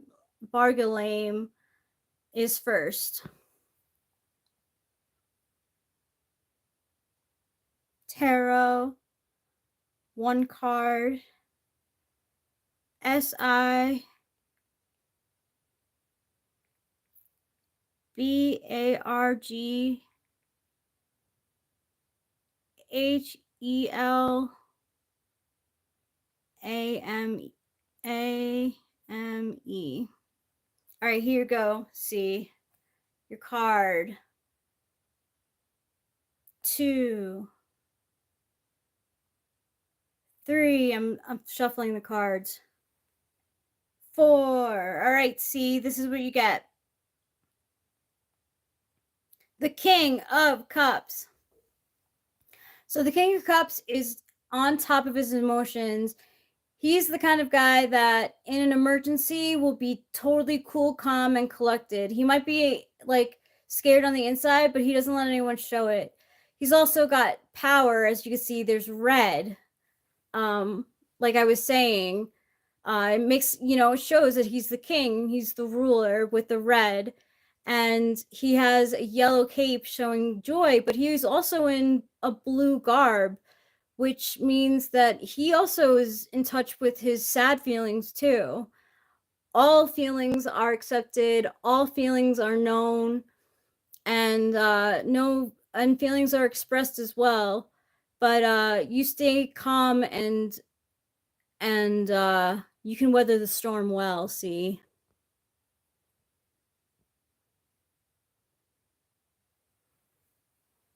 Cool, see, I'm happy to hear that. Okay, so who's next? Sorry. Bronth is next. One card. BRONTHKESTRAMENK. Okay, Bronth is next. 1, 2, 3, 4. Ooh, Queen of Swords. You're feeling very practical, wise-minded. You've been there, seen that, done that, and people seek your advice. You're a thinker, not a feeler. You're intellectual. You choose mind over heart. And you have that sword in your hand, like, I am in command. Come to me with your problems. Let us think about it together, what the best possibility could be.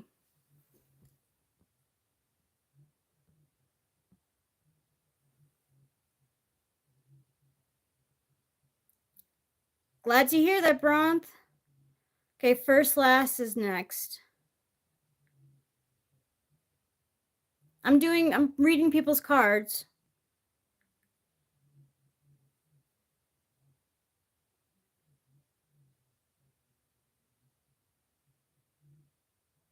Yeah, kind of like a gypsy.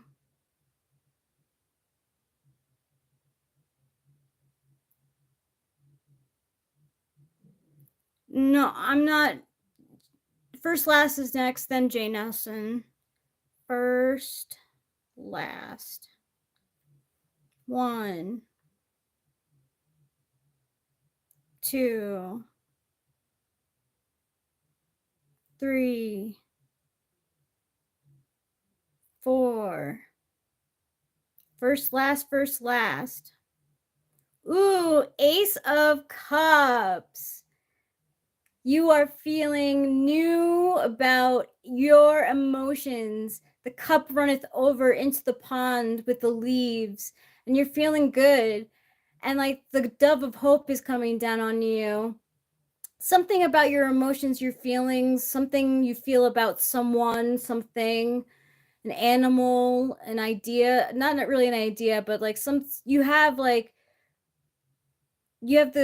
go ahead with something to do with your emotions. And the cup runneth over, the hand giveth to you the cup of hope. You're feeling good about yourself. You're feeling good about others. The sky may be gray and you may be feeling a little bit moody, right? But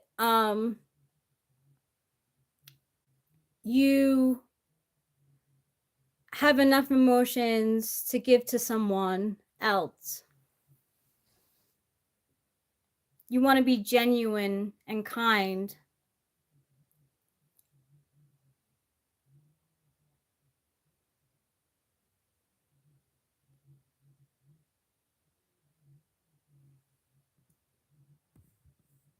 It's giving the bread of Christ. It's usually with what is that, confirmation?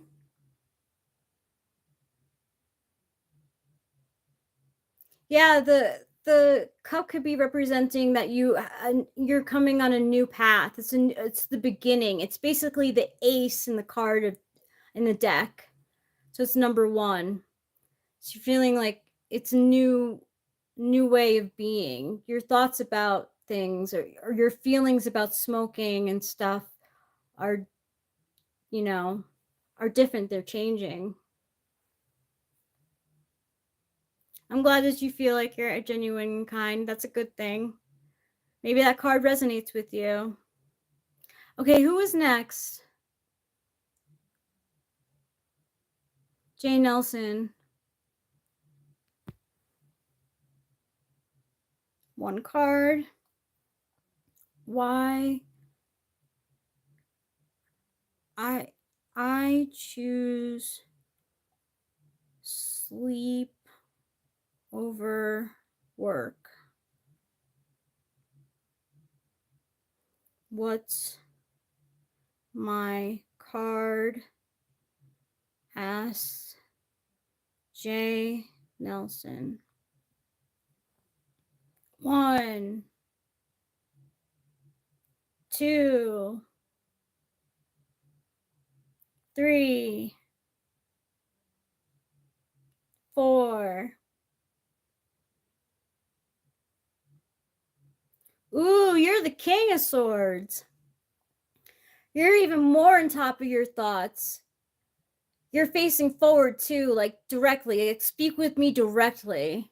If you have any problems, speak. You have the red, so you're in command, and you have a gray cape, which means that like your moods can make you irritable, but maybe you're a big thinker. You think a lot, so it might keep you from like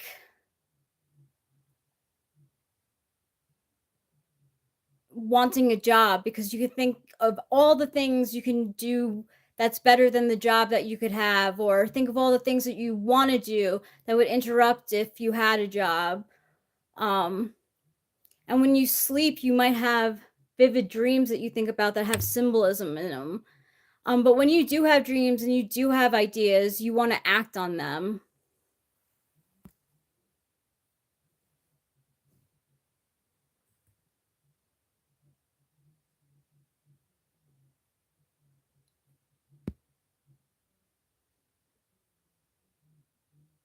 I feel you are, Callie. Let's just hope that the card sales front prices are going down.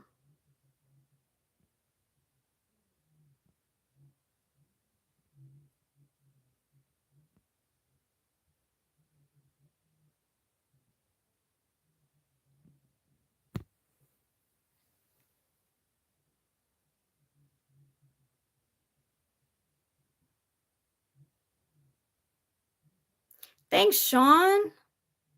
I appreciate your standing up for me. I mean, I haven't even been reading what Muslim Man has been saying.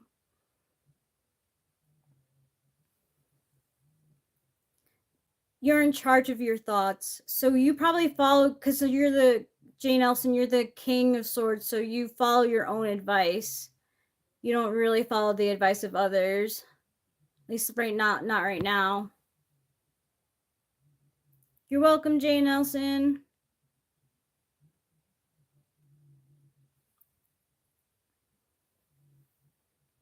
You might think that you're too direct for work, that people don't like when you bring up criticisms about how they're doing something wrong or how something could be doing better. So you just want to sleep instead.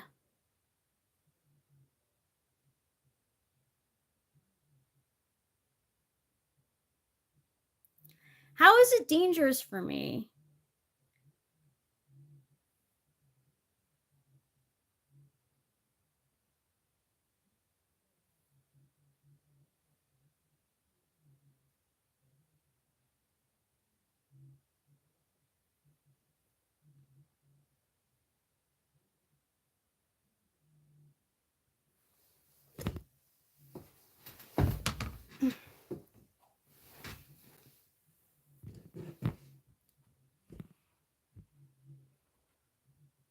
UK, what's this? Is Tonel Hall. We were just pulling tarot cards. Now I'm talking about tarot cards. Because I don't think that they're dangerous if you don't use them. Like, if you don't think that they're dangerous. It's like if you don't believe in ghosts and they don't exist for you. I can't read your future, honestly. I'm not a future reader. I can read your current energies. If you want Rajaki Shore Behara.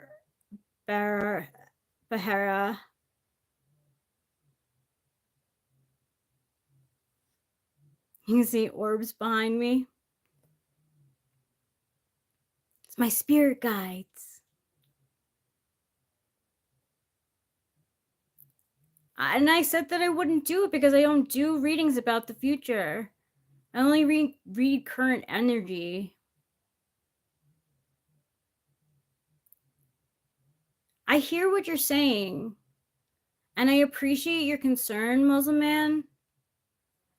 But I see things differently.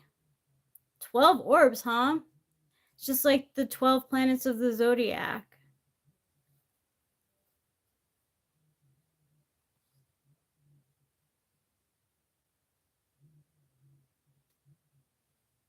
Maybe you're seeing my birth chart behind me.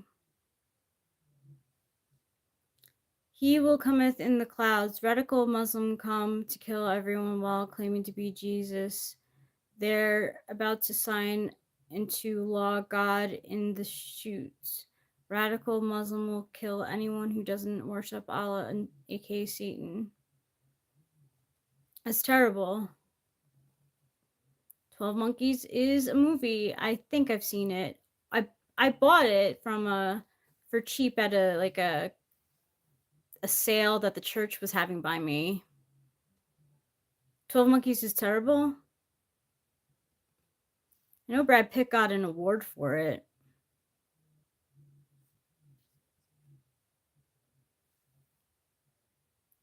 I used to never like Brad Pitt, and then he came into my dreams, and then I looked up his astrology with mine, and I was like, oh, we have good synastry.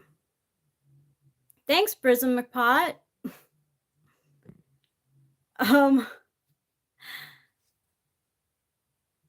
And yeah, I started to think he was a cool dude. Before that, I was like, this guy, I don't know, all the women love him because he's good looking, but I don't think he's that good looking. And then after the dream I had with him in it, I was obsessed with knowing about him. But the things that I've heard lately about him is just I don't know. Domestic violence, whether you're drunk or not, is not okay, at all. At all. You have to go to anger management or something. And I think that Angelina Jolie was not the easiest to be with. I think it was a really toxic relationship, but I'm not voting for anyone Eagles attacks.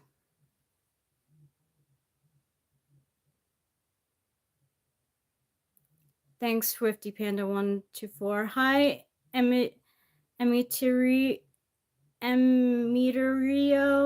Aqueen. Hello.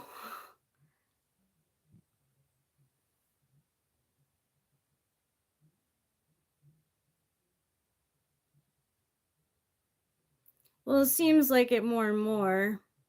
He will come in the clouds.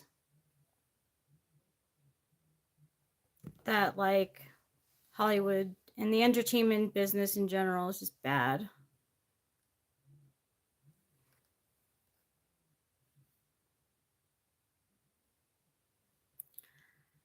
Well, it was dropped in their in their divorce, they dropped that. They acknowledged that the abuse happened, and she dropped it. She's not even she's not even caring about that. I don't know what they're fighting over now. They're still fighting in their divorce. But the kids are like basically deleting the last name Pitt. They're just keeping, I think, Jolie. But like Shiloh is now, she took away the Pitt from her last name.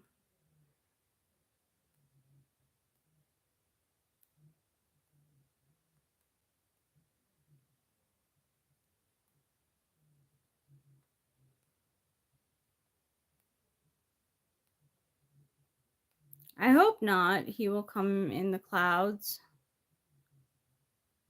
You should be able to worship whoever you want to worship.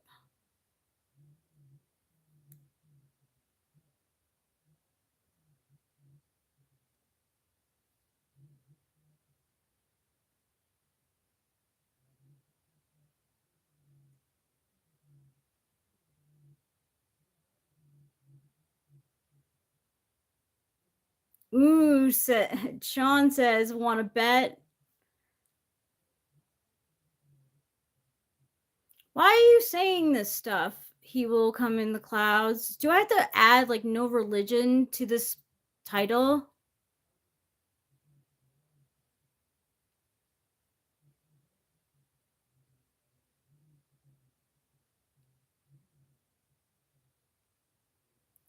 It's only fun. It's not for serious, Muslim.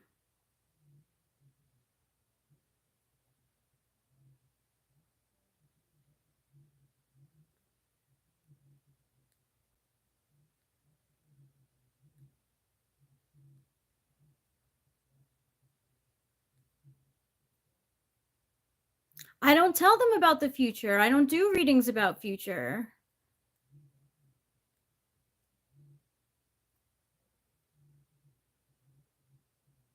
Yeah, I wonder where in the clouds is coming from, like where he gets his information, like why he knows so much.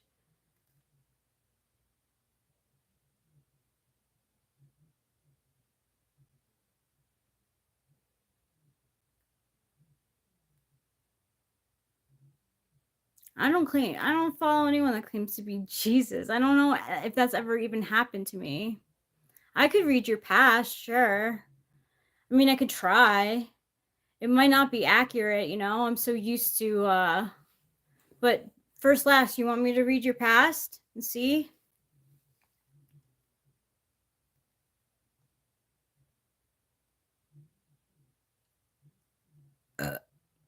Excuse me.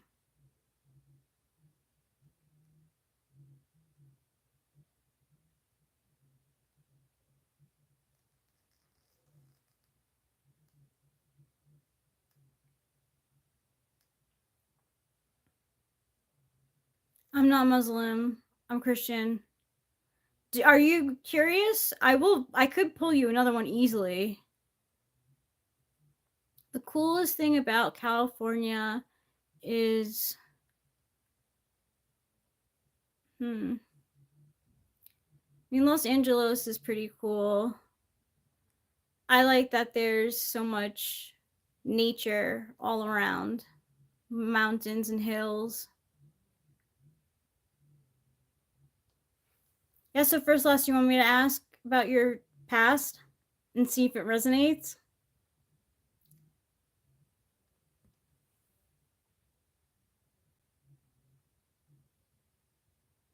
Oh my gosh, I'm really going to turn this into a no religion stream as well. Okay, LA Skid Row is not great.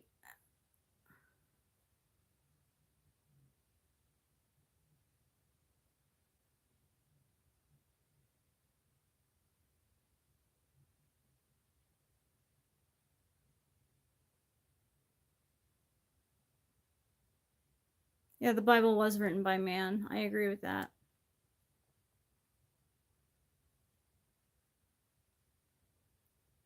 Wait, first, last, sure you want me to read about your past? Is that what you're saying?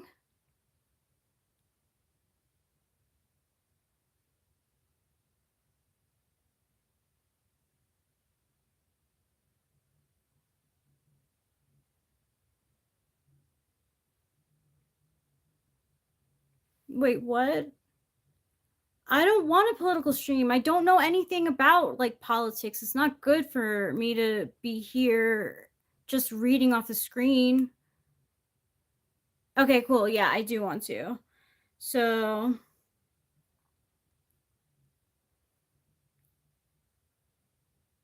first, last,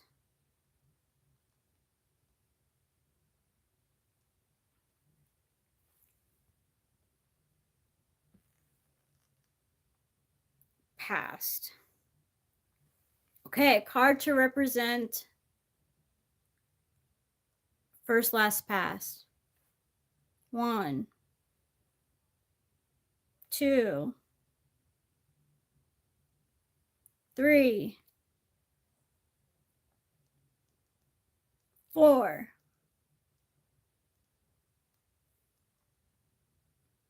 Okay. So in first, last, past, he really focused on justice and being fair and things being right. This could do with anything. It could be that he had to deal with the court system, and it also has to do with everything that was. It has to do with karma. Like justice decides whether you get punishment or you get to go free. So if you've done something in your past that affected you, it affected your past. So in your near past, you had to deal with like whether you were acting in a just way towards people or living life on the right track. And if you weren't, that comes out as well. You would have been punished in the past. Hi, Alec T. What's going on? Okay, honestly, this religion talk has to go.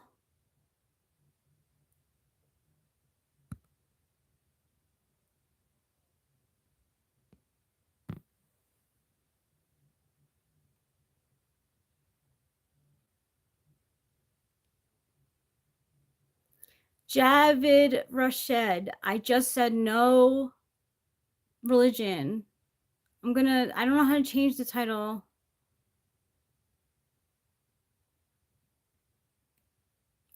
Thanks, first last. No, it's not holding a bong, it was holding a scale.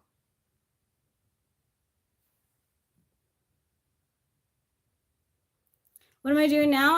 I've been responding to the chat mostly. I was reading cards. Do you want a card, Alec T? Javid Rashed, I'm going to.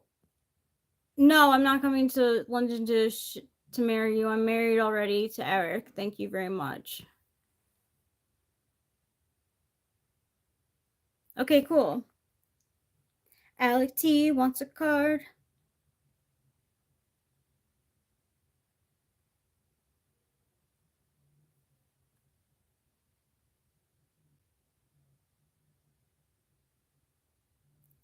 Gee, that's politics. No politics in here. I'm not talking about what's happening tomorrow. I'm just drawing a card for Alec T, what he's going through right now. His vibes right now. 1, 2, 3, 4. Alec T. Ooh, the Tower. So this could either mean one of two things. Something shocking happened to you, or you shocked someone else. And they're like totally blown over. They had this idea of you, which represents a tower, but you came in and you were like, poof, not like that, folks, not like that, bam. and they're like, oh no, everything we thought was true is not real. Or that could have happened to you. Like, you could have found something out that was shocking, and oh no, all the ideas that I had in my head, all the things that I believed and built up are now on fire, and I'm falling out down the hill. The tower side. It's card number 16 in astrology, in tarot, and number 16 is associated with the country Japan, because Japan, I think, like numerologically adds up to 16, and it's constantly having, crazy stuff happen to them. Do you want me to pull a card for how someone deals with the tower?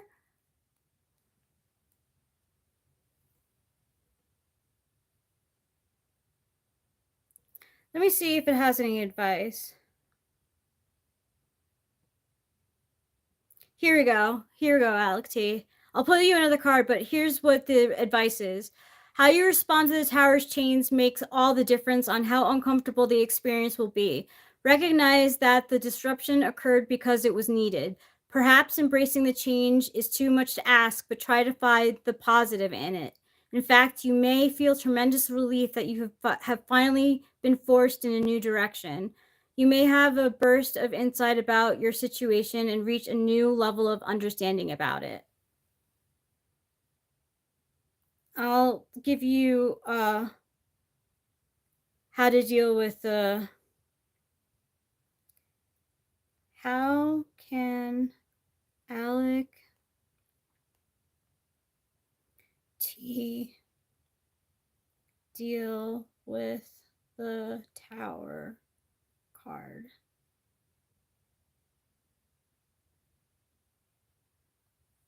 One.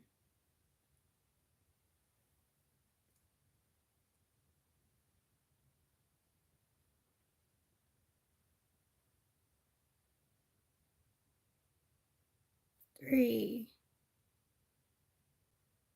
4. 5, because I got interrupted.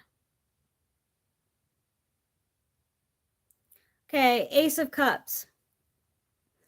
You will feel best when you're in feelings, and you might have new feelings about something, but you could use it positively. The sky is gray, so you might be feeling moody about it, but there's the dove of hope giving you confirmation, the body of Christ, and the water is just gently pouring into this pond with lilies, water lilies, and it's really calm and serene, and you're embracing your emotions, and you're embracing what you have. It's all new to you, but it's being given to you in a significant way. Sean, you would like one? You'd like a card?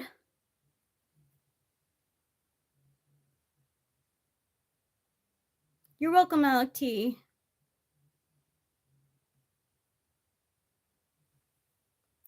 Sean G I E S B R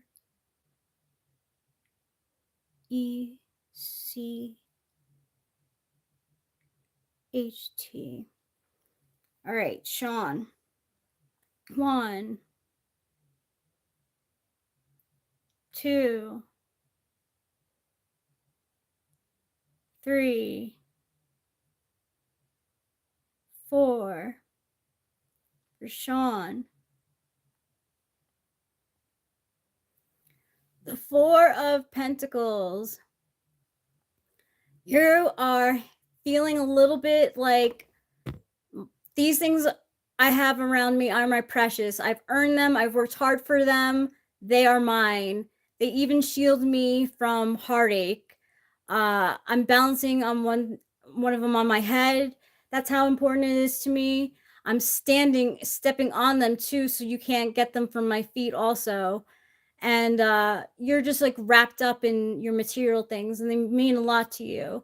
You're not really in a giving mood right now, in terms of material things. Like, I don't know, like say someone's birthday is coming up and you've saved a lot of money for yourself, and you really don't want to give that person a gift. Like, you'll be feeling the 4 of Pentacles energy, like, man, like, no, this, I've worked so hard for this is mine, not yours. Just because it's your birthday doesn't mean I need to spend it on you.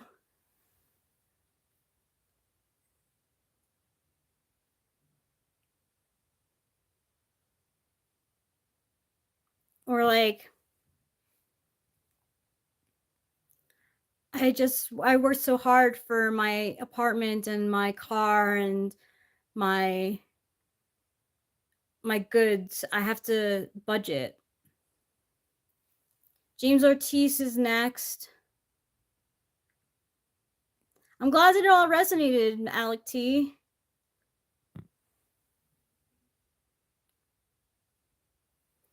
Okay, James Ortiz.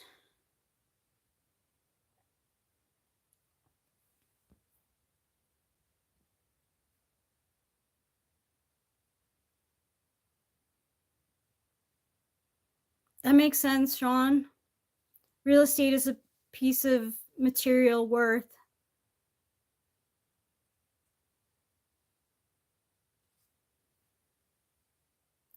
I'm glad it resonated.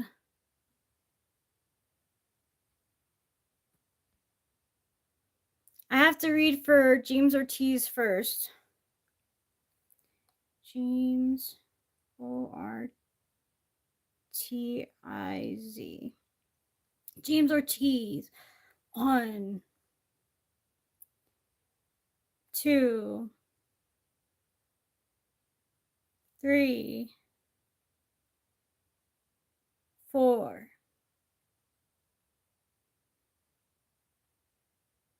James Ortiz, 5 of Cups.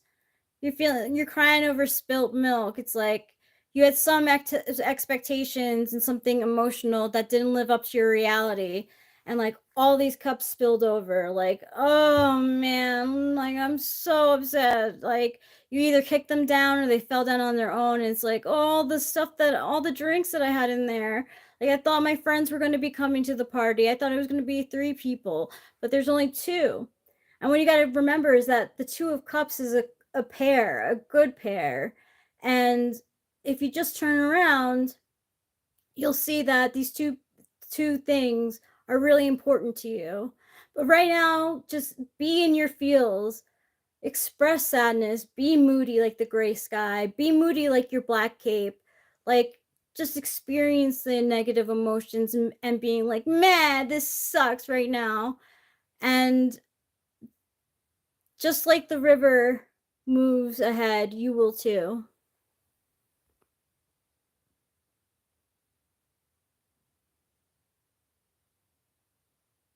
Gurpreet Paul is next.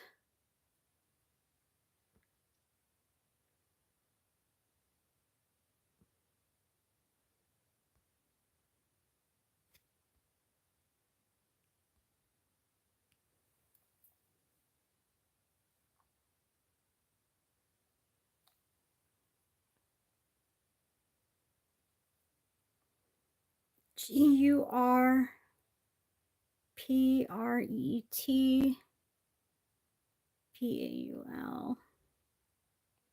Okay, Gurpreet. 1, 2, 3, 4.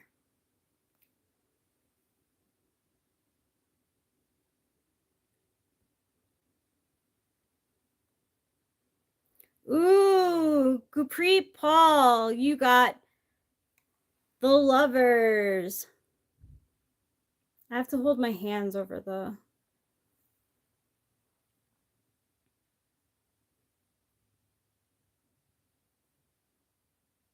So the Lovers card, it has 2 people, Adam and Eve, in the picture. Adam is looking at Eve, and Eve is looking at the archangel in the sky. So you might have recently found someone, a job, person, place, or thing that like your soul has been like aching for. And it may feel very faded and spiritual. You might, because it's the card of Gemini, you might also have to make a choice between your heart and your head.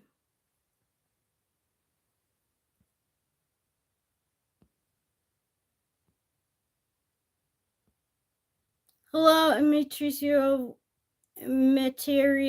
Aqueen.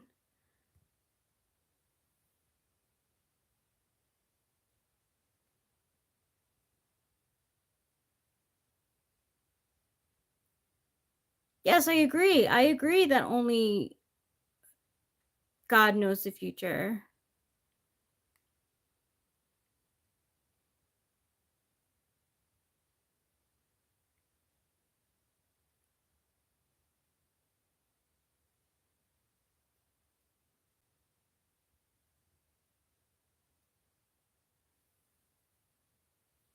I'm not trying. I'm just doing this for fun. No one has to take this seriously.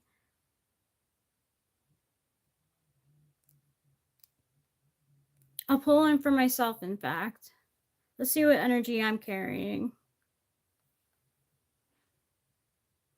Rachel Strauss. 1,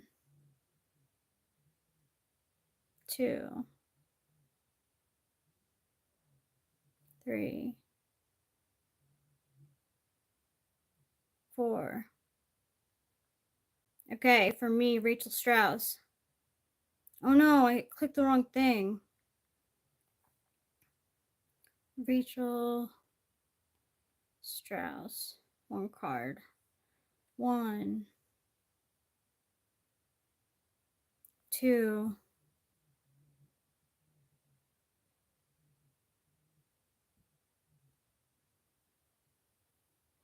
3, 4. Rachel Strauss. Ooh, the Hermit. I'm feeling like staying inside. I have this lamp in front of me that's lighting the way, but it's only lighting so far. And I'm possibly looking down. I have my staff. And I'm feeling kind of moody. And I am. And I am feeling a lot like a hermit. I have been lately. I haven't felt like, being all social or anything. It's not really like I do ever. I'm definitely a homebody. I'm standing amongst snowy hills, a mountaintop that has snow on it. So I might seem cold in my demeanor. But I just sit at home and think about the world. Yeah, I isolate myself. I do. That's cool that you're a Gemini. Gemini goes along with the Lover's card.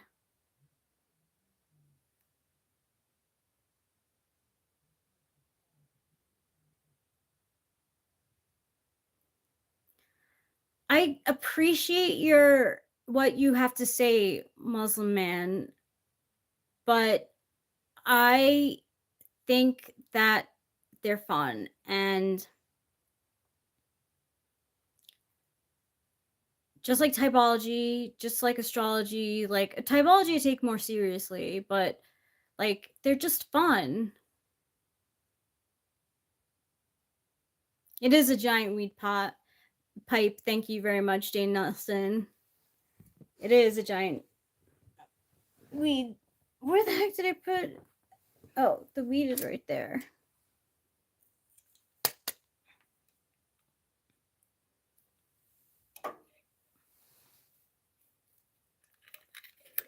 I find them fun. You might not. Gemini are twins.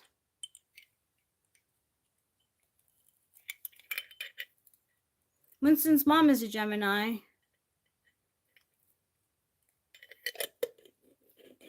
Eric has a moon in Gemini.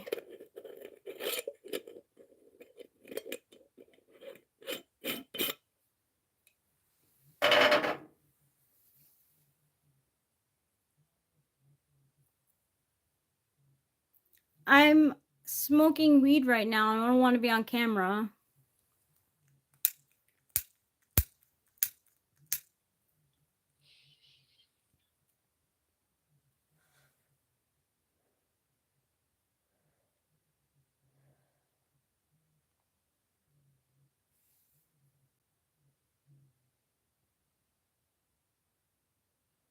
Bye, Muslim man Sandezak.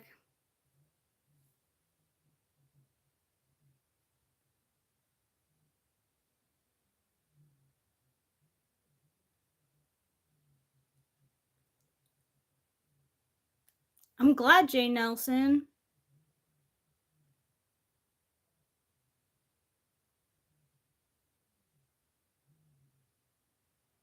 Well, right now I'm smoking weed and we're talking about things that I shouldn't do it. That I shouldn't do. 1, I shouldn't be reading tarot cards. 2, I shouldn't smoke pot. 3, I guess like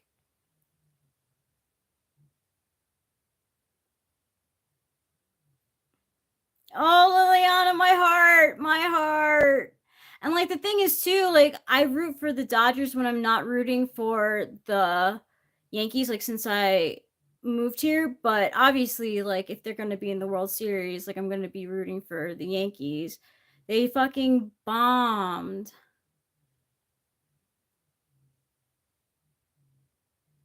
I don't want to get invited to a Diddy party.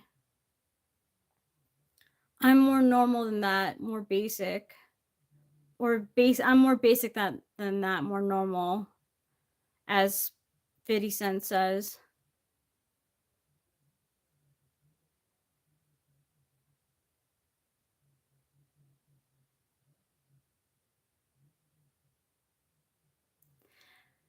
You don't have to stay here.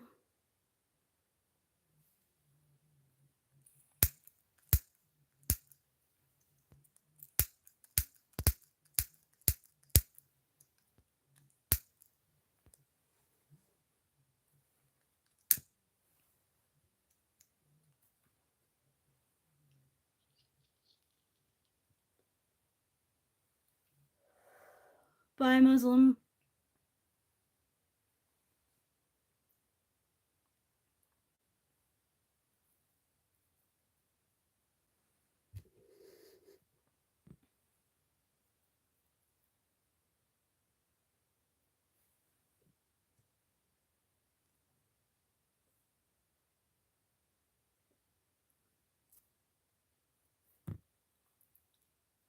Because they're inappropriate, terminal junkie. You need a poll? Okay, what's the poll gonna be about, first last?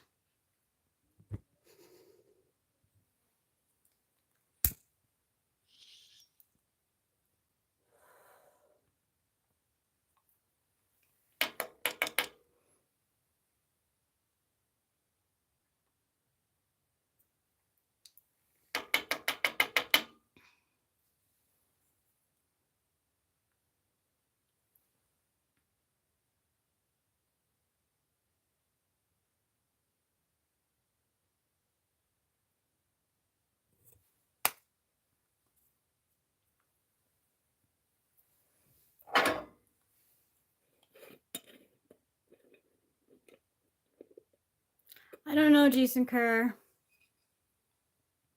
No, I'm not gay.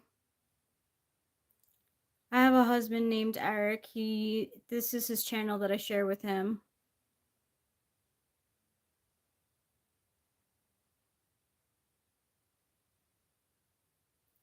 It's coming in first or last better?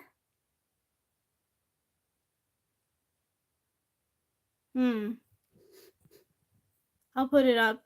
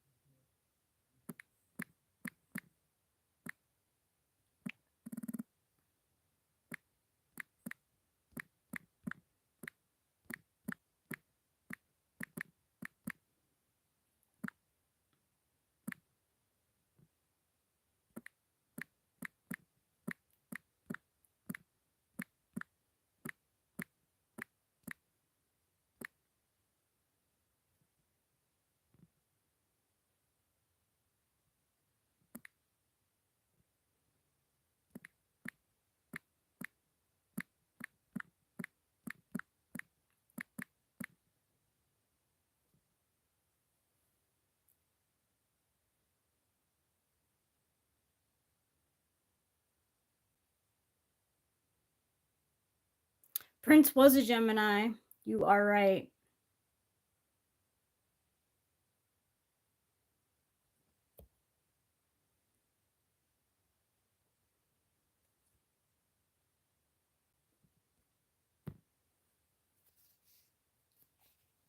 Who Janice says, how's the hubby? I miss him. I used to come vibe a lot, but I've been busy.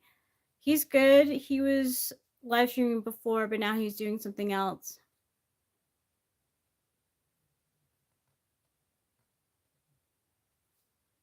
I'm used to winning. As in like in sports and stuff. My fantasy football team is crap.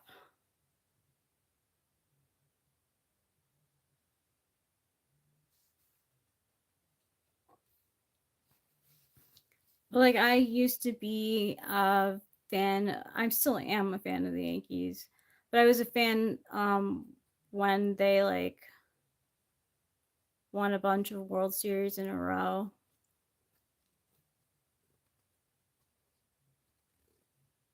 Oh, you share the same birthday as him. Cool, that's cool.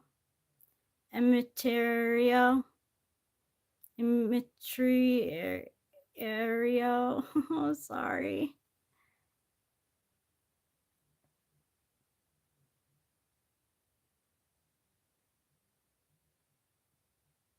Yankees hats. Symbol's cool as hell. The Yankees are cool as hell, but like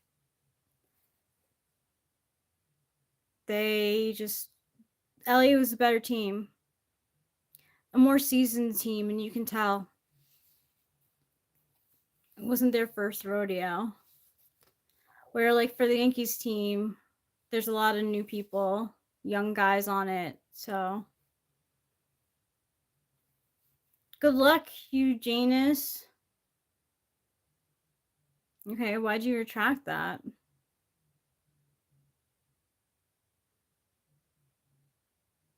Ew.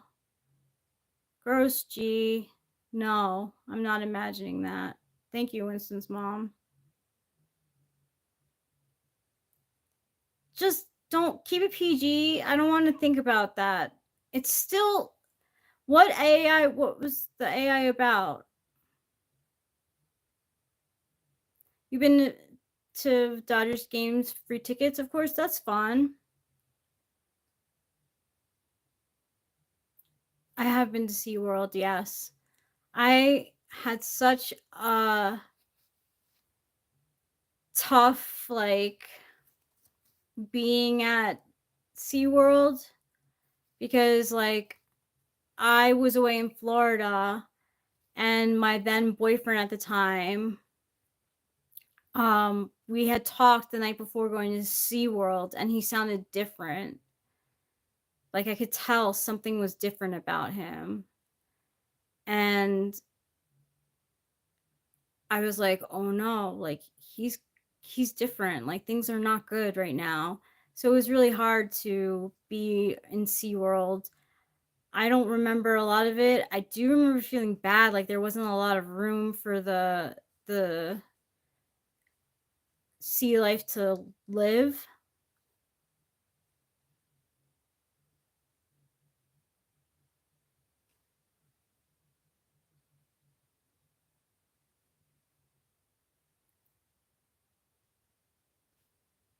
I don't even remember if we saw a show. I'm sure we did, but I don't know. Like I was so like apathetic. It could have showed like I think I had a brave face on like for the time that I was there. But, you know, like as an NI person, we can ruminate like over the meanings of things. So like I wasn't really there. The only thing that I remember was seeing manatees and being like, "Oh, they're so cute." And like thinking that like there was like not much room for them to swim.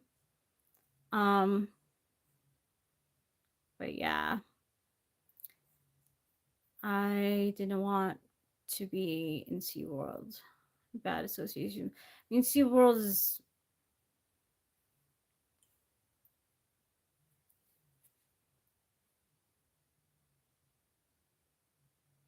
Your ISTP. So Winston's mom says my ISTP sister was all about SeaWorld. She also has or had aquariums filled with fish. That's cool. I mean, I can see it as being a fun place. I just didn't have a good time because I just don't even remember it. I don't remember it because I like try to erase that time in space for me.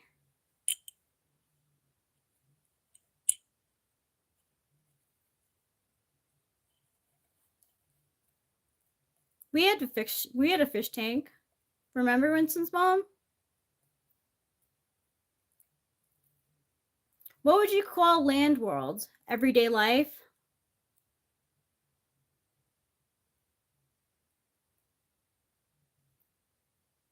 I like water too. You could have been a fish in an earlier life. There's no SeaWorld in Manila.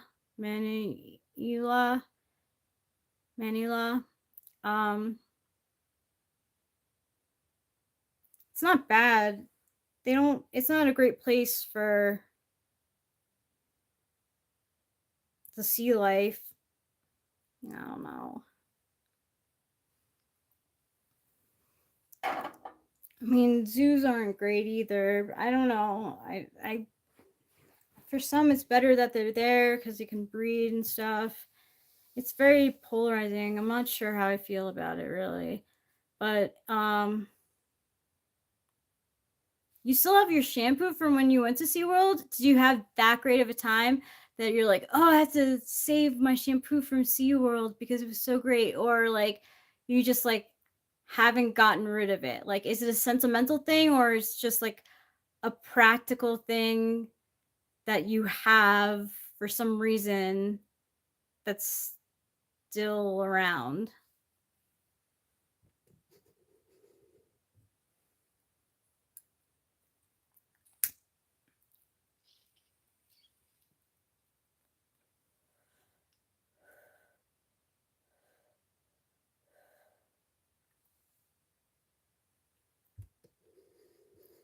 But I can change, I can change, I can change, I can change. I can change, I can change, I can change if it helps you fall in love. In love. I decided my sea spirit animal is a seahorse. The males carry the babies. A female thinker is like a seahorse, I might argue. Logos is masculine. My sea spirit animal, the first one that I ever got was a shark. One day after a hard night of drinking, I woke up and it was dark in my room and I looked in my mirror and I scared myself because I thought I looked like a shark. Like my eye looked like a shark. And I was like, oh my God, a shark is my spirit animal. I have to like understand about it. And it said don't eat tuna because tuna like sharks get trapped in tuna skips. It's tuna nets. Tuna nets. Yeah, sharks get caught in tuna nets and it's bad. So you shouldn't eat tuna if your spirit animal is shark because yeah, they get killed by tuna nets. And that was tough because tuna is my favorite kind of sushi.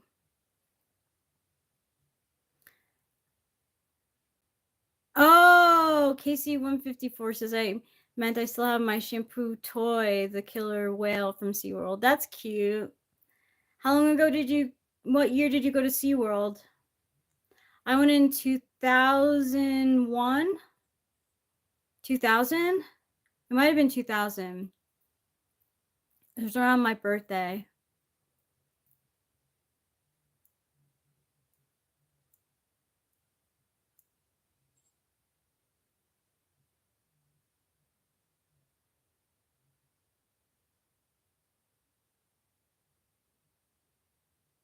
Oh, I'm sorry, you're on the wrong site.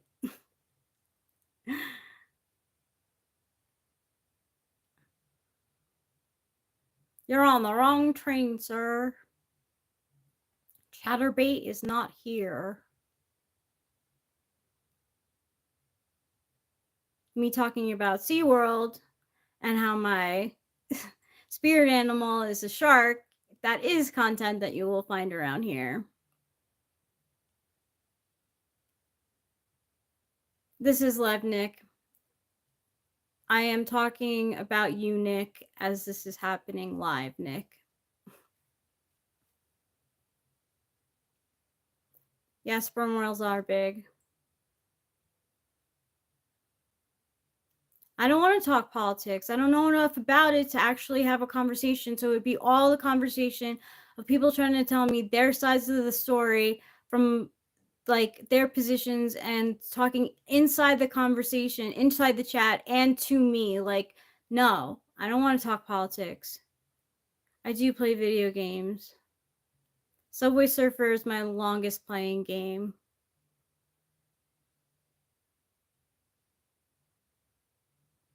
You know about everything right and wrong, morals from where you stand. That's politics. It's not politics. Politics is a lot of.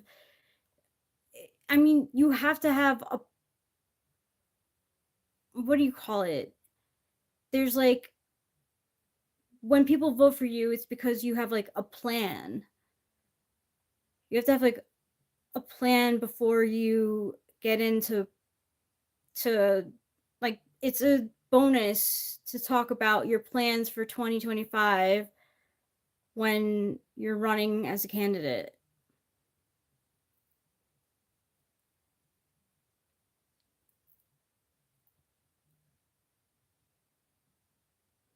I don't know about politics. Like, I can't even tell you what the word is for when a person has like a group of plans that they have for the future when they are president.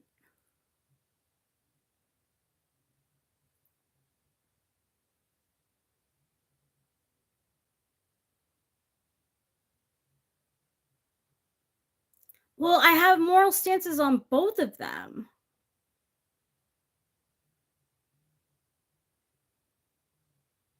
Oh my god. I don't want to talk about politics.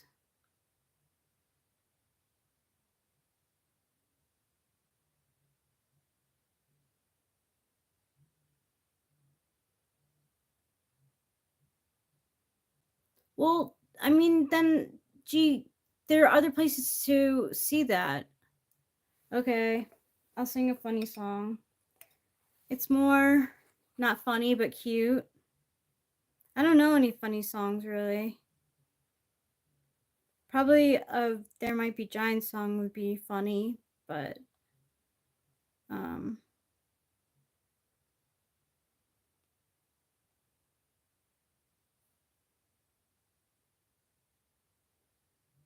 okay, I'm gonna sing you what Eric?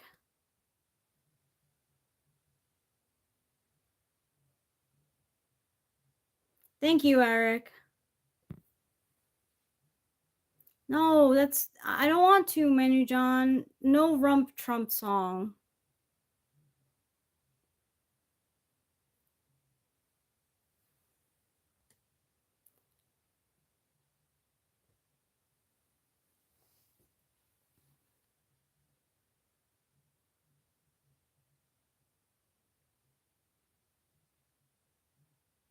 Yeah, exactly. Talk to Eric about that politics stuff. Don't talk to me.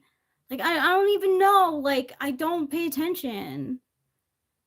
I know I don't like both of them. I don't like both of them. I mean, how can I fucking like someone who doesn't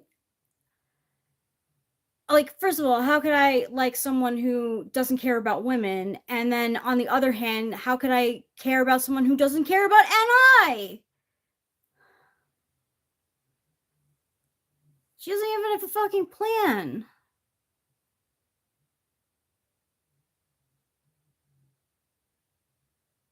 Dogger, for sure. Little doggy dogger. Or big doggy dogger. Thanks, Brett Wiles. I appreciate that joke. That's from something. Where'd you get that toilet from? The toilet store? Amazon, actually. Oh my god, G. Stop crossing my boundaries.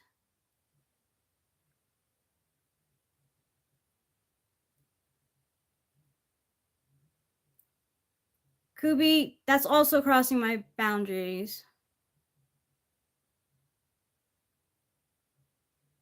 Ooh, patronize Curtain Emporium.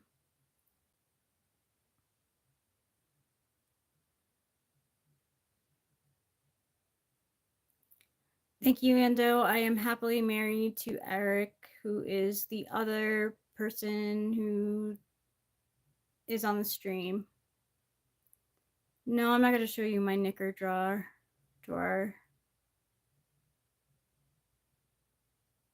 Thanks, Donna Chamberlain. Lane.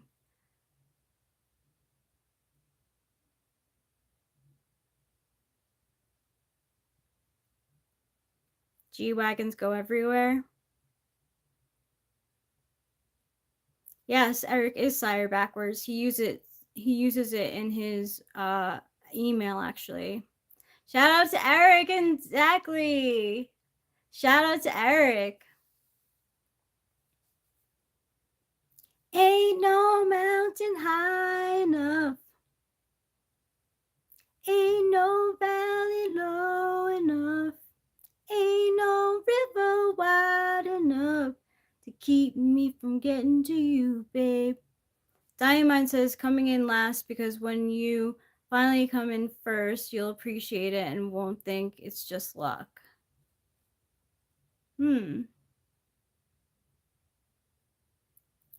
You know, it's tough. Like, you have to have the confidence to come into first, you know? Sometimes it's just luck.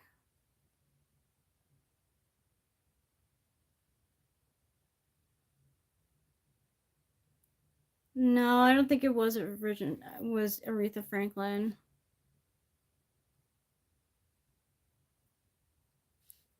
Let me look it up.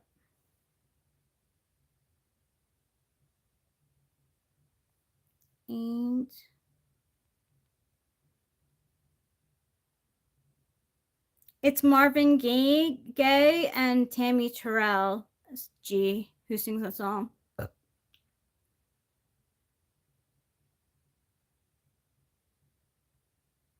Oh my god, that's a great question, KC154. Dawn Branch you I don't know how to say that. Branch show. A trainer that died in the SeaWorld Bay, a killer whale in the 2000s. I wonder if that killer whale was a shampoo killer whale. I do too. I wonder if it was a shampoo killer whale too.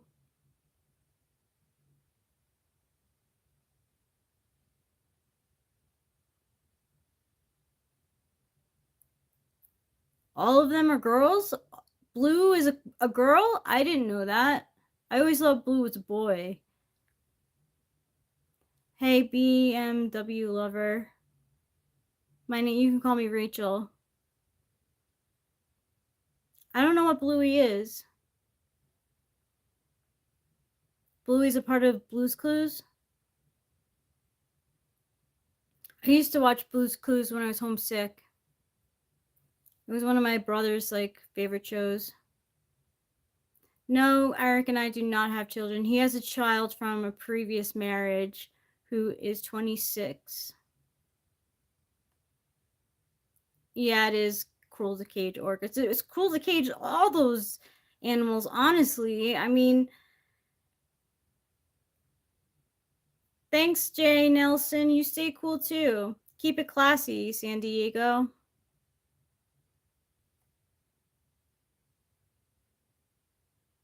It would be cool if Blue was a girl and Magenta was a boy. It would be, Diamond. Talk about progressive.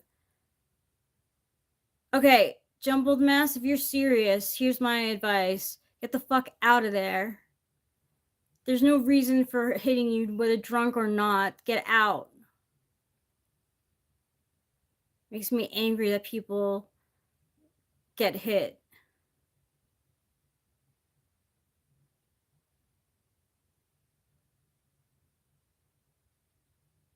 Yeah, it is cruel to eat animals, I think sometimes too.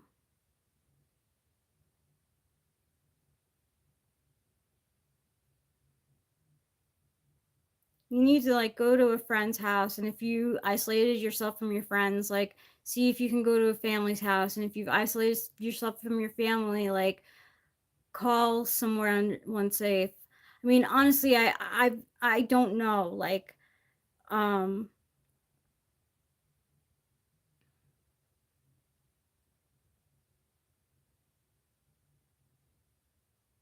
oh, that's cute, G. They swim between Argentina and Australia, occasionally stopping over in Norway consistently. Seriously intelligent creature. That's so cute. Oh my god, you made that up? I totally bought into it.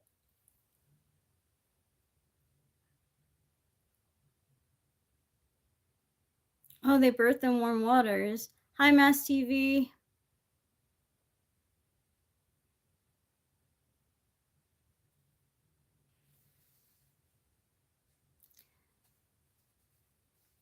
Spider-Man is fun. I wish we had an American Spider-Man that wasn't Tobey Maguire, because the other two Spider-Mans are English.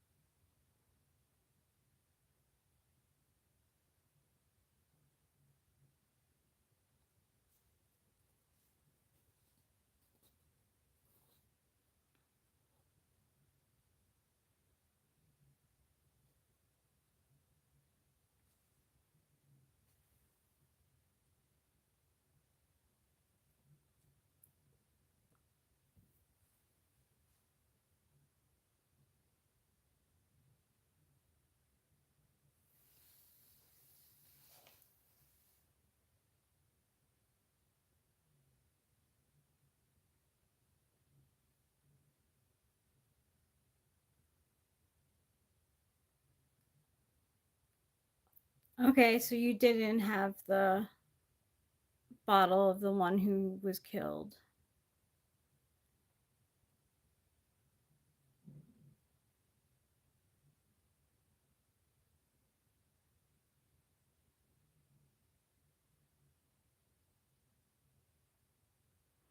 You sound like you're from medieval times, Big Rigmarole.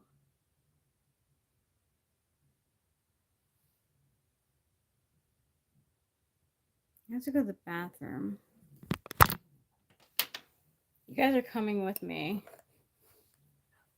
so that you can get a TWFP, real TWFP version with the traits of both Eric and Rachel.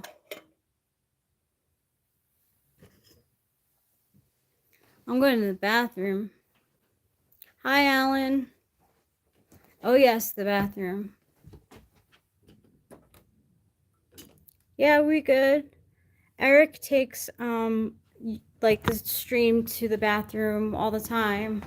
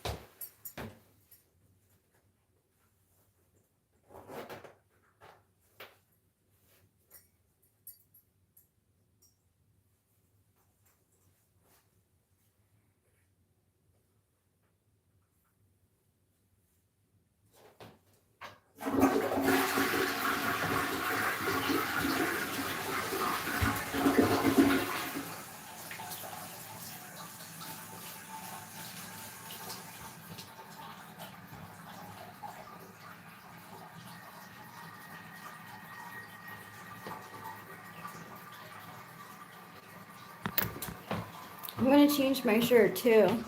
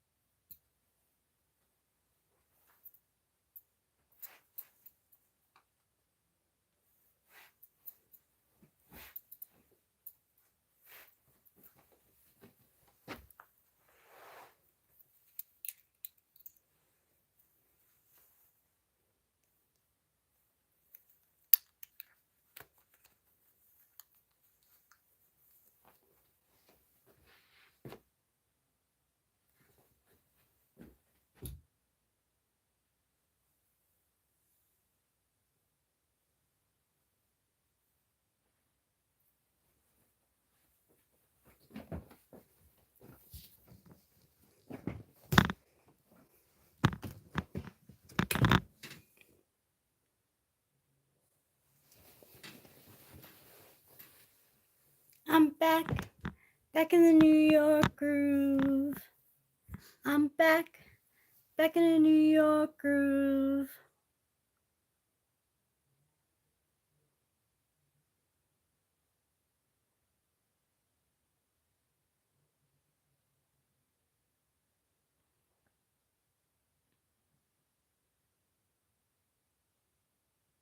Phew, I was so close. Really was.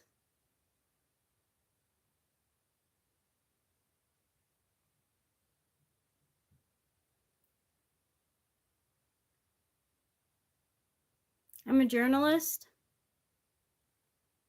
I think I would make a good journalist, maybe.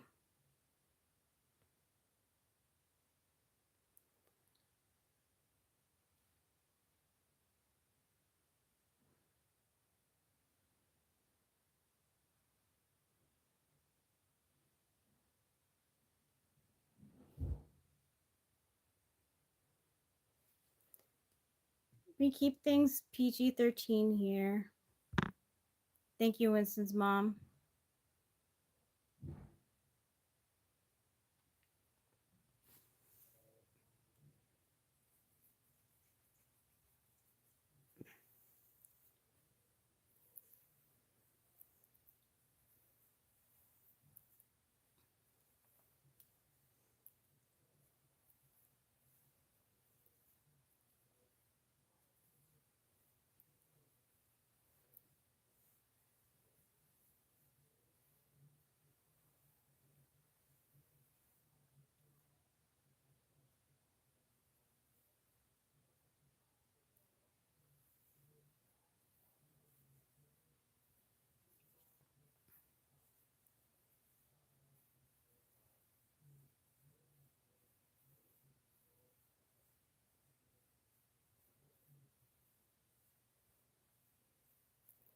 If gays you mean happy, we do keep things passively happy when I'm the one who's streaming.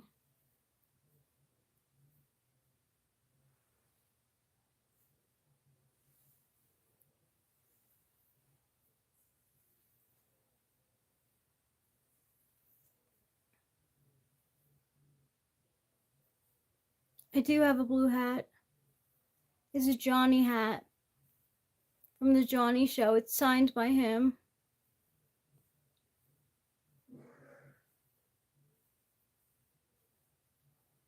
Ruby, I don't trust you, so I'm not gonna ask. Death at a Funeral, 2007.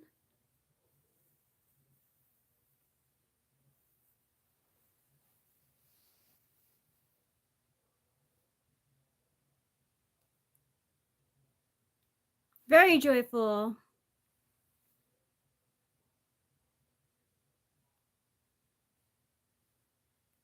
What's Mongolian? Why is Mongolian cheese good? What makes it good?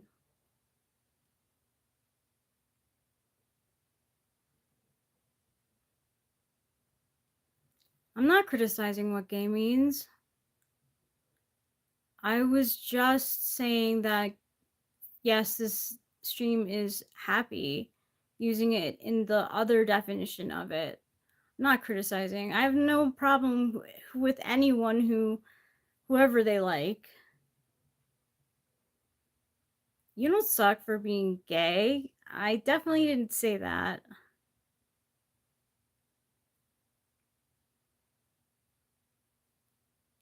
You are who you are. And if gay is one of those things, then that's part of you. Cool.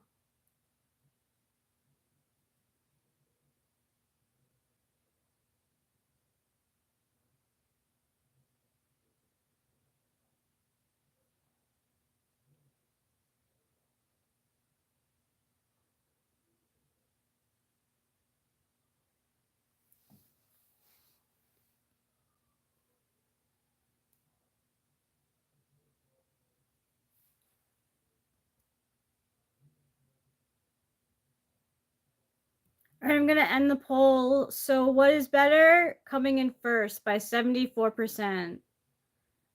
You guys want to start another poll? Let's start another poll. What should this poll be about? Give me your any.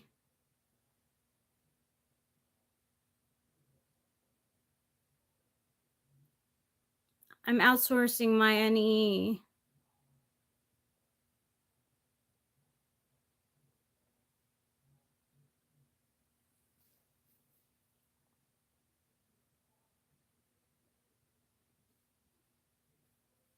That's funny.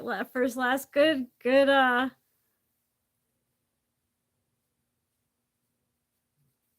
noticing. Good pattern noticing. Mongolian cheese. Flavorful, but is it like soft and like salty tasting, or is it like sharp?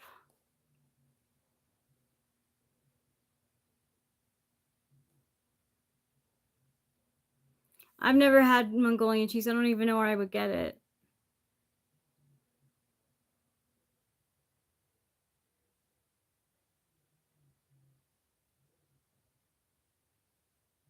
It's good to know. I do like cheese. I love mozzarella cheese. It was drippy. Interesting.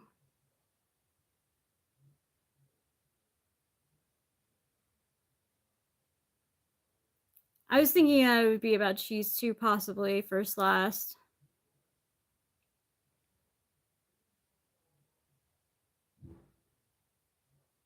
I like my cheese, like, solid, I guess. I like feta cheese.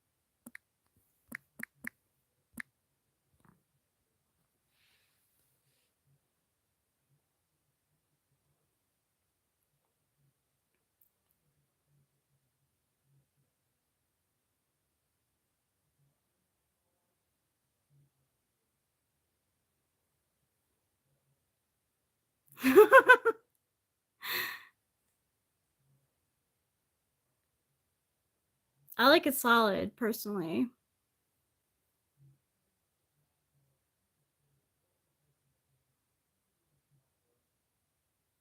I like to put it on a cracker.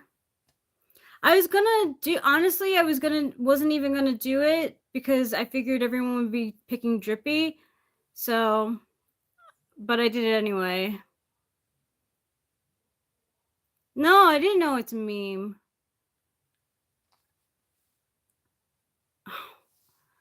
This isn't fun. I can't do this poll about cheese. If it's just a meme.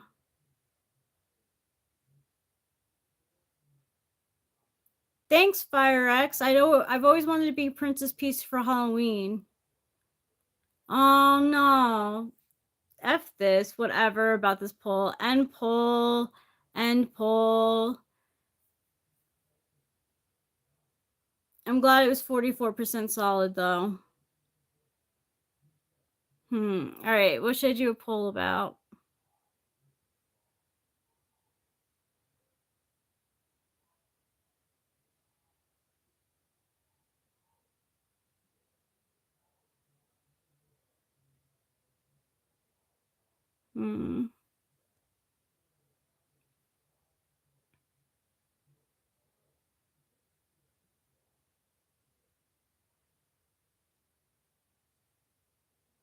I don't know, I like it in like crumbled and soft. I could have soft cheese, but I don't care about it being drippy. It doesn't have to be drippy.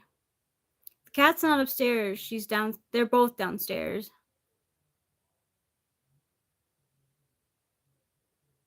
Yeah, solid does make it nice. Cause like you can like have tapas. You could have like different kinds of meat and stack it with the cheese on top of the on top of the cracker, a piece of bread that you have. Definitely Cadbury's all the time over Feastables. Nothing. Not Feastable sounds disgusting. Top ramen or cup of noodles? We eat cup of noodles around here, but top ramen is actually where it's at. Your chair is an INFJ. Why do you say that? Oh, I don't know. Still Cadbury's. Fire X, I'd rather not a poll be done on my prettiness if you don't mind. Oh, Mr. Beast is like in big trouble.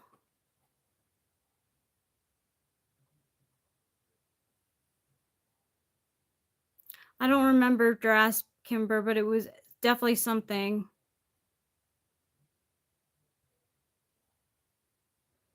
Milk, I don't drink beer. I don't drink alcohol. Your chair is always observing you. Do you feel like INFJs are observers? I feel like ENFJs are and ESFJs are even more of observers.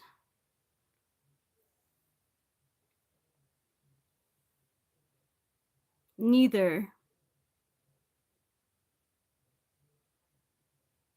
Flour.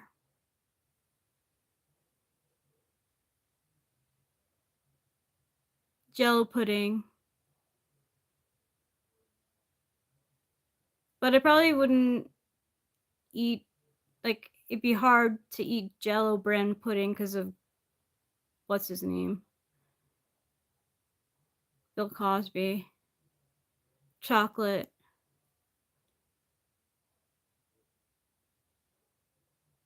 Karmic Debt.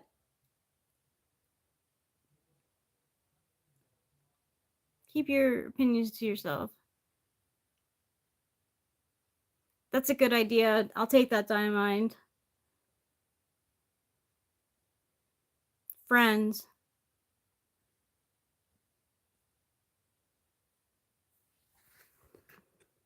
Who should have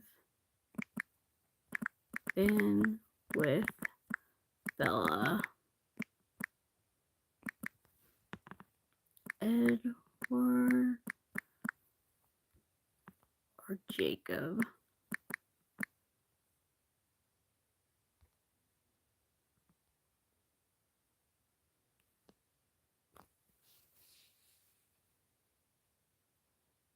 No, Twilight.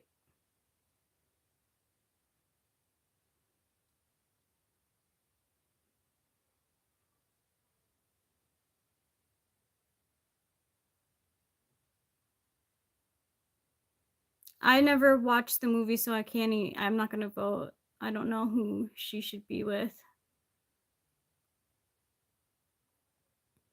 Mrs. Mom says, at Diamond, I took my daughter to those movies. I was Team Werewolf.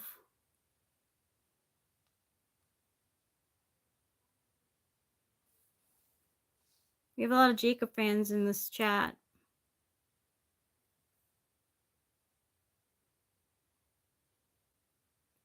Carmen says Edward, obviously. Thank you, Big Rig Raoul. No, I can't. I mean, oh, that's hard, Point and Shoot. That's really hard. They're so different. Animaniacs has like a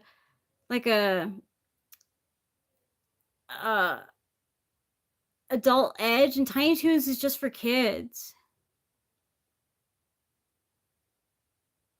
I gotta say Animaniacs. But I love Tiny Toons too. That's a really hard one. What's your favorite American movie of all time? I have no clue, Karma Debt.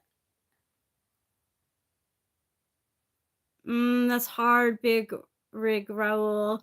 I've always had a soft spot for Jake the human. But Finn the dog is like the best friend. Like a great friend. Hi, Misty Doy. I'm good. How are you?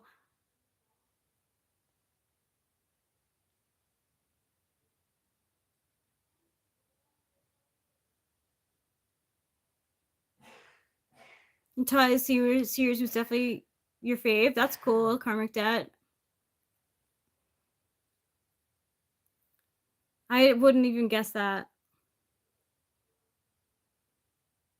Yeah, Jake the dog is a buddy. Who, Eric? He's downstairs.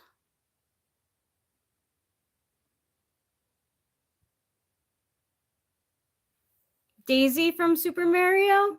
Thank you. I like Daisy. Last time I picked Daisy as my character, I won Super Mario Party. Mario Party. Me and Eric won. Eric helped me. I don't know who Metro Man is.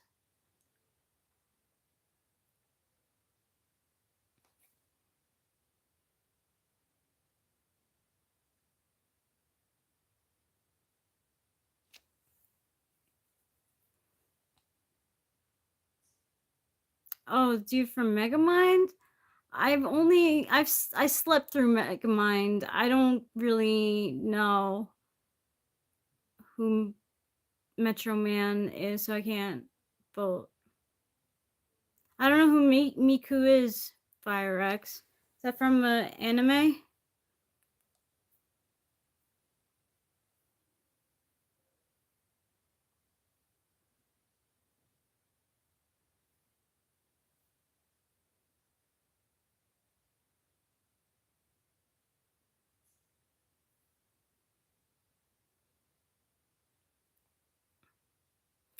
Is it her? Eric's daughter Delilah got for Christmas from her granddaddy Miku shirt. Thanks, I appreciate that.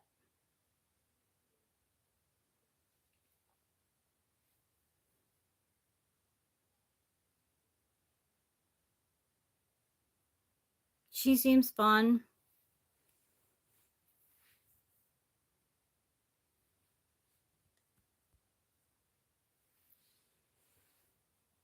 I should have given the shirt that Delilah wanted to her. It was I think it is being metrosexual is Metro Man's power. I got a Totoro, my neighbor Totoro shirt, and she got the Miku shirt, and I should have traded her.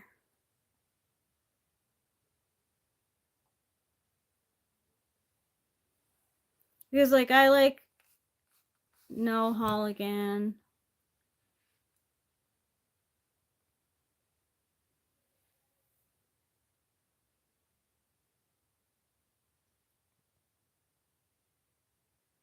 Thanks, Eric.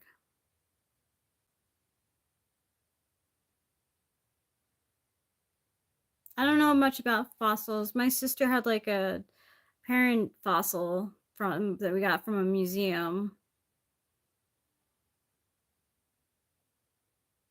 Ooh, fossil feuds are apparently not good.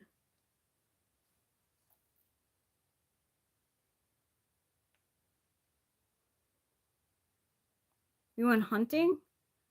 No. We haven't been hunting. I don't have a good enough shot to go hunting yet. Oh yeah, for fossils and stones. Eric looks for stuff. I'm pretty much just looking at the mountainsides and trees.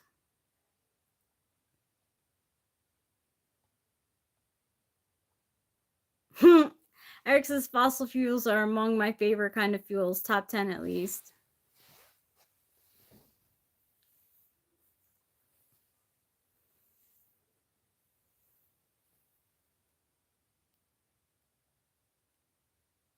Fracking with famous people, exactly, Winston's mom.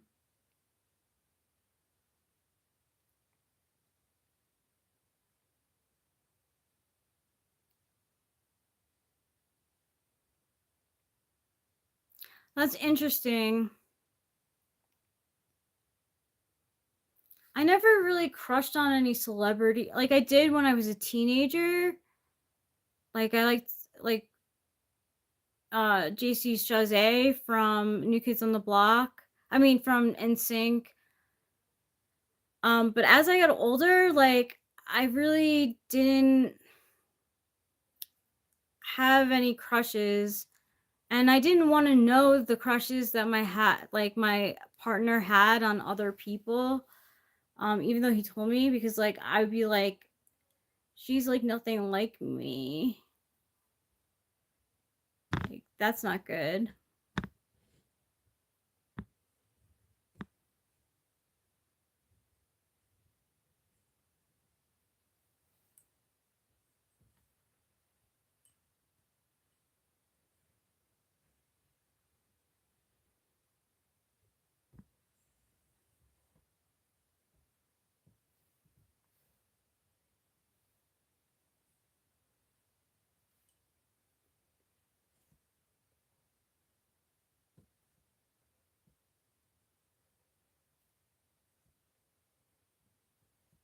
Why should Eric watch Promise Neverland?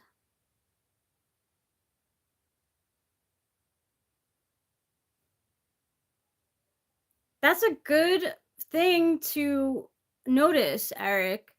You know what people do a lot on Lost? Steal babies. That's so interesting. You probably do too. I've seen it.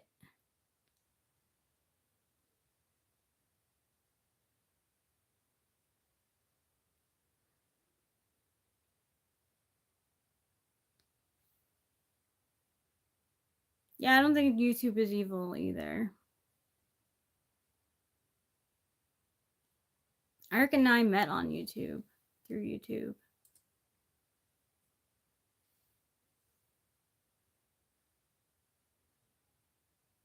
Yeah, it does lean chaotic good. Thanks, John Sablon.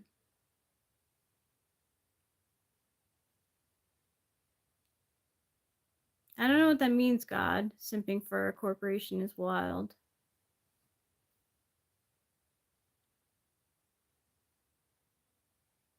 I'll smile when, I'm smiling.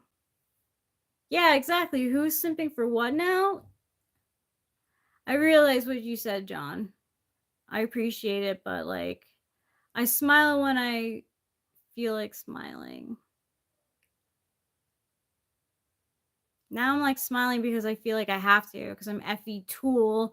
And it's like, oh, the people want me to smile more, so now I have to smile more. I look like Hello Kitty. Thank you. Thank you, Fire X. Maybe that's why they said Hello Kitty is a girl. They meant like me. It's inspired by me. Who inspires me?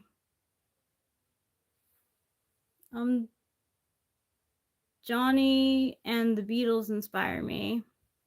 Eric inspires me. That's pretty much it.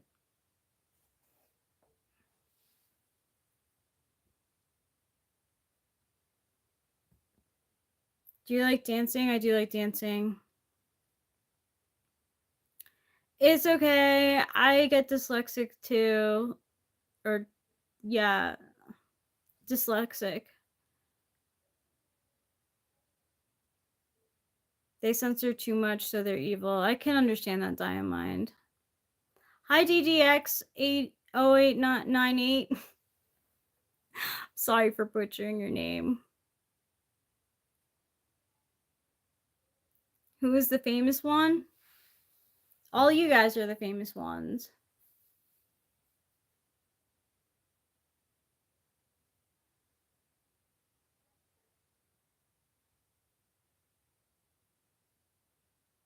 Yeah, it's a good point, Winston's mom. Winston's mom says, I wonder if those people who tell other people to smile more know what goes through the unsmiling person's mind when they hear this. It's not for me, John Sablon. I do most of my dancing in the car. I like really can't dance a lot because I have neuropathy and I never used it as a form of foreplay.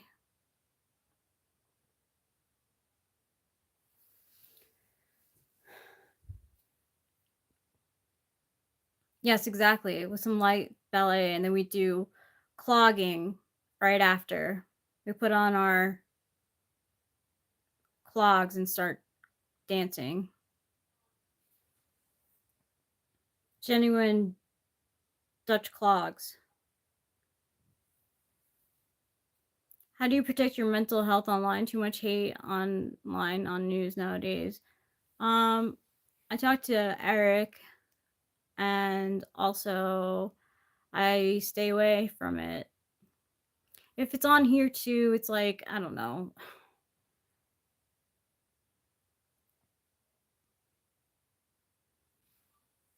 They do censor a lot. I don't like that change either, but what can you do?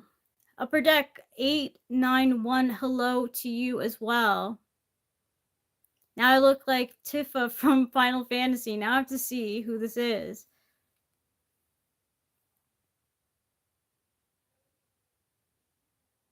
Yes, that is a seductive dance. In the Addams Family, they do that Russian squatting dance. Gomez and his brother, you know, the one,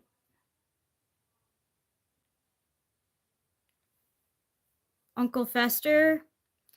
Yeah, so they do the squatting and leg kicking Russian dance, and it does seduce the women. But they're like, Gomez is like, no, no, no, I have a wife. Like, you can go with Fester. The dab is seductive.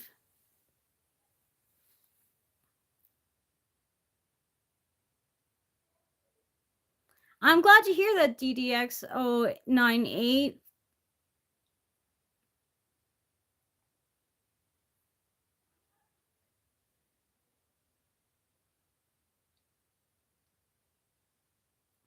What does the Q stand for?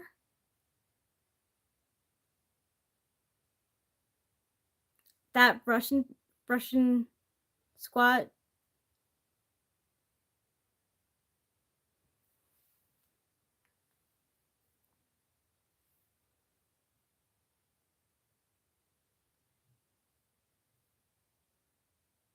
Oh, the Q stands for dance. I see.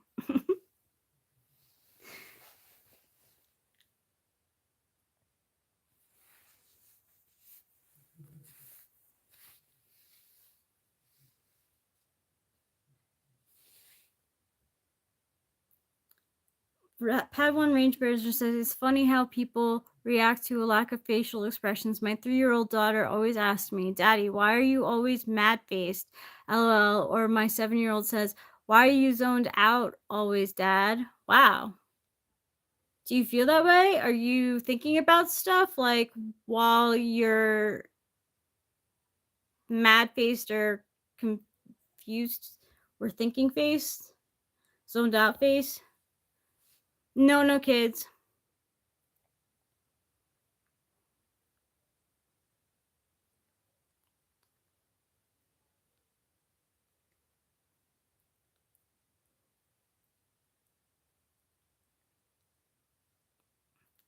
I feel like a Sam Harris and Ben Shapiro debate would only make Eric mad.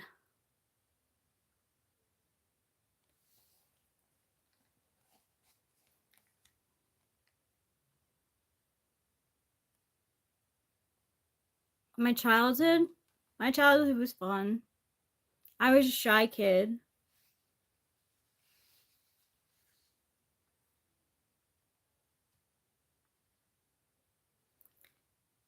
Padawan Ranger Ranger says, yes, always, Rachel. If there is a 10-second lull or even when it's action, I'm lost in thought. My childhood, I spent a lot of time outside. I also watched a lot of cartoons on the Disney Channel and Nickelodeon. I don't play a musical instrument. George Entertainment, I'm not answering that because it's PG-13 here.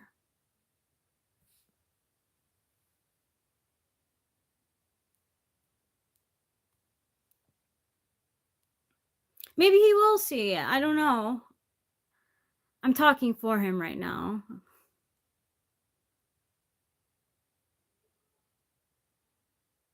Happy birthday, FireX. Hi, Irene Lamalswamy. What were your favorite cartoons? I love Doug, Rugrats, Tiny Toons, Animaniacs, Batman.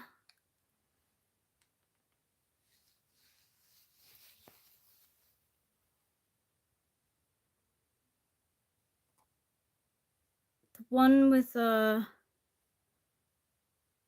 kangaroo and cow. Not Ren and Stimpy. Oh my god. Does anyone know that cartoon with the kangaroo and the neighbors were the fatheads, and there was a cow friend and a turtle friend, and they were always like nervous about doing things except for the cow, pretty much.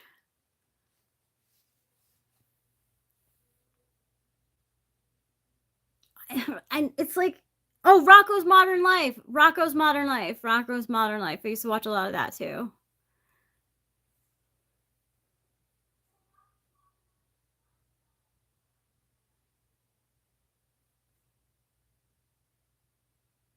How about you, Diamond?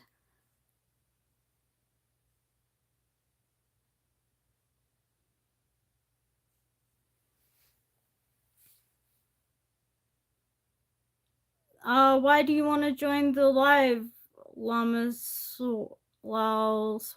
We don't usually do that. I don't know how to do that either.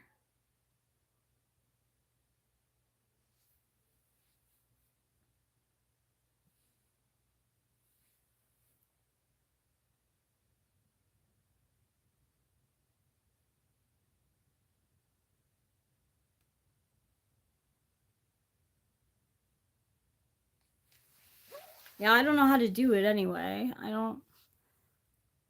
We don't usually do that unless we like, I mean, I don't mind having someone join. I just really don't know how to do it.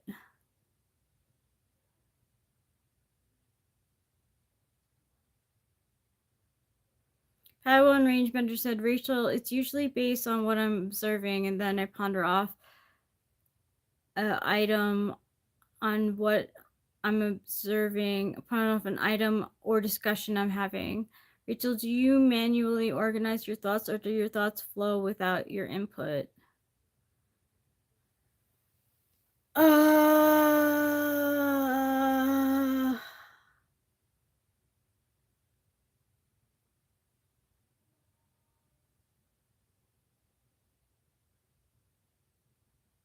I don't usually let my thoughts get to me because I'm usually being fed some information from like YouTube or something, whether like it's tarot cards or like something to do with hair or makeup or clothes, style stuff,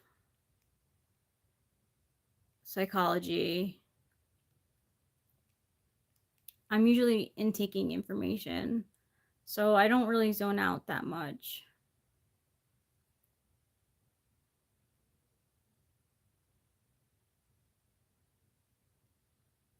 Sometimes I'll be like,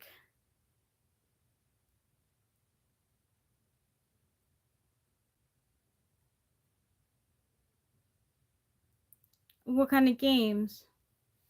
I like playing games. I like racing games. I like racing games the most. But I also like merging games, and I like this like mindless screw pin game. It's like so harmless. It's really entertaining. I feel like I've hit like a plateau, but I'm not sure. I think I have. It's a hard level. Like this, and you have to take out the pins, match it with the color. I do play Mario Kart sometimes. I have it on my phone, but I don't play it as much. as I should, really.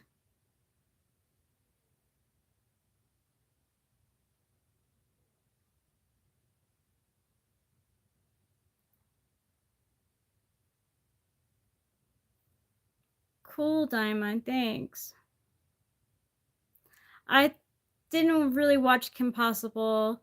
Sabrina the Teenage Witch, didn't really watch either. And definitely not Growing Up Creepy. But I did watch Are You Afraid of the Dark and Secret World of Alex Mack. Alex Mack? Something like that. My name is Rachel.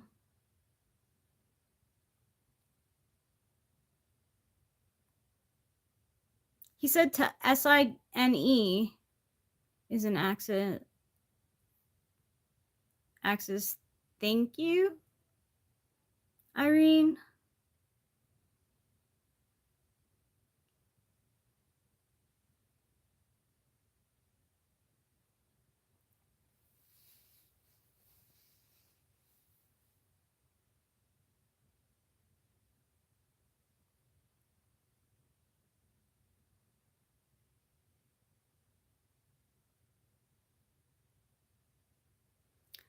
I do think I look like my grandma the most. I think. I'm not sure who I look like really in my family.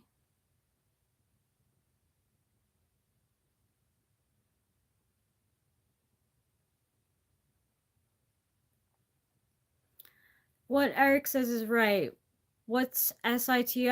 Obviously, I have very different relationship. SI being super unconscious and TI being conscious. Thank you, Irene.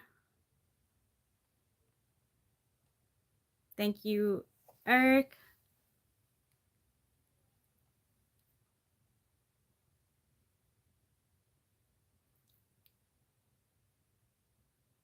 Thank you for your input, Joe Bomba. Hope you voted.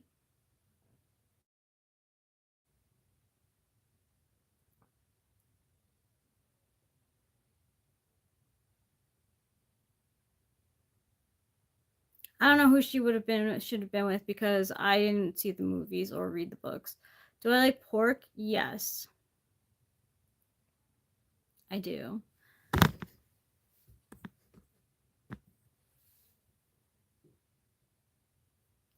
I like bacon a lot. Probably my favorite form of pork.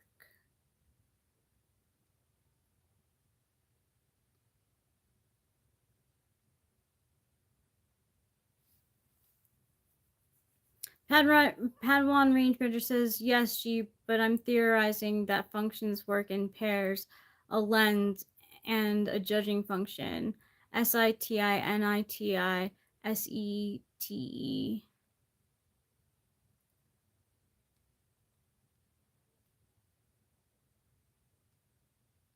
What's my favorite color? If I had to choose a color, it'd be green, but I love wearing black. Black is my favorite color to wear. I have a lot of green stuff.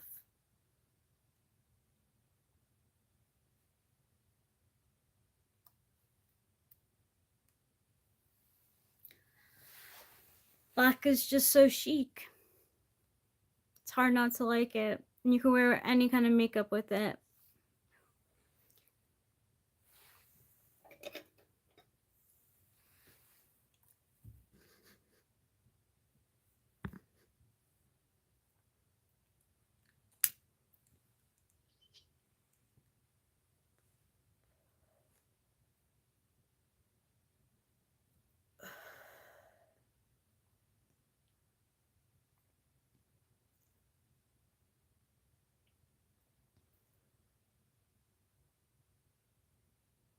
What do you think you're onto, Padawan Rangebender?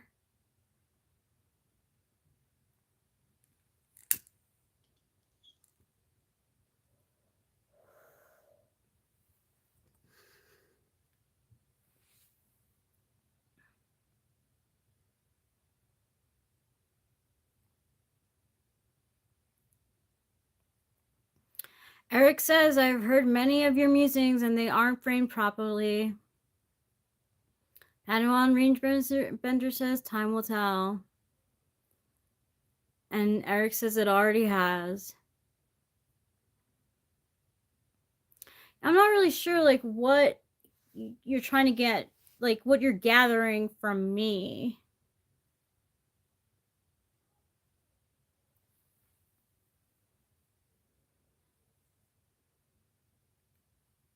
Like, when you ask me questions. But I appreciate them. I like being asked questions.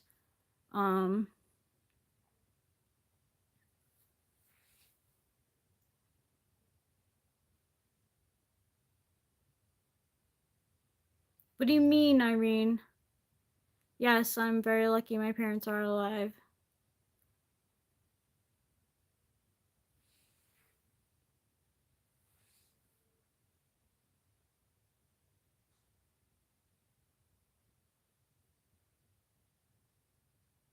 Hey, Devin.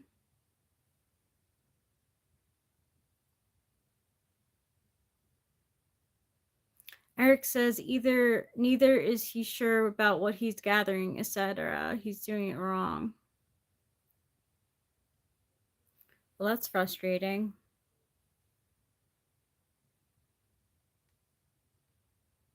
Padawan Rangebender. I'm good, Irene. How are you?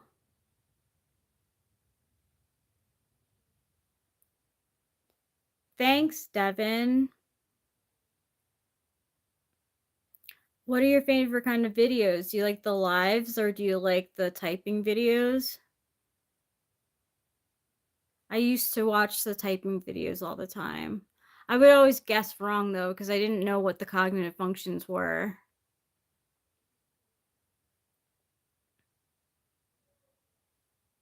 Not until Eric. Happy Halloween to you too, John Hip. I am a stay-at-home wife. What's your job, Arif?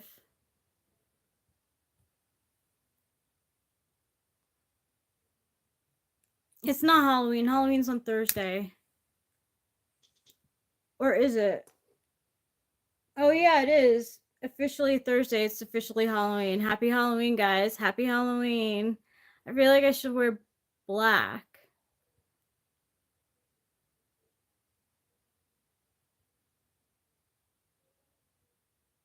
I feel like I should wear black, so I'm gonna change into something black for Halloween.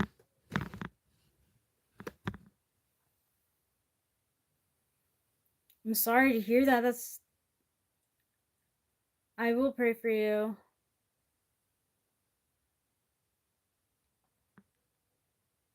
Ugh.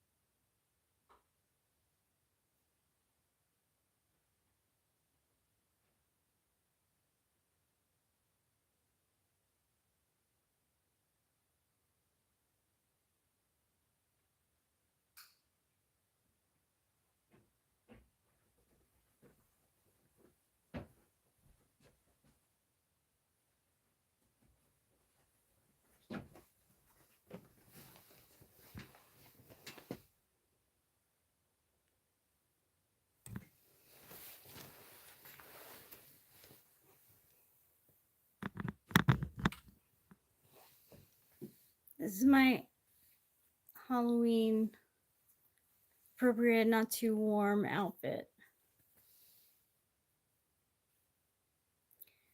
Thank you, Irene.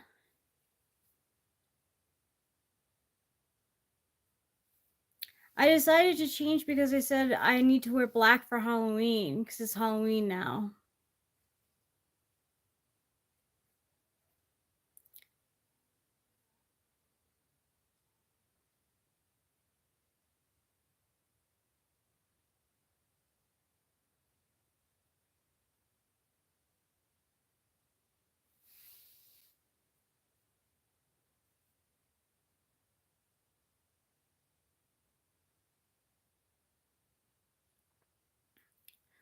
What country are you from, Irene? Time to go smoke on the porch to scare the trick-or-treaters away.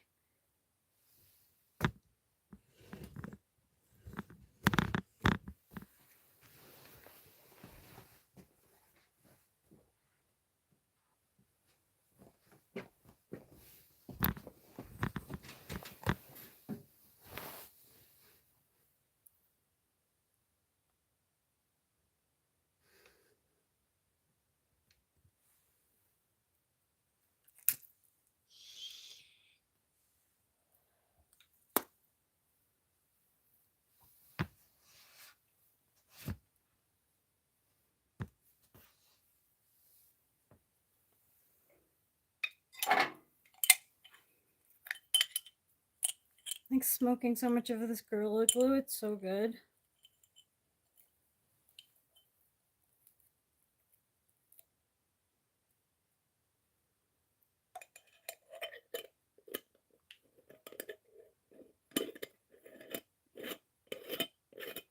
Thank you, Diamond. The spookiest spirit of Halloween blesses you too. You know what cartoon I always wanted to be with my sister, Jane and Daria.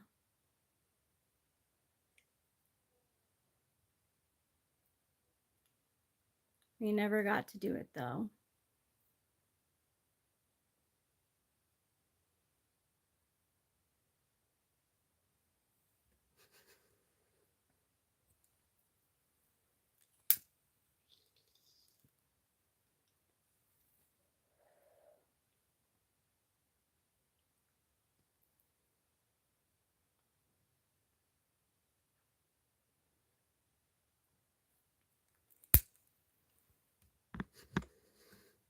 I'm an INFJ.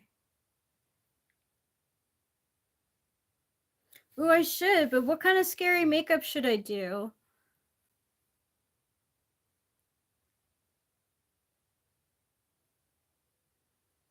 Maybe what kind of scary makeup should I do, guys?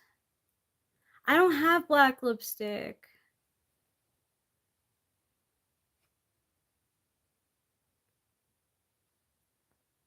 Woman from Misery makeup, I might be able to do that.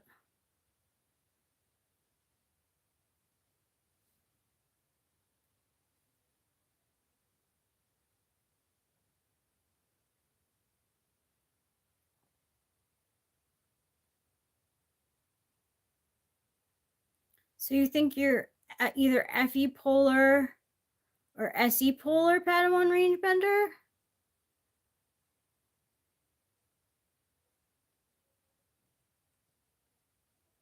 Can I see your type? I don't know. Nasser Zadjile. Hello. My name is Rachel John Hip. Put on estrogen on your face for makeup. Hardy har har. This is a non-political.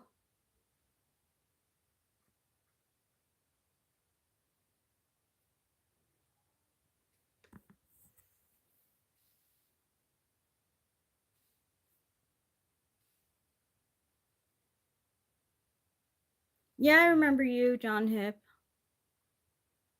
I'm from California, United States.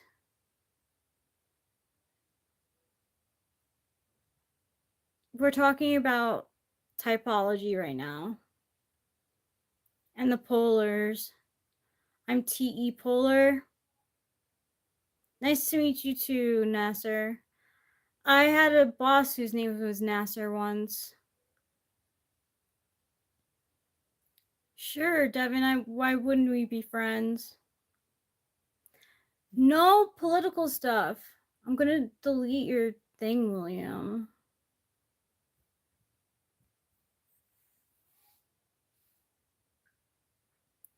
Thank you, Irene.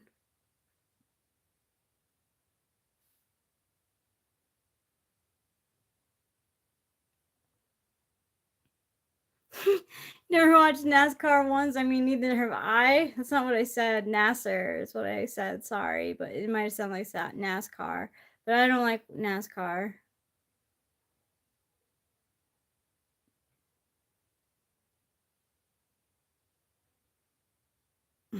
I gotta clarify for some people, Devin. Sup, bro? My name is Rachel. What's up with you, Sabato Eddie? Hello, Jesse J. Martinez. Chat Eric gives a different vibe than streaming Eric. Yeah, Eric's in the chat. Capio, I don't like when you do that. The kitty's in the room. I'll show you.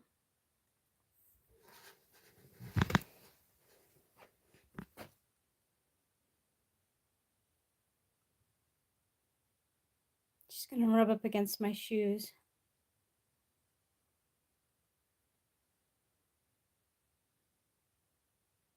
Maybe not. Oh, there she goes. Yes. Thank you, Capio.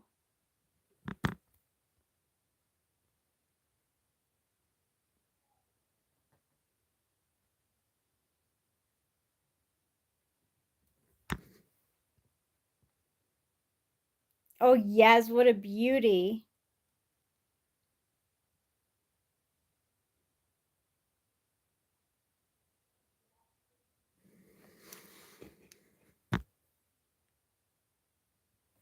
She wants me to pet her and play with her.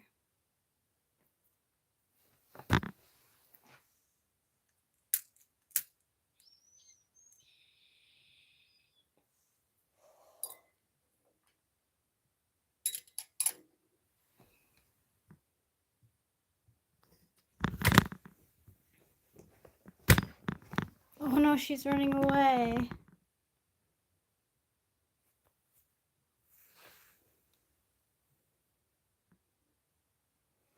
Oh well.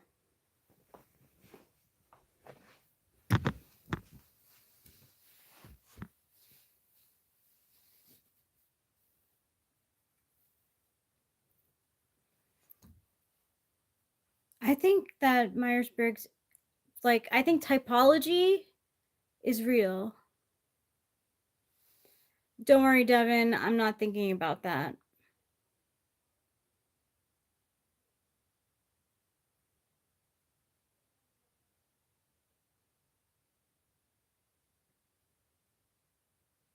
Thanks, Eric. I feel like you like the Make America Great Again most of all. Gee. Padawan Range Bender says, I do appreciate your honesty, Eric. Ronald Rump, indeed.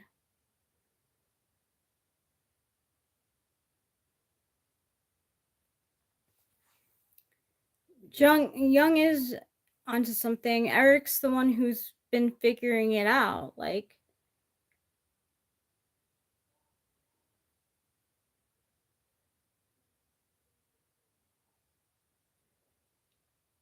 don't like the big five. I don't like how black and white it is.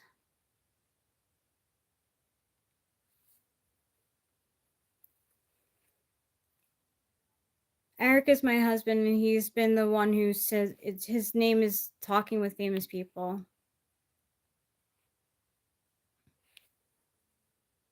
Call him Nasser. You don't have to call him NASCAR. Yeah, exactly what Diamond says. I don't know if he wants to. I think he'll let me know if he wants to be on screen. If he wants to, I'll definitely go downstairs. Cosby, come on, you're being mean.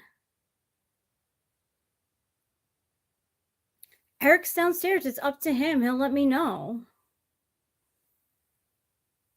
No, I can't see your type.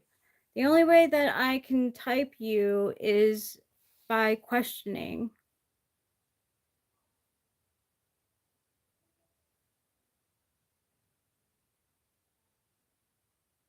Thank you, Eric.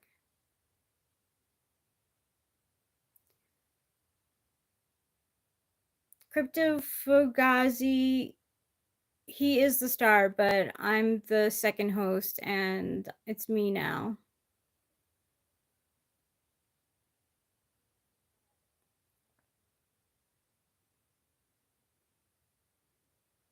I don't know, John Hip. I don't know if you heard about the car accident. That's good first last. It means you're close to bedtime. We talk about typology, sometimes politics, just not this time. Current events. He is cool. He does watch anime and does make him extra cool. I'm a stay-at-home wife. Hi, Xavi. Zavi. I mean, I don't know anything about Bitcoin, so it would be useless to talk Bitcoin with me.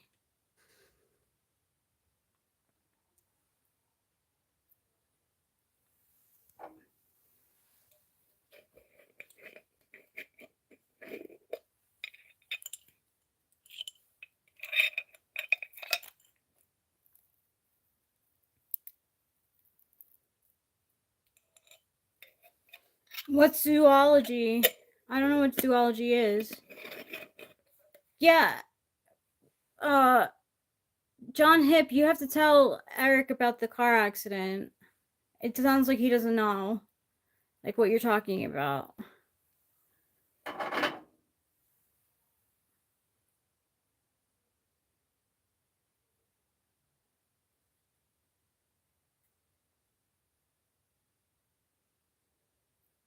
If it's too hard for you, I can just tell Eric, like,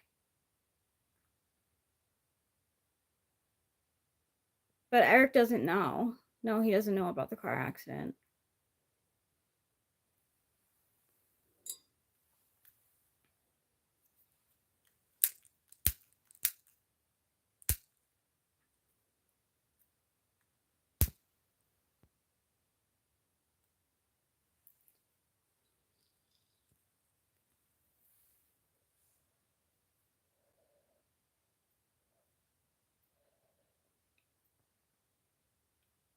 Don't tell him to hush up.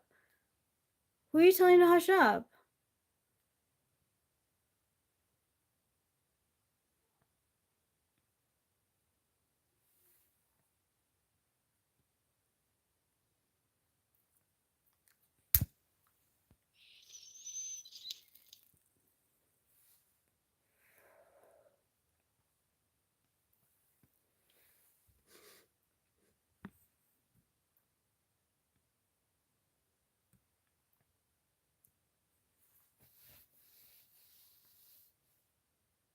I don't have a Halloween costume.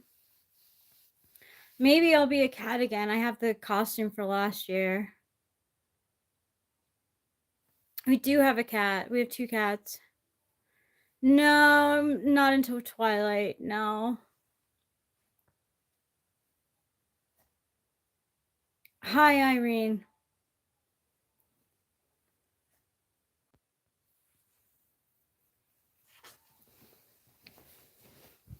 Come on, Irene. Oh, I say that's. Is it come on, Irene? Or Eileen?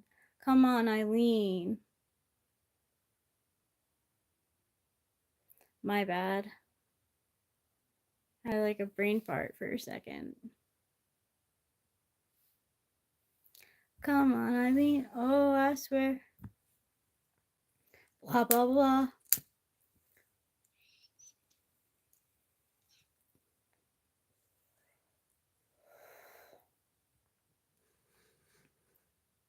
Were you into Twilight Padawan Range Bender?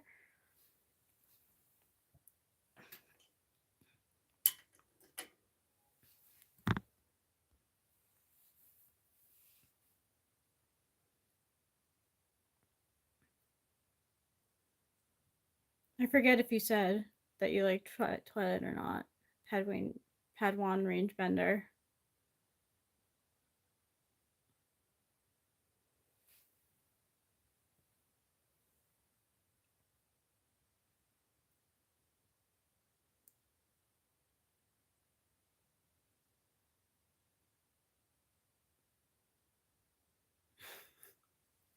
The silence.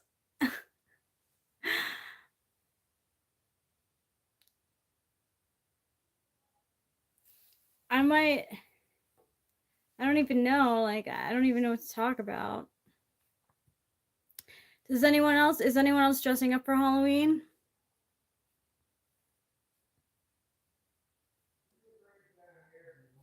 Okay.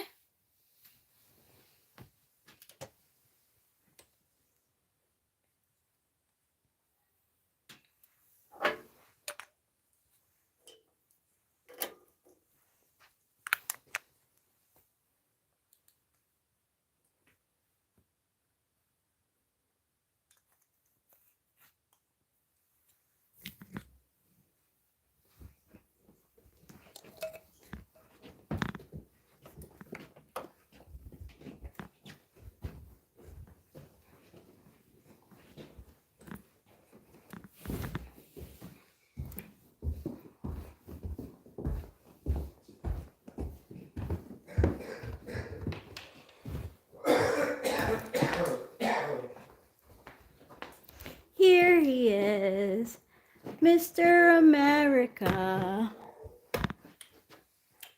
Here he is, Mr. America.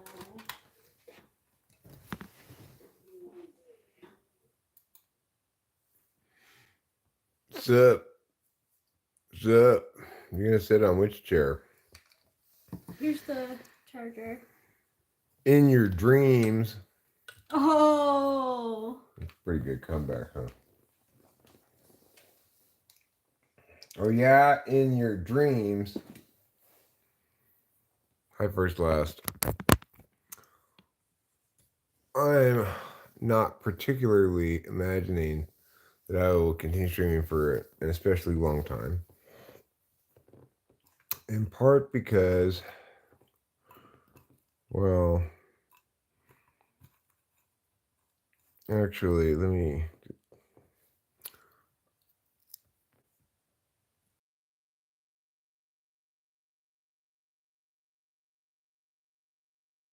Well, we can. We talk about Bitcoin here. I have talked about cryptocurrencies before, plenty of occasions, and my thoughts about them, their respective strengths and weaknesses, depending on which specific thing you're talking about. But I'm a little surprised right now to see. Yeah, we talk anime here, of course. I did not hear about the crypto heist those teens pulled off. Um,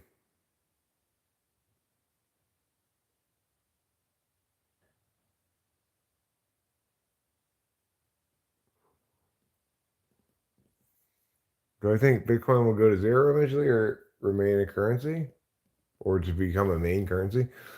I mean, I'm not sure exactly that it will be really used as a currency ever, but I don't think it'll go to zero, right? It's not gonna, unless it all disappears. Why would it go to zero? I do talk about anime, and um, We don't usually talk about giraffes here. That's true. I have talked about anime plenty. I have plenty of familiarity with the classics, unless your version of the classics is super old. But I keep up to date. Yeah, I've seen Berserk. What's my favorite anime? I mean, it's a tough one, man. But my recent answer has been I tend to have a bit of recency bias, but the best anime I've seen in the last few years, maybe or a couple of years, has been Free Ren Journey's End, probably. Obviously, it's hard not to like Reincarnated as a Slime, but I don't know. I've got so many animes that I like. It's hard to even remember them all.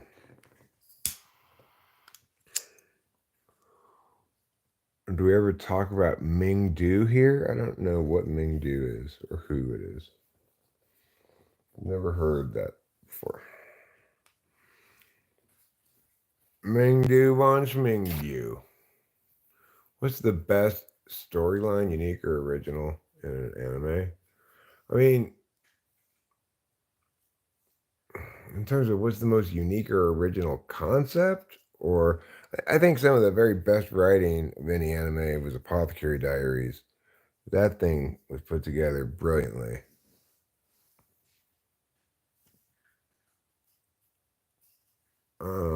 Concept? Well,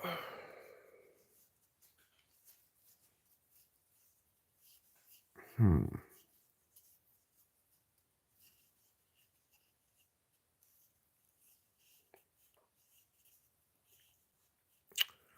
That's a tough one. I mean, I was reincarnated as a vending machine, That's and what now I I was wander thinking. in the That's what came to dungeon my mind too. as a concept. That's exactly what came to my mind too.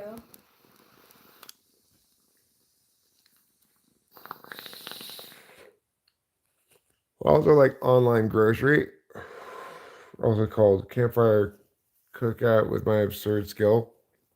Like, he gets transported with a guide with some other people to be heroes, but everyone has a good power, but his is just online grocery, Oh yeah, that's a good one too. which allows him to spend coins that he has on online grocery, and then it just pops into existence. Do we ever talk much about shamanistic tendencies? I don't know what qualifies as having shamanistic tendency. Or what qualifies as a shamanistic tendency as opposed to a non-shamanistic tendency. We don't talk much about Nairobi. It's kind of a, don't talk about that around here kind of topic. Nairobi. It's getting cold outside. They have a really good one about the bombs dropping called Barefoot Generation. Bombs dropping, what kind of bombs? On what kind of target?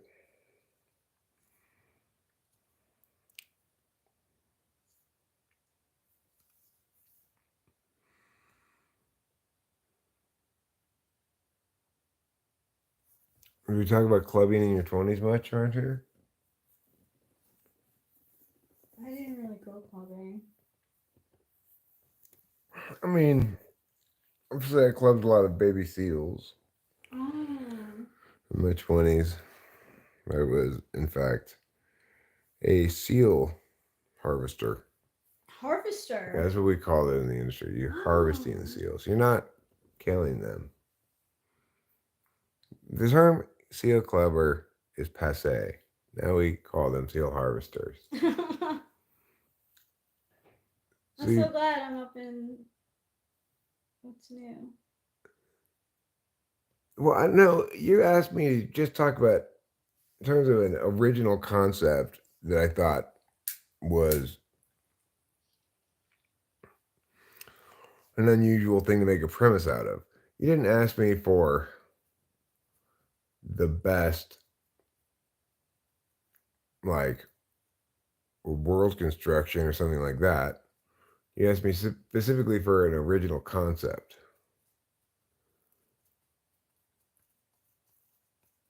Yeah, jobless reincarnation is a good concept. Uh-huh. Are those people called polar bears? Cosbeast? Everyone bust out your violins, because some people rely on killing seals to eat them. You know, we just eat. Look, we've already designated the kind of animals that we eat. We eat chickens, pigs, and cows. We don't need to bother other kinds of animals. Turkeys are fine too. You can eat turkeys. Just leave the rest of the animals alone.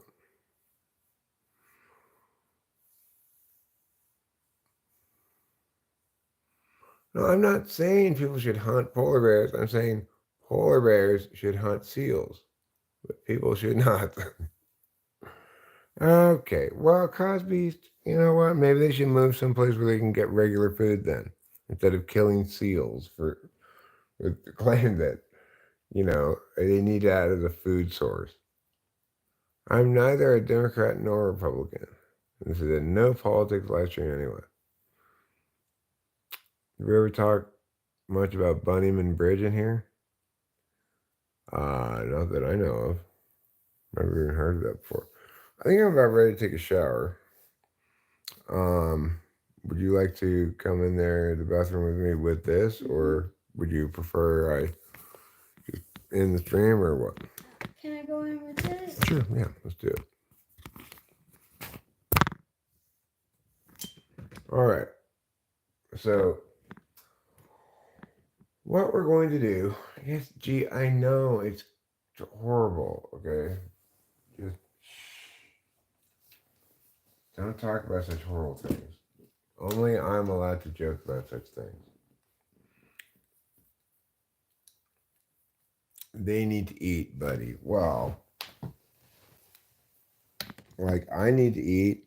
That doesn't justify me just killing whatever's around me and eating it. The cats do that. Yeah, we're not animals. People are not animals. Accordingly, we just don't go, I'm hungry. Living here on this island. I'm just like, the only thing I can eat is cells.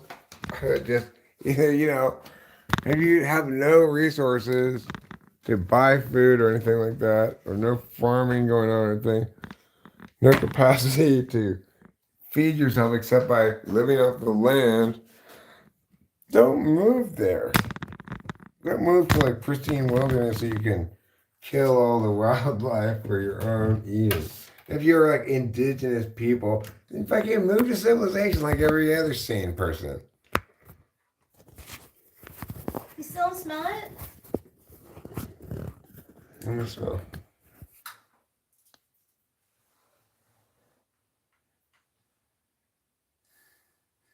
It kind of smells like the inside of a casino. Hmm. Do you think? No, I get sweetness from it. Okay, so you put it there. Sit there. And I'll put this here. And you can look at it. There you go. Thanks. Sits a lot better. Oh, the chat is like frozen though.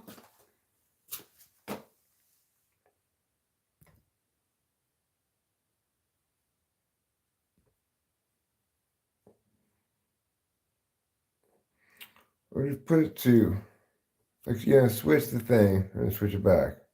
This like Yeah, no. Just switch it from top to live and back again. Okay. I can't see it, so. Okay.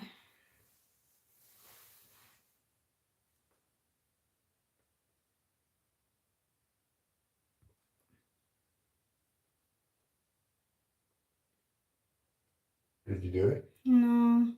But did you switch it though? No. Chat filter. There we go. Top messages. Okay. It's back. Thank you. Okay. And you probably want All to switch it back to messages. all messages. Yep, got it. Okay. And now it's looking towards you, right? Yes. And now Jake. you're not touching the screen, so it's not going to accidentally flip sides. No. Okay. And I'm going to undress my body. What ships? The Nina, the Pinta, and the Santa Maria. Of course.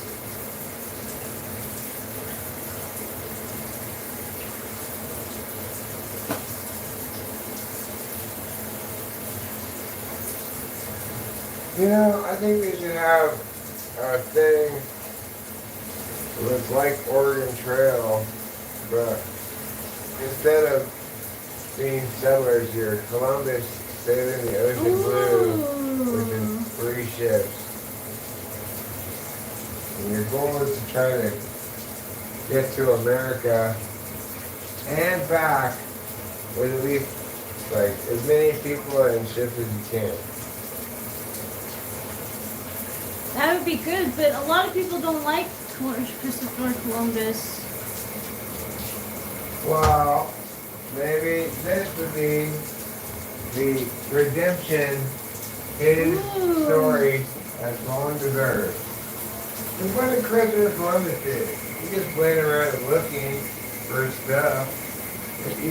He's not responsible for everything that happened after he found stuff. Oh, I thought people claimed that he was brutally violent to the Indians, the Native Americans. Oh, was he? Apparently. Columbus? Yeah. That's what they say. Well, you know, so was everybody back then. It is true. It was a different time.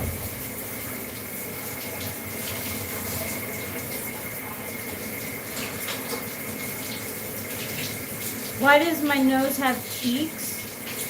I don't know, it's just built that way.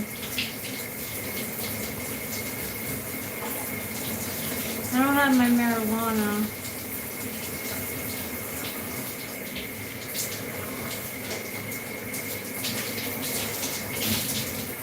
I smell a little bit of the casino smell.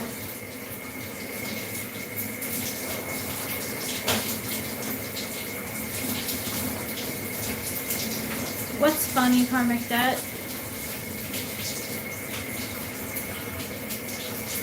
What's that stuff called? I don't know what it's called. Do you know?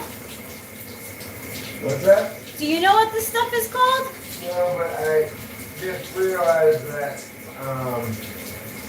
I just threw the bag that it came in away like maybe an hour ago or something. It should be right on top of the trash. I think it has a slip of paper in it that says what it is. Cool.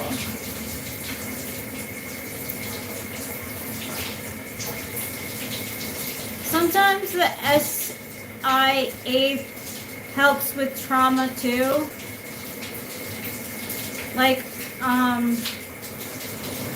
I randomly thought about a traumatic time that happened years ago that I hadn't thought about in fucking years. Like a bad car accident that I was in with Jen. Just randomly, I was heading to sleep, and then all of a sudden life was like, do you remember when this happened? And I was like, oh shit, why does he remind you of that? Who reminded you of that? Just, it popped in my memory for no reason. I don't know why it came to my memory. Well, what does John Kipp have to do with it? John Kipp is not talking right now. No, but he came and said hey, remember me? Oh, yeah, I don't know. You said, yeah, I remember you, and then... Yeah. What did you remember him from? Another stream. Oh, okay. Yeah. So, what's his linkage to the car accident? What happened? What's his linkage to the Oh, it's not. They don't link at all. Then why is he? Okay. Why aren't you explaining the thing that I need to have explained? It's obvious, right? Which is, he said, "Did Eric know about the car accident?" Oh, no. He was talking about his own thing that happened with his sister. But how do you know about the car accident? Because he said it before in the chat. Oh, okay. Yeah. Yeah, Diamond, exactly. John said his sister was in a car crash. What car crash are you talking about? This car accident that happened with me and Jen, like, I don't know what the fuck happened. She went berserk and, like, the sun was coming down. It was, like, dusk. So she couldn't see that someone was, in front of us on a motorcycle. And, like, she was, like, speeding. And she, like, luckily the motorcycle, like, moved over a lane. But she, like, clipped the guy, and, like, it was fucking terrible. Like, traumatized me. I was, like, shaking in the car. So I had, like, marijuana on me. So I went out of the car, and, like, it was so, like, traumatic. But, like, my brain randomly, like, got popped in my head, and I was like, oh my god, why? Why am I remembering this right now?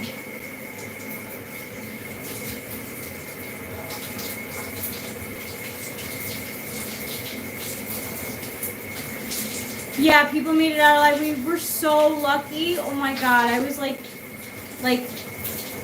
praying for like, and everything. Like, my mind was like, thank God, thank God.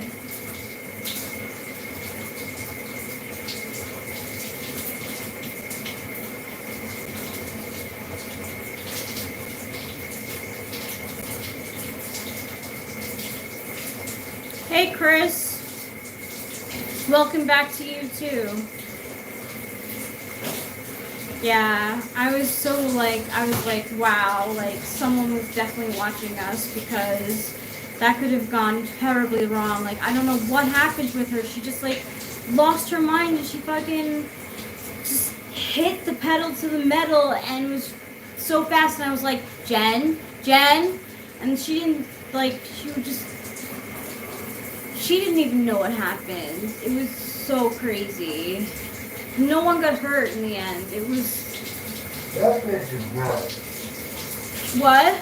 That bitch is crazy. I think she might have borderline. Yeah, there's definitely something wrong with this.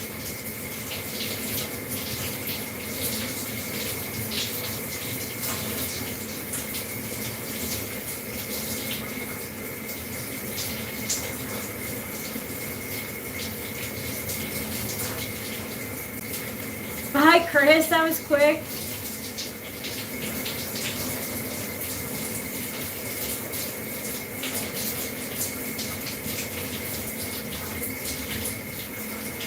I mean, if you're driving poorly,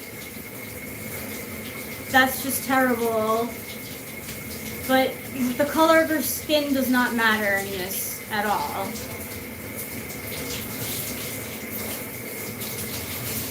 God is great. Caspies, you were being,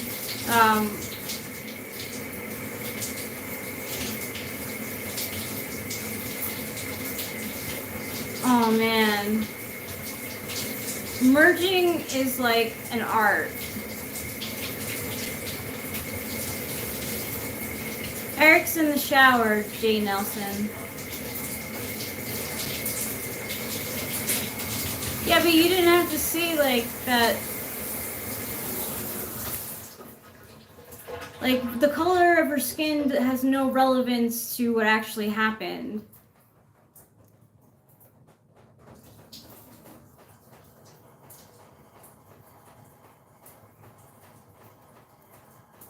I mean, maybe if she was Caucasian, she would have been getting it, maybe.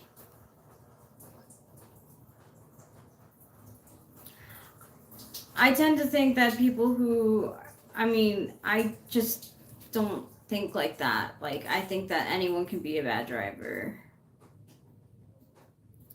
I mean, I'm saying this now, but I also believe in the stereotype that Asians are bad drivers. So, I mean, I don't.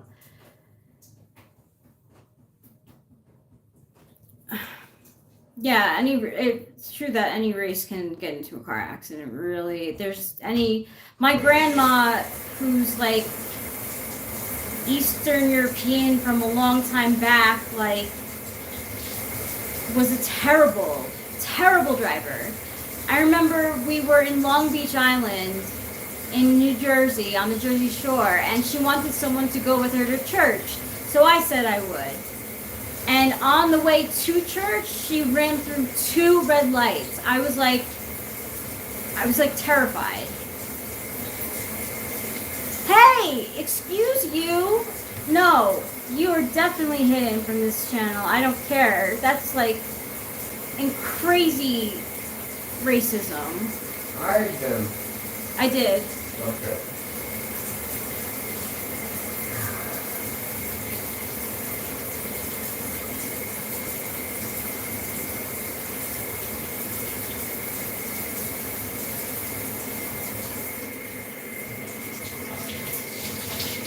Hi, Irene.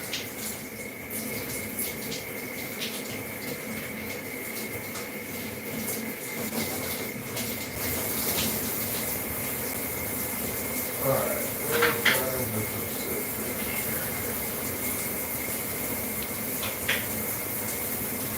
You're so tired? I've been tired before.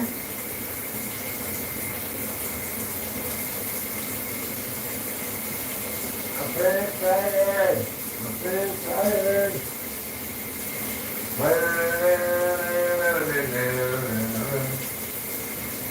I have a husband, Irene.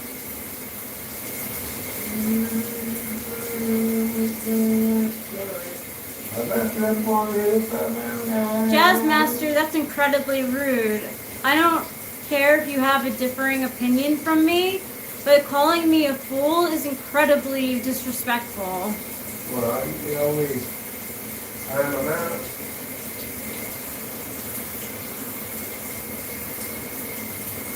Why did you call you a fool? Because I believe in God.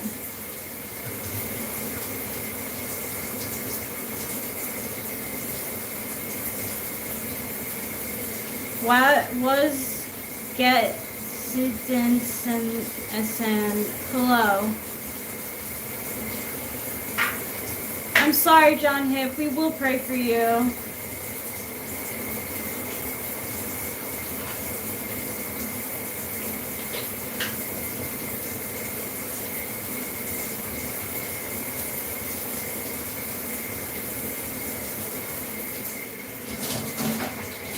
Thanks, John Hip.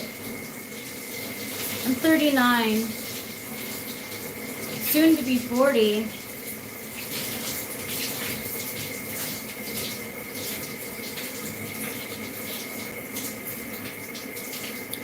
I'm not expecting people to be nice on YouTube. I don't expect anything. Sure, the Rizzler, I'm grandma.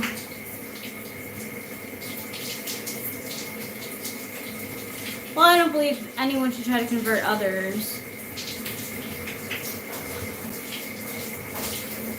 And anything.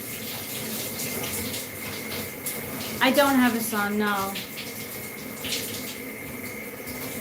You don't have a what? I don't have a son. We don't have a son. Oh, no, we don't have a son.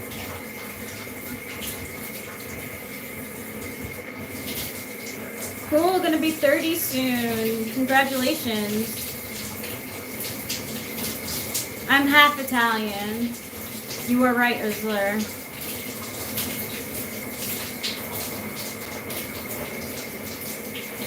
Thank you, Irene.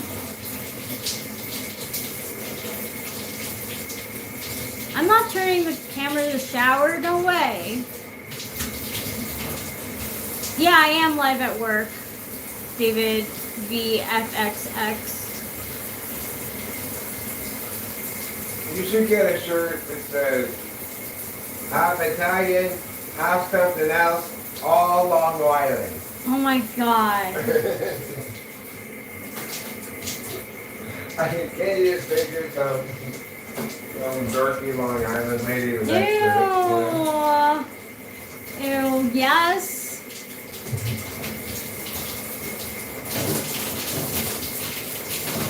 Don't forget though, I lived in Yonkers for 2 years. So I lived closer to the Bronx for a while. You know what? If loving Long Island and loving the Islanders is a crime, then just go ahead and call me guilty.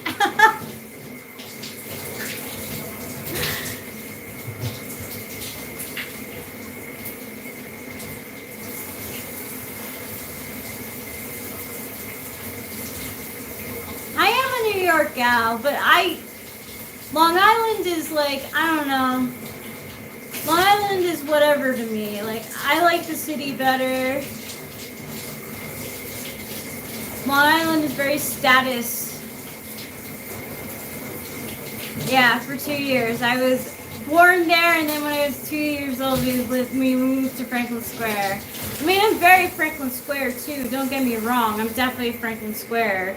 I lived there for, like, most of my life. But, I really enjoyed how close we were to the city. Eric is showering. I don't know if New York City is filthy. I haven't been there in a while. No, Long Island's not like New Jersey. Long Island is its own thing. It has 2 counties, Nassau and Suffolk. Suffolk is like, it's shaped like a fish. And Nassau is here. And Suffolk runs along the east. Yeah, we still friends, John Hip.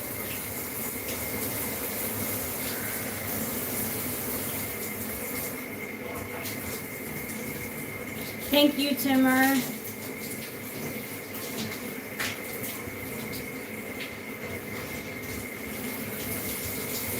You can't do it. Do you have any followers, Irene?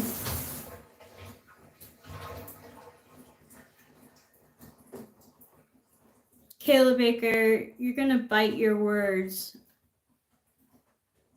Diddy for president. It's not even funny.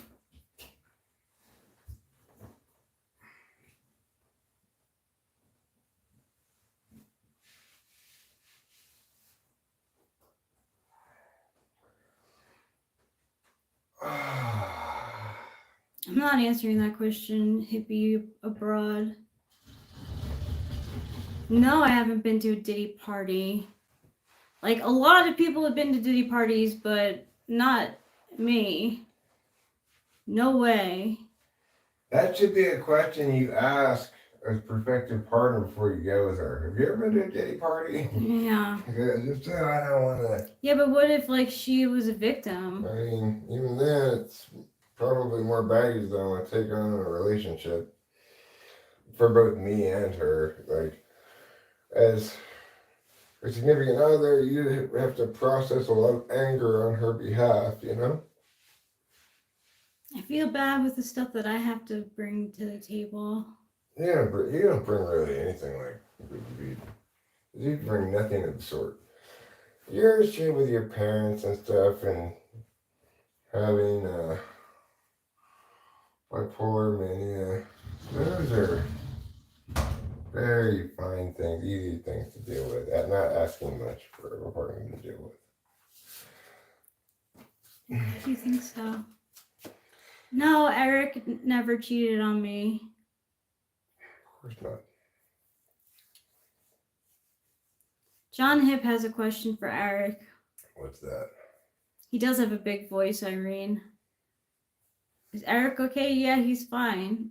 No, he's not drugged up. I'm drugged up on life.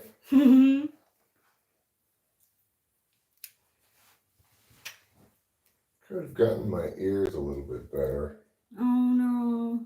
but it's fine. I don't need to be clean enough to do surgery on him. It's true, John. Diddy may have a play in Tupac's death. No, I don't speak Italian. I think Diddy was involved in a lot of deaths. Yeah. Personally, I mean, I can't prove that or anything, but this is my gut based on rumors, etc. Like, at this point, I'm inclined to believe in the worst possible rumors about Diddy because there's so much, this avalanche of evidence that stuff that's already absolutely horrific Yep. is actually correct, you know? Yep. And that's why Caleb Baker, you should really like. I feel like you're very young, like you haven't been in like a victim's shoes before, and also just like if you believe in human ethics and rights, like you wouldn't have been saying this. So I'm taking you as being very young. I don't laugh when I don't think it's funny. Rizzler, I don't find you funny.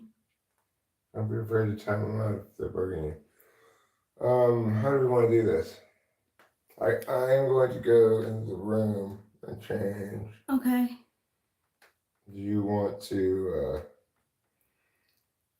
take this out first? You want to end the stream? What do you want to do? I don't really want to end the stream. Is that okay? It's fine. Are you sure? Yeah, I'm absolutely sure. I think I'm gonna probably go to bed. Which is fine. And I'll see if I get a little bit of sleep here. Well, I'll be joining you at some point. Like, Take your time, do your thing. I feel bad. Nothing to feel bad about. Okay. But just Okay. don't do it here. No, I'll close the door and then just knock when you're presentable. Okay, well, I was saying just go ahead and relocate Oh. now. Oh, okay. Before I start getting.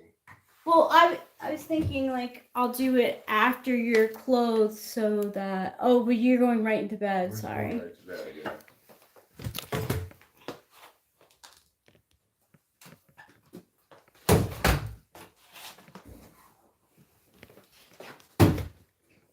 Good night. I love you. I love you too. Why don't you just put this here? I'll take this. I'll put this back here. God, sorry. I'll put this back in the bathroom.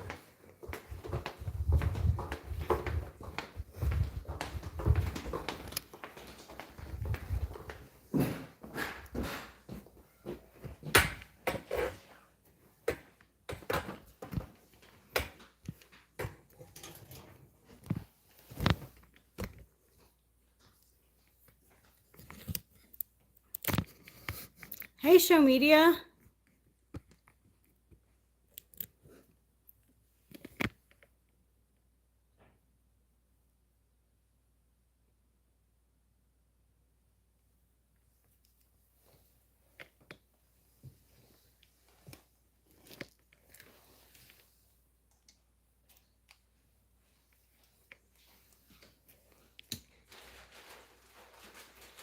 Was I showing?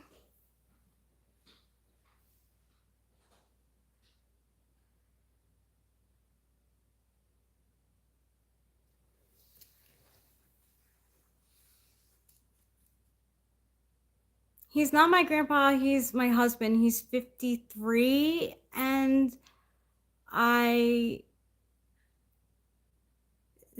Hassan, that's inappropriate. Thank you, Winston's mom. Shark Boy Forever, stop spamming. Thank you, Winston's mom.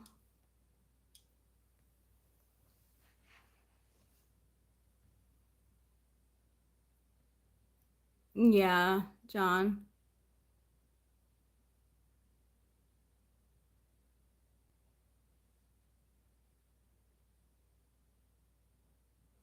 Well, calling him grandpa without like asking his name, you could have just said, how old is the guy's age? Or did you ask me if it was my grandpa? I don't know. Just be careful what you call people.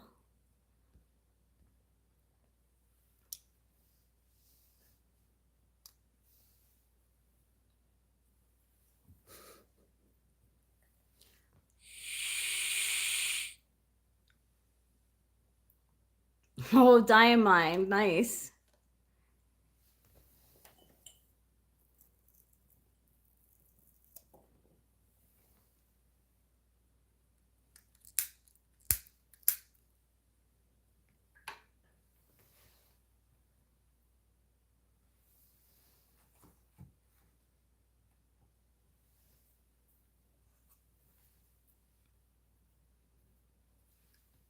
Hi, 808 boys.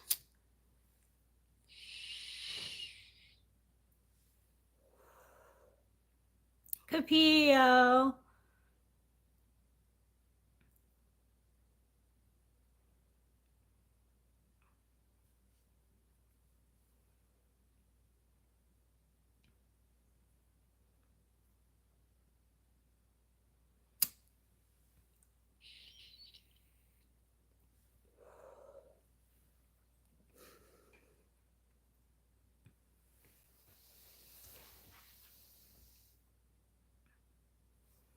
One, two, three. No, that's not PG-13.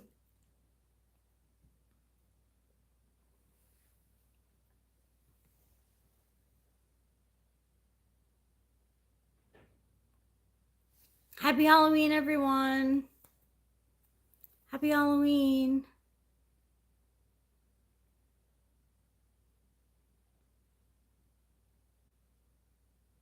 Yeah, pets can get cards or readings, sure.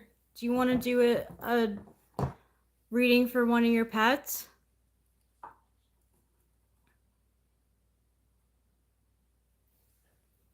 Hi, Coleman 3.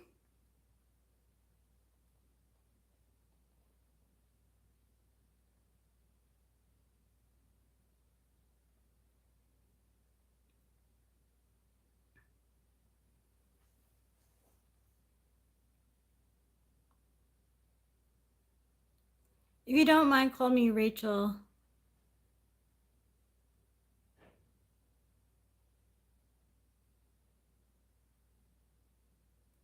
Oh, yeah. Yeah, sure, you can definitely do. The only thing I don't do with the sports, I don't do tarot cards with sports because those tarot cards that I use anyway don't like betting for sports. We're talking gigantic, yeah.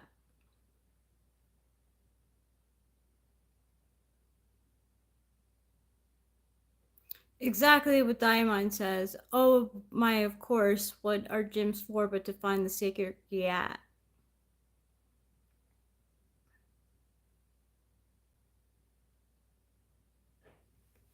Since mom asks Padawan Rangebender, have you and Coman 3 talked typology? You both are very interested in it.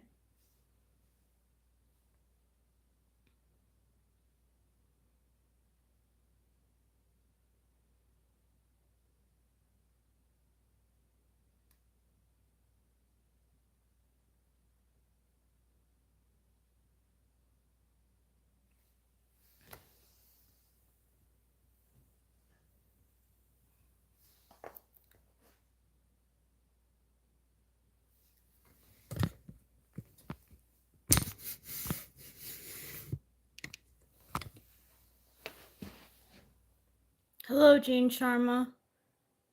I like dark chocolate. I prefer it over milk.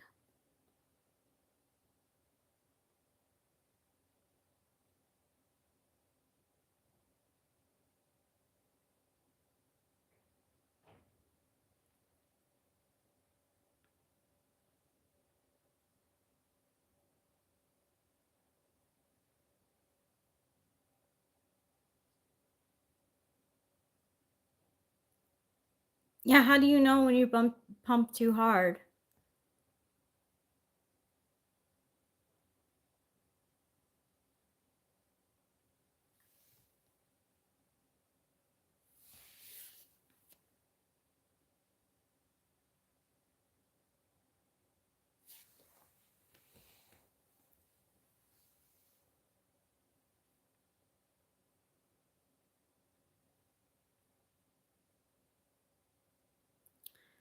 Wow, that's great for you. 24/7 in a sauna.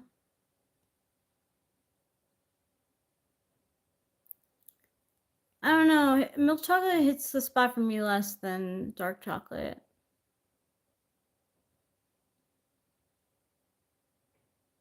Okay, I think we're gonna stop the poll. We could do another one. So it looks like Team Edward has won with 57%.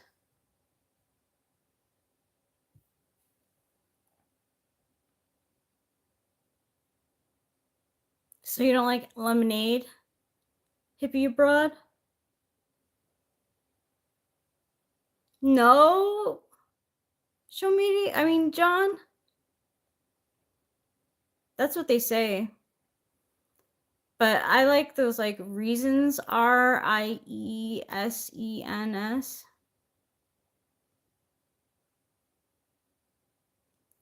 Well, grapefruit is also sour and it's just sour. So I guess lemons then would be more bitter. I don't know what's bitter.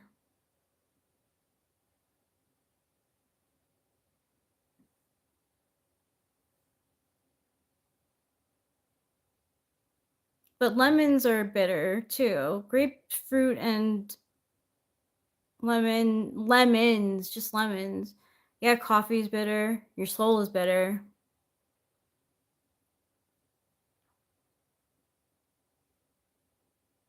I guess I like bitter because I like dark chocolate, like dark coffee. Bile is bitter.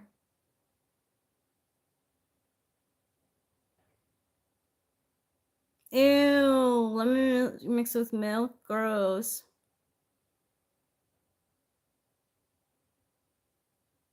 This is a non-political stream, Bluegrass Outdoors.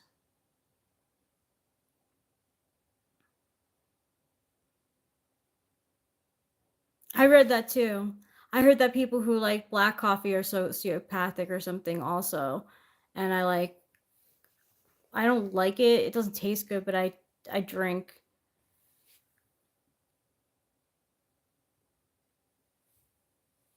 I drink black coffee a lot.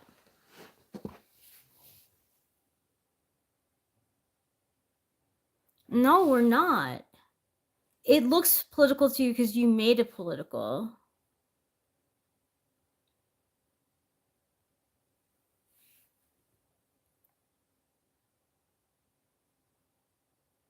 That's cool. Where did you see it redacted?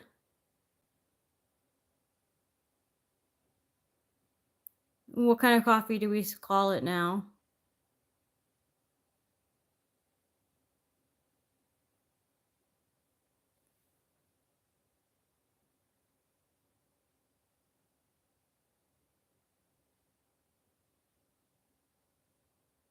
Hey, Radav Mala.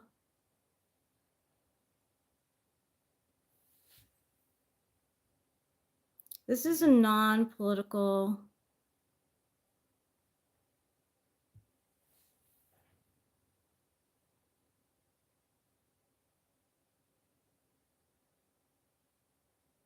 You just want to be juiced to the hills.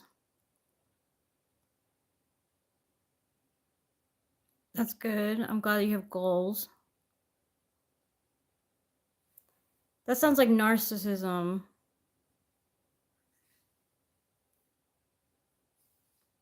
There's no problem with loving yourself.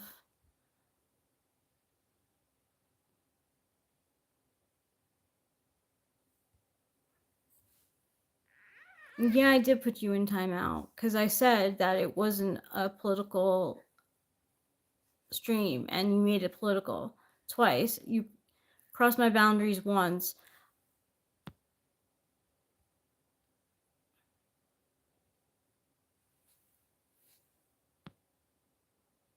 Don't cross my boundaries.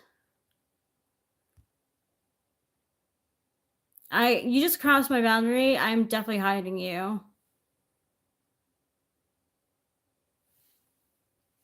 Like, I'm sorry. I said this is no. Yeah. This is a no political stream. The man in the show is sleeping.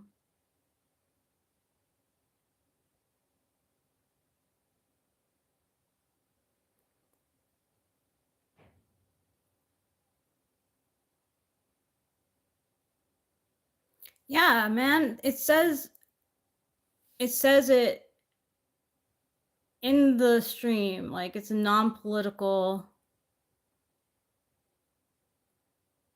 stream. So,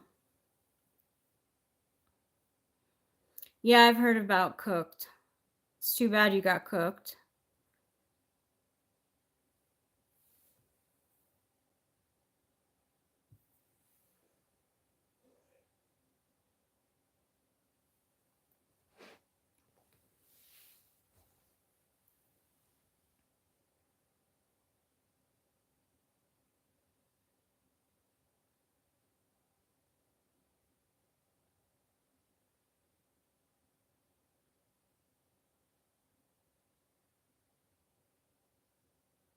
No, it's not okay that you're misogynistic. You're so close to being hid yourself.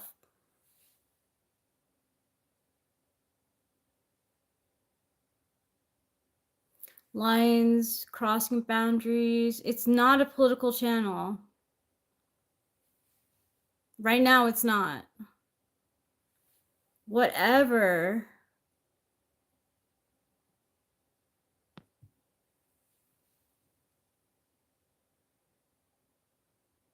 Show media, you're really testing my boundaries. Like, what the fuck?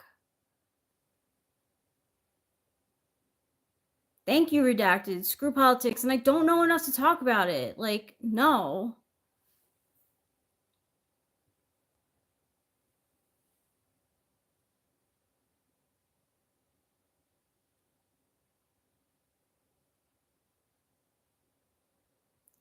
Hippie abroad, that's something that you should work on. I don't understand why you why you can't stand women.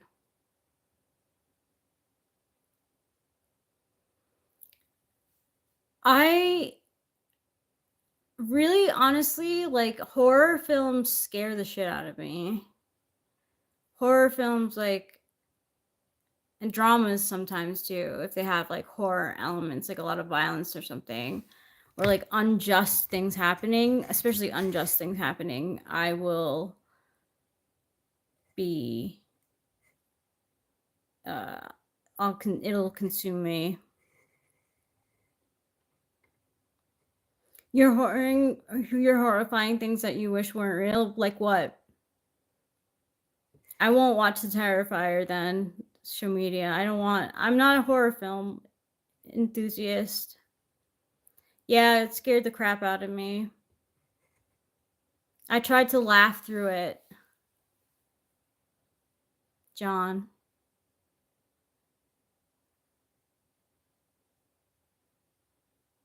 Blair Witch is horrible. I was just like on the edge of my seat the whole time.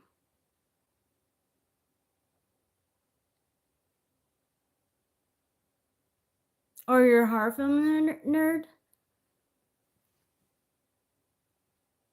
There's no politics here.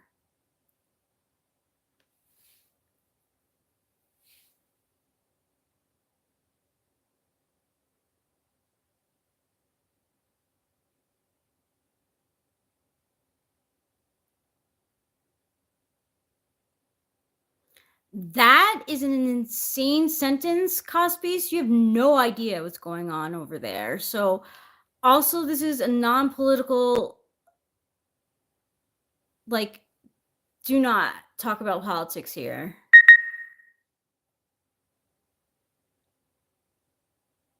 It's always been that way. It probably misaligned when I fell on my face.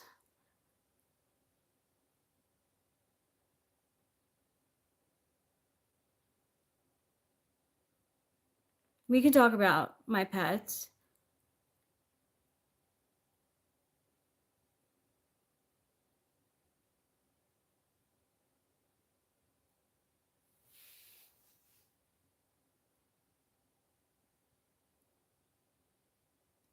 No, I haven't been. I fell on my face.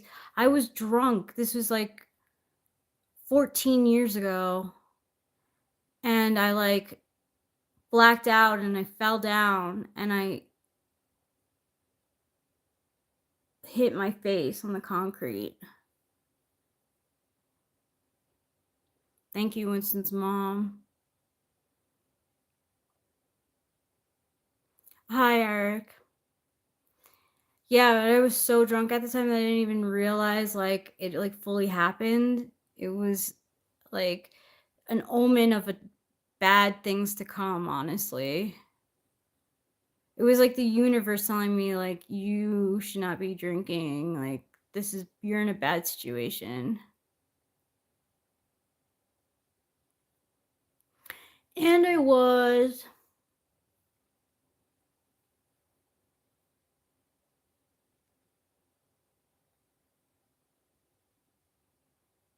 So happy to hear that, hippie abroad. I am fully charged because of you.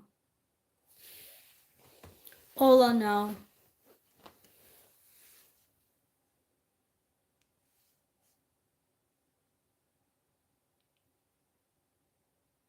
It's crazy. 2 a.m. comes around and I'm like not really tired.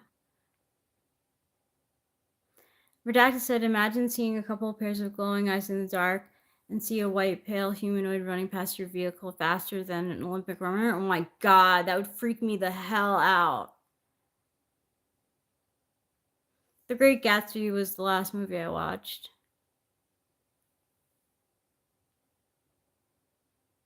I take Rise pre-workout. Rise is local to me, and Daddy No is a fucking god.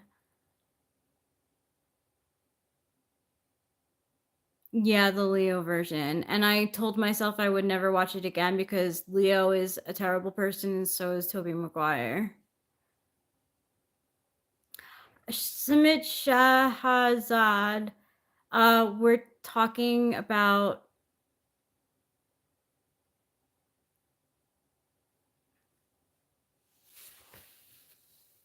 I don't know anything about Kazakhstan. If you use after, says redacted, them encounters, I told an old friend of mine who's native and he confirmed that they were Wendigos. Oh my God. I didn't see the Joker movie with Joaquin Phoenix. Oh, I mean, I did, but I didn't finish it.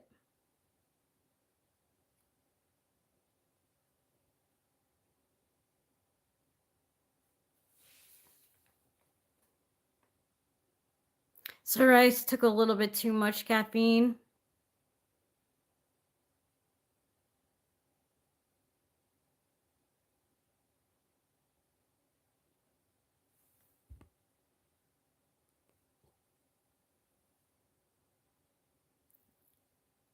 I don't know.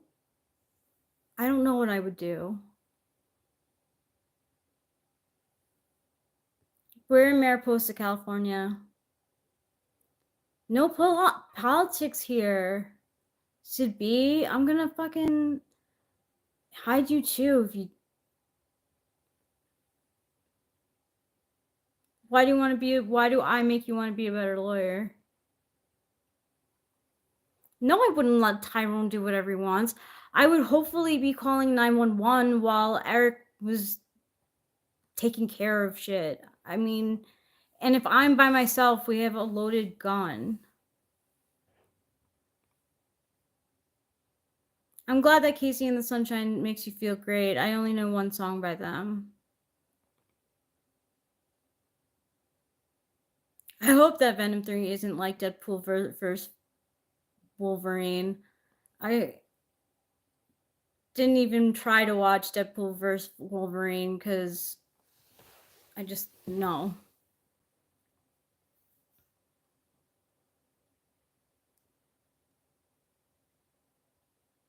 In 5 years, here, probably doing the same sort of stuff, aged a little bit, more gray hairs.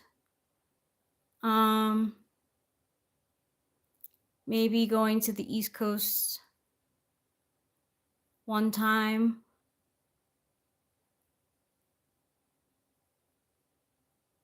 Hi, San Francisco, California.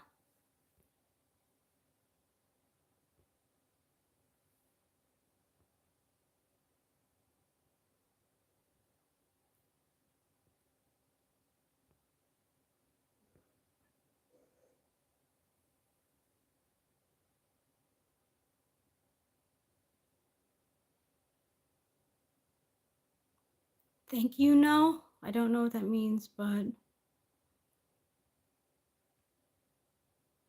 Oh, that sounds bad, Coast Beast. They already have foreign commercials making Venom a novelty. It's already over. That sucks. Thank you, no.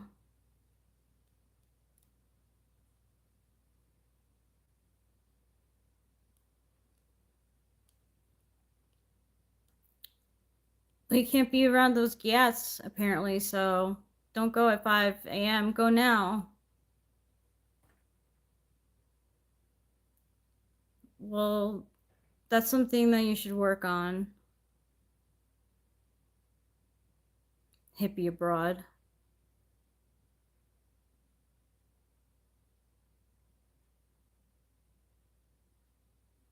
I liked Prometheus, actually.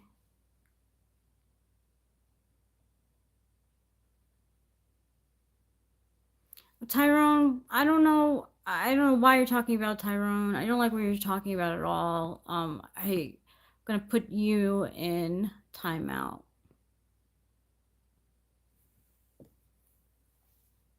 Thank you, no, I appreciate that. I didn't see Alien Romulus, no. Yeah, I agree that we have Marvel / Disney to blame for it all. I agree, because when Disney gets all the rights, we now have Avengers vs. Aliens. Yeah, that's ridiculous. And Black Panther and Wolverine vs. Predator? What? Oh my god. Yes, I am happy. Why do you ask, show media? What emotion am I now?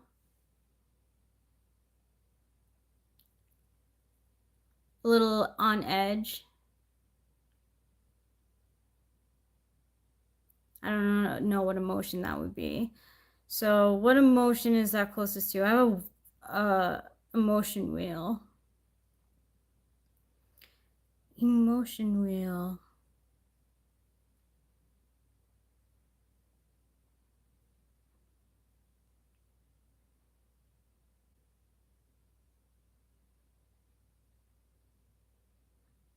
Unfocused, tired. I'm feeling bad, apparently.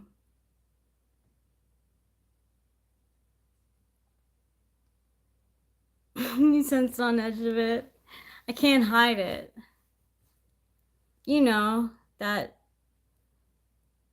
FI ignored but demonstrated. Oh, I showed it when I had socks on. Coleman, why would you ask that? Who are you asking that to?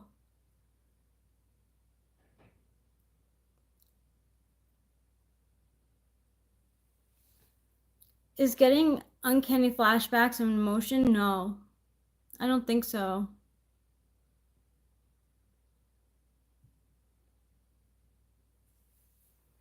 Uncanny flashbacks have to do with SI. So it's like your recalling of things. When it's uncanny, though, your SI is like probably not bad.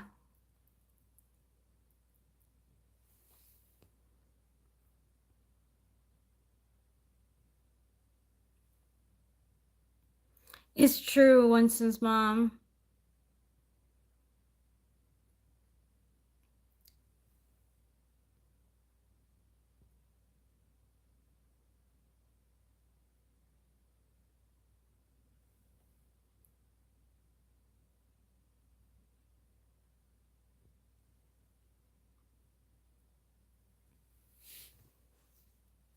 What medium for what? Pop up that's uncalled for.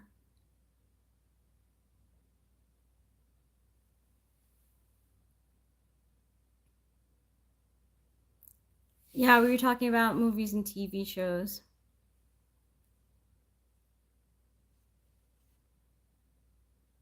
I don't know why they're attacking you, Diamond. It's good that you don't take it personal.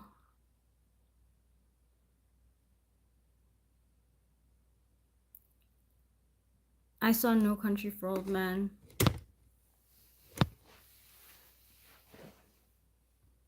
I want you to sleep too, Irene. Call it what, Cone Man? You're not bothering me, John Hip. I don't know, other places.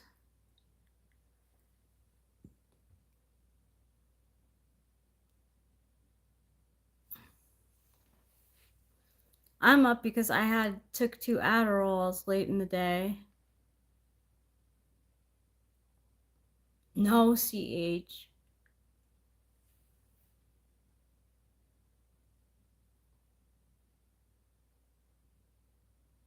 What's productive trolling exactly, Cost Beast?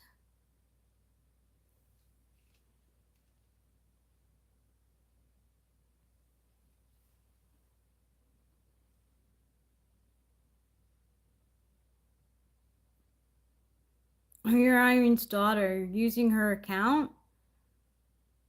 How old are you? What time is it where you are?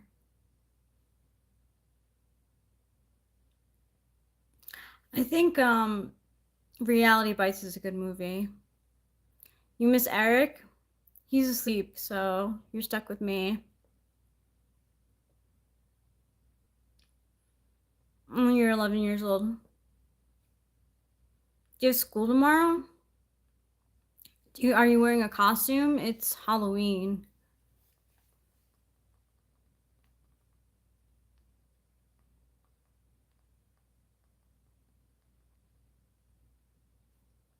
My name is Rachel, CH. You do?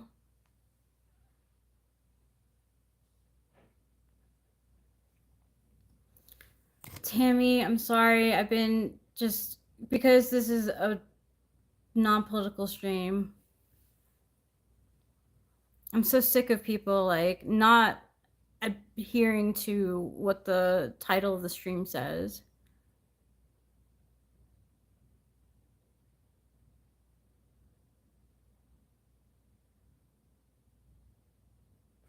I don't take it like all the time. CH. I know the effects it does on me, especially not sleeping. The next day I like have to sleep the whole day, so I can't be on it all the time. He's sleeping, Brian Brewer. Slavery was wrong, yes, Coman.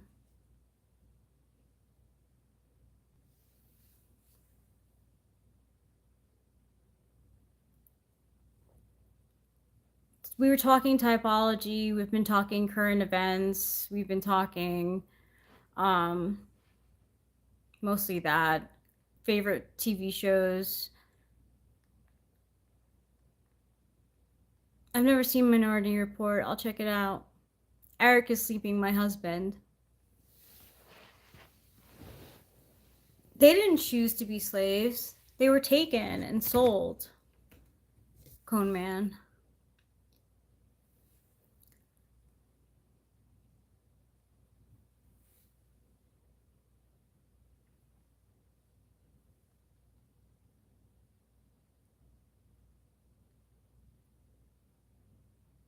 The Big Les Show? I've never heard of it.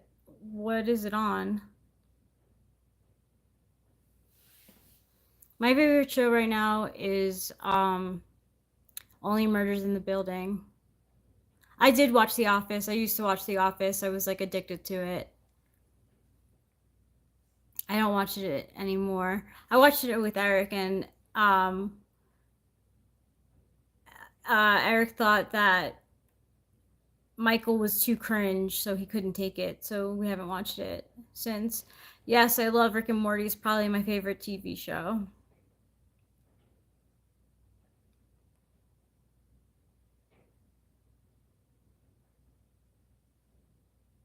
You still are. I'm a big fan of it. I understand, like, Michael, like, I understand why he can't take it. Like, Michael's so cringy sometimes. I didn't like the Big Bang Theory. No, I haven't seen the Australian remake of The Office. I think that Steve Carell guy was an INFJ. Well, cool man, he says that like he's FE sometimes, but sometimes he's just like over the top, so he doesn't know what type he is.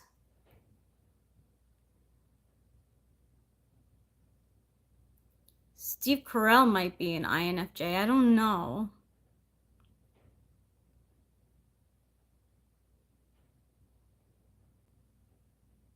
My mom liked the show Suits.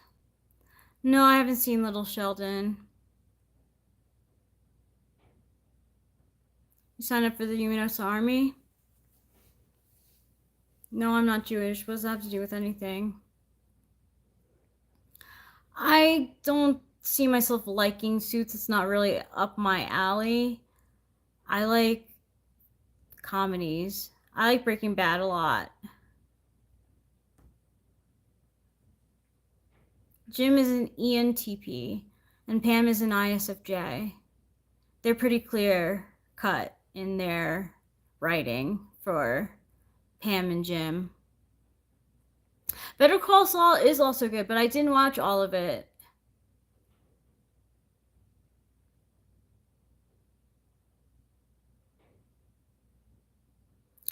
You're working on a show right now with Keanu Reeves.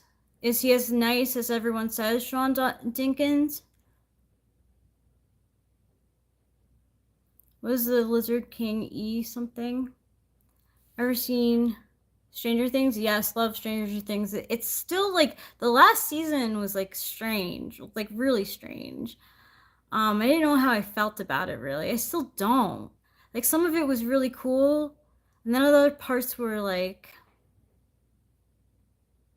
so like I forget about them, forgettable. No, Cone Man, he was an ENTP and not a sociopath. I liked Game of Thrones, but the sixth season was terrible.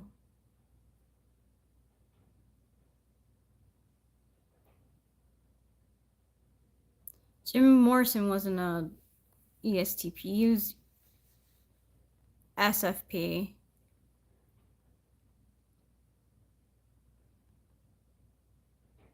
That's great to hear, Sean Jenkins. Like, Eric and I always say, like, because we keep on hearing about people who were dealing with Diddy, and like some of the names shock us. So to hear that Keanu Reeves is as nice as they say is really nice.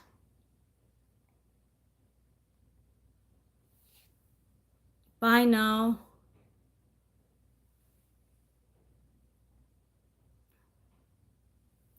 If anyone wants to know what an INFJ is like, you can just ask me because I'm an INFJ.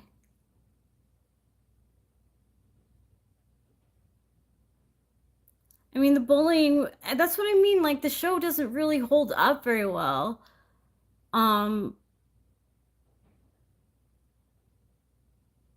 ENTP's bully. Like, you can't write it's hard to write a perfect character without having some, like, dimensions that cross over. They're not, playing actual people. Like, they're playing it's a character. So, I mean, ENTPs, they might not like SE bully him like he did, but he's definitely an ENTP. Dwight did like it to some degree.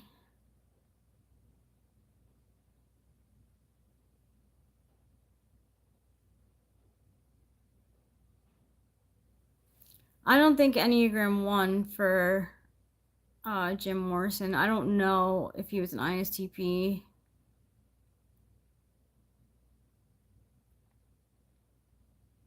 In Germany, Ben 10. What's that, Alistair?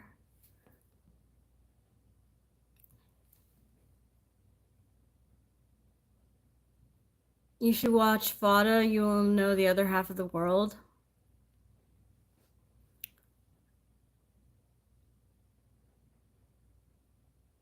If an ENTP try to bully any SE user, we'll just check them and they will stop their soft. But no one liked Dwight. That was the thing. Because Dwight would like tell on them. Well, the office really does show a good, like, it's a good example of what it was like to work in an office around that time. Now I'm telling you, he's not an ESTP, he's an ENTP.